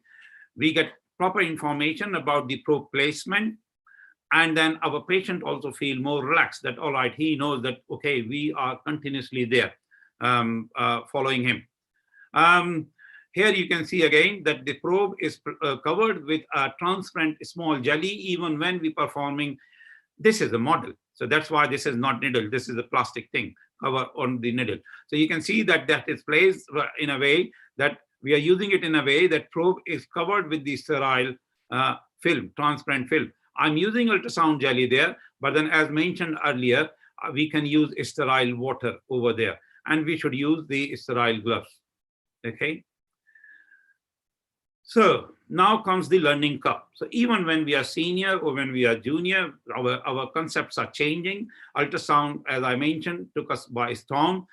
In our book itself, we have written few wrong things, like when we describe interscalene brachial plexus block, we describe the probe placement here. But then this is from many other websites as well, like NISORA or USRA. So everyone made a mistake initially when we tried to teach you too soon before getting a proper information, because we were just like copying it, like in India, we can use the term monkey. We were copying like monkey. In other part of the world, saying someone monkey is an abusive word. So please don't use that. So here you can see that ultrasound probe is placed there, which is the wrong place. We never find interscalene brachial plexus arrangement here. interscalene brachial plexus arrangement is somewhere there. If you remember, when we were doing landmark guided technique, our needle used to come in this direction and needle tip used to sit in there. So if we are placing our needle there under ultrasound guidance, we don't see interscalene arrangement of the brachial plexus. Okay, so therefore you need to take your probe into the nook. Nook means the corner between head and neck and shoulder, and that's how we describe this block as a nook block. So it is for your convenience to understand that probe placement should be in a way that we are able to see the structure inside. So please remember that. That will make your procedures much safer. Let me move this somewhere else and then play this clip, and then let us see. So that is the skin over there. That's the bone. And then there you can see the subclavian artery. And here you can see anterior scalene muscle. I'll stop it when we play it again. Okay, so that you understand. But then this is the image of interscalene brachial plexus block while placing probe here into the nook. So I will now stop it there. Okay, so here you can see interscalene arrangement is arriving. That is anterior scalene muscle, which will develop when I start moving my probe from supraclavicular position to about 45 degrees or so. And that is subclavian artery there. And that's the rib over there where subclavian artery is sitting there. And then if I move further, you can see subclavian artery is there, interscalene arrangement of brachial plexus there, anterior scalene muscle is there, and middle scalene muscle is there. And that's the skin over there, and that's the medial, and that's the lateral side. And you can see that how low in the neck we can get interscalene brachial plexus. Another advantage of this is that phrenic nerve is far away from the interscalene brachial plexus arrangement of the brachial plexus there. And another important thing to remember is that that is the subclavian artery. That's not the vertebral artery. Vertebral artery is hiding somewhere there, hiding somewhere there. So we should remember that. So here you can see that that may be the vertebral artery, that is subclavian artery, that's the interscalene arrangement of the brachial plexus, anterior scalene muscle, middle scalene muscle. Now here you can see that anterior scalene muscle as well. So we should try to understand the morphology properly. We know that anterior scalene muscle originates from at least 3 or 4 cervical vertebrae from side and then the spine of it. And there are 3 or 4 independent bellies arranged together. So when we deposit local anesthetics here, if you follow the scan later on, you will see that local anesthetics flows from here, because these are the weak joints and go and then bathe the phrenic nerve. So even when you use less volume of local anesthetics, there are chances that local anesthetics may flow onto the anterior surface of the interscalene muscle and bathe the phrenic nerve. So therefore, one should always perform a scan after the intervention to assess the quality of your intervention or to find something unusual or which can lead to the complication. Okay, so now we move on to the next clip. The next clip, also you can see the interscalene arrangement. Now here you see the interscalene brachial plexus differently, like their traffic light sign. So every one of us, we have got different kinds of arrangements, and then that is another important point for you guys to remember, that it is not pattern to locate the nerves. You should do dynamic imaging to locate the nerves or the vessels, and that is the best and safer way. Another important factor during ultrasound guided intervention is to follow the needle. What needle is doing to your target structure. Here you can see some movement over there. So we know that probably needle is coming from here. You can see now needle is coming, and then you can see that it is making a tent-like structure, and then that bounces back and your needle goes inside. So you should watch needle going in and then what it is doing to the tissues. Now, if there's a thrombus sitting here, then this tenting will not be apparent. So you will see this as a solid structure and a needle entering into inside. Or if there is I'm going to talk to you about the thickness artifact. If it is there, then you will see as if needle is inside the vessel or vein or near the nerve, but then in fact needle is not there. And that is because of one artifact, which is the known artifact into the ultrasonography. And then here you can see same thing in transverse imaging. You can see that you should start watching following the wires here. You can see, so when you move your probe, you can follow in the same way needle tip, that where needle tip is going. So it is very, very important to follow these structures, even when you're doing the intervention or when you are assessing the intervention later on. Okay. Another important factor is accompanying vessels. Neurovascular bundle, they travel together. They both are of tremendous importance to us anesthetists or intensivists.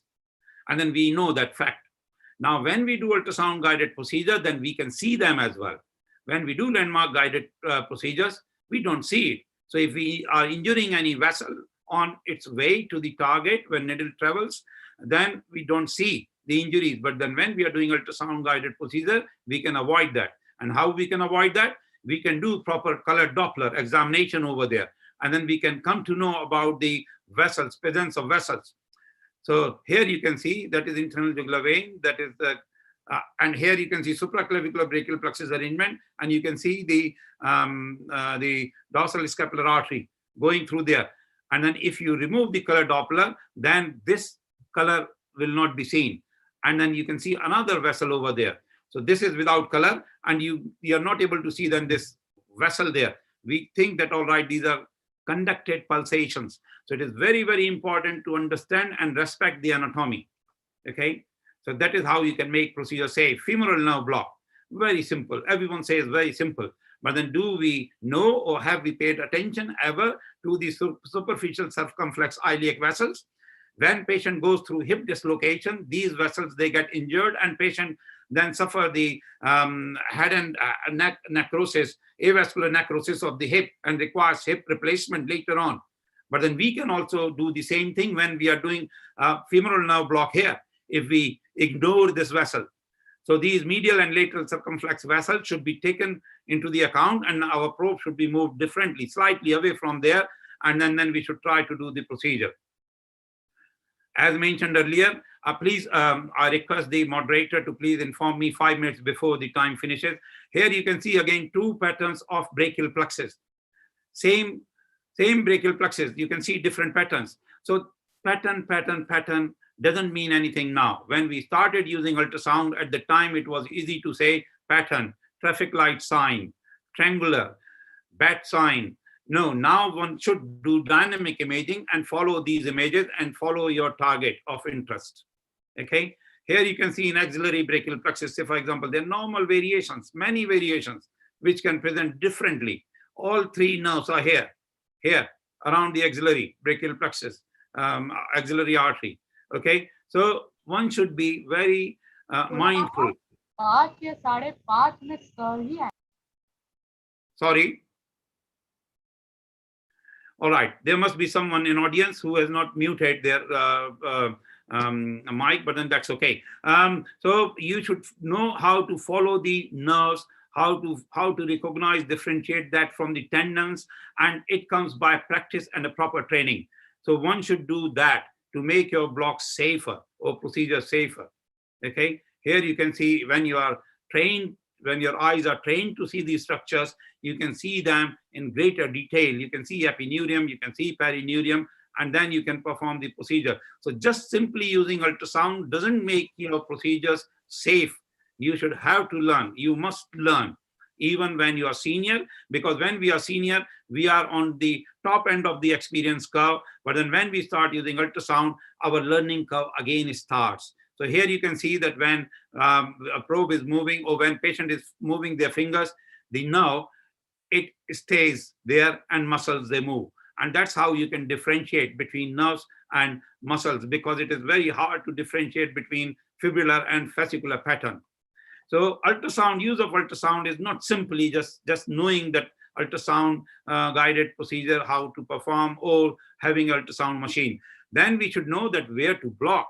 So say, for example, we are putting in radial nerve block for the wrist surgery, then we should know that we should put in a block before radial nerve divides into its deeper and superficial branches. So therefore, you should know that where we should place our probe and then locate the radial nerve and then block it. So blocking a nerve or catching a vessel at the right side is also very important to improve the quality and enhance the safety.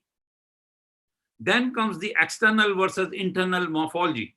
So here, many times when we are doing, say, for example, supraclavicular brachial plexus block in this lady, you can't do from there. So your needle is traveling through the trapezius, and ultrasound helps us to locate the needle. But then we should know that how to place the probe, how to take the needle in towards the target. So that is what is required. So you need to know the relationship between the external morphology of the patient and internal arrangement of the brachial plexus. and then do the guided procedure. Machine should be right in front of you. Then this is very good technique which I described, and then I would like you to use it at least once. Here I'm giving one example of it. So you are scanning, say for example, supraclavicular brachial plexus in supraclavicular fossa, then you apply a little pressure and lift the probe. When you lift the probe, then you can see a blanch rectangle over there. You can apply the probe again and then lift the probe. After having optimal plane of ultrasound, you lift the probe and then you can get that rectangle. So that way, in that way, you have created external landmark. So when you create the external landmark, then take your needle right in the center of that external landmark, very superficially inside, and then place the probe back. And then you will, when you locate the needle again, then you will locate the brachial plexus in an optimal plane. And here you can see that on ultrasound image. So that is subclavian artery, that is the brachial plexus. It's a supraclavicular brachial plexus position. Okay, then we are scanning it. We found the optimal plane. Then we are going to lift the probe, and at the time you will not see anything down there because probe is not placed onto the patient. Very soon you're going, so we are just scanning right now to locate the nerves and other things in order to, and then vessels in order to find a proper plane. So we are just now scanning and scanning. And now when we scan, when we find a proper plane, let me go. So we are doing color Doppler to locate the vessels which are there, which we know. And then we have found the optimal plane. After that, we are going to lift the probe. You're not able to see anything. So there was a blank rectangle. Okay. And then we are doing it again probably because you need to do it twice to make sure that your rectangle is properly placed. And then we are introducing needle into the subcutaneous plane only now in that rectangle here. So when I place the probe back, then I will locate my needle in this plane. When I locate this needle in subcutaneous plane, after that, I can move needle out slightly and I can then hit the target very well. In a deeper planes, I can take my needle in there. So it's a combination. So that's why I called it combi-tech. It's a combination of two techniques, landmark guided and ultrasound guided. And then you can put in a local anesthetics and see its spread. So that is combi-tech needling technique that is very, very helpful in a few patients when in the hands of few operators when you are not able to locate the needle. May I please remind again, moderator, please let me know 5 minutes before we have to stop. Another complication is intraneural injection. So when we use ultrasound, we take our needle very close to the nerves. And then because of some artifacts, we can see many times that needle is away from our nerves, or we can see that needle is inside the nerve, which is not the true case. And then later on when we scan, we find that we made some intraneural injection. When we do accidental intraneural injection, then we don't take care of volume and pressure. And therefore, our nerves, patient's nerves can get injured. So we need to be very careful about that. And that artifact is known as section thickness artifact. So what happens that even when your needle is outside the target, so that is nerve in cross section, even when your needle tip is outside the target, then also your needle appears as inside the target. Or when your needle is inside the target, then also it will appear as outside the target. So therefore, we should be very careful about it. And then what we have seen and practicing now for many years, that we have given this here in a pictorial form. So if your needle is outside the nerve, then if you move your needle hub, not needle tip, needle hub, up and down, then your needle will roll over the nerve. But then if needle has impaled the nerve, if needle has gone inside the nerve, then... Sorry, sir. Excuse me, sir. Sorry to interrupt, sir. Please brief up. We'll be running short of time. Excellent. Sorry. Excellent. So I will be finishing now in 5 minutes, as I mentioned earlier. Okay, so when you move your needle hub outside, then your needle will roll over the nerve if it is outside the nerve. But then it will drag the nerve along when it is inside the nerve. And that is what we call a glide sign. So it is very, very important to learn and practice, because then you can make patient safer even when you are putting in a blocks under when patient is asleep. And then what you do, so your needle is inside near the nerve on ultrasound, and then you move this hub up and down or sideways, not in and out. Okay, so that is the way to do it. And here you can see it. When you're moving your hub, you're not moving needle in and out. Okay, and then you can see that needle tip is moving around, and then you can safely make the injection. Then we need to think about and then come with the solutions, innovations, like we are doing now one hand operated procedure, because in one hand we are holding the ultrasound. Still we are using the same landmark guided catheters or equipment, where we need to push in a guide wire and then dilator and everything. Instead of that, this is one of my innovation, where you just click this, press it, and then a blunt catheter or blunt stellate comes forward. You can continue performing your procedure. You remove this and then attach a three-way cannula over there directly. So we need innovations as well. Okay, thank you very much. Thanks for giving me an opportunity to present.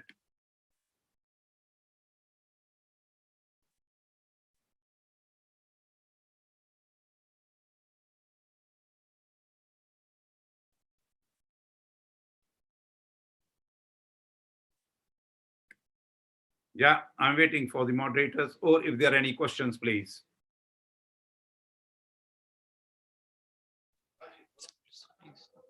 Hello. Sir, is he audible? There is a question for Dr. you. Gaur, am I audible? Yes, yes, I can hear you. Yeah, there is one question. Does the safety of this nerve ultrasound guided procedure, does it enhances when we combine it with nerve stimulation technique as well? Often, yes, this is very, very important question, and especially as teacher.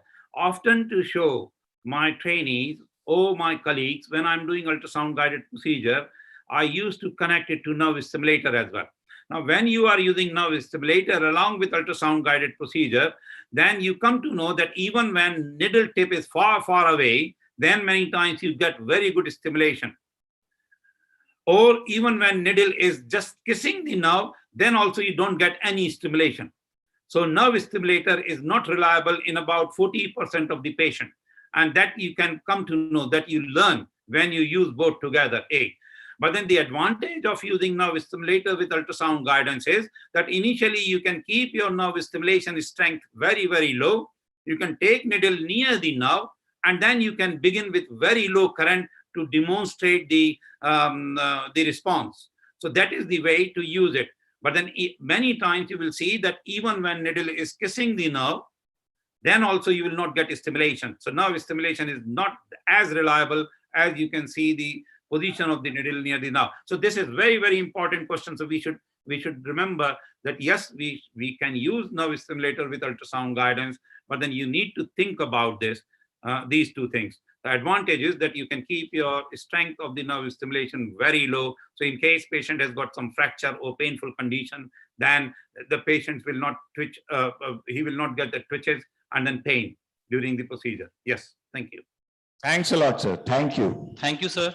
I would Hello. like, sir. One question from my side, Dr. Manoj Kumar. Sir, what are the challenges you have faced during nerve block?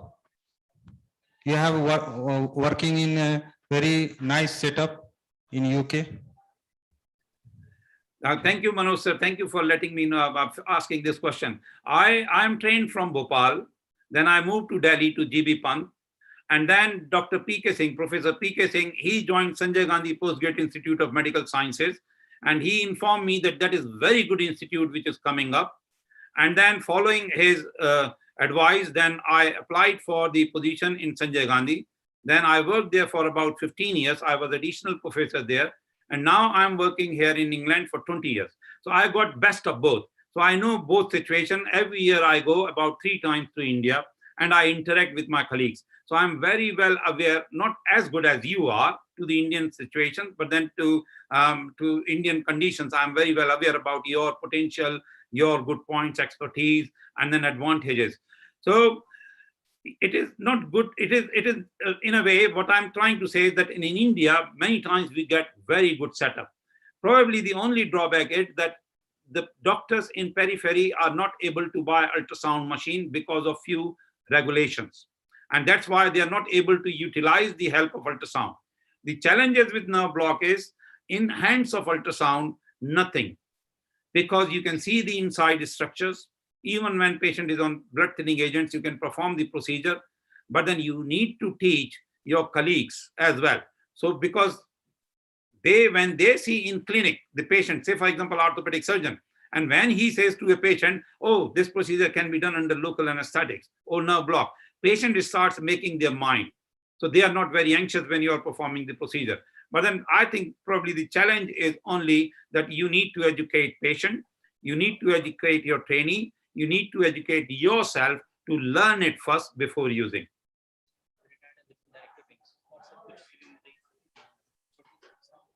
Thank you very much, sir. They running short of time. So any question from audience side? No So question, thank sir. you. Thank you very much for nice presentation, sir. Thank you very much. Thanks for inviting me. Have a nice evening. Thank you, sir. And now I request our GC member, Dr. Abhishek Basuki, to please present the memento and felicitate our chairpersons. And Dr. Abhishek Basuki, please hand over the memento to Dr. Manoj Kumar, sir. A big round of applause for our chairpersons. Now another memento to our second chairperson, that is Dr. Alok Jha, sir.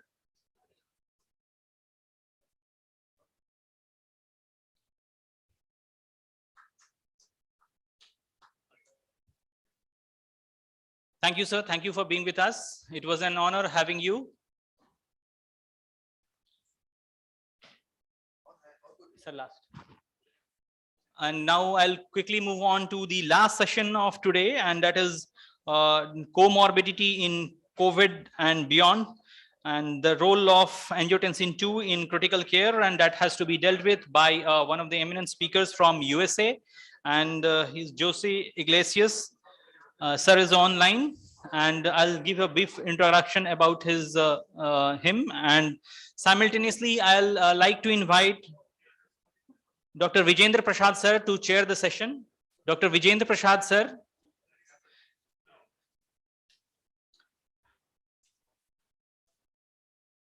Sir, please come up. Yes, sir. Thank you, sir. Dr. Vijendra Prasad sir is the professor and head at Vims Pavapuri, and sir is a very good academician and has sessioned so many chairs, has chaired so many sessions, and besides we have another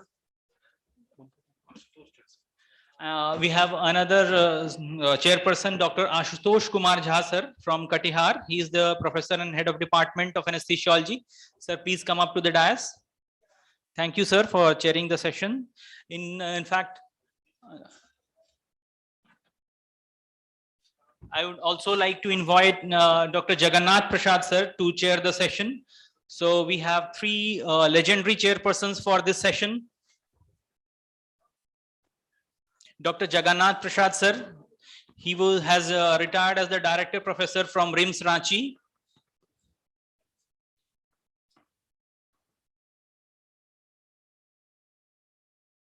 Sir, please come up.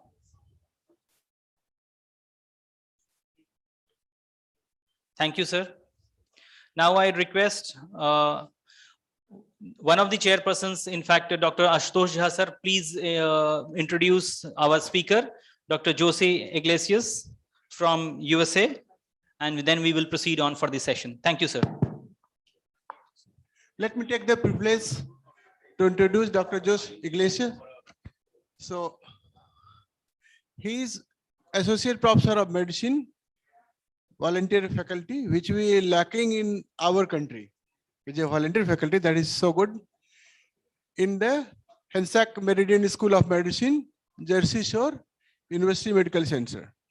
Achievements are founding member, FLCC, Frontline Critical Care Consortium, and he has a lot of publications like outcome of metabolic resuscitation using ascorbic acid, thiamine, and glucocorticoids in the early treatment of sepsis, the Oranges trial, and many more. And his area of interest are sepsis, shock, and acute kidney injury. So welcome, sir. Welcome. Let us be enlightened by your talk. Thank you. Welcome. Most welcome, sir. Thank you very much for having me. It's indeed an honor and a pleasure. It's very humbling to be here speaking before INUSCON. If someone can, I'm going to try to load my slide deck. I'm not the best at this, so bear with me. I gave Dr. Dubey my slide set, but I think we can go. Can everybody see this? Can you see my slides? Yes, sir. Okay, so I've been asked to speak beyond COVID-19 and the renin-angiotensin system.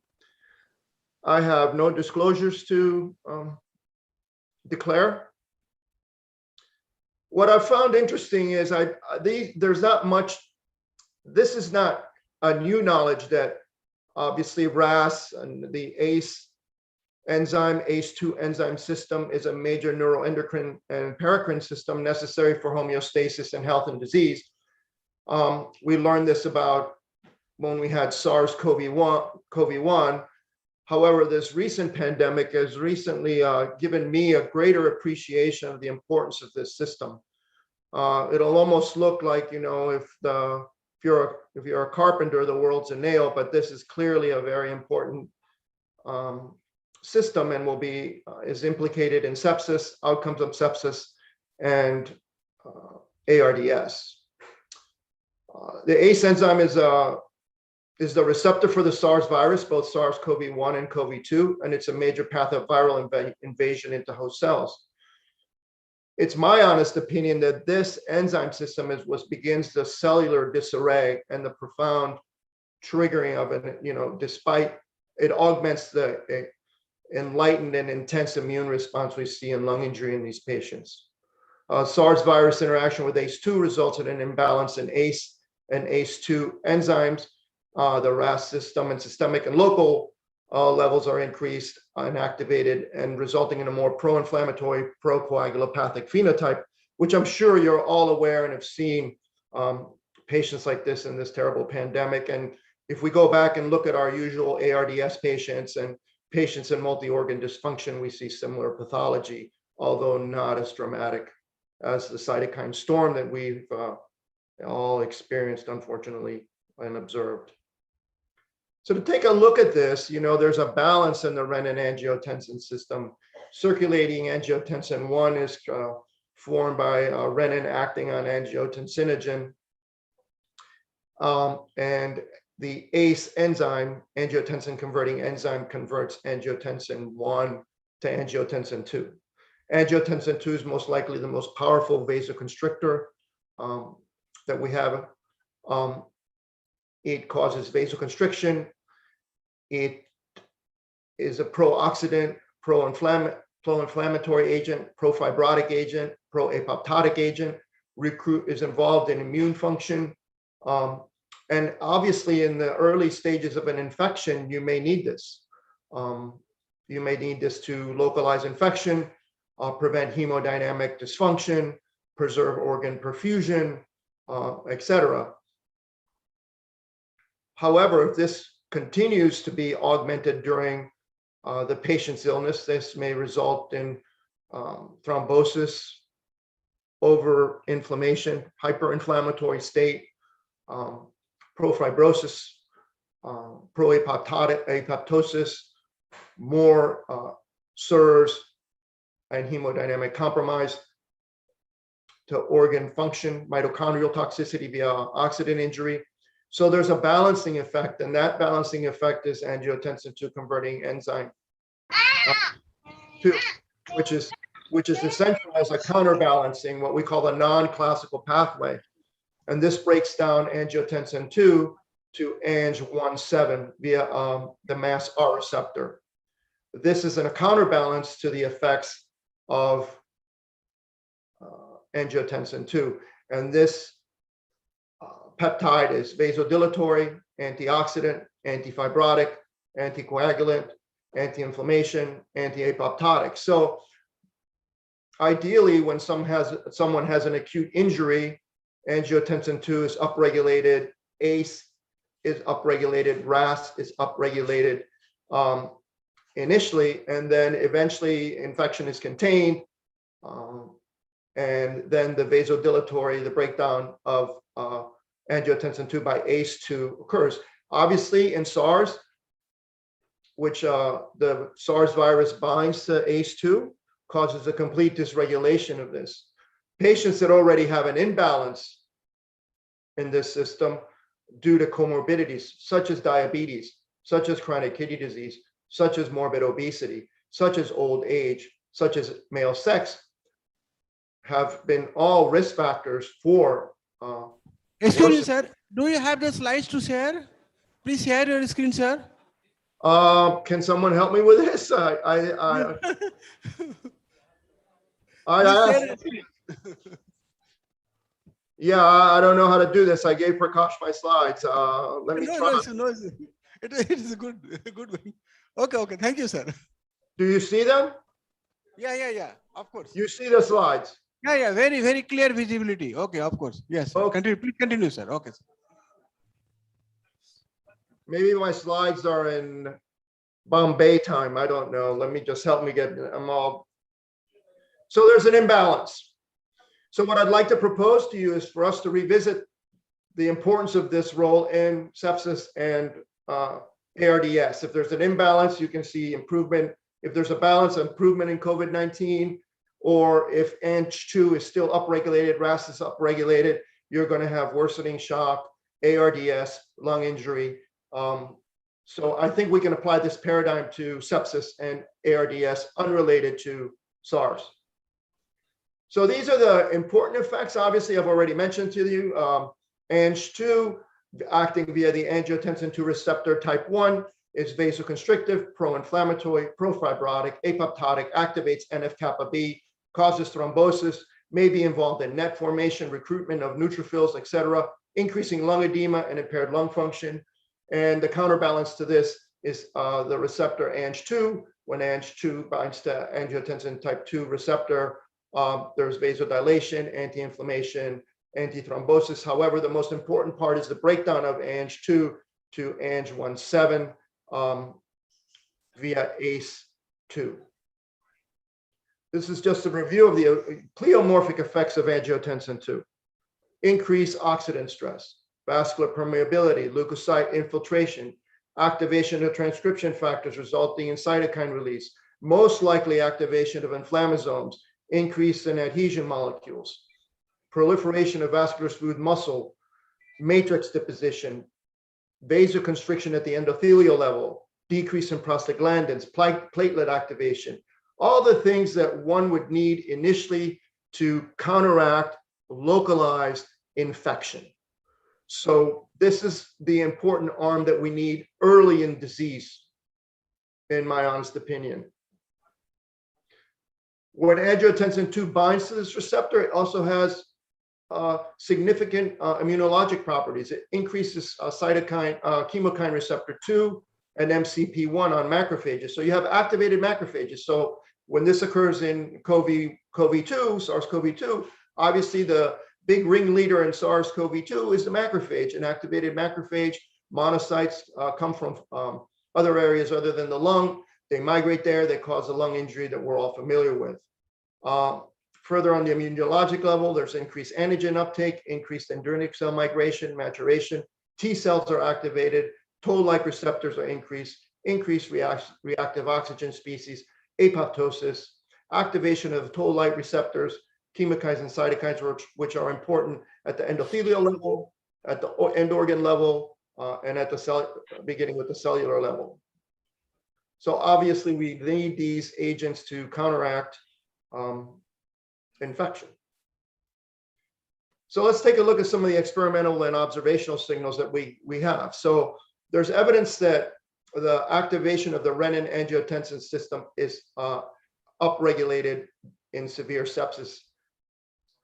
Studies have demonstrated that some studies, this is some conflicting information about this, but there is a signal that observational studies have demonstrated that prior exposure to ACE inhibitors and angiotensin receptor blockers in patients who later developed septic shock was associated with some improved clinical outcomes. Cytokine-mediated downregulation of angiotensin 2 receptors via AT1 receptors occurs during sepsis. This is associated with increased morbidity and mortality. We have some trial, the Athos 3 trial that administered angiotensin II. It improved blood pressure in refractory septic shock in subsets of patients with acute renal failure requiring dialysis. On subset analysis, there was an improved 28-day mortality and improvement in renal recovery. In an experimental model, there's a couple of mice and rat models, but an experimental of ARDS via gastric acid and acid installation, endotracheal administration of ACE2, which breaks down angiotensin II, attenuated the lung injury in wild type mice and ACE2 knockout mice. In an experimental model of cecal ligation peritonitis, the administration of ACE2 prevented worsening sepsis related lung injury. This is an observational study from Korea that looked at 27,000 some odd patients in the ACE inhibitor group, an ARB group that were on these drugs prior to developing their illness, and a non-user group. The ACE inhibitor group and ARB group had higher comorbidities, worsening severity of illness scores, worsening sepsis scores, and as you can see, more ICU admissions, more requirement of hemodialysis, more mechanical ventilation. You're wondering, why is this guy talking about this? Duration, but when you look at this, the duration of mechanical ventilation was less in this group treated with these agents prior to their illness, and their in-hospital mortality was markedly decreased compared to those that did not receive medicine. They did have a higher incidence of ICU readmissions due to sepsis. And again, this is, you have a lot of environmental biases in this study, but it's just a signal that these agents in the right setting may be considered in treating patients that have sepsis. Interestingly, when we initially met SARS-CoV-2, we felt that these agents may have been, prior exposure to these agents may be associated with increased mortality and morbidity. But however, we soon learned that they were not. And I believe that the current evidence does not implicate these agents in worse disease, the use of these agents in worse SARS-CoV-2 disease. So if we look at the sepsis patients, this study measured activation of the renin-angiotensin system on day 1 and day 3 of sepsis. And downregulation, they measured angiotensin II levels and they measured angiotensin converting enzyme levels on both of these days. So elevated angiotensin II levels on day 1, elevated angiotensin II levels on day 3, and ACE activation on day 1 was associated with an increased survival, where lower activation, less activation was associated with a poor prognosis after adjusting for all other comorbidities. And you have the usual markers of poor prognosis below that, which is a lactic acid level on day 3, SOFA score on day 1, and Apache 2 score on day 1. This was in 58 patients with sepsis. Interestingly, there may be some heterogeneity in races, such as Asians versus Caucasians versus African Americans, in expression of restriction-linked polymorphisms in the ACE system, and we'll talk about this soon.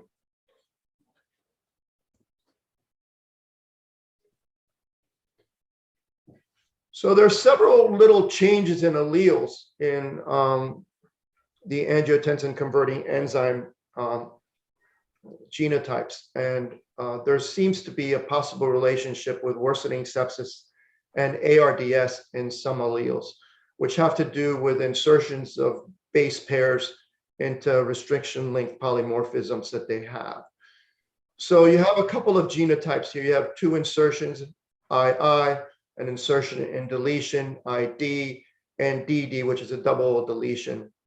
So if you look at ARDS, there should be a p-value there. There's a significant increase in the development of ARDS in patients with the DD genotype. Likewise, if you look at the number of, compared to the healthy population, they seem to be the II and DD genotypes. So the D allele is associated with increased mortality in patients with ARDS. And this is panned out in some studies regarding sepsis. There's some conflicting data when you look at, there's a study from Spain that showed that this wasn't the case. There's another repeat study from Asia that shows that this pans out just very similar to this study here. So the ACE gene contains restriction-linked polymorphisms involving the D allele, which results in varying expressions of ACE. These involve deletions or insertions. 47% of the variance in plasma ACE activity is accounted for by the ACE insertion deletion polymorphisms. And the D allele is associated paradoxically with increased RAS activity. However, this genotype is associated with the worsening risk of development of ARDS and mortality. This is another study looking at this. And as you can see, the DD allele in this gene down here on the RS4646994 locus is associated with increasing mortality and septic shock compared to the DI allele and compared to the II allele. So these are single nucleotide polymorphisms that have been described and give us a signal that these genotypes can break patients up into groups at higher risk for complications.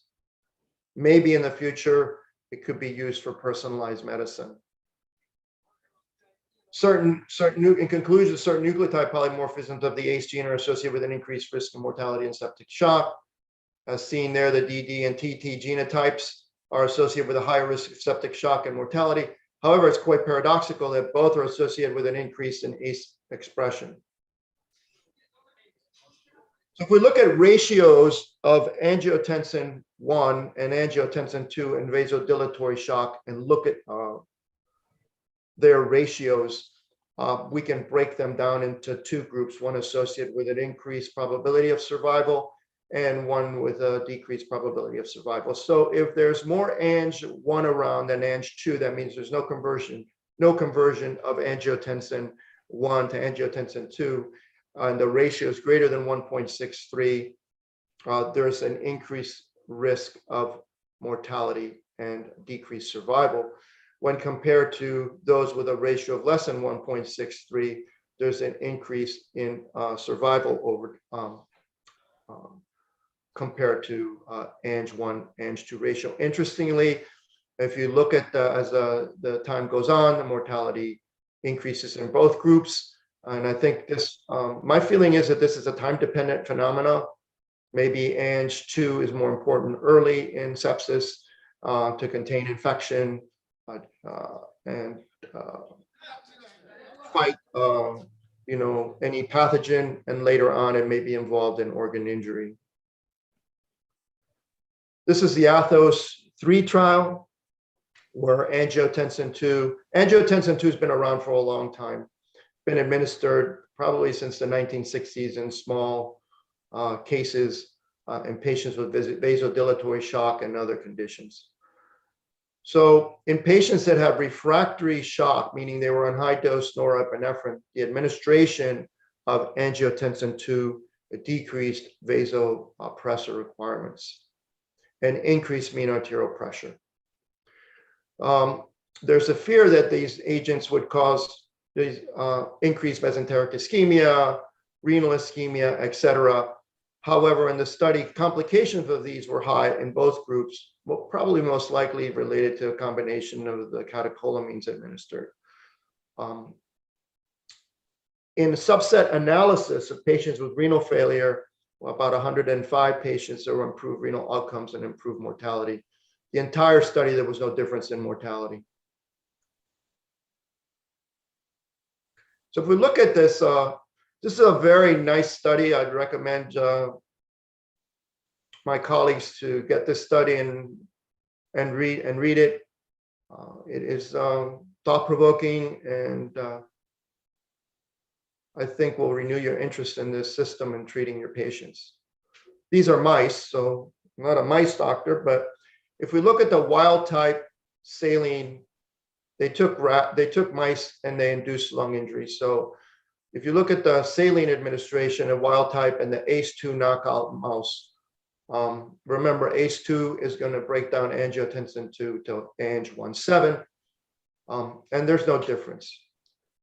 And when you administer acid into the lung, which is the model they created to show lung injury, if you look, there's injury in the wild type mouse. However, in the ACE2 knockout mouse, there's a significant worsening lung injury, significant increase in lung elastance, significant decrease in ability to maintain oxygenation, and increase in lung weight. This is a similar model when they took it and they created sepsis. So we know sepsis is the most common cause of one of the most common causes of ARDS. And they did a similar experiment with the cecal ligation peritonitis model and followed these animals for about 6 hours. So when you look at the lungs of the sham operated mice, there's obviously no change. In the cecal ligation model, if you look at the lungs of the cecal ligation peritonitis model, in the wild type, there's obviously the beginnings of the fairly established lung injury by 6 hours. And in the ACE2 knockout mouse, it is worse. As you can see in changes in lung elastance, change in elastance per percent, and again, increase lung weight. Now, when they rescued these animals with recombinant ACE2, there was an improvement in wet to dry ratio. There was a change in elastance, improving lung function. When they administered a non-active mutated ACE2 enzyme, there was no improvement. So this demonstrates that ACE2 may be protective in both sepsis-induced ARDS and gastric acid or chemical-induced ARDS. So my general impression is, why the paradox? Why do you need high RAS at the beginning, activation in the beginnings of septic shock? And then as time goes on, angiotensin 2 clearly impacts lung injury, clearly acts via the AT1 receptor to induce inflammation, lung injury, lung leak, capillary leak, etc. And as we go through time, as time progresses in critical illness, those patients that have continued Ang2 around may develop ARDS, where angiotensin 1,7 protects you against lung injury. I think you see this in what happens in SARS-CoV-2 is there's a downregulation of the ACE2 receptor. There's increasing angiotensin 2 in both the local tissue level and the systemic level, at least earlier in the course of the disease, day 7, day 10, where at the same time you have this inflammatory response. And I believe, there's evidence to suggest that this may be a factor in why some of these patients develop severe lung injury. In the future, I believe that balancing the renin-angiotensin system, a better understanding of this, may allow us to design therapies for sepsis and ARDS. The ATHOS-3 trial, which I don't know if my colleagues in India are using angiotensin 2. My experience here is that the hospitals that I work at, we've not used it, mainly, most likely due to expense. The Athos 3 trial study demonstrated that in vasodilatory distributive shock, administration of angiotensin to reduce pressure requirements. And again, there's a lot of subset analysis. Take it for what it's worth. There may be an improvement in renal injury outcomes. Observational data and experimental data has demonstrated that administration of RAS inhibitors in the right setting, and they may have improved outcomes in sepsis. Microvascular dysfunction and endothelial injury occur after RAS activation in sepsis. That may be necessary initially. And ACE2 and AT receptor 1 inhibition may have a protective effect in ARDS.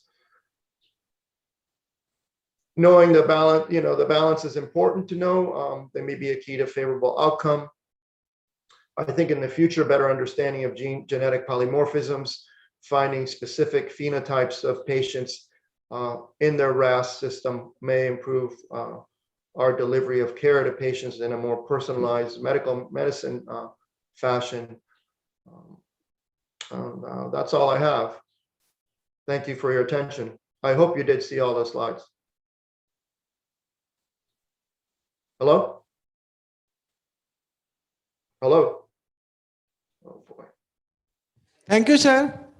Really, it was a very elaborate, and in Hindi, we say Josh as enthusiasm. And really, you have increased our enthusiasm to know more and more about this connection between this disease and the receptors. Very good speech. And I think you have so many questions in the chat box, as we have no time for questions. So thank you very much. And I don't know how the organizers will give you the memento. It is from Dr. Vishal. Sir, I'm here on the dais. So thank you, sir. Thank you so much for being with us. My In pleasure. fact, we are on time and you have connected very well with us. It was really good to see you. I would like to request Dr. Sukhesh Kumar, sir, to please present the memento to our chairpersons and felicitate them. So the first memento.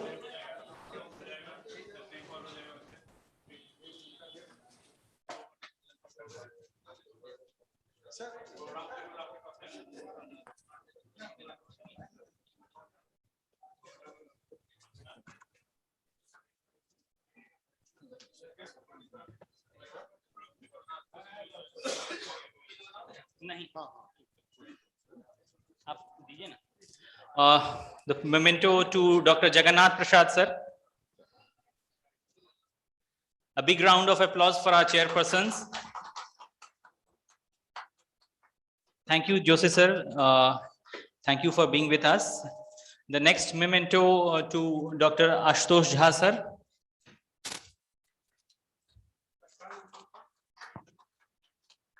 And finally, the chairperson, we have Dr. Vijendra Prasad sir. A big round of applause for him as well.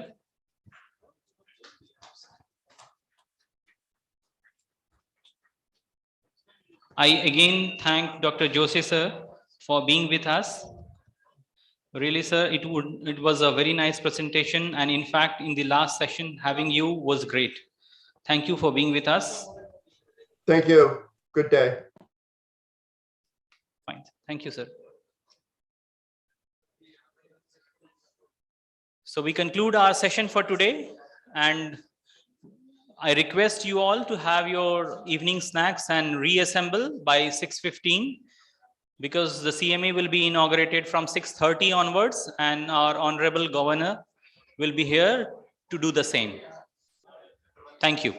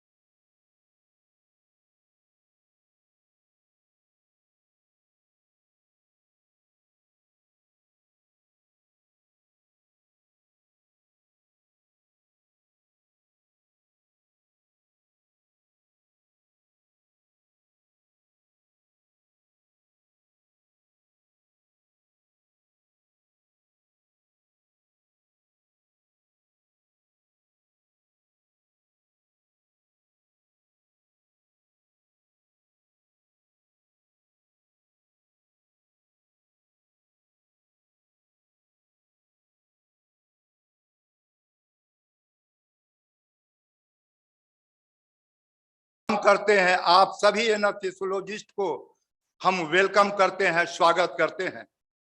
I welcome you all once again and thank you for devoting your precious time to grace the occasion. लेकिन मैं अपने आयोजन समिति के सदस्यों को कैसे भूल सकता हूं, जिन्होंने दिन रात एक करके इस आयोजन को सफल बनाया। अपने आयोजन समिति के सदस्यों का मैं तहे दिल से स्वागत करता हूं, धन्यवाद देता हूं। आपकी उपस्थिति देखकर इस सभागार में, केसरिया हॉल में मुझे बहुत खुशी मिल रही है। लेकिन हमारे महफिल में लोग इसलिए भी आते हैं क्योंकि हम यहाँ स्वागत के फूल नहीं पलके बिछाते हैं, हम यहाँ पलके बिछाते हैं। Be healthy, be safe, and let us keep the suffering humanity healthy too. Long life, ISA, thanking you.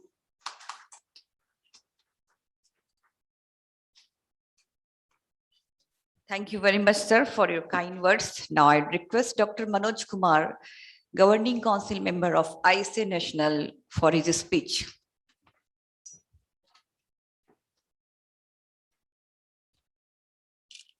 Respected Chief Guest, His Excellency Governor of Bihar, Sri Phagu Chauhan sir, Chief Patron Dr. P.K. Singh sir, President Bihar Jharkhand Society of Anesthesiologists, Dr. B.K. Prasad, Secretary Bihar Jharkhand of Anesthesiologists, Dr. Sharad Kumar, Organizing Chairman Dr. Brijesh Prasad, Organizing Secretary Dr. Sukesh Kumar, ISA member from Odisha, West Bengal, Bihar, Jharkhand, and Andaman and Nicobar, Deep Samu. Dignitary of the dais, all the guest speakers, all the postgraduate students, ladies and gentlemen, good evening to all of you. ISA National Headquarters is committed to academic and clinical activity at all levels. Please join different programs started by ISA like Family Benevolent Fund, Private Practitioner Forum, Indian Resuscitation Council, Yuva ISA, ISA HOD Club, ISA Faculty Pool, ISA Cultural Club, ISA Fit Anesthesiologist Campaign, ISA Sport Club, ISA Financial Advisor, ISA Social Outreach, ISA Innovation Cell, ISA Leadership Summit, ISA Vigil, ISA Silver Line, and ISA Legal Cell. You are also requested to appoint one coordinator each from above said program for effective implementation. Please motivate resident, practitioner, and young speakers to participate in new award session of ISA like ISA All Myself Award, ISA Young Anesthesiology Award, ISA Training Talent Award, ISA 1 Minute Award. ISA National started webinar for postgraduate student every Monday from this year. I request to all office bearer of the city and state branch to kindly strengthening the membership drive. Again, I request to those members who have not registered their mobile number and email ID, so kindly register through isanhq@gmail.com. For Indian Journal of Anesthesiologists, you can subscribe IJ through our website and get IJ hard copy. I request all active life members of ISA to kindly participate in the ISA National Online Election from 1st November 2021 to 5th November 2021. As you all know, 68th Annual Conference of Indian Society of Anesthesiologists organized by Ahmedabad City Branch at Mahatma Mandir Convention Center, Gandhinagar, Gujarat. So please attend the conference. With grace of God, I have completed my 4-year tenure as a governing council member of ISA National. Thank you so much to all of respected members of ISA from your support, love, affection, and cooperation. Jai Hind, Jai ISIAN, long live ISA. Thank you very much. Thank you, Dr. Manoj. Now I would request Dr. B.K. Prasad, President of Bihar Jharkhand Society of Anesthesiologists, please come and come for his speech.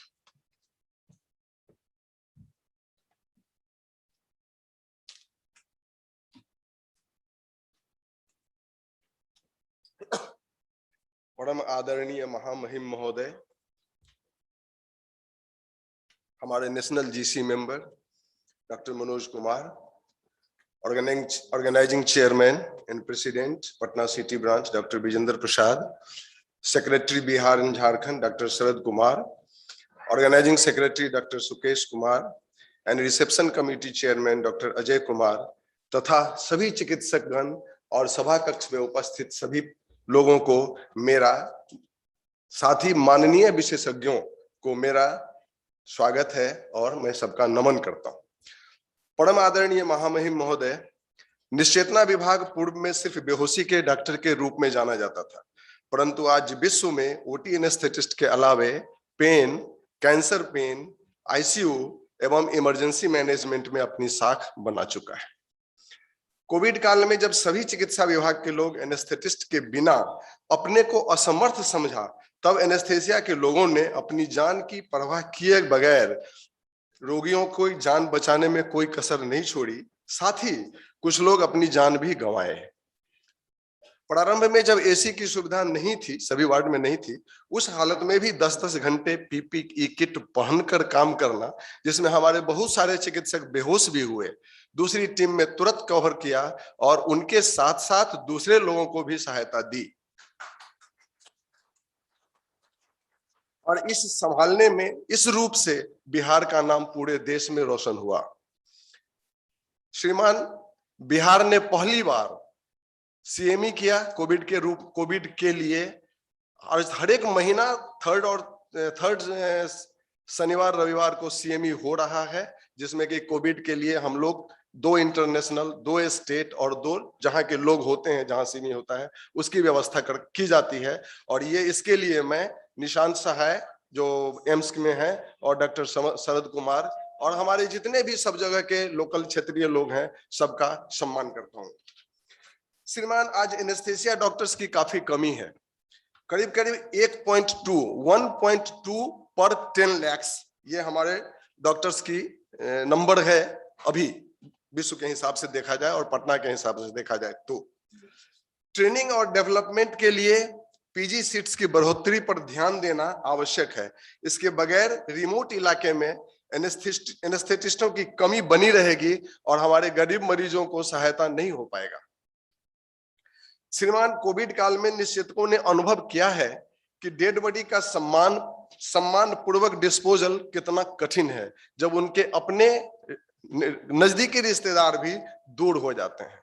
श्रीमान, western देशों में इसके लिए insurance की सुविधा है। हमें भी लगता है कि बिहार एवं भारत में फ्यूनरल इंश्योरेंस का सिस्टम जनरेट करना उचित होगा। महोदय, श्रीमान से आग्रह है कि इस विषय में अपने स्तर से कुछ प्रयास करें। श्रीमान, आपका स्नेह एवं आशीर्वाद हम निश्चितकों के प्रति बनाए रखें और निश्चितकों का मनोबल बढ़ाते रहें। Long live ISA. जय हिंद, जय बिहार। धन्यवाद। Thank you very much, sir. Now I would request Chairman of Reception Committee, Dr. Ajay Kumar, please come and say a few words for all of us. धन्यवाद डॉक्टर रंजना, मुझे यहाँ पर मौका मिला।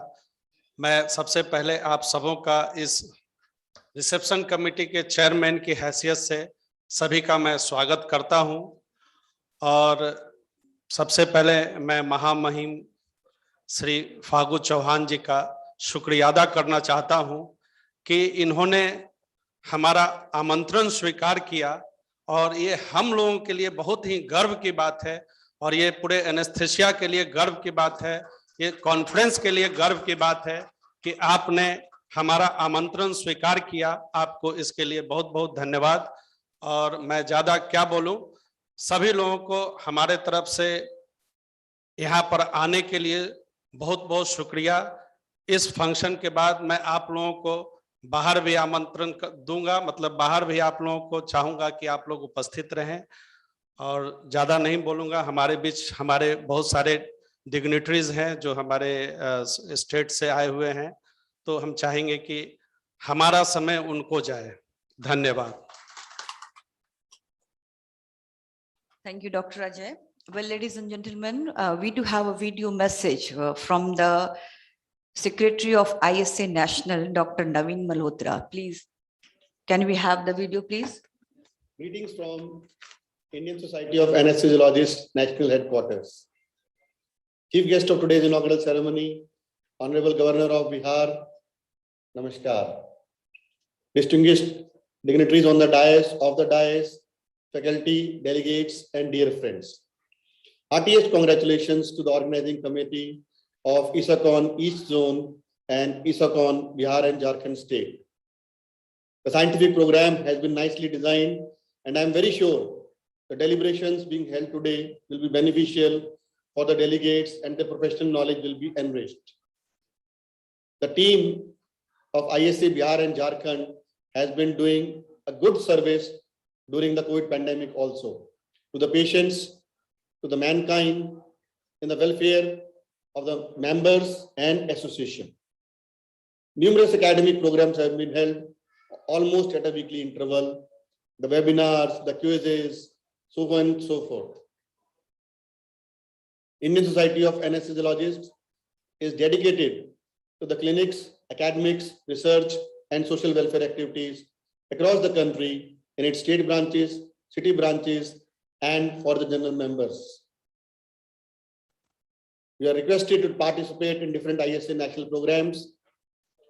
Your feedback is very, very important. Constructive criticism is most welcome. I once again thank you for inviting me to today's inaugural ceremony and wish the conference a grand success. Thank you very much. Long live ISA, Jai ISN, Jai Hind. अब मैं समारोह के मुख्य अतिथि महामहिम राज्यपाल Shri Phagu Chauhan sir से आग्रह करती हूं कि वो अपने आशीर्वचनों से हमें अनुग्रहित करें।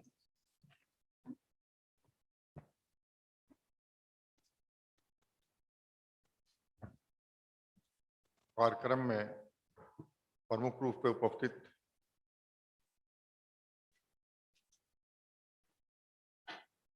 नेशनल जीसी के सदस्य डॉक्टर मनोज कुमार जी,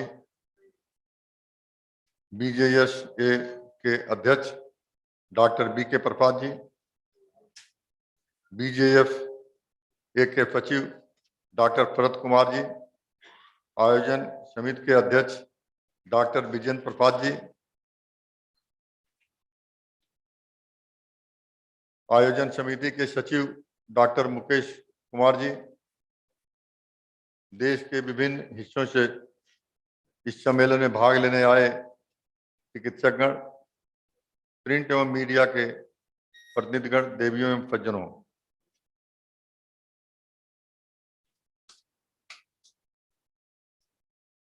इस्काम पूर्वी क्षेत्र के 30वें एवं इस्कान बिहार के झारखंड के 33वें सम्मेलन 20 से 21 के उद्घाटन कार्यक्रम में सम्मिलित होकर मुझे हार्दिक प्रसन्नता हो रही है।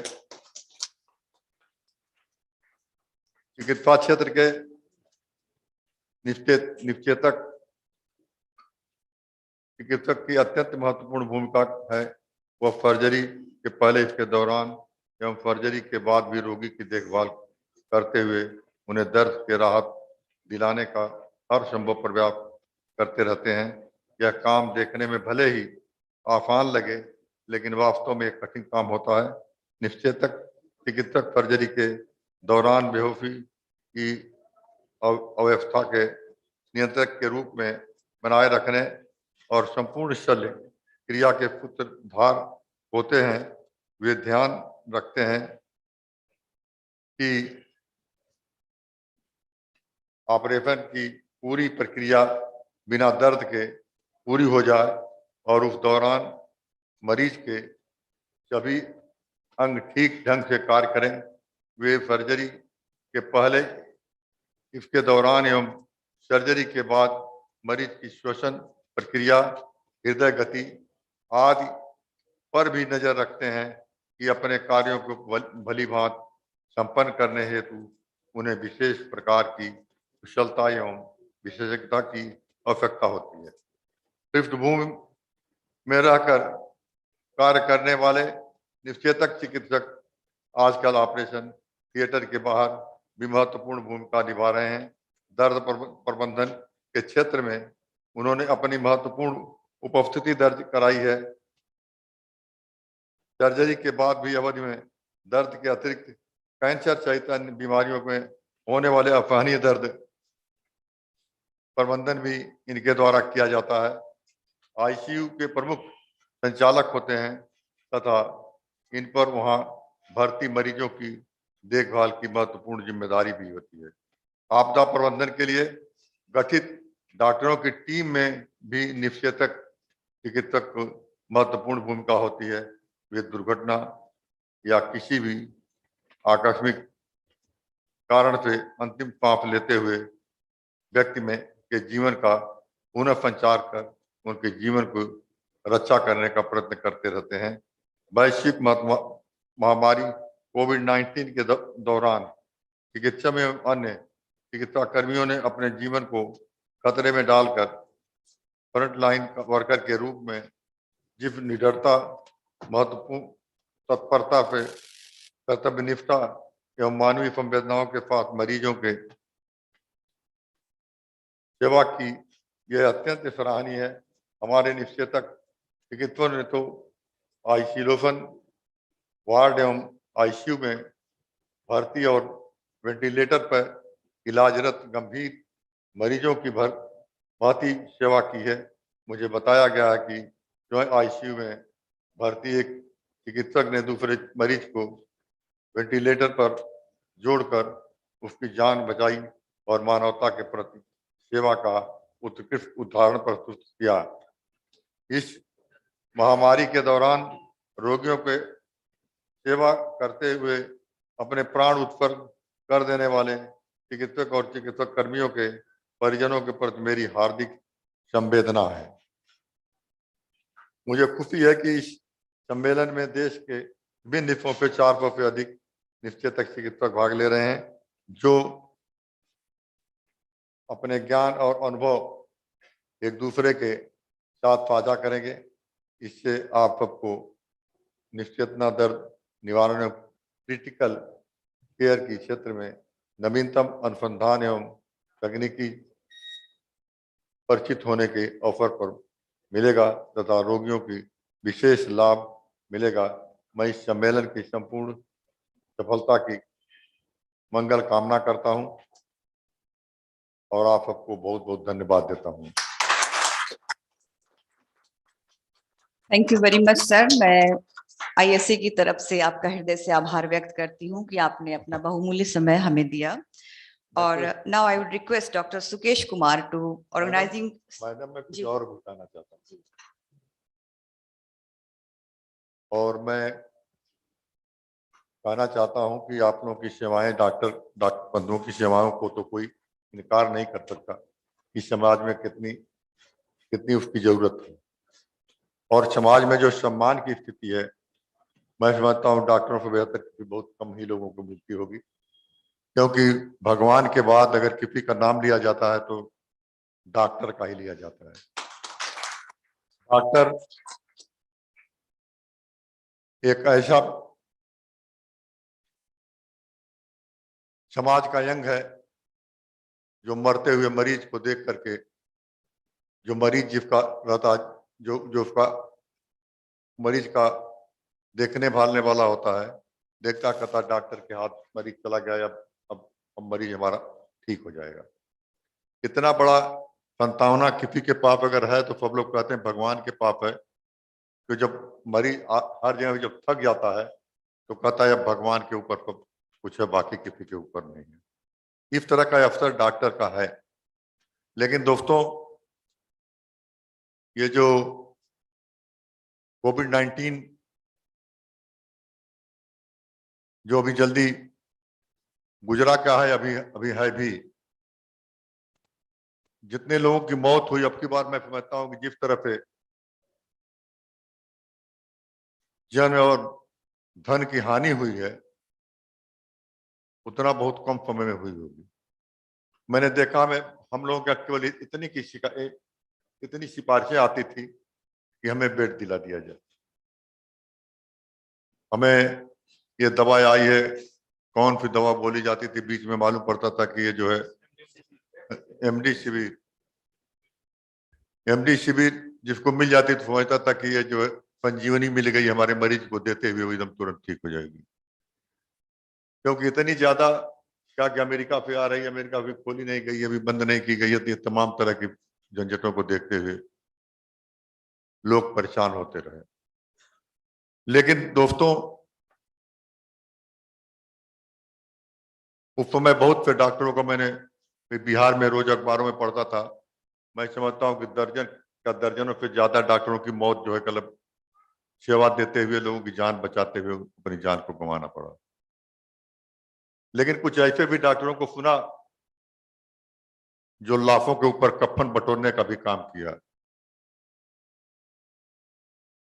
मैं आप लोगों से हाथ जोड़ के निवेदन करता हूं कि आप लोग, जो आपको भगवान के बाद वाला नंबर है, वो मौजूद रहे और सब लोग आपको जो सम्मान देते हैं वो सम्मान भी बरकरार रहे।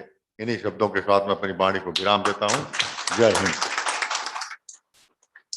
थैंक यू सर, आपके बहुमूल्य शब्दों के लिए मैं हृदय से आभार व्यक्त करती हूँ। Now I would request Dr. Sukesh Kumar, Organizing Secretary of Conference, to come to the podium and conduct the memento presentation ceremony.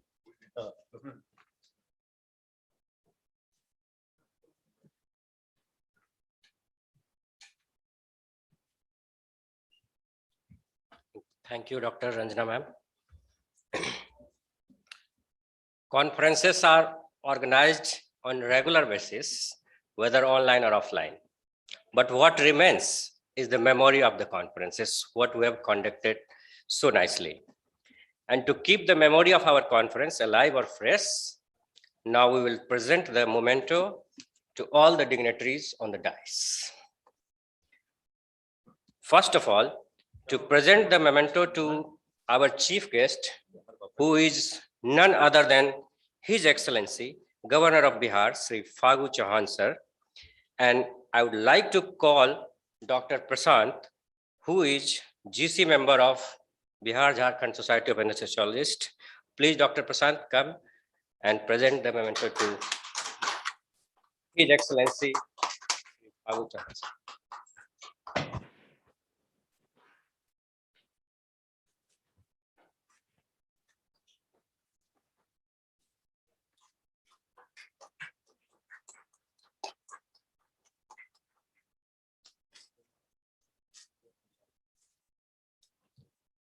Thank you, sir. And thank you, Dr. Prasant.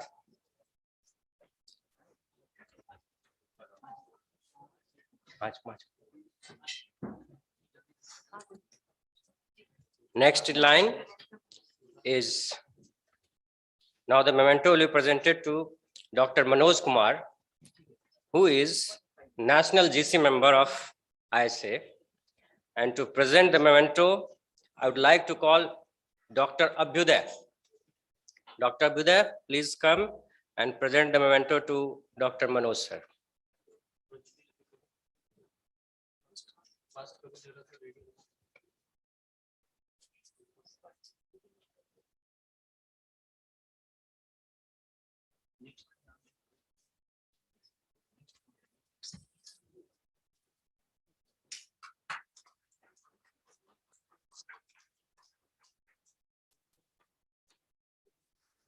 Thank you, Manoj sir, and thank you, Abhyuday.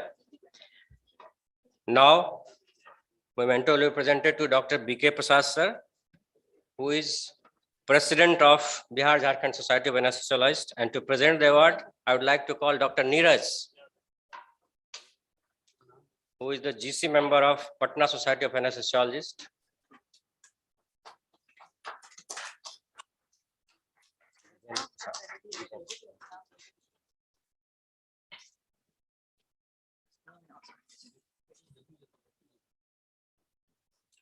Next in line, memento will be presented to Dr. Bijendra Prasad sir, who is President of Patna Society of Anesthesiologists. And to present the award, I would like to call Jitesh, Dr. Jitesh.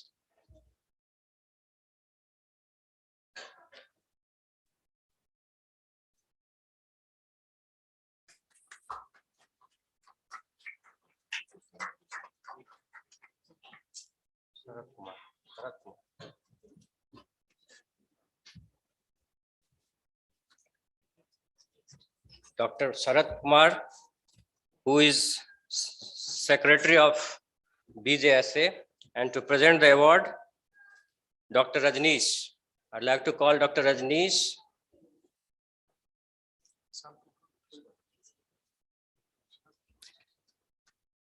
Next,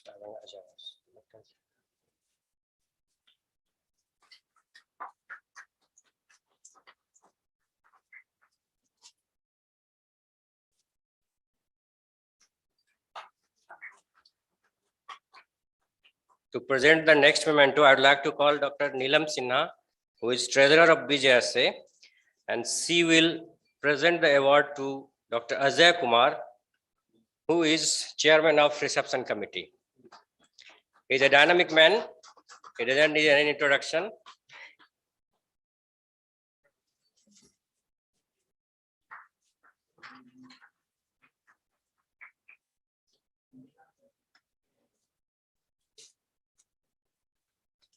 I would like to call Dr. Abhishek Basuki to present the next memento to Dr. Ranjana, who has done a great job in anchoring this whole program.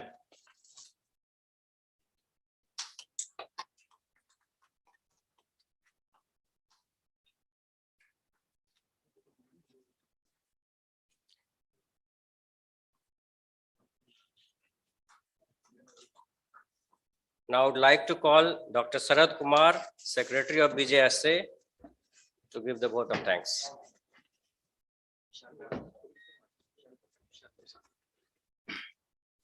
Before giving the vote of thanks, I invite Dr. Vishal Vaibhav to give the memento to our dynamic secretary, Dr. Sukesh Kumar. Vishal Vaibhav, please.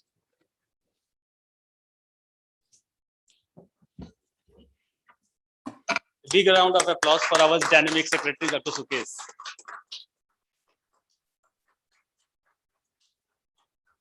Thank you, Vishal. Thank you, everyone. Good evening, ladies and gentlemen. Thanks to the organizing team for giving me an opportunity to give the vote of thanks. First and foremost, I would like to extend my sincere gratitude to His Excellency Sri Phagu Chauhan ji, Governor of Bihar, for gracing this occasion in spite of his busy schedule. So, your presence has motivated all of us to keep working hard for the society, especially in this pandemic, as we, the anesthesiologists, are the frontline warrior. I wish to convey my gratitude to all our past and current president, secretaries, and treasurer. Especially, I would like to name Dr. B.K. Prasad sir, Dr. Dev Sanjay Nag, Dr. Manoj Kumar, Dr. Ajay Kumar, and Dr. Neelam Sinha for guiding and helping us throughout our journey and making this a smooth sail. I take this opportunity to thank our ISA National President, Dr. Muralidhar Joshi, ISA National Secretary, Dr. Naveen Malhotra, and our very own Dr. Manoj Kumar, GC member, ISA National, for their guidance and encouragement towards organizing this event. The organizing team of this conference has worked tirelessly to make this conference an academic feast and a memorable one. A big thanks to all the members of the team, especially led by Dr. Vijender, Dr. Sukesh, Dr. Ajay, Dr. Basuki, Dr. Prashant, Dr. Vishal, Dr. Aviday, and all the members of the Patna Society and the BJSA. My sincere thanks to all the members of the Bihar and Jharkhand Society of Anesthesiologists, Patna Society of Anesthesiologists, and postgraduate students, all the learned speaker, chairpersons, faculty, online or physical, for attending this conference in large number and making this a memorable one. I wish to thank all the pharma company for supporting us in this conference. I also want to thank all the print and electronic media for covering this conference and also highlighting the importance of anesthesiologists in fighting this COVID pandemic. Thank you once again to all of you for joining in this conference and making the conference a memorable one. Once again, thanks to all of you. Jai Hind, long live ISA. Thank you.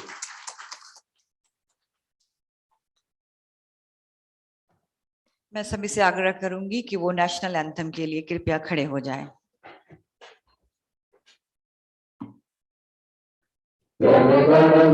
अधिनायक जय हे भारत भाग्य विधाता पंजाब गुजरात मराठा द्राविड उत्कल गंगा विंध्य हिमाचल यमुना गंगा उच्छल जलधि तरंगा तब शुभ नामे जागे तब शुभ आशीष मांगे गाहे तब जय गाथा जन गण मंगल दायक जय हे भारत भाग्य विधाता जय हे जय हे जय हे जय जय जय जय हे।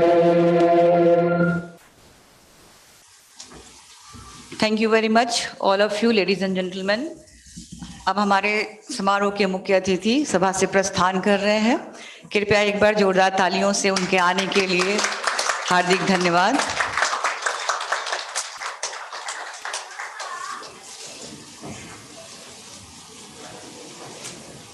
बहुत अच्छा वेरी नाइस मुश्किल था ये बहुत टफ था लेकिन नेचुरली लोग गवर्नर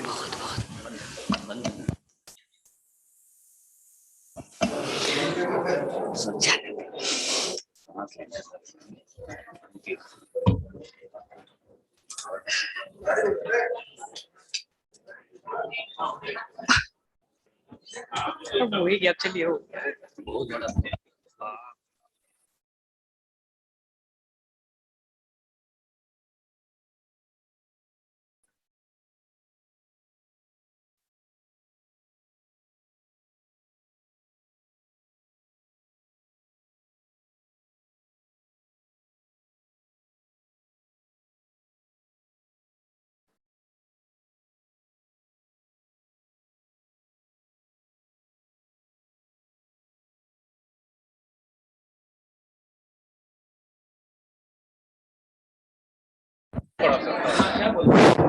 अब जल्दी से लॉन में मूव करें, आप सबों का इंतजार हो रहा है वहाँ।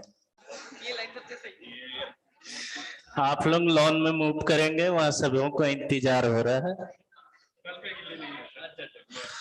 फटाफट मूव करें, we have saved our half an our.